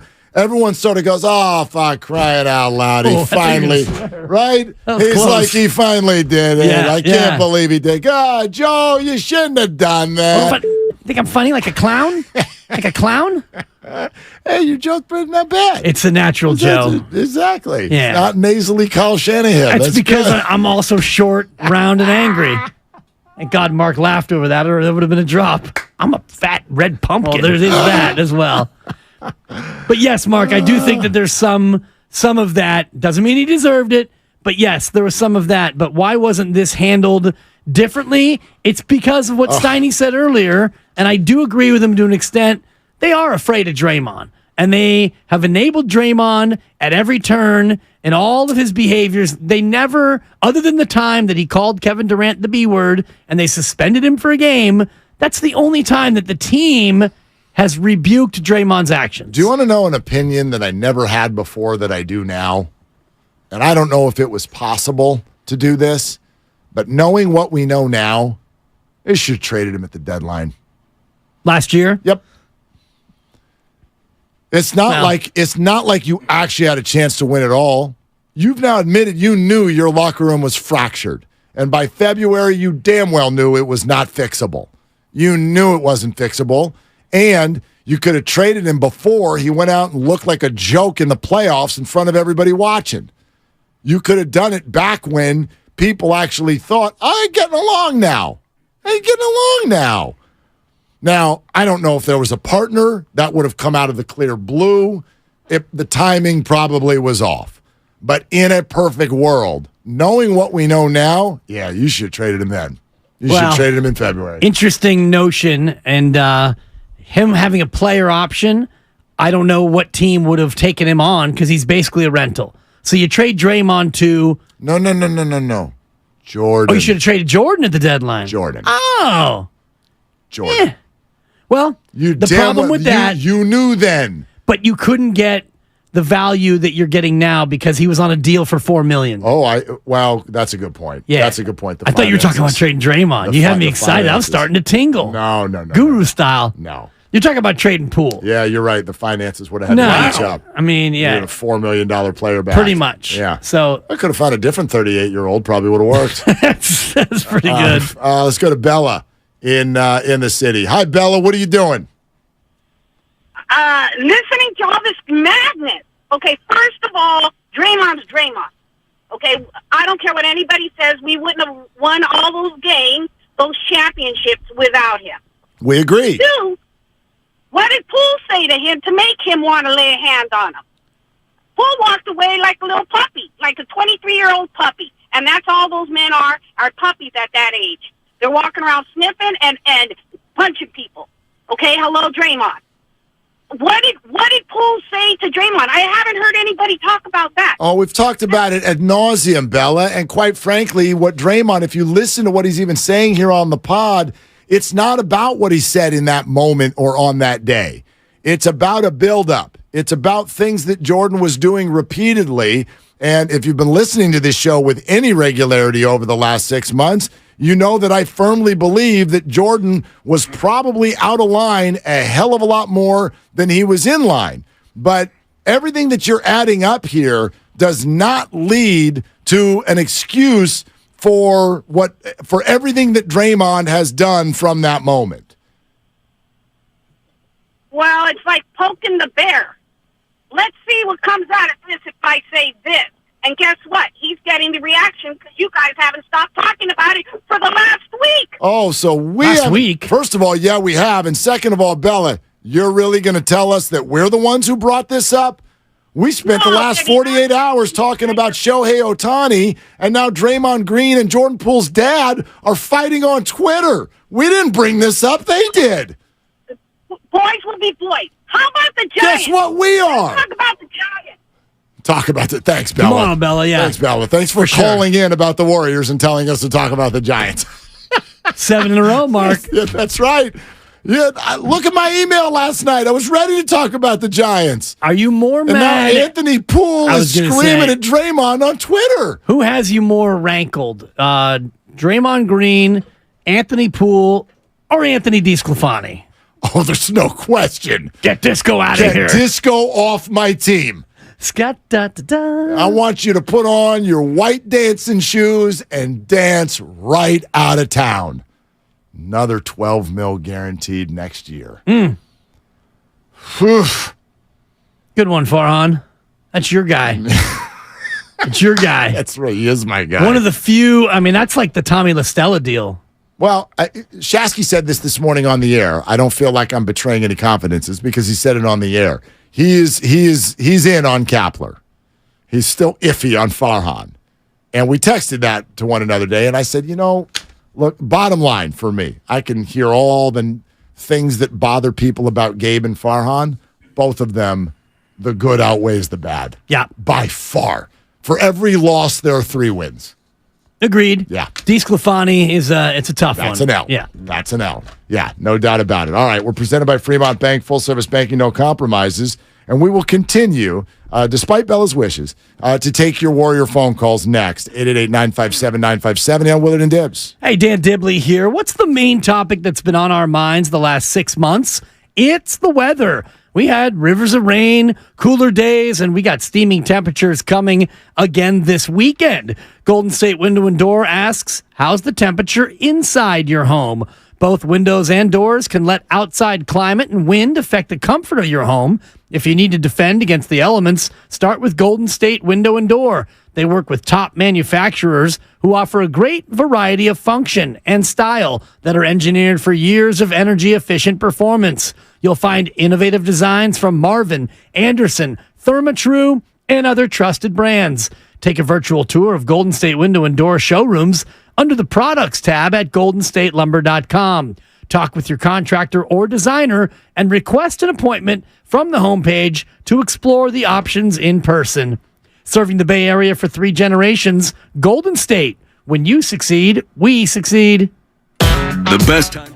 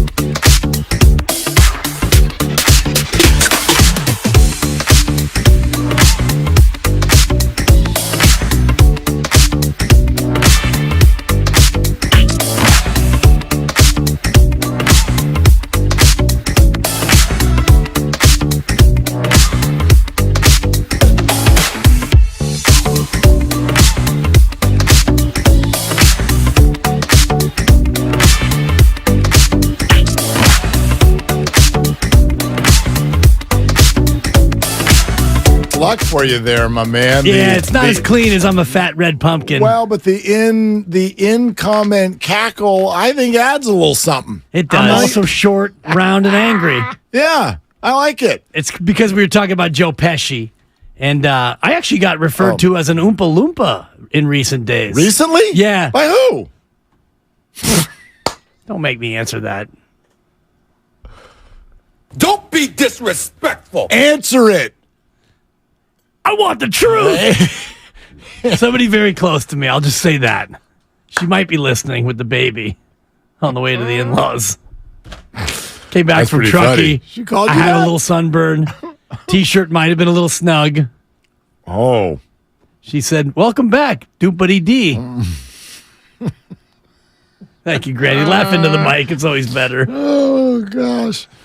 Oh. Anyway. Well, at least she didn't call you a soft AB. At least she didn't do that. No. All right. So, where are you on accepting Draymond or not?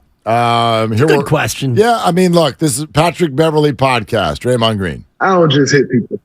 Dialogue, of course, happens over time, and you usually ain't just triggered by something like that fast, to that degree. You know what I'm saying? Like, this is a team. You know what I'm saying? Like, ain't nobody on my team triggering me, in an instant. We know stuff that you don't say amongst men. You know what I'm saying? We know things that you have to stand on. Okay, so and then the response comes from Anthony Poole, Jordan Poole's dad.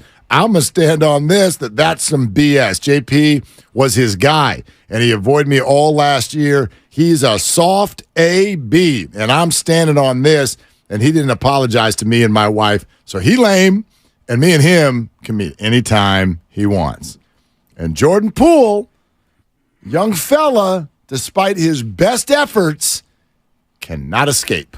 No, and it's because of Draymond Green. And yes, his dad's because response. of a lot of things. And Jordan. It's because of Draymond Green. And Jordan. If Draymond Green wouldn't have gone on the Patrick Beverly podcast and talked about the incident again, Anthony Poole is not going to tweet that he stands on this, that this is some BS. We didn't even know Anthony Poole existed. Right. We figured that Jordan Poole had a father, but none of us had ever talked about him. I certainly hadn't gone to his Twitter feed. So this is a Draymond creation. And yes, if Anthony Poole doesn't respond, is it as big a story? It's probably 90% as big, maybe 80% as big. This definitely adds a little bit of spice to the goulash, a little paprikash.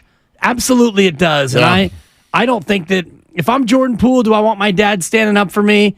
Probably not. Nope. But if I'm Anthony Poole and I've seen my son get punched, the video get leaked, the puncher not get suspended, and see my son go through a pretty tumultuous year. I'm not saying that Jordan Poole doesn't bear some responsibility for his play, for his attitude. I don't know the full story, neither do you, neither does Anthony Poole. I know this as a father. If I saw my son go through what he went through last year, and then Draymond still bumping his gums about it, I'd be pissed. Of course you would. And of course, no one's mad at him for being upset.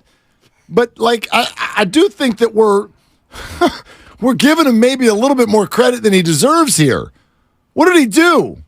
He sent a tweet. Anthony Poole is now a tough guy, and he has defended his son because he pulled out his phone? Yes. And typed something to Draymond? Well, I don't know, man. He basically said, "Come meet me." He called him out on Twitter. Ooh. Well, it's look a out. something. It's not a nothing. Look out. I bet Draymond is terrified. I bet you he is. A 52-year-old man tweeted at him and said, "Come meet me outside." Do you think Draymond went to meet him? No. You know why? You know why? Because he'd catch that two-piece. Yeah, I'm sure he would. What? I mean, come on. Please tell me you see the rampant immaturity that's happening everywhere from all angles. I don't know if immaturity is the word I would use. I mean, it's in terms of Anthony Poole. That is anger. It's the word that Steph Curry has used 5 times in the last week and a half terms of what the Warriors are going for this offseason. So now they have adults in Chris Paul, a guy who famously went into the tunnel trying to get at the opposing team. I'm telling you, these are Draymond's words. And no, I'm telling you, these are Steph Curry's words, not mine. That's literally my point today. You have spent the better part of a week and a half trying to tell us that this offseason is all about making us more mature. All right, let's look at the tote board.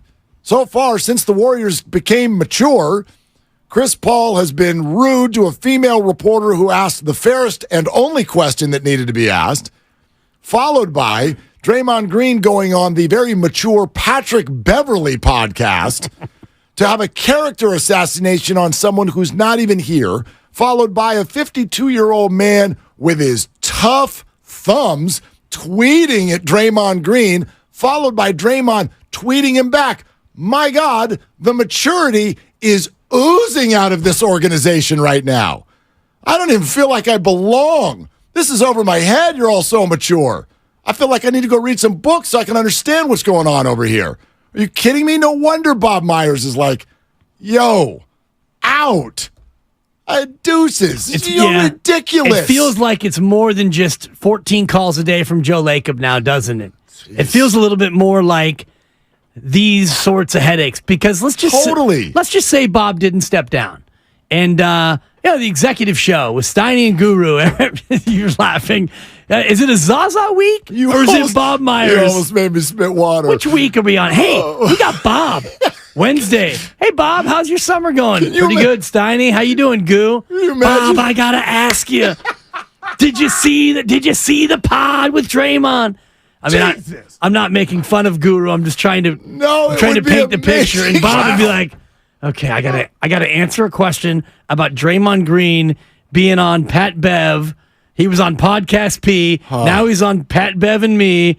And it's like Bob Myers is thinking, I'm out. Producers call Bob. He'd be like, hey. Totally. That's how he'd answer the phone before we put him on the air. I mean, who needs this? Bob, this is Evan. Are you ready for your weekly appearance? No. Is now really a bad time? Not really. Kind of. Yes, but go ahead. But he's such a good guy that he would answer everything with aplomb and class. He would handle it perfectly. But good Lord, what are we doing? Like, honestly. What is he doing? Well, this is where, I mean, yes, Anthony Poole standing up, and you keep saying he's 52. I don't know if he really is. He is. But, okay. I looked it up. He's 52. It's impressive. 52-year-old man. Big guy, too. He's a big man. He made an NBA player. Yes. With his DNA. And his wife. This is a large man. Yeah. Shout out to Mrs. who did all the hard work. I mean, I know Jordan looks small in an NBA court. He's a big man. He's probably 6'3". Yeah, he's a big man. So, I mean, you say they, and I think that it all goes to he, in my opinion. Draymond did this by going on the pod and drudging up all of this. You can let sleeping dogs lie. Yes. And when you don't let sleeping dogs lie, then you're going to get what you get. And I know tough guy with his tough thumbs. You're not wrong, but if I'm Anthony Poole, I'm so mad. You got a couple choices. One choice, ignore it, take the high road. Choice number 2, social media. Choice number 3, go to Draymond's house and deliver your own 2-piece and go to jail. So, which of the 3 do you want to choose? Choice 1. Not me. I know. And it's but choice 2 and choice 3, I feel many people have this illusion that they solve something. And I can prove that punching doesn't solve anything because punching literally created this entire mess. Right. It doesn't solve anything. It depends on who. Depends on which perspective you're coming from. Neither does tweeting.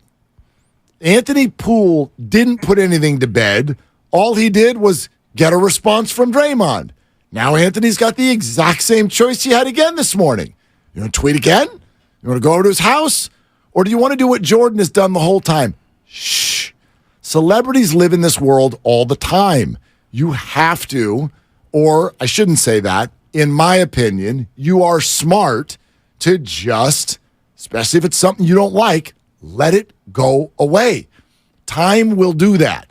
Time will make these things go away. But it didn't because Draymond brought it up again. Right. But so if I'm Jordan Poole, and I said this before, I would get my own narrative out there. And I said this about 2 or 3 months ago. I would sit down with whatever softball reporter, and Jenny Finch, if she's available, softball reporter, and let them ask me softball questions so I could get my side of it out there. But how's that going to go? How's that going to go? Well, Draymond's going to fire back with his own podcast. And everyone's going, I can't believe that Jordan actually aired the dirty laundry. And what about what Jordan said to him? And if Jordan was so right, then why does Steph Clay and Steve Kerr, why are they also ticked at him? It's not going to go well. No, but as it sits right now, things that you've been saying about Jordan Poole are either accurate or inaccurate. We don't know. Like, the team was ticked off at Jordan Poole. There's evidence that indicates that may be the case. There's probably a reason, yeah. But what's Jordan's side of it? We haven't heard. Why was Clay flummoxed at Jordan Poole? Why did Steph throw his mouthpiece? Why did Steve Kerr say what he said? Why did Steph have to pep talk you in Game 7? These are all questions that he could address with his softball. Shout out Cat Osterman, another great softball player. No win there. Absolute win. What is it? The win is you get your side out.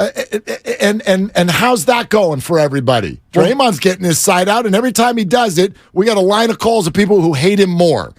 Getting your side out in a situation like this is not going to work. Jordan is 1,000% right to be quiet, and if I had a nickel, I would bet that Jordan called his dad today and said, how about if we don't do that again? Because you just brought it life again. Jordan's whole thing this whole time has been make it go away. And it won't because Draymond keeps it alive, and it will double if he or his family also make efforts to keep it alive. I mean, this is like... So you're going to let Draymond keep bullying you? Because that's what this is. But see, that's the fallacy that people fall into. That's not a fallacy. It is. It's the emotional reaction that you have when you say, oh, I'm going to let him win. He's not necessarily winning. Jordan has already lost and stands to lose so much more if he gets into the sandbox and starts throwing sand back at Draymond. I disagree with that because you're doing is letting Draymond continually bully you. He bullied you when he knocked you out in practice, and he bullied you to the extent that you're not a Warrior anymore and you're out of town, and now he goes on Pat Bev's podcast and clowns you again. You think that Jordan would still be here if he had talked? I think that Jordan Poole might still be here if he didn't get punched. Well, but that's not what we're even discussing. No, the discussion is Draymond Green bullying him. No, the discussion is whether or not Jordan should be public with this and get into a spat with the loudest mouth in the world. There's no win there. This is kind of something we've talked about this a lot in different forms. By the way, you're listening to 95.7 The Game, KGMZ FM and HD1 San Francisco, always live on Twitch, YouTube, and the free Odyssey app. In general, when something has a negative tone around it, we want people to talk, but the right thing to do is to not. In general. I'm not going to make that a catch-all, but we had that big thing about Farhan and Carlos Correa.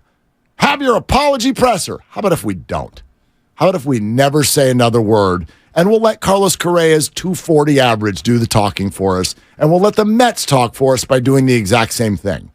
It goes away, you're 54-41, and everyone's like, the Giants are amazing. This is not that. Jordan's only way is to go average 25 a night. That's the only thing that can make this better.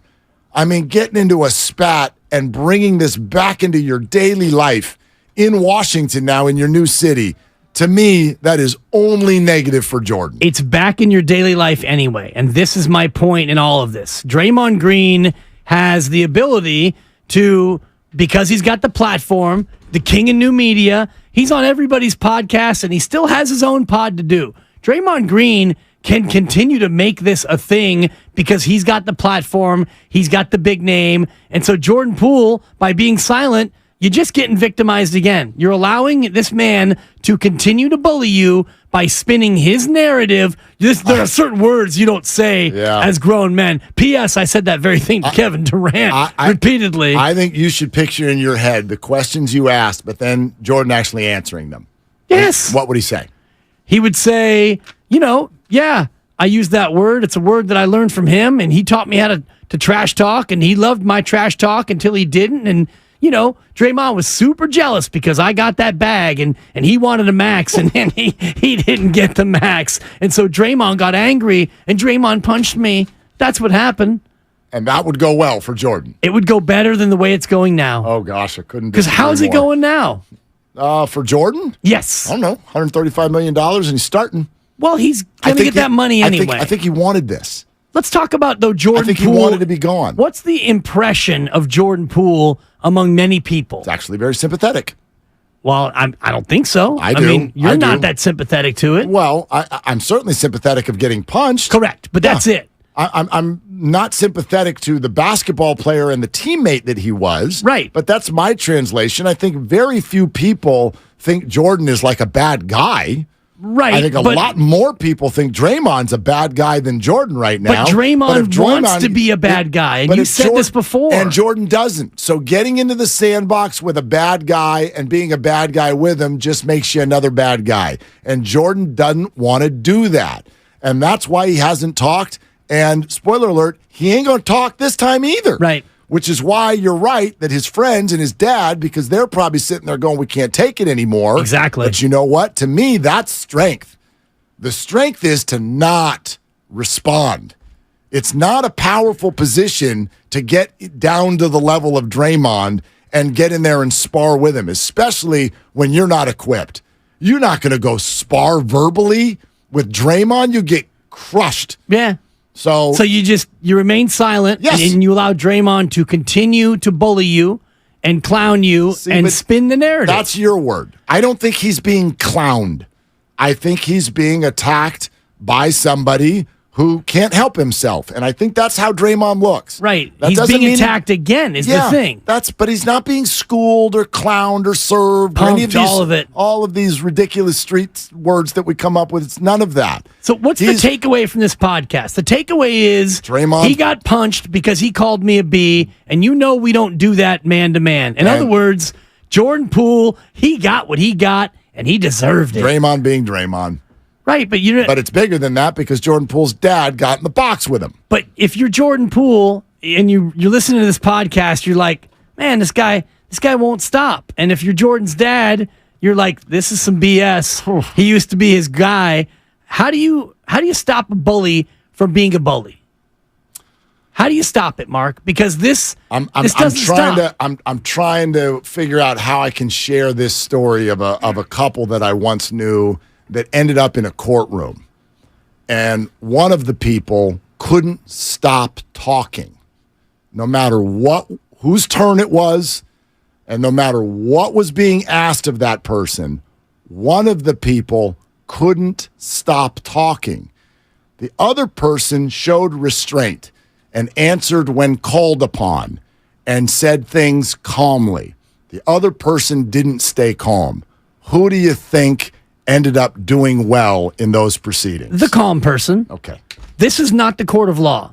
It's the court of public opinion. And correct. And the court of public opinion is not shining on Draymond. But at any point this is where year. I disagree with you, because Draymond Green wants to be Charles Barkley in essence. He wants to be a bully. He wants to be this bombastic, I'll say anything, I'll do anything, I'm the baddest man around person. So in Draymond's mind, these are wins. Yeah, but I'm on Podcast P. But you can't it's a worry win. about that. I'm on Pat Bev. That's a win. But that's in his head, and you're not stopping that snowball. That avalanche is done. Draymond's going to be a big old media star. You can't get that back in the tube. That's just the way it is. No, but he's doing it on the back of Jordan Poole. And so if I'm Jordan Poole, whatever, Draymond, you're going to do whatever you're going to do. Keep my name out your mouth. And, but you're not. Now you're going to continue to spin your narrative while I sit quiet? I just no think chance. And again, I hear what you're saying emotionally. I just wonder if you realize what the result would be. If Jordan gets all that off his chest, and then you wipe your nose and you're like, yeah, got it off my chest. That lasts for 3 seconds. Then Draymond comes back and does it again. Sure. So now what? Well, Draymond's going to do it again anyway. Right. So why get in the box with him? You're just going to have to go again. I ask you this again, Mark. And again and again and again. How do you stop a bully? You ignore him. That's not how it happens. Always looking for a reaction. The bully gets stopped Do you ever see the movie Friday? Yeah, of course. How did they stop Debo? That's a movie. He got knocked out. That's a movie. But that's a movie. That's how you stop a bully. Not really. Not really. Because in the real world, when you do that, as you even stated about 5 minutes ago, the police come and then you go to jail. So it doesn't work that way, or else Mr. Poole would have gone and punched Draymond. Right. But this is an eye for an eye, and everybody goes blind. You're not going to beat Draymond Green with the gab. Yeah. You're just not going to do it. Well, you're not. He's not going to stop. And he's looking for a reaction. Right. And you lose as soon as you But get he to gets the reaction anyway. Whether or not your father tweets or your close friend Instagrams or if Jordan Poole speaks or doesn't speak, you said it. He gets our reaction, the sports world, the basketball world. So no matter what, he's going to get what he wants to get on the back of you. Not the same as if Jordan reacts. Do you know how big of a story this would be if Jordan had tweeted at him? It would be big. Forget tweeting at him. Just come out and be able to speak and get your side of it out there. It gets way, way bigger. So it's not.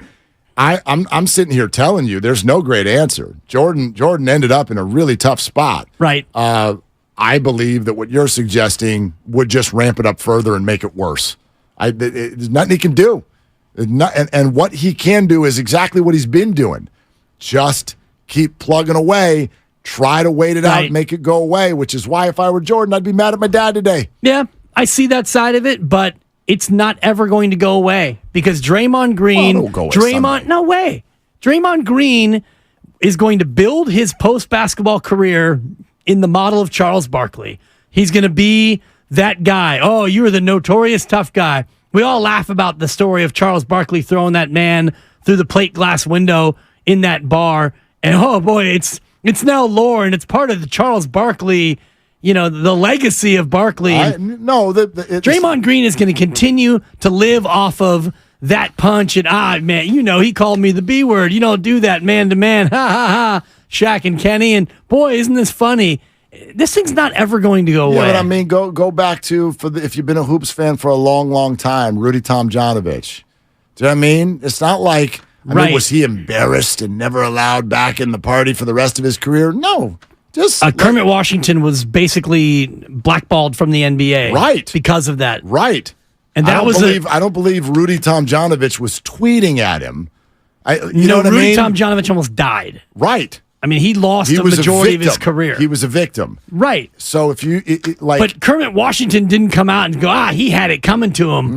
Would have gotten worse if he did. Exactly. And if Rudy T had come out and got into some sort of a social media didn't exist, but if he got into some sort of what match with him, then he's going to be less of a victim.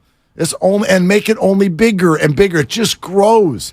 A bully, all they want is a reaction. You don't give it to them. Yeah. And Kermit wasn't a bully. It was just an on-court mistake. That was an actual fracas. I mean, it's right. It just feeds him. Draymond is eating on this stuff. The more reaction, the better, as far as he's concerned. We're sponsored by Lucky California. It's good chat. Let's keep it going. And I know a lot of you want to weigh in. Your phone call's next here, 888-957-957 on Willard and Dibs. To make more of every juicy...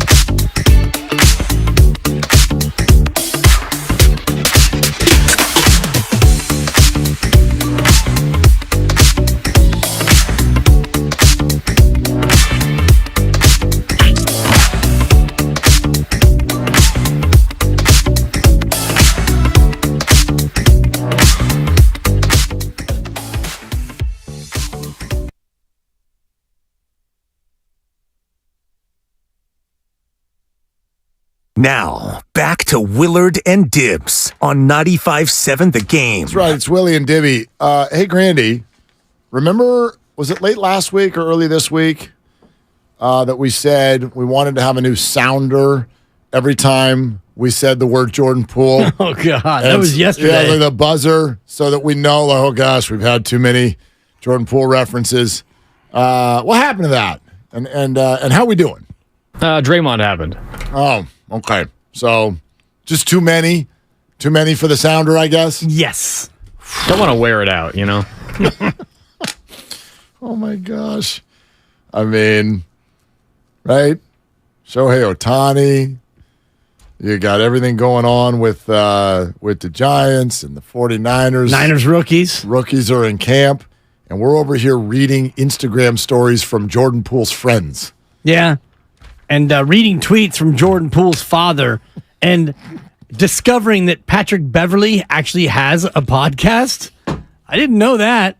Who doesn't? I don't subscribe, so. Yeah. No, I have not liked and subscribed wherever I find my podcasts. Now, I know that about Podcast P. I'd listened to a few of those before Draymond appeared, but I didn't know Pat Bev was in the game. Oh, but now I do. Who isn't? Yeah. All right.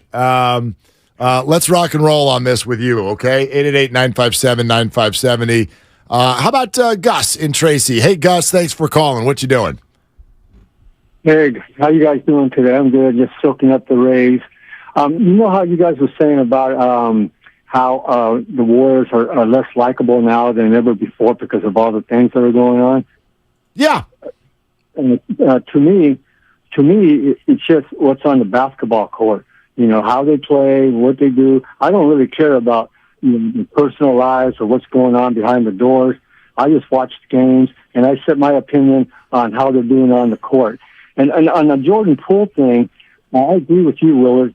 How do you stop a bully? You ignore him. And I guarantee you, like, more than 3/4 of the NBA, like the guys that play in the NBA, they hear all this stuff, they're probably saying, you know what, Draymond?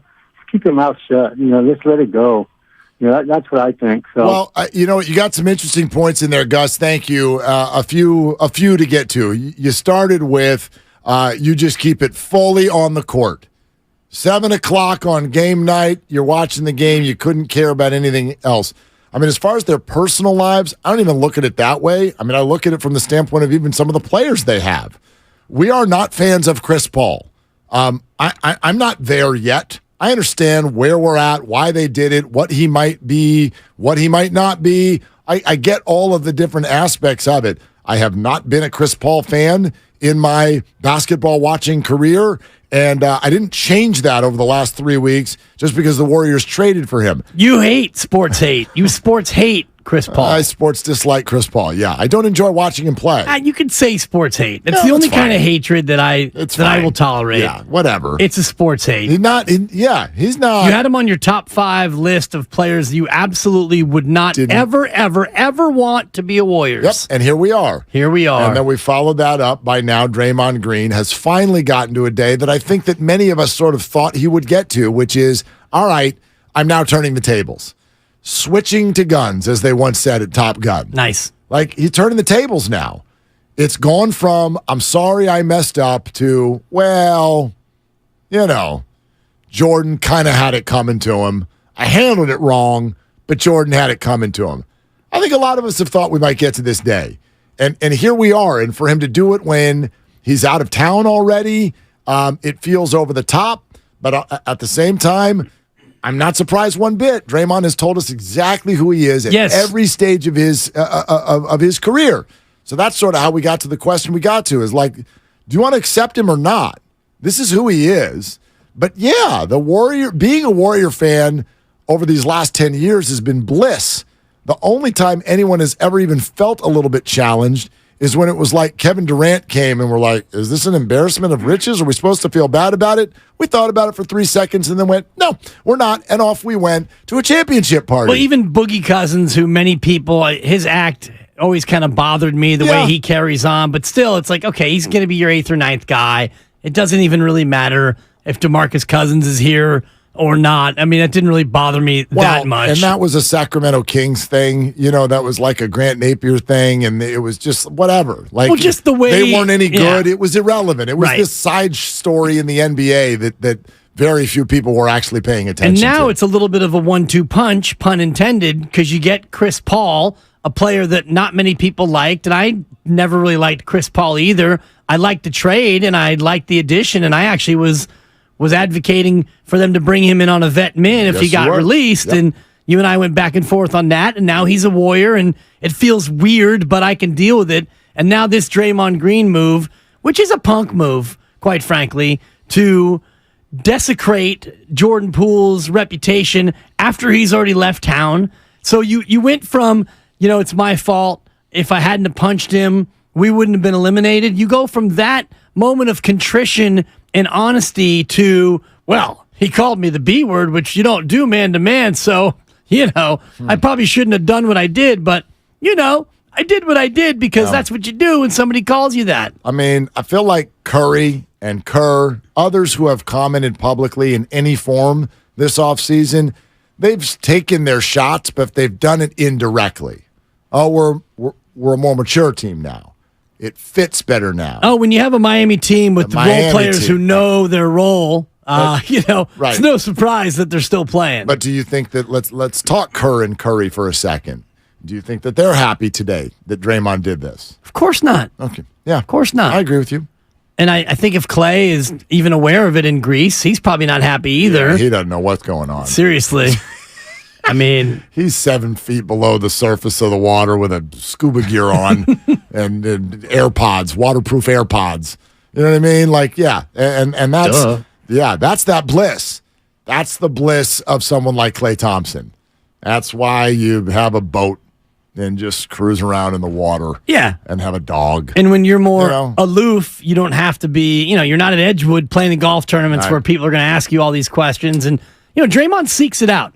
Draymond wants to be the villain. He wants to be this person. You don't make these comments to Pat Bev in his podcast without full knowledge of what it's going to do. Well, you want attention, and you want... He needs the attention. You want relevancy, and you want to continue your brand.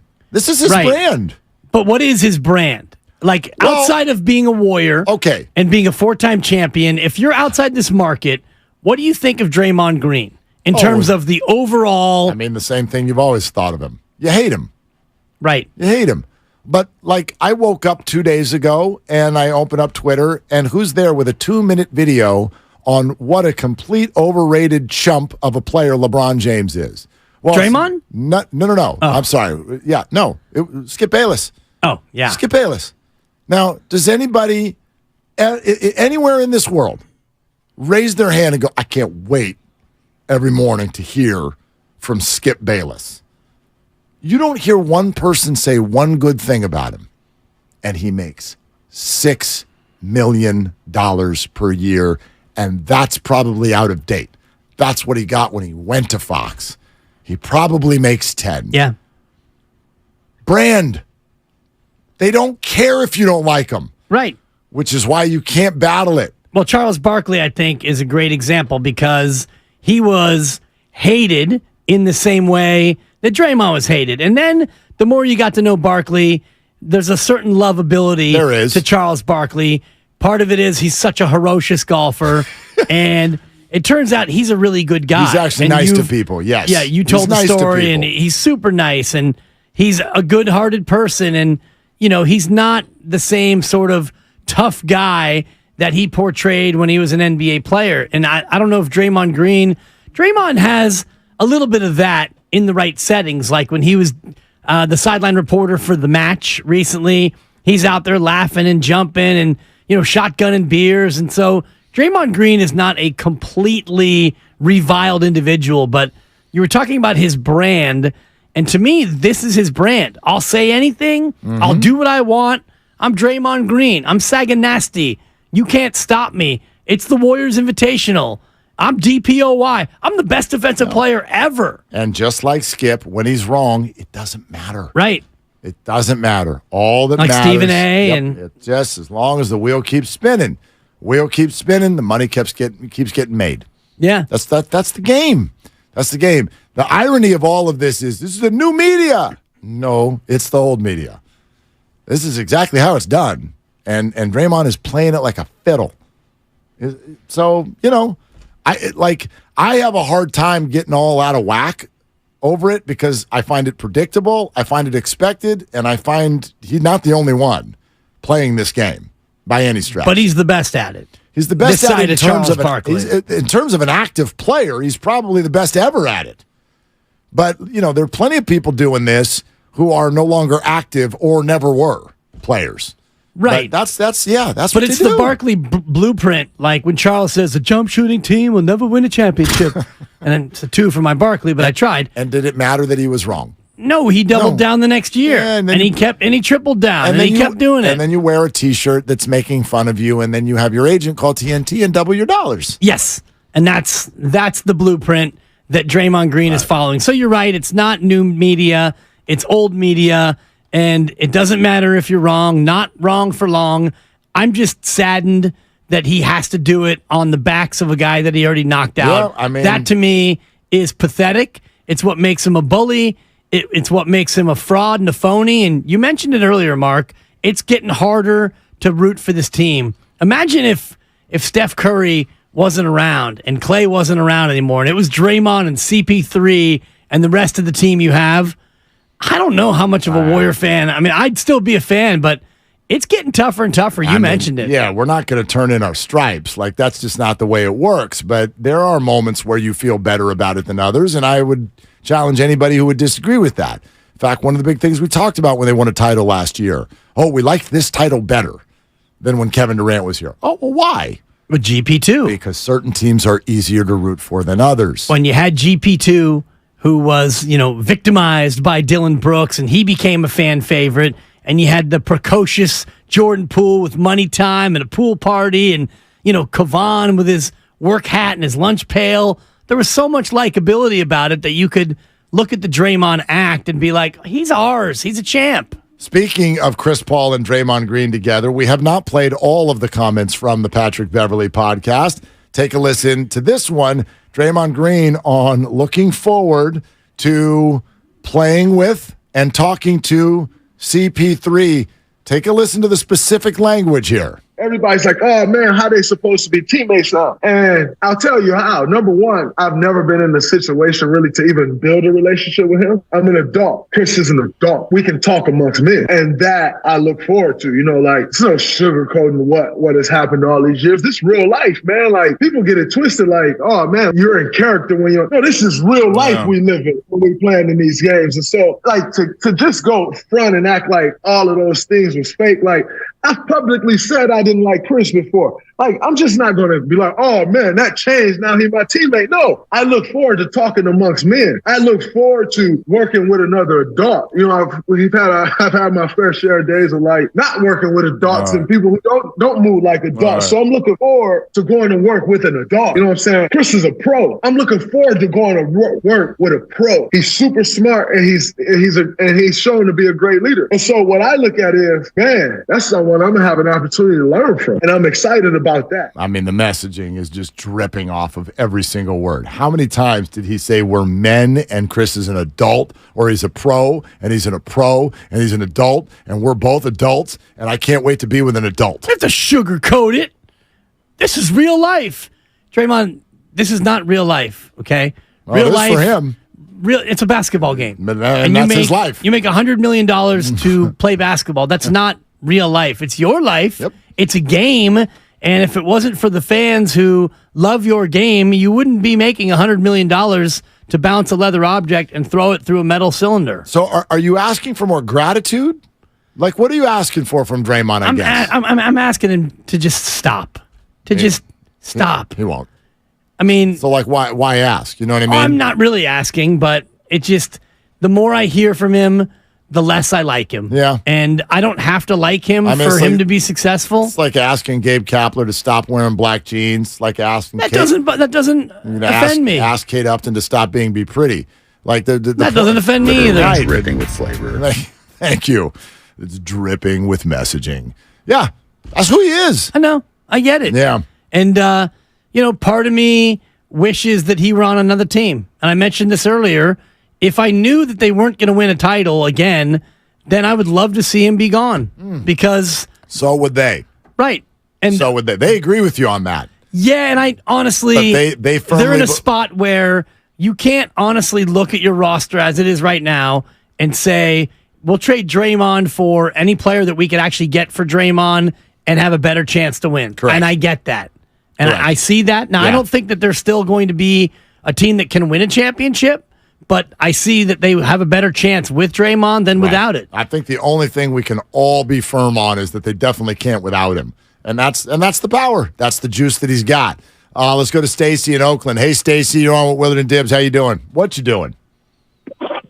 Guys, can't stay away. Just walking away from the desk, about to get in this traffic. Second biggest fan here. Yo, Draymond needs a new hobby. Like, really, he's just stoking the flame. He's telling the story to anyone who will listen. I liken it to he needs to get on the Bill Belichick hype. We're moving on to Cincinnati. Like, let's focus on this new season coming up.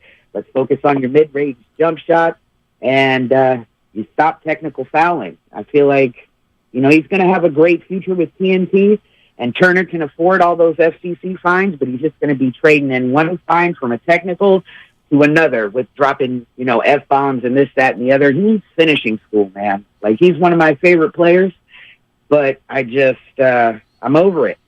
It's hard to root for him now. Yeah, but Stacey, everything you said for him to stop doing, he's financially incentivized to not stop. This is always fascinating to me when people do this. It's actually no different than our caller Bella earlier, who, if you're still listening, Bella, one of the reasons that conversation got hot is because you did a good job, right? Like that means that's a good caller in radio if we've got a debate going there. But when you call a radio station and say, why don't you talk about something else? Well, because you wouldn't be listening. Hey, Draymond, why don't you talk about your jump shot? Well, because we wouldn't listen to that. We wouldn't replay that comment. That creates no discussion. One of the things that's hard for all of us to admit, because a lot of us don't like the sound of it, or it feels like a bully, or it's just too much of the same voice over and over. It's hard, therefore, to admit this truth. Draymond is legitimately great at what he does. And those are two different things. He is legitimately great at basketball, and he is legitimately great at podcasting. Yes, he's compelling. If you like that brand of podcasting, which I particularly don't. And that's fine. However, I know you understand the popularity I completely. And we play it on our show. Yeah. And we play it on our show because it's compelling and it's popular. And Draymond Green says something.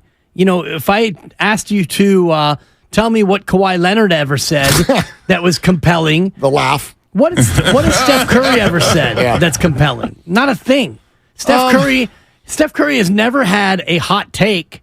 He's never had a strong opinion that we would replay. Now, we all interview Steph when we can, and we play Steph's sound, but it's usually pretty milquetoast. It's pretty docile in terms of strong opinion. And that's his brand. Exactly. His brand is the squeakiest, cleanest superstar who's ever lived. So there is no Steph Curry podcast because, for the most part, it wouldn't be as compelling as Draymond Green. And Podcast P and Pat Bev, they don't have Steph on.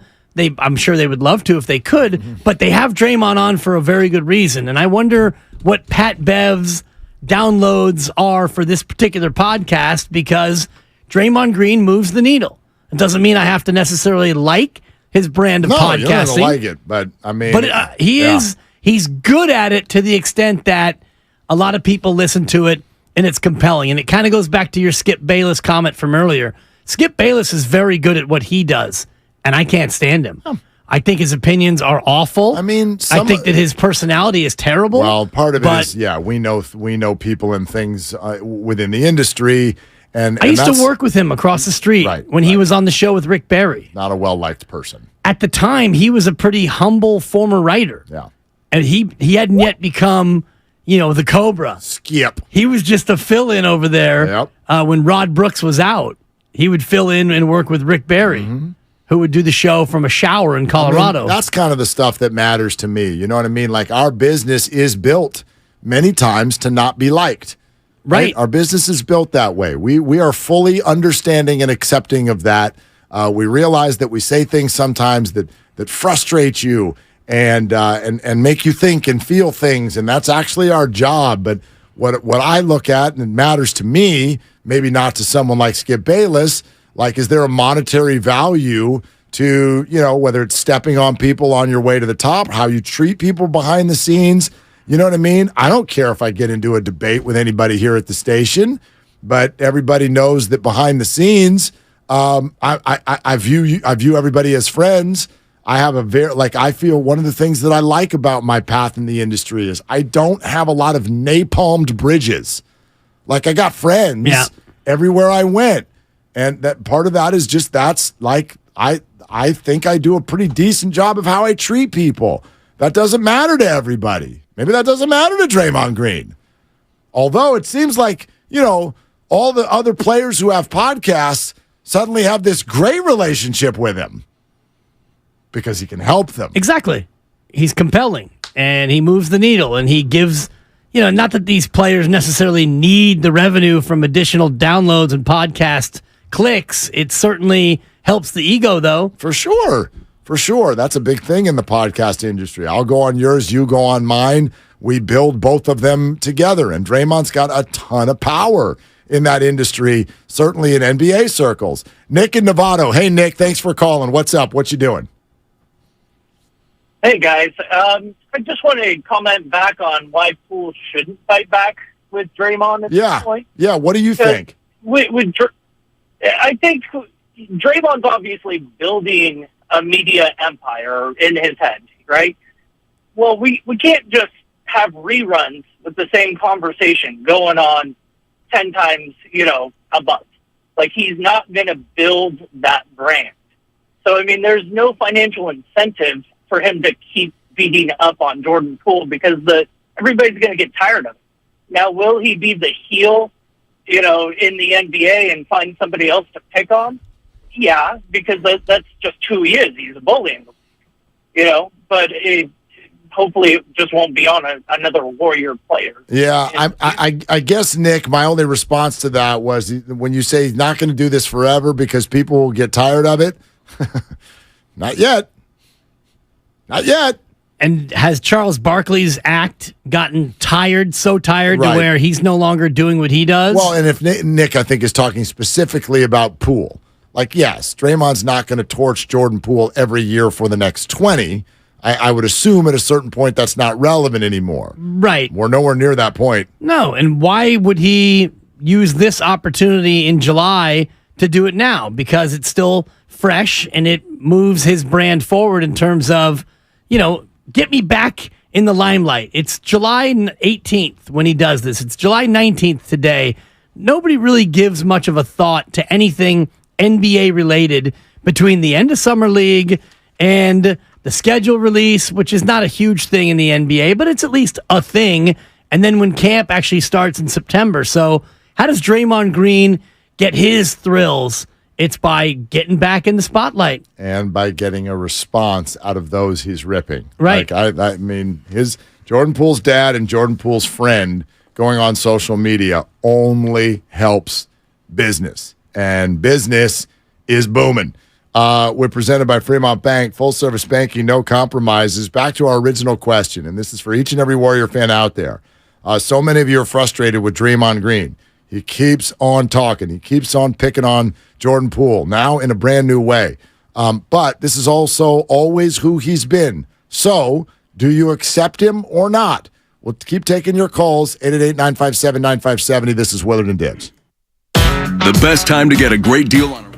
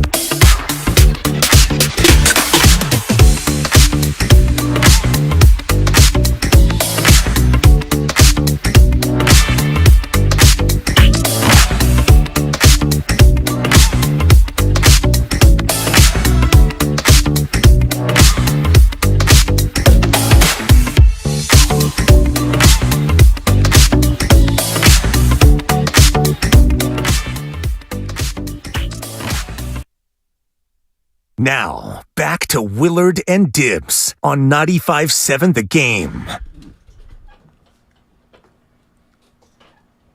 All right, if you're just joining us, take a listen. I don't just hit people.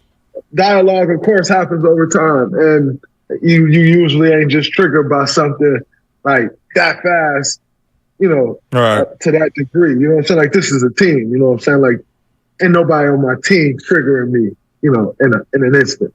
We know stuff that you don't say amongst men. You know what I'm saying? We know things that you have to stand on. Well, so you think to yourself as a Warrior fan, why? Why? Why today? Why say that? Why go there? I know that's what everybody feels, but again, that's what sort of leads to our question. At least my answer is because that's what Draymond Green does. And this sometimes, I think for some sports fans, this matters more than others. I think for some markets, it matters more than others. We had a caller call in earlier today, Dibs, who was like, I don't give a rip what's going on outside of the game. Give me those 4 quarters, win the game. That is the only thing I care about. I think in the San Francisco Bay Area, we care about it more than most other markets in terms of who you are, how you conduct yourself, all of that. But the bottom line is this. It can be difficult when sports and your team ask you to root for somebody that you don't like. So we all have a pretty good impression of Barry Bonds, I think.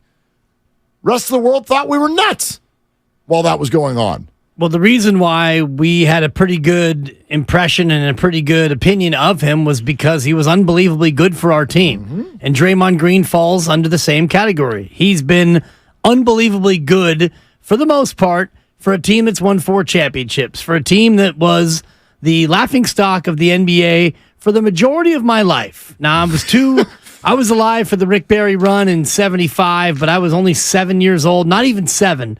So I don't really remember those games, and they weren't on TV, and there was no social media to brag about it. So I don't even really count that as having happened in my sporting life. I count my sporting life as being, about 8 years old, somewhere in there. Yeah, I do remember being the Ed Halicki no-hitter in 1975. I was there, and I was 7 years old. I have a faint memory of that day, more from the stories that my brother and dad would tell than actually, pitch by pitch for that game. But what Draymond Green has done with this Warrior core is something that will never be duplicated. So because of that, yes, you give a player like that. If the Warriors had never won anything, would you still feel the same way about Draymond Green?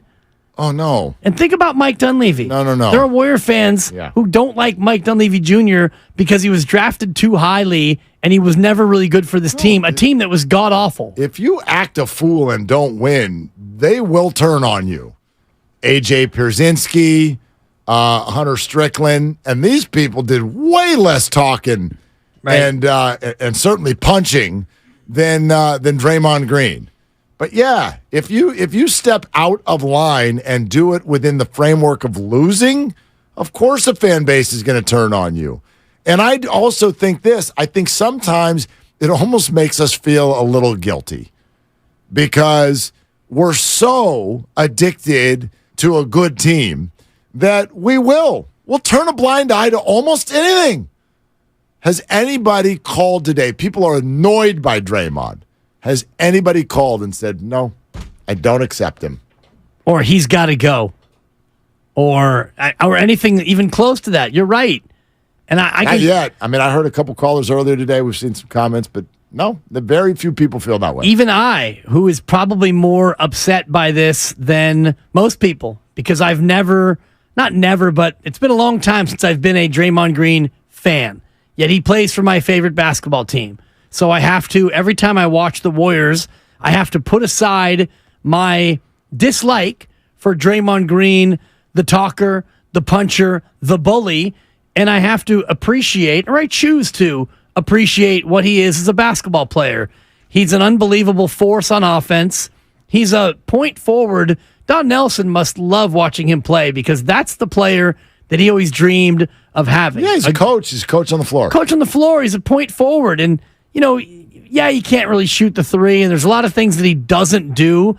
But the one thing that he does do is win and win championships. And I can close my eyes and think about the 4 parades.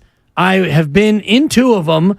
One of them I was at just, broadcasting, but not I was on the float for 2 of them, Mark. It's a couple of the greatest days of my life. Mm-hmm. I'm not on the 95.7 The Game float drinking Bud Lights with Low Neal if Draymond Green is not on this team.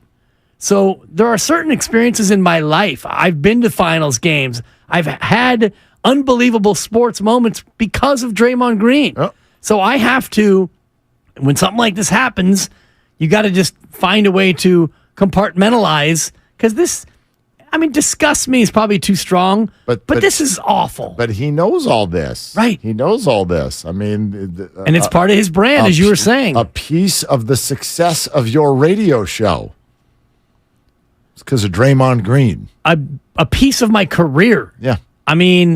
So without a doubt, Mark, this station is probably not a station anymore if it wasn't for Draymond Green. Ooh, now, that's a big statement. Well, if we got the Warriors on 95.7 The Game, don't miss a dribble coming up here in October. Is that why we use blue and yellow? Look at all this blue and yellow. That's just a coincidence. Don't let that distract you. Okay.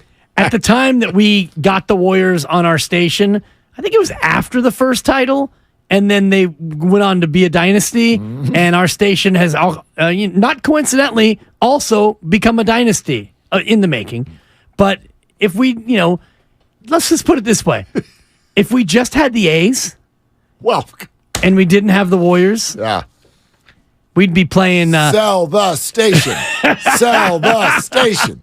Sell the station. So that's not lost on me. Yeah. And I know Steph and Clay and Steve and Bob and Joe and Peter and all the rest of it. It's not only because of Draymond, but the Draymond Green Golden State Warriors era has led to a lot of tertiary benefits in my life. 888-957-9570. How about a little Matt in San Rafael here? Hey, Matt, thanks for calling. What you doing? It's Mac, MHC. Hey, listen, sorry, Mac. You need to know something. Hit me. Okay, Diddley's absolutely right.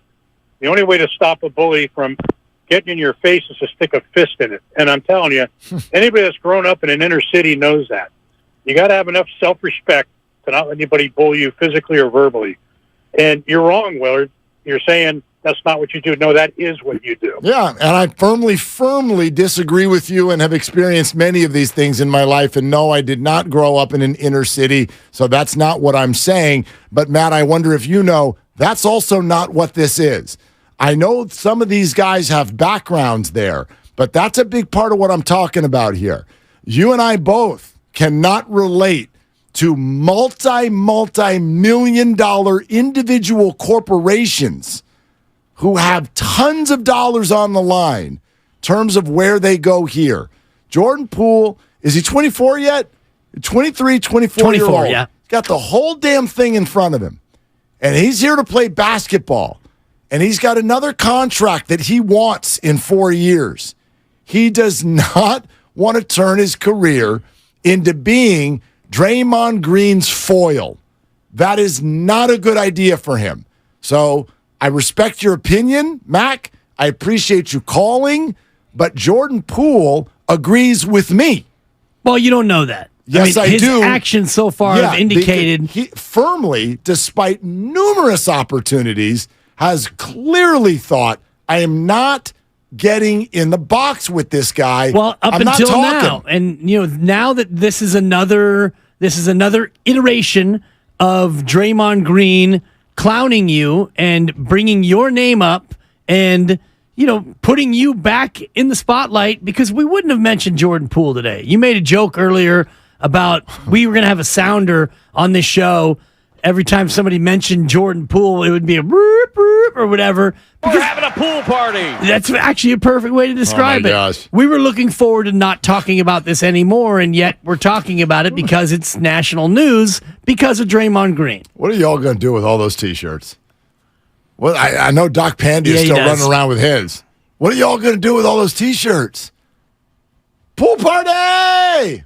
Oh, This is a different kind of a pool party than I've ever been to before. I always thought that organizations should do like jersey buyback night or T-shirt turn-in night where give us your old stuff.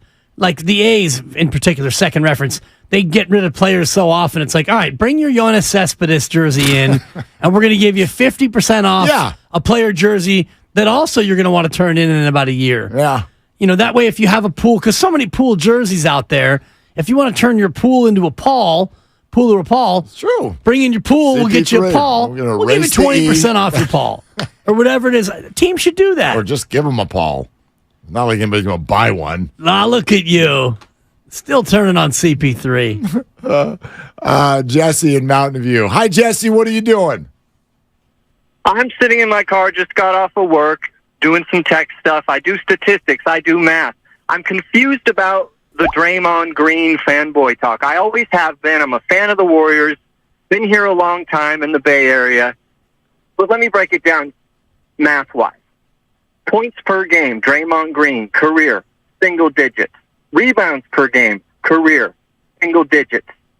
Assists per game, career, single digits. You're looking at a career-wise mediocre player at best who you could plug and play dozens of players from, maybe even hundreds of players from around the world into Draymond Green's seat. So here's what I want to say. I know this is a hot take. I want to ask you a question. It's not a hot take. It's a bad one. But go ahead. Go ahead, Jesse. Let him eat. Go ahead. Wait. Are you guys smirking when you say we wouldn't have gone on that championship run without Draymond Green? No, I'm saying it completely straight faced. And Jesse, I respectfully believe that the error that's being made is what you admitted about yourself, which is that you have a very intense math brain. And I respect that. My dad was a math teacher for many years in this area. So I love math. I'm pretty good at math. But there are many things in life that you cannot quantify with equations. And Draymond Green's career is one of them. The back of his basketball card does not tell the story. And anybody who's watched Warrior basketball with any sort of depth knows that. And they'll tell you that. The man's going to make the Hall of Fame, Jesse. You know that. Okay, let's finish it off with math, and I'll let you guys go. Punching your teammate in the face is divide by 0. Anything in the denominator, divide by 0, not a number, not a player, done. Yeah, I agree with that. Thank you, Jesse. I agree with that. I'll just give you one little piece of math. Thanks, Jesse. The ultimate math, the biggest piece of math that matters, playoff winning percentage, 681. Yeah, 107 wins, 50 losses, and in those games, he played a pretty important role in the wins and in the losses. 107 and 50 mark in the playoffs. I mean, that's a lot of W's. You're listening to 95.7 The Game, KGMZ FM and HD1 San Francisco, always live on Twitch, YouTube, and the free Odyssey app. Do you realize what an awful organization the Warriors would be if they had treated and paid Draymond Green the way they have through all of these years, and in actuality, he's just a replacement player?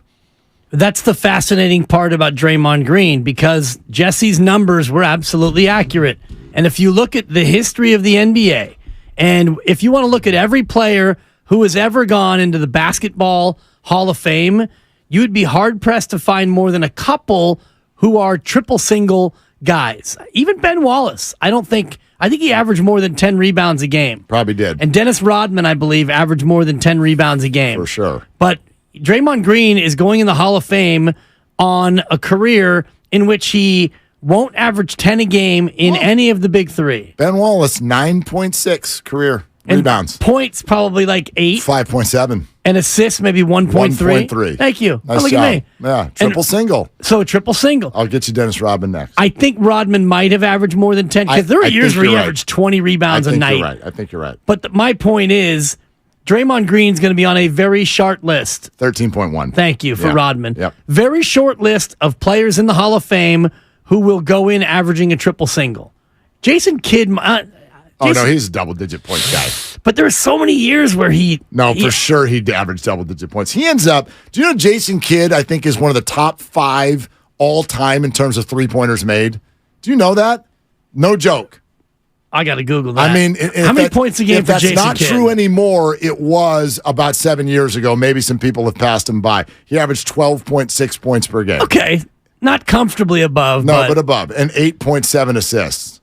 Yeah. 6.3 rebounds. I guess it was the early years I'm thinking about where 6, 6, 8, 10, 9, 10, and then, not too many years where he lit it up, but I did forget about the 3-point outburst from J. Kidd. And I think he's been passed up by all the he's still top 15. He's been passed up by all of the now everybody shoots threes on every possession. At a certain point, Jason Kidd was in the top 5 all time. He is now number 15. Just one quick postscript as we're basketball referencing each other before we go back to the phones. Steve Kerr is number 1 all time in 3-point field goal percentage. Percentage, yes. And he will never be caught. Agreed. And you know why he'll never be caught? Because they shoot too many of them. That and because the 3 years where they moved the line up, Steve Kerr went absolutely bananas. When we get him on the show this upcoming season, he went 1 year, I think he shot 51% from 3. Steve, did we lose you? Yeah. I'm sorry. I'm here. Is he coming back? I hope he is. Steve. He's in negotiations. I promise we won't ask about you-know-what yes, and the you-know-who. Yes, we will. You can. Steve was here right now. First question. What do you think of this jerk, Draymond? Steve, did we lose you? I'm sorry. I'm here. I'm here. Steve, did we lose you? That was awkward. Oh gosh. Well done, Grandy. All right, let's keep it going. Listen. Thanks. I'm not trying to dismiss where anyone stands on Draymond, the basketball player. You're all fans. We're fans. You can have any opinion you want to have. I find the conversation personally to hit a brick wall when somebody calls in and says they should get rid of him because he's actually not that good. Come on. So what you're telling me, by the way, not only is that you see that Draymond's not good, but you're also taking the basketball acumen of other Hall of Famers, starting with Steph Curry and Klay Thompson, and then Steve Kerr, and the basketball acumen of Bob Myers, and everyone in a dynasty organization, and you're telling all of them that they don't know ball because they all think he's amazing. Right. And as I mentioned... So I don't know what to say to that. Well, and I don't know how you have a guy play the amount of minutes that he plays in 157 playoff games. 157 playoff games. That's almost 2 full NBA seasons, and he's able to win 107 of them, Mark. Now, are they carrying him through 107 playoff victories? Is that what's happening? Look, he makes all kinds of mistakes. His personality can be very, very difficult. All these things are true. Draymond's a very good basketball player. He's a very good basketball player. When his star started to grow, Jerry West one time sat down, and this is when Jerry was still working with the Warriors, and talked about the things that Draymond does on a basketball court, and said, and I quote, if he's not a top 15 player in this league, then I don't know what one is. That's from the logo. So I don't know how many of those people, basketball dignitaries, don't know ball. Yeah. But those of you who come with the basketball reference page, he's only averaged 8 points a game, he's replaceable, get rid of him. Well, there's a couple different things to it because I don't know what to do. In the playoffs, his points per game goes up by 3, his rebounds a game go up by 2, and his assists a game go up as well. Mm-hmm. So what that tells me is 2 things. 1, he's an incredibly clutch player, and 2, there's a lot of times where he doesn't play hard. Well, I would say maybe they lean on him more in the playoffs because in the playoffs, I would say he cares more. Yeah, well, and this is a man who said that. I don't get up for games in March in Oklahoma City. Yep. And Steiny made the point earlier. I thought it was a good one. How he quit on the team in the year where Steph got hurt and Klay was already out. And he basically said that. He said, I'm not playing with this group. By the way, that's not he always... was out. Yeah, but that's not always been him. That is something that has happened once you've won a bunch of rings and your place in history is complete. And that's not to defend it, But if you do look at the way older players in their 30s who've won rings handle themselves, they don't feel like the right thing is to go full bore all year long. Here, the Lakers are over here right now sitting down and scheduling the days off for LeBron James and Anthony Davis because you can't do it. You can't be, I'm going to play 82 games and bust my butt every single night. They can't do it. Well, he played 73 last year because it was a contract year.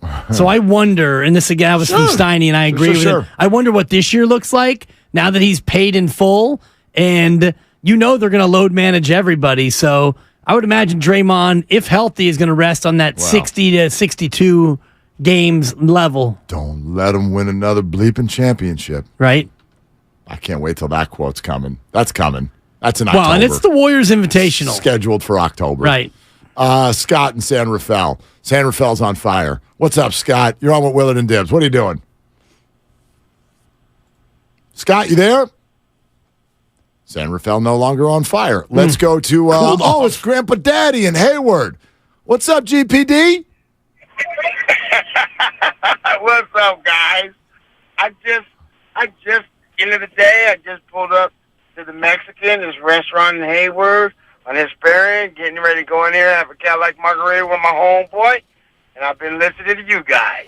Appreciate you, GPD. Margarita sounds good. I like a Cadillac, too. It's got that extra little something in there, right? Grand Marnier. Thank you, that's what it was. Grand Marnier up in there, baby. But listen, statistics can't, you can't quantify it with statistics. Everybody needs a junkyard dog. That's why they had Dennis Rodman. Draymond Green, he's a junkyard dog for us, and he's good. You can't quantify you can't quantify that. But listen, I've been in the hood. I came out the hood. I'm a businessman now. I'm a grandpa daddy. Got 2 kids like you, Dibs. You know what I'm saying? I got a 4-year-old and a 2-year-old and a young wife. And I'm gonna tell you, I'm a legit businessman now. Been in the hood, been there, done that. What he did was wrong. You don't hit a youngster like that. Period. Of course. You don't go on. And then you don't go on social media and talking crap. That's just, yes, you do. See, this is what I separate. Man. And Grandpa Daddy, enjoy that margarita, man. Let that thing sink in. Maybe have 2, although you got to work in the morning. But here's the thing. This is where the conversation for me gets kind of intricate. No, you don't punch anyone. You don't punch a teammate, the young fella, whatever angle you want to take on this. Obviously, Draymond's out of line there. But then when people go, and you don't go talk about it. Well, you do if you're Draymond. Yes, you do. That is your job. It's not the one the Warriors hired you for, but it's your side gig, and it's your future gig, and it's also who he has told us at every point he is. And as a Warrior fan and the Warrior organization, you've got to decide at every stage whether you accept that or not. And the Warriors do, maybe even to a fault. I mean, all of the things that have happened, how many times have they suspended him? Once? Yes. One time. Not for wanting to fight the head coach, not for punching Jordan Poole in the face, not for getting your own self kicked out of an NBA game. That suspension came from the league, not from the team. It came from when he used the B word, the very B word that he's intimating that Jordan Poole called him. He used it at Kevin Durant, one of the stars of the team, and then the Golden State Warriors had to step in and suspend Draymond Green for 1 game for using the same word that was used on him that led him to punch Jordan Poole. I just feel like we have to accept this. When it comes to professional sports, those teams focus every decision around one thing. Doing what's right. Winning. Yeah, exactly. Winning. Yeah, you're right. Why did Draymond get suspended for talking to Kevin that way? Because Kevin was the back-to-back NBA Finals MVP, and you don't do that to him. If he had done it to Leandro Barbosa, nobody would have cared. Nobody would have cared. We might have. Talk about it a little bit, but it's not like that. That's just the reality of this. So that's kind of why I settle on. And as a fan, you do have you can root for whoever you want to root for, and you are absolutely in your right to be mad at the team. So the fact that the team has supported Draymond, if you don't support that, you're allowed to do that. I don't want the Giants to send DeSclafani out for another start. I do not support that. I'm against it. But if they do, it probably won't cost you your fandom. And of course it won't. And if they do, I will root for him to get outs. Exactly. That he probably won't get. And that's where the Draymond Green situation becomes so interesting for me, especially because I love this team and I want them to win. I want him to do well, but I also want him to stop hurting Jordan Poole. I want him to stop punching teammates. I want him to, quite frankly, stop going on these podcasts and making this a thing. You want him to shut up. It's over. You can talk about whatever you want to talk about, Draymond Green. It's a free world. But what he is doing in this way, in this podcast, is damaging the Golden State Warriors. See, and let me go devil's advocate for a second, if I may. Because from an emotional standpoint, I completely hear you. But are we being unfair when we go, Draymond, it's over? And he's like, no, it's not. Listen to y'all. It's not over. It's center stage. We've talked about nothing else today, and our lines have been absolutely jammed the entire day. So who are we to say it's over when he talks about something that gets a reaction, which is exactly what he's trying to do? Yeah. It's not over. Well, it's not over at all. It's over if he's not talking about it. We would not have spent 1 second of our show today talking about any of this. We would have talked more about Shohei Ohtani, a nice little 7-game win streak. But if he sees a lane to Niners say something, rookies. Right, but if he sees a lane to say something that we all find interesting, is that not exactly what he is supposed to do? Is it? And I'm devil's advocate here. I get I'm it. not just saying, gosh, we could say anything interesting. We could come out and say something totally out of line and, suggestive, or we could do anything like that, and maybe it would be interesting. So I'm not saying that there's no line of morality at all, but what bad has happened for Draymond today? For Draymond and his brand? Probably the only thing would be he pissed off some members of his own organization. I wonder. At the very outset. Or did they just roll their eyes like they've done? They might have. They've done it 1,000 times before. I'm sure Steve Kerr, wherever he is, bleeping sick of Draymond. Right. I'm sure if Steve's down in San Diego or whatever, he didn't cancel a beach trip or a swim in the ocean because of this. And if you're Joe Lacob and you open up your Twitter or however he found out, he's probably like, oh boy, there he goes again. Yep. And Peter Guber, wherever he is, on a film set somewhere, didn't cancel the shoot.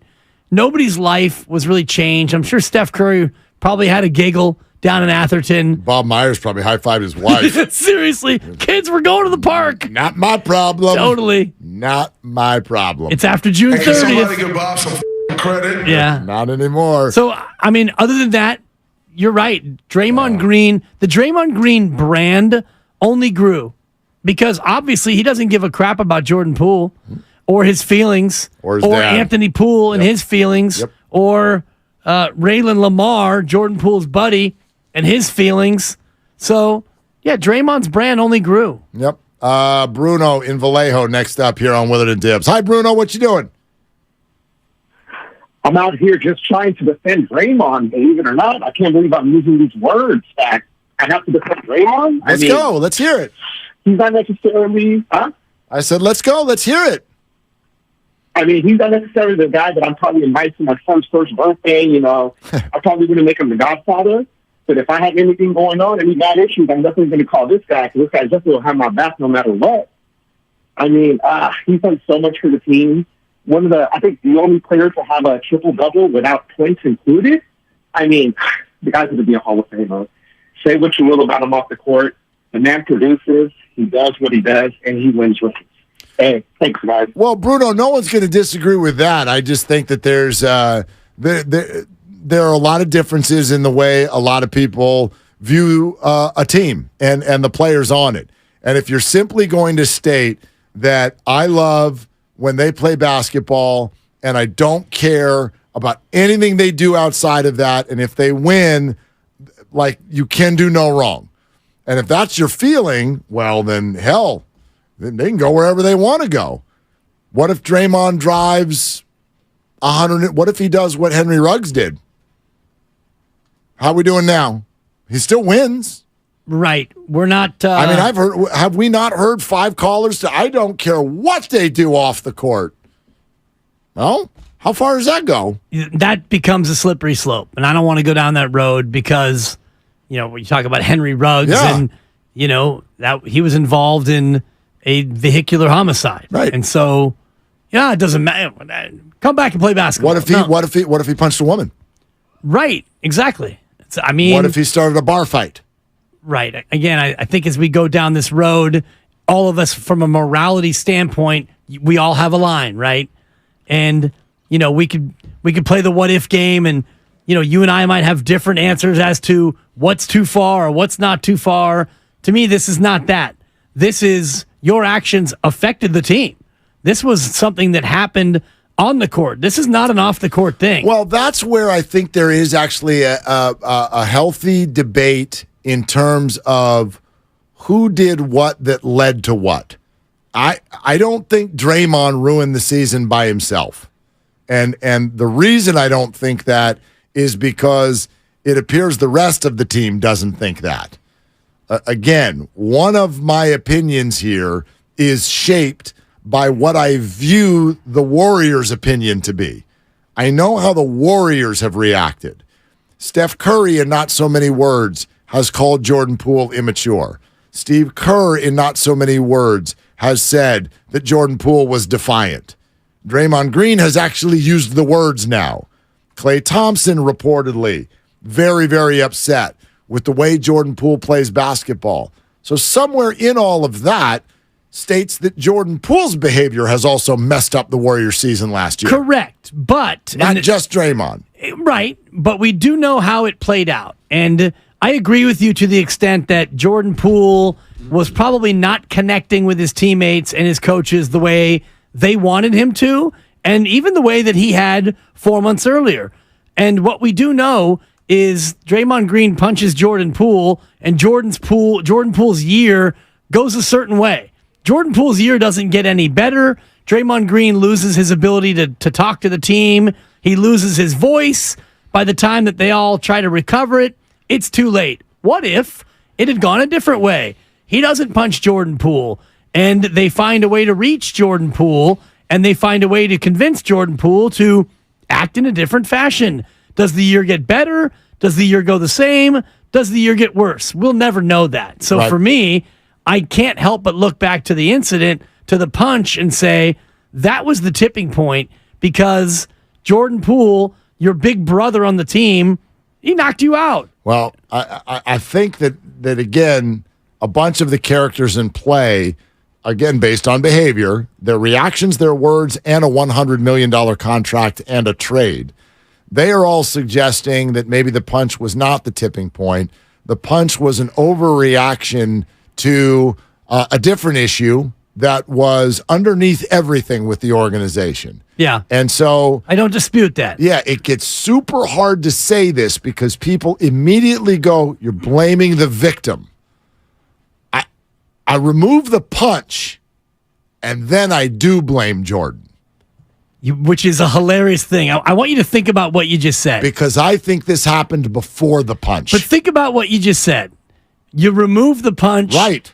And Jordan's to blame. Well, you don't get to do that because, and I'm with you. No, but I kind of do. No, but here's what I'm going to say to that because Dibs, there are 2 timelines. Thank you. No, and I think that was my line from a couple weeks ago. There's one timeline that starts at the punch, and there's another timeline that starts we don't know when. Right. So let's just, and this is kind of like a sci-fi thing. Let's just take the timeline where the punch never happens.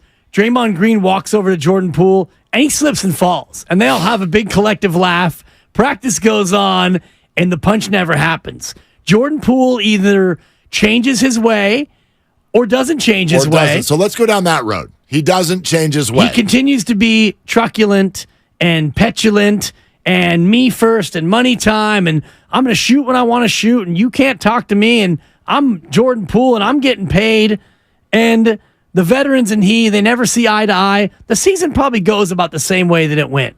You're still talented, you're still good, you're disconnected, and you lose to the Lakers. What if you found a way to reach the young man? Because Draymond Green is his big bro. That's my little bro, and I'm proud of the way he talks trash, and he's cut from the same cloth, and all the rest of that nonsense that we now know is nonsense. What if Draymond was a real leader, and he was able to get to Jordan Poole and sit down with Anthony Poole and say, you know what, Jordan? There was a time that I really wanted to knock you out, but you know what? We're going to get through this together as a team, and maybe Jordan Poole turns the corner, and maybe Jordan Poole becomes the player that he was only 3 months earlier, and they go on to win a second straight championship. Just me, I think probably not. Right. Just probably me? Not. I think that Jordan Poole was more likely to have a better season had he not been punched than him being punched. That's fine, but my point is I really firmly believe, based on all their behavior, the Warriors felt, both pre and post punch, they just couldn't get to the guy. They could not get him to do what they thought he needed to do. I agree with you. Steve could not get his head on straight in terms of his role. Let me just ask you this, and then we'll go back to the phones, because the callers have been amazing today. I remind you that Steph Curry directed his speech at Jordan before Game 7. Was that pre-punch or post-punch? That was post. So let me ask you this, and then back to the phones. Do you fault Jordan Poole post-punch for not having people be able to reach him? Because I don't. No. I don't blame him. No, I'm with you on that. But I also feel it started way before that. I agree with you. Yeah. But after he gets knocked out and Draymond gets no punishment other than a 3-day break from practice, and who wants to practice, right? Am I right? Rehearsal was always a nightmare for me when I did musical theater. Yep. You hate rehearsal and you love the show.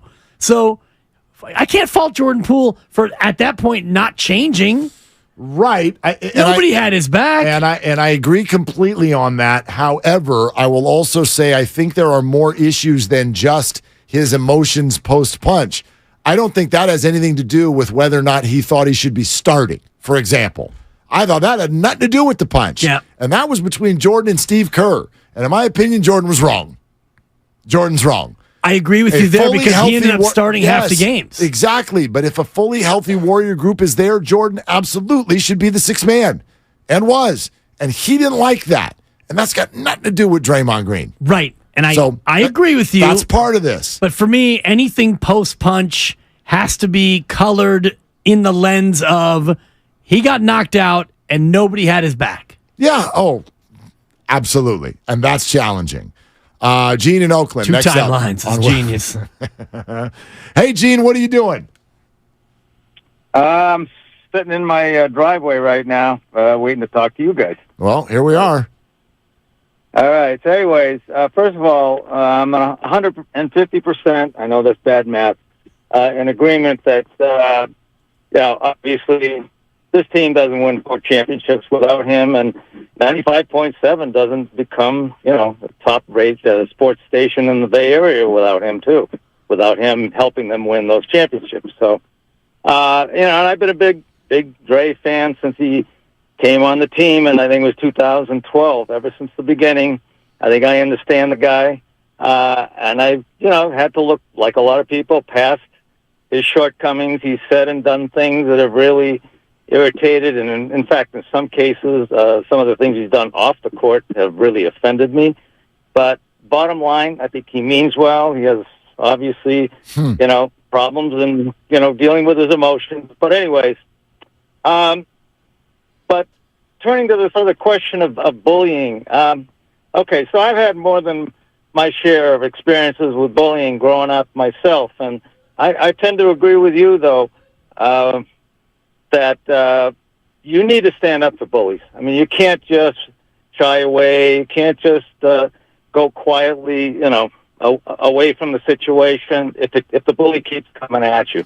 I mean, in Jordan's case, it might be best if he's really irritated and bothered by what Dre continues to say, about the incident.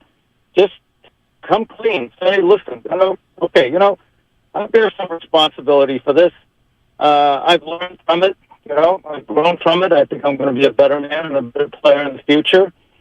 And see how far that goes. If that doesn't shut Dre up, then maybe you say, listen, man, I think what you did was irresponsible and immature. And maybe it's time. Gene, your phone's having a little trouble, but we got the gist. And here's what I would say. This is I chuckle because this. Well, here's what you do. You say this to Draymond, and then if that doesn't work, you say this to Draymond, and then if that doesn't, guess what? It's not going to work. If you talk to Draymond, he's just going to talk about it on the podcast the very next day. So everyone's going, well, not everyone. A few of you have said, what you got to do with a bully is stand up to him. All right. Define that. Please don't mistake my point about Jordan needs to stay silent as cowering to the bully. In many ways, I believe that is standing up to the bully. You want him to go meet the bully where the bully lives. That is, as every school teacher told you growing up, that is lowering yourself to where they are. And it's not going to work when you're playing against someone who doesn't play fair.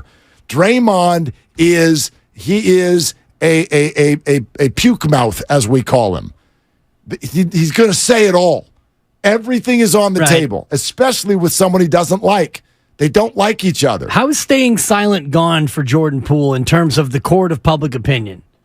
I don't think it's gone poorly. I think it's gone very poorly. It has? Yes, because Draymond Green in the middle of July chose to grab a microphone and rat-a-tat-tat his reputation further. But nobody I know has a negative personal opinion of Jordan Poole. We have negative. It's not about personal opinion. It's about. It is. No, we have a negative opinion of some of the things he does on a basketball court. And you've been saying nobody doesn't like Jordan Poole, the human. It's not about the human. It's about him as a basketball player, because you don't know Jordan Poole, to borrow from Priest, the great drop on the station, and it's not about him as a person, because Draymond Green would even probably say he likes Jordan Poole and he wished him well in that podcast. But Jordan Poole, the basketball player, is not going to be decided on Draymond's pod. It's going to be decided on the court, as a member of the Washington Wizards. But in the meantime, in July, you're getting rat-a-tat-tatted by Draymond Green, and you're getting pushed around again by Draymond Green. And you can stay silent and allow Draymond to get away with it, and you can take the high road, but that is not the way, in my opinion, you confront somebody who is basically punking you on Pat Bev's podcast. I have an opinion that every time one of you says that you're letting him get away with it, you're making the mistake of thinking that speaking is going to stop him from getting away with it. What will stop him? Nothing. Or ignore him, because then he will wear all of us out, which I think he's getting darn close to doing. Like, you keep saying, what's everyone's opinion of Poole? What's everybody's opinion of Draymond? We sat in a room at the Warriors Summit and asked a room full of diehards who've watched the guy win 4 rings if they wanted Draymond on the team anymore, and more than half the room applauded no. Draymond's reputation is the one that has taken a hit this year. But you said it. Not Jordan's. You said it all show, and you're absolutely right on this point. That is Draymond's brand, is hate me. Even Golden State. Do you think Draymond Green gives a crap about the opinion of any Golden State Warriors fan? All Draymond Green cares about is, am I getting confetti showered upon me in June or not? So why would he care if Jordan Poole speaks out? He doesn't have to care. Oh, it's an injection of life into his brand. He doesn't have to care. If I'm Jordan Poole, I'm not just going to sit there and take it. But what does stop him? Being silent doesn't stop him, because here we are in the middle of July, and he's still putting my name in his mouth. And it's a twice as big story because Jordan Poole's dad clapped back. See, I don't think that. I don't think it's twice as big story. It's definitely bigger. Today we haven't talked about Anthony Poole's tweet nearly as much as we've played the audio of Draymond on the Pat Bev pod. No, but the audio does not have the bite that it has if it had not elicited the reaction that it did. The comment, I sent it to you guys last night right when I saw it. And we're like, we knew that this was worthy of discussion. Nobody went blow out 4 hours. No guess. No nothing. We're just doing this until Anthony Poole was like, pow, pow, pow, pow, pow, back. Well, now we got A tete-a-tete. I think we had it anyway. Yeah, thank you. I think we had a pool party anyway. And it's, again, this is, you and I differ, and some of the callers have agreed with me, and some have agreed with you in terms of how do you stop this bullying behavior. And so far, in my opinion, the Jordan stay silent approach has not worked. Well, and if I have a situation and I have something that's not working, I'm going to change it up a little bit. And so far, the take the high road, it's not working. I don't think he feels that way. And you don't feel like it's working? I think that he wants to be on another team, and he is. Okay. I think he wants to be away from Draymond Green, and he is. And I think that he is probably annoyed that Draymond continues to talk about it, but he is going to continue to do what both he and his advisors are clearly, who, by the way, are professional PR people, are advising him, just stay quiet, because this is a fight you can't win. It doesn't stop. I love it when we all go, we all know I had bullying in school. You stand up to a bully. Draymond is not the fifth grader named Biff that you had to deal with. Lincoln Schumann. He is a multi 9-figure per 4-year superstar celebrity who wins in the NBA and a future Hall of Famer. You're not shutting him up. Yeah, so just because you stand up to him. Take it. Just sit there and take it. And, wait for the next podcast when Draymond's asked again about this. Oh, you know what happened. He called me a B. Draymond, he had it coming. I mean, to you're him. laughing. Pap. You're laughing as if when Jordan steps up, Draymond's just going to go, oh, thank you. I was just waiting for you to speak to me. Now I will be quiet. No. Little flower in the corner. I'm just saying that at least you've got a war. You can, but right now, you don't have a war. You don't want a war. Jordan doesn't want a war. You don't want this guy to just pop you again and again and again, and that's what's happening. No, you keep getting popped, and you sit there and you're just taking it. No, it's his pop who created the pop here. Draymond Green made a comment that is probably out of line, and all we would have done today is been like, yeah, that's just like Draymond, stop, just stop. But now we got a war. His dad puts a picture on it. You never apologize to me. You're the punk AB. Oh, like, now we got a war. Jordan doesn't want that. There's no way to win. I understand your emotional feeling. Yeah. If I were Jordan, I would want to wring Draymond's neck. Oh, for sure. You can't win.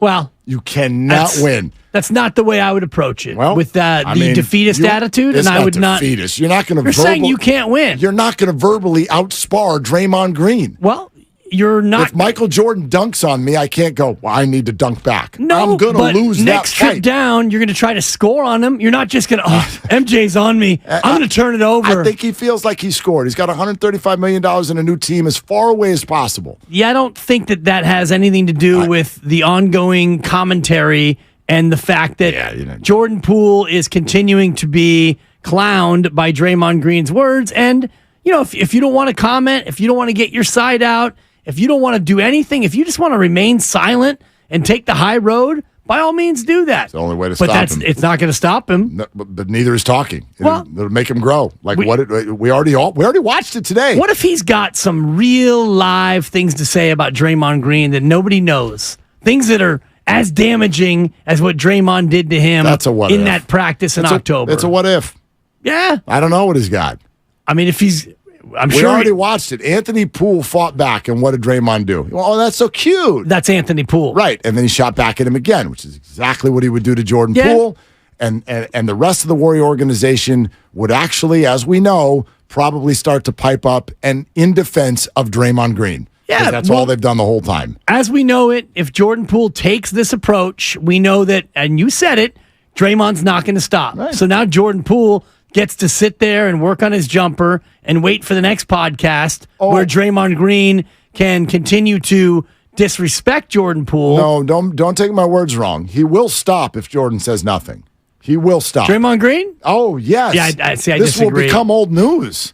Well, you think in December and the Warriors when we're watching Chris Paul play and talking about that, you think that we're going to be worried, like Draymond's going to be like, and another thing about Jordan Poole. What happens when they play Washington? No, then that'll be a story for a few days. Right. And then that'll go away. And then they'll go win or they'll lose, and then we'll go to the next game. We'll be on to Cincinnati. We should already be on to Cincinnati, but this guy won't stop bullying Jordan Poole. He won't with his stop. words. He won't stop if Jordan. If Jordan keeps fighting back, he won't. I don't think he'll stop anyway. The only way. Why? I don't know why he would talk about Jordan Poole in the middle of the season next year. Because of this in July, he's getting what he wants. We're talking about him because he got the response he's looking for. He was gonna get talked about anyway. George in the jungle, which I don't know where that is. I know George of the jungle. Hey George, you're on Willard and Dibs. What you doing? Gentlemen, just enjoying the day. Beautiful. Hey, I gotta say, Draymond, growing up, you heard the term, don't let your mouth write checks your body can't cash. Yes. Come the time they play Washington, Draymond's gonna cash checks. The thing is, Jordan Poole, I don't know that he can cash checks. And that's the thing. If you're going to engage at this level, be able to handle it. He can't handle it. Now, Draymond has cost this team. Draymond has cost us a championship, I think, and he's atoned for that. The other thing is, if you're going to say you have to remove somebody from the team if they punch a teammate, where are we going to send Michael Jordan to? Does he get kicked out of the league too? Well, I don't think anybody's saying you got to automatically remove Draymond from the team if you punch a teammate. I think Dibs and many others have talked about how Draymond could have, should have handled this differently. I just think that Draymond Green has been this person every single step of the way, and so why would he act differently now? The more you respond, it's just another $1 million on his TNT contract. That's all it is. Well, the less you respond, the more you allow Draymond Green to victimize you. And that's where, and you can think that, okay, this is it. It's the last time Draymond's going to mention it. Well, I don't think so. Well, not now. Not now, because Dad and all your friends all went after him. Well, who's next on the podcast circuit? I don't know. I don't know. Can't wait Kendrick to find Perkins? out. See, now that's kind of played out. Sponsored by Lucky California. We got more calls to get to. 888-957-9570. It's Willard and Dibs. Join Lucky Rewards today. You'll earn points for cash back every time you shop and earn extra savings each week with digital coupons on the Lucky app. This week, red or green seedless grapes are $1.47 a pound. Just clip, shop, and save at Lucky. Maybe Jordan Poole should go to Evolve Training Center.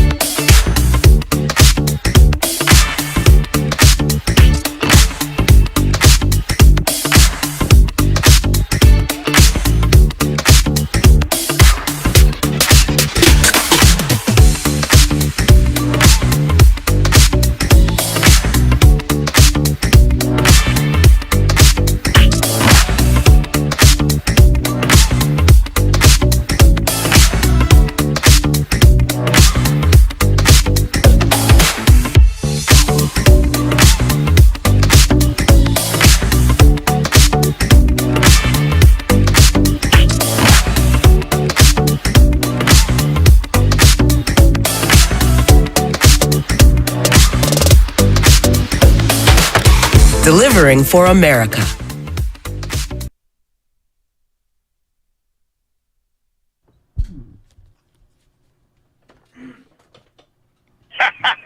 What's up, guys? Now, back to Willard and Dibs on 95.7 The Game. I'll tell you what's up. The Powerball numbers. Did you say that's tonight? $1 billion. Oh, Dr. Evil, get your pinky out. Is Cash it me really? out one time. Powerball. What time? 7 o'clock is the gosh. deadline We gotta for hurry. ticket purchases. Okay. All right. So I'll be leaving here at if you- 6 o'clock. If you win, will you still do the show tomorrow? Yes. Okay. How about Friday? Yeah, I'll do it all the way through next Tuesday for the golf event. Okay.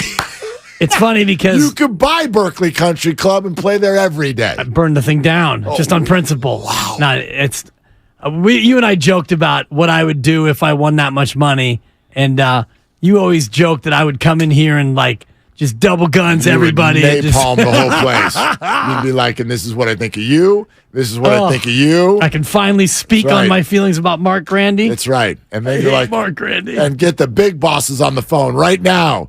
And you can tell them what you think of you. Oh, And then go through the whole org chart. Yep. And then you're off to Tahoe. I'd buy Tahoe. Actually, probably go across the street and talk to them too. Drain Tahoe just on principle. I just go leave all your trash there like some July 4th picnicker. I'd been told by the missus that if I win the lottery, I get to still work. You damn right you do. Because she doesn't want me around. Want you there?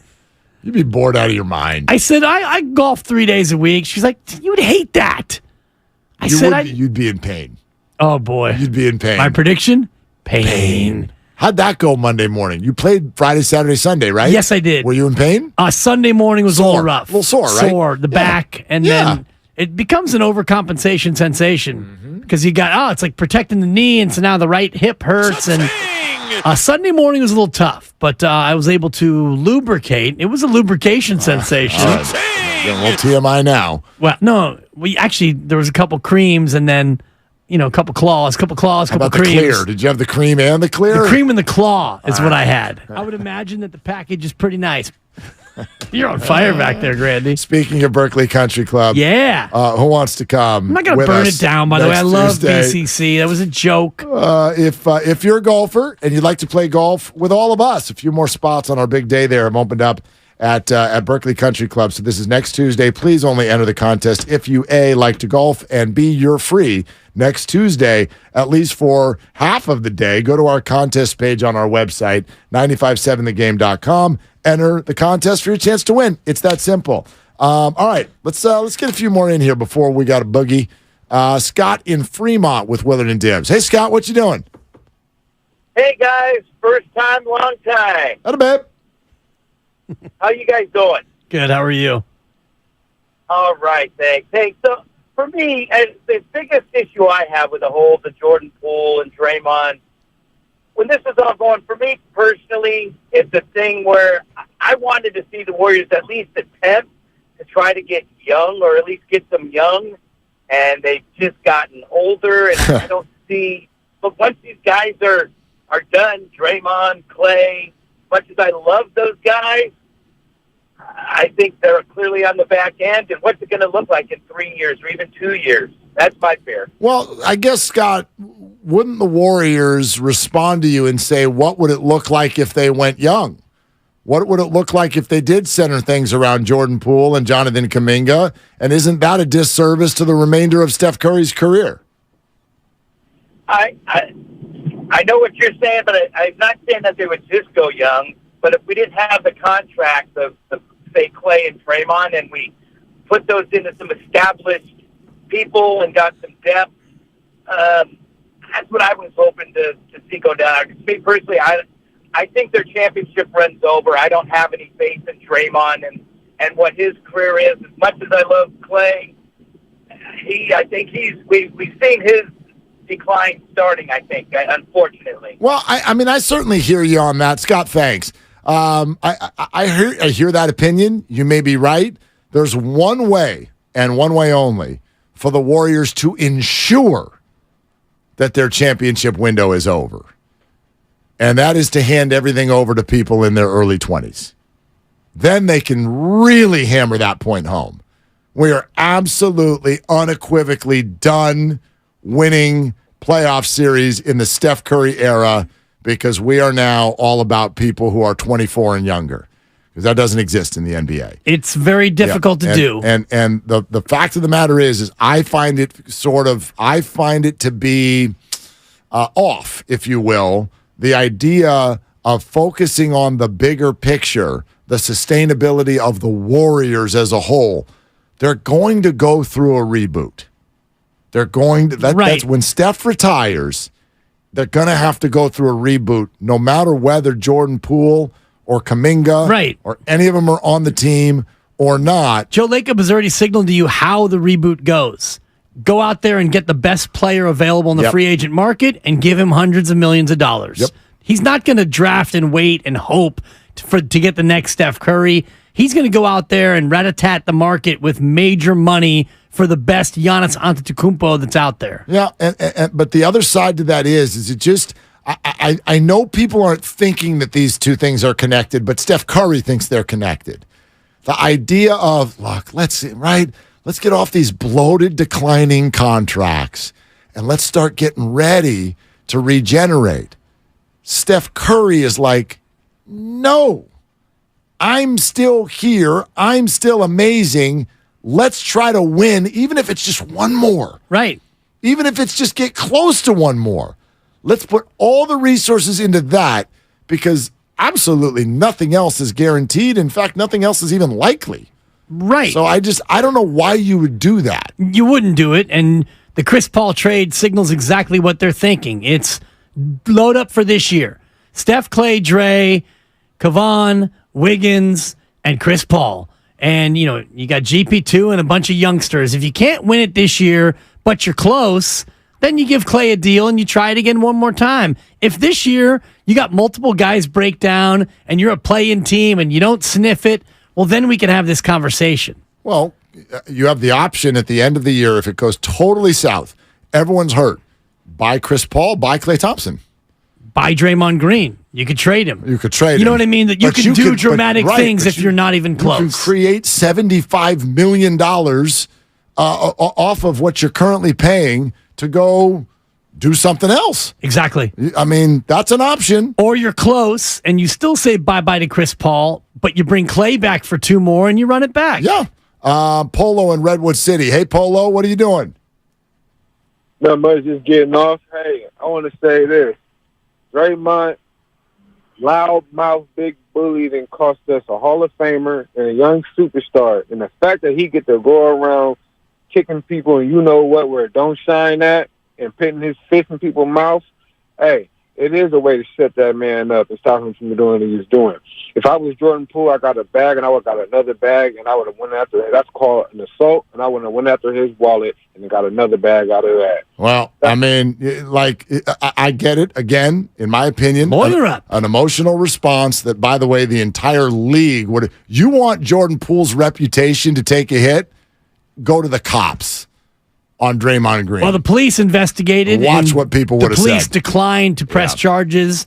No, you're right about the reputation, but Jordan Poole hadn't yet gotten the contract. So once he gets the contract, then he comes out and says, I'm also going to sue Draymond in civil court. He also called him a young superstar, and I get a little. Hold on. Let's stop with Jordan Poole being a superstar. It's a slippery slope on the term. Jude said earlier this morning, I was driving him, he's at the Giants fantasy camp. He goes, I think Jordan Poole's a future superstar. And I was like, you're 9, so that's cute. Did you stop the car?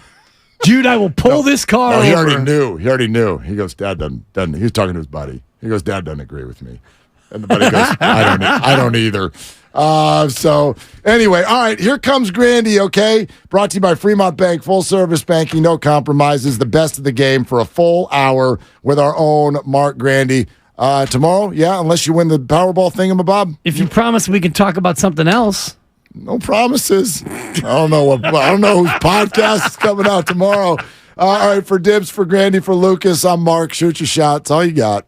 The best time to get a great deal on a Jeep SUV is now during the Summer of Jeep event. Now well-qualified lessees get a low-mileage lease on the 2023 Jeep Wrangler Sport 4xE for $399 a month for 36 months with $4,499 due at signing. Tax, title, license extra. No security deposit required. Call 1-888-925-JEEP for details. Requires dealer contribution and lease through Stellantis Financial. Extra charge for miles over 30,000. Includes 7,500 EV cap cost reduction. Not all customers will qualify. Residency restrictions apply. Take delivery by 7/31. Jeep is a registered trademark. Planning your next trip overseas? Then consider KLM Royal Dutch Airlines. KLM can fly you to over 160 destinations worldwide where you can embrace new adventures, new business opportunities, and new connections. You'll enjoy a seamless travel experience on KLM where we know it's about the journey and the destination.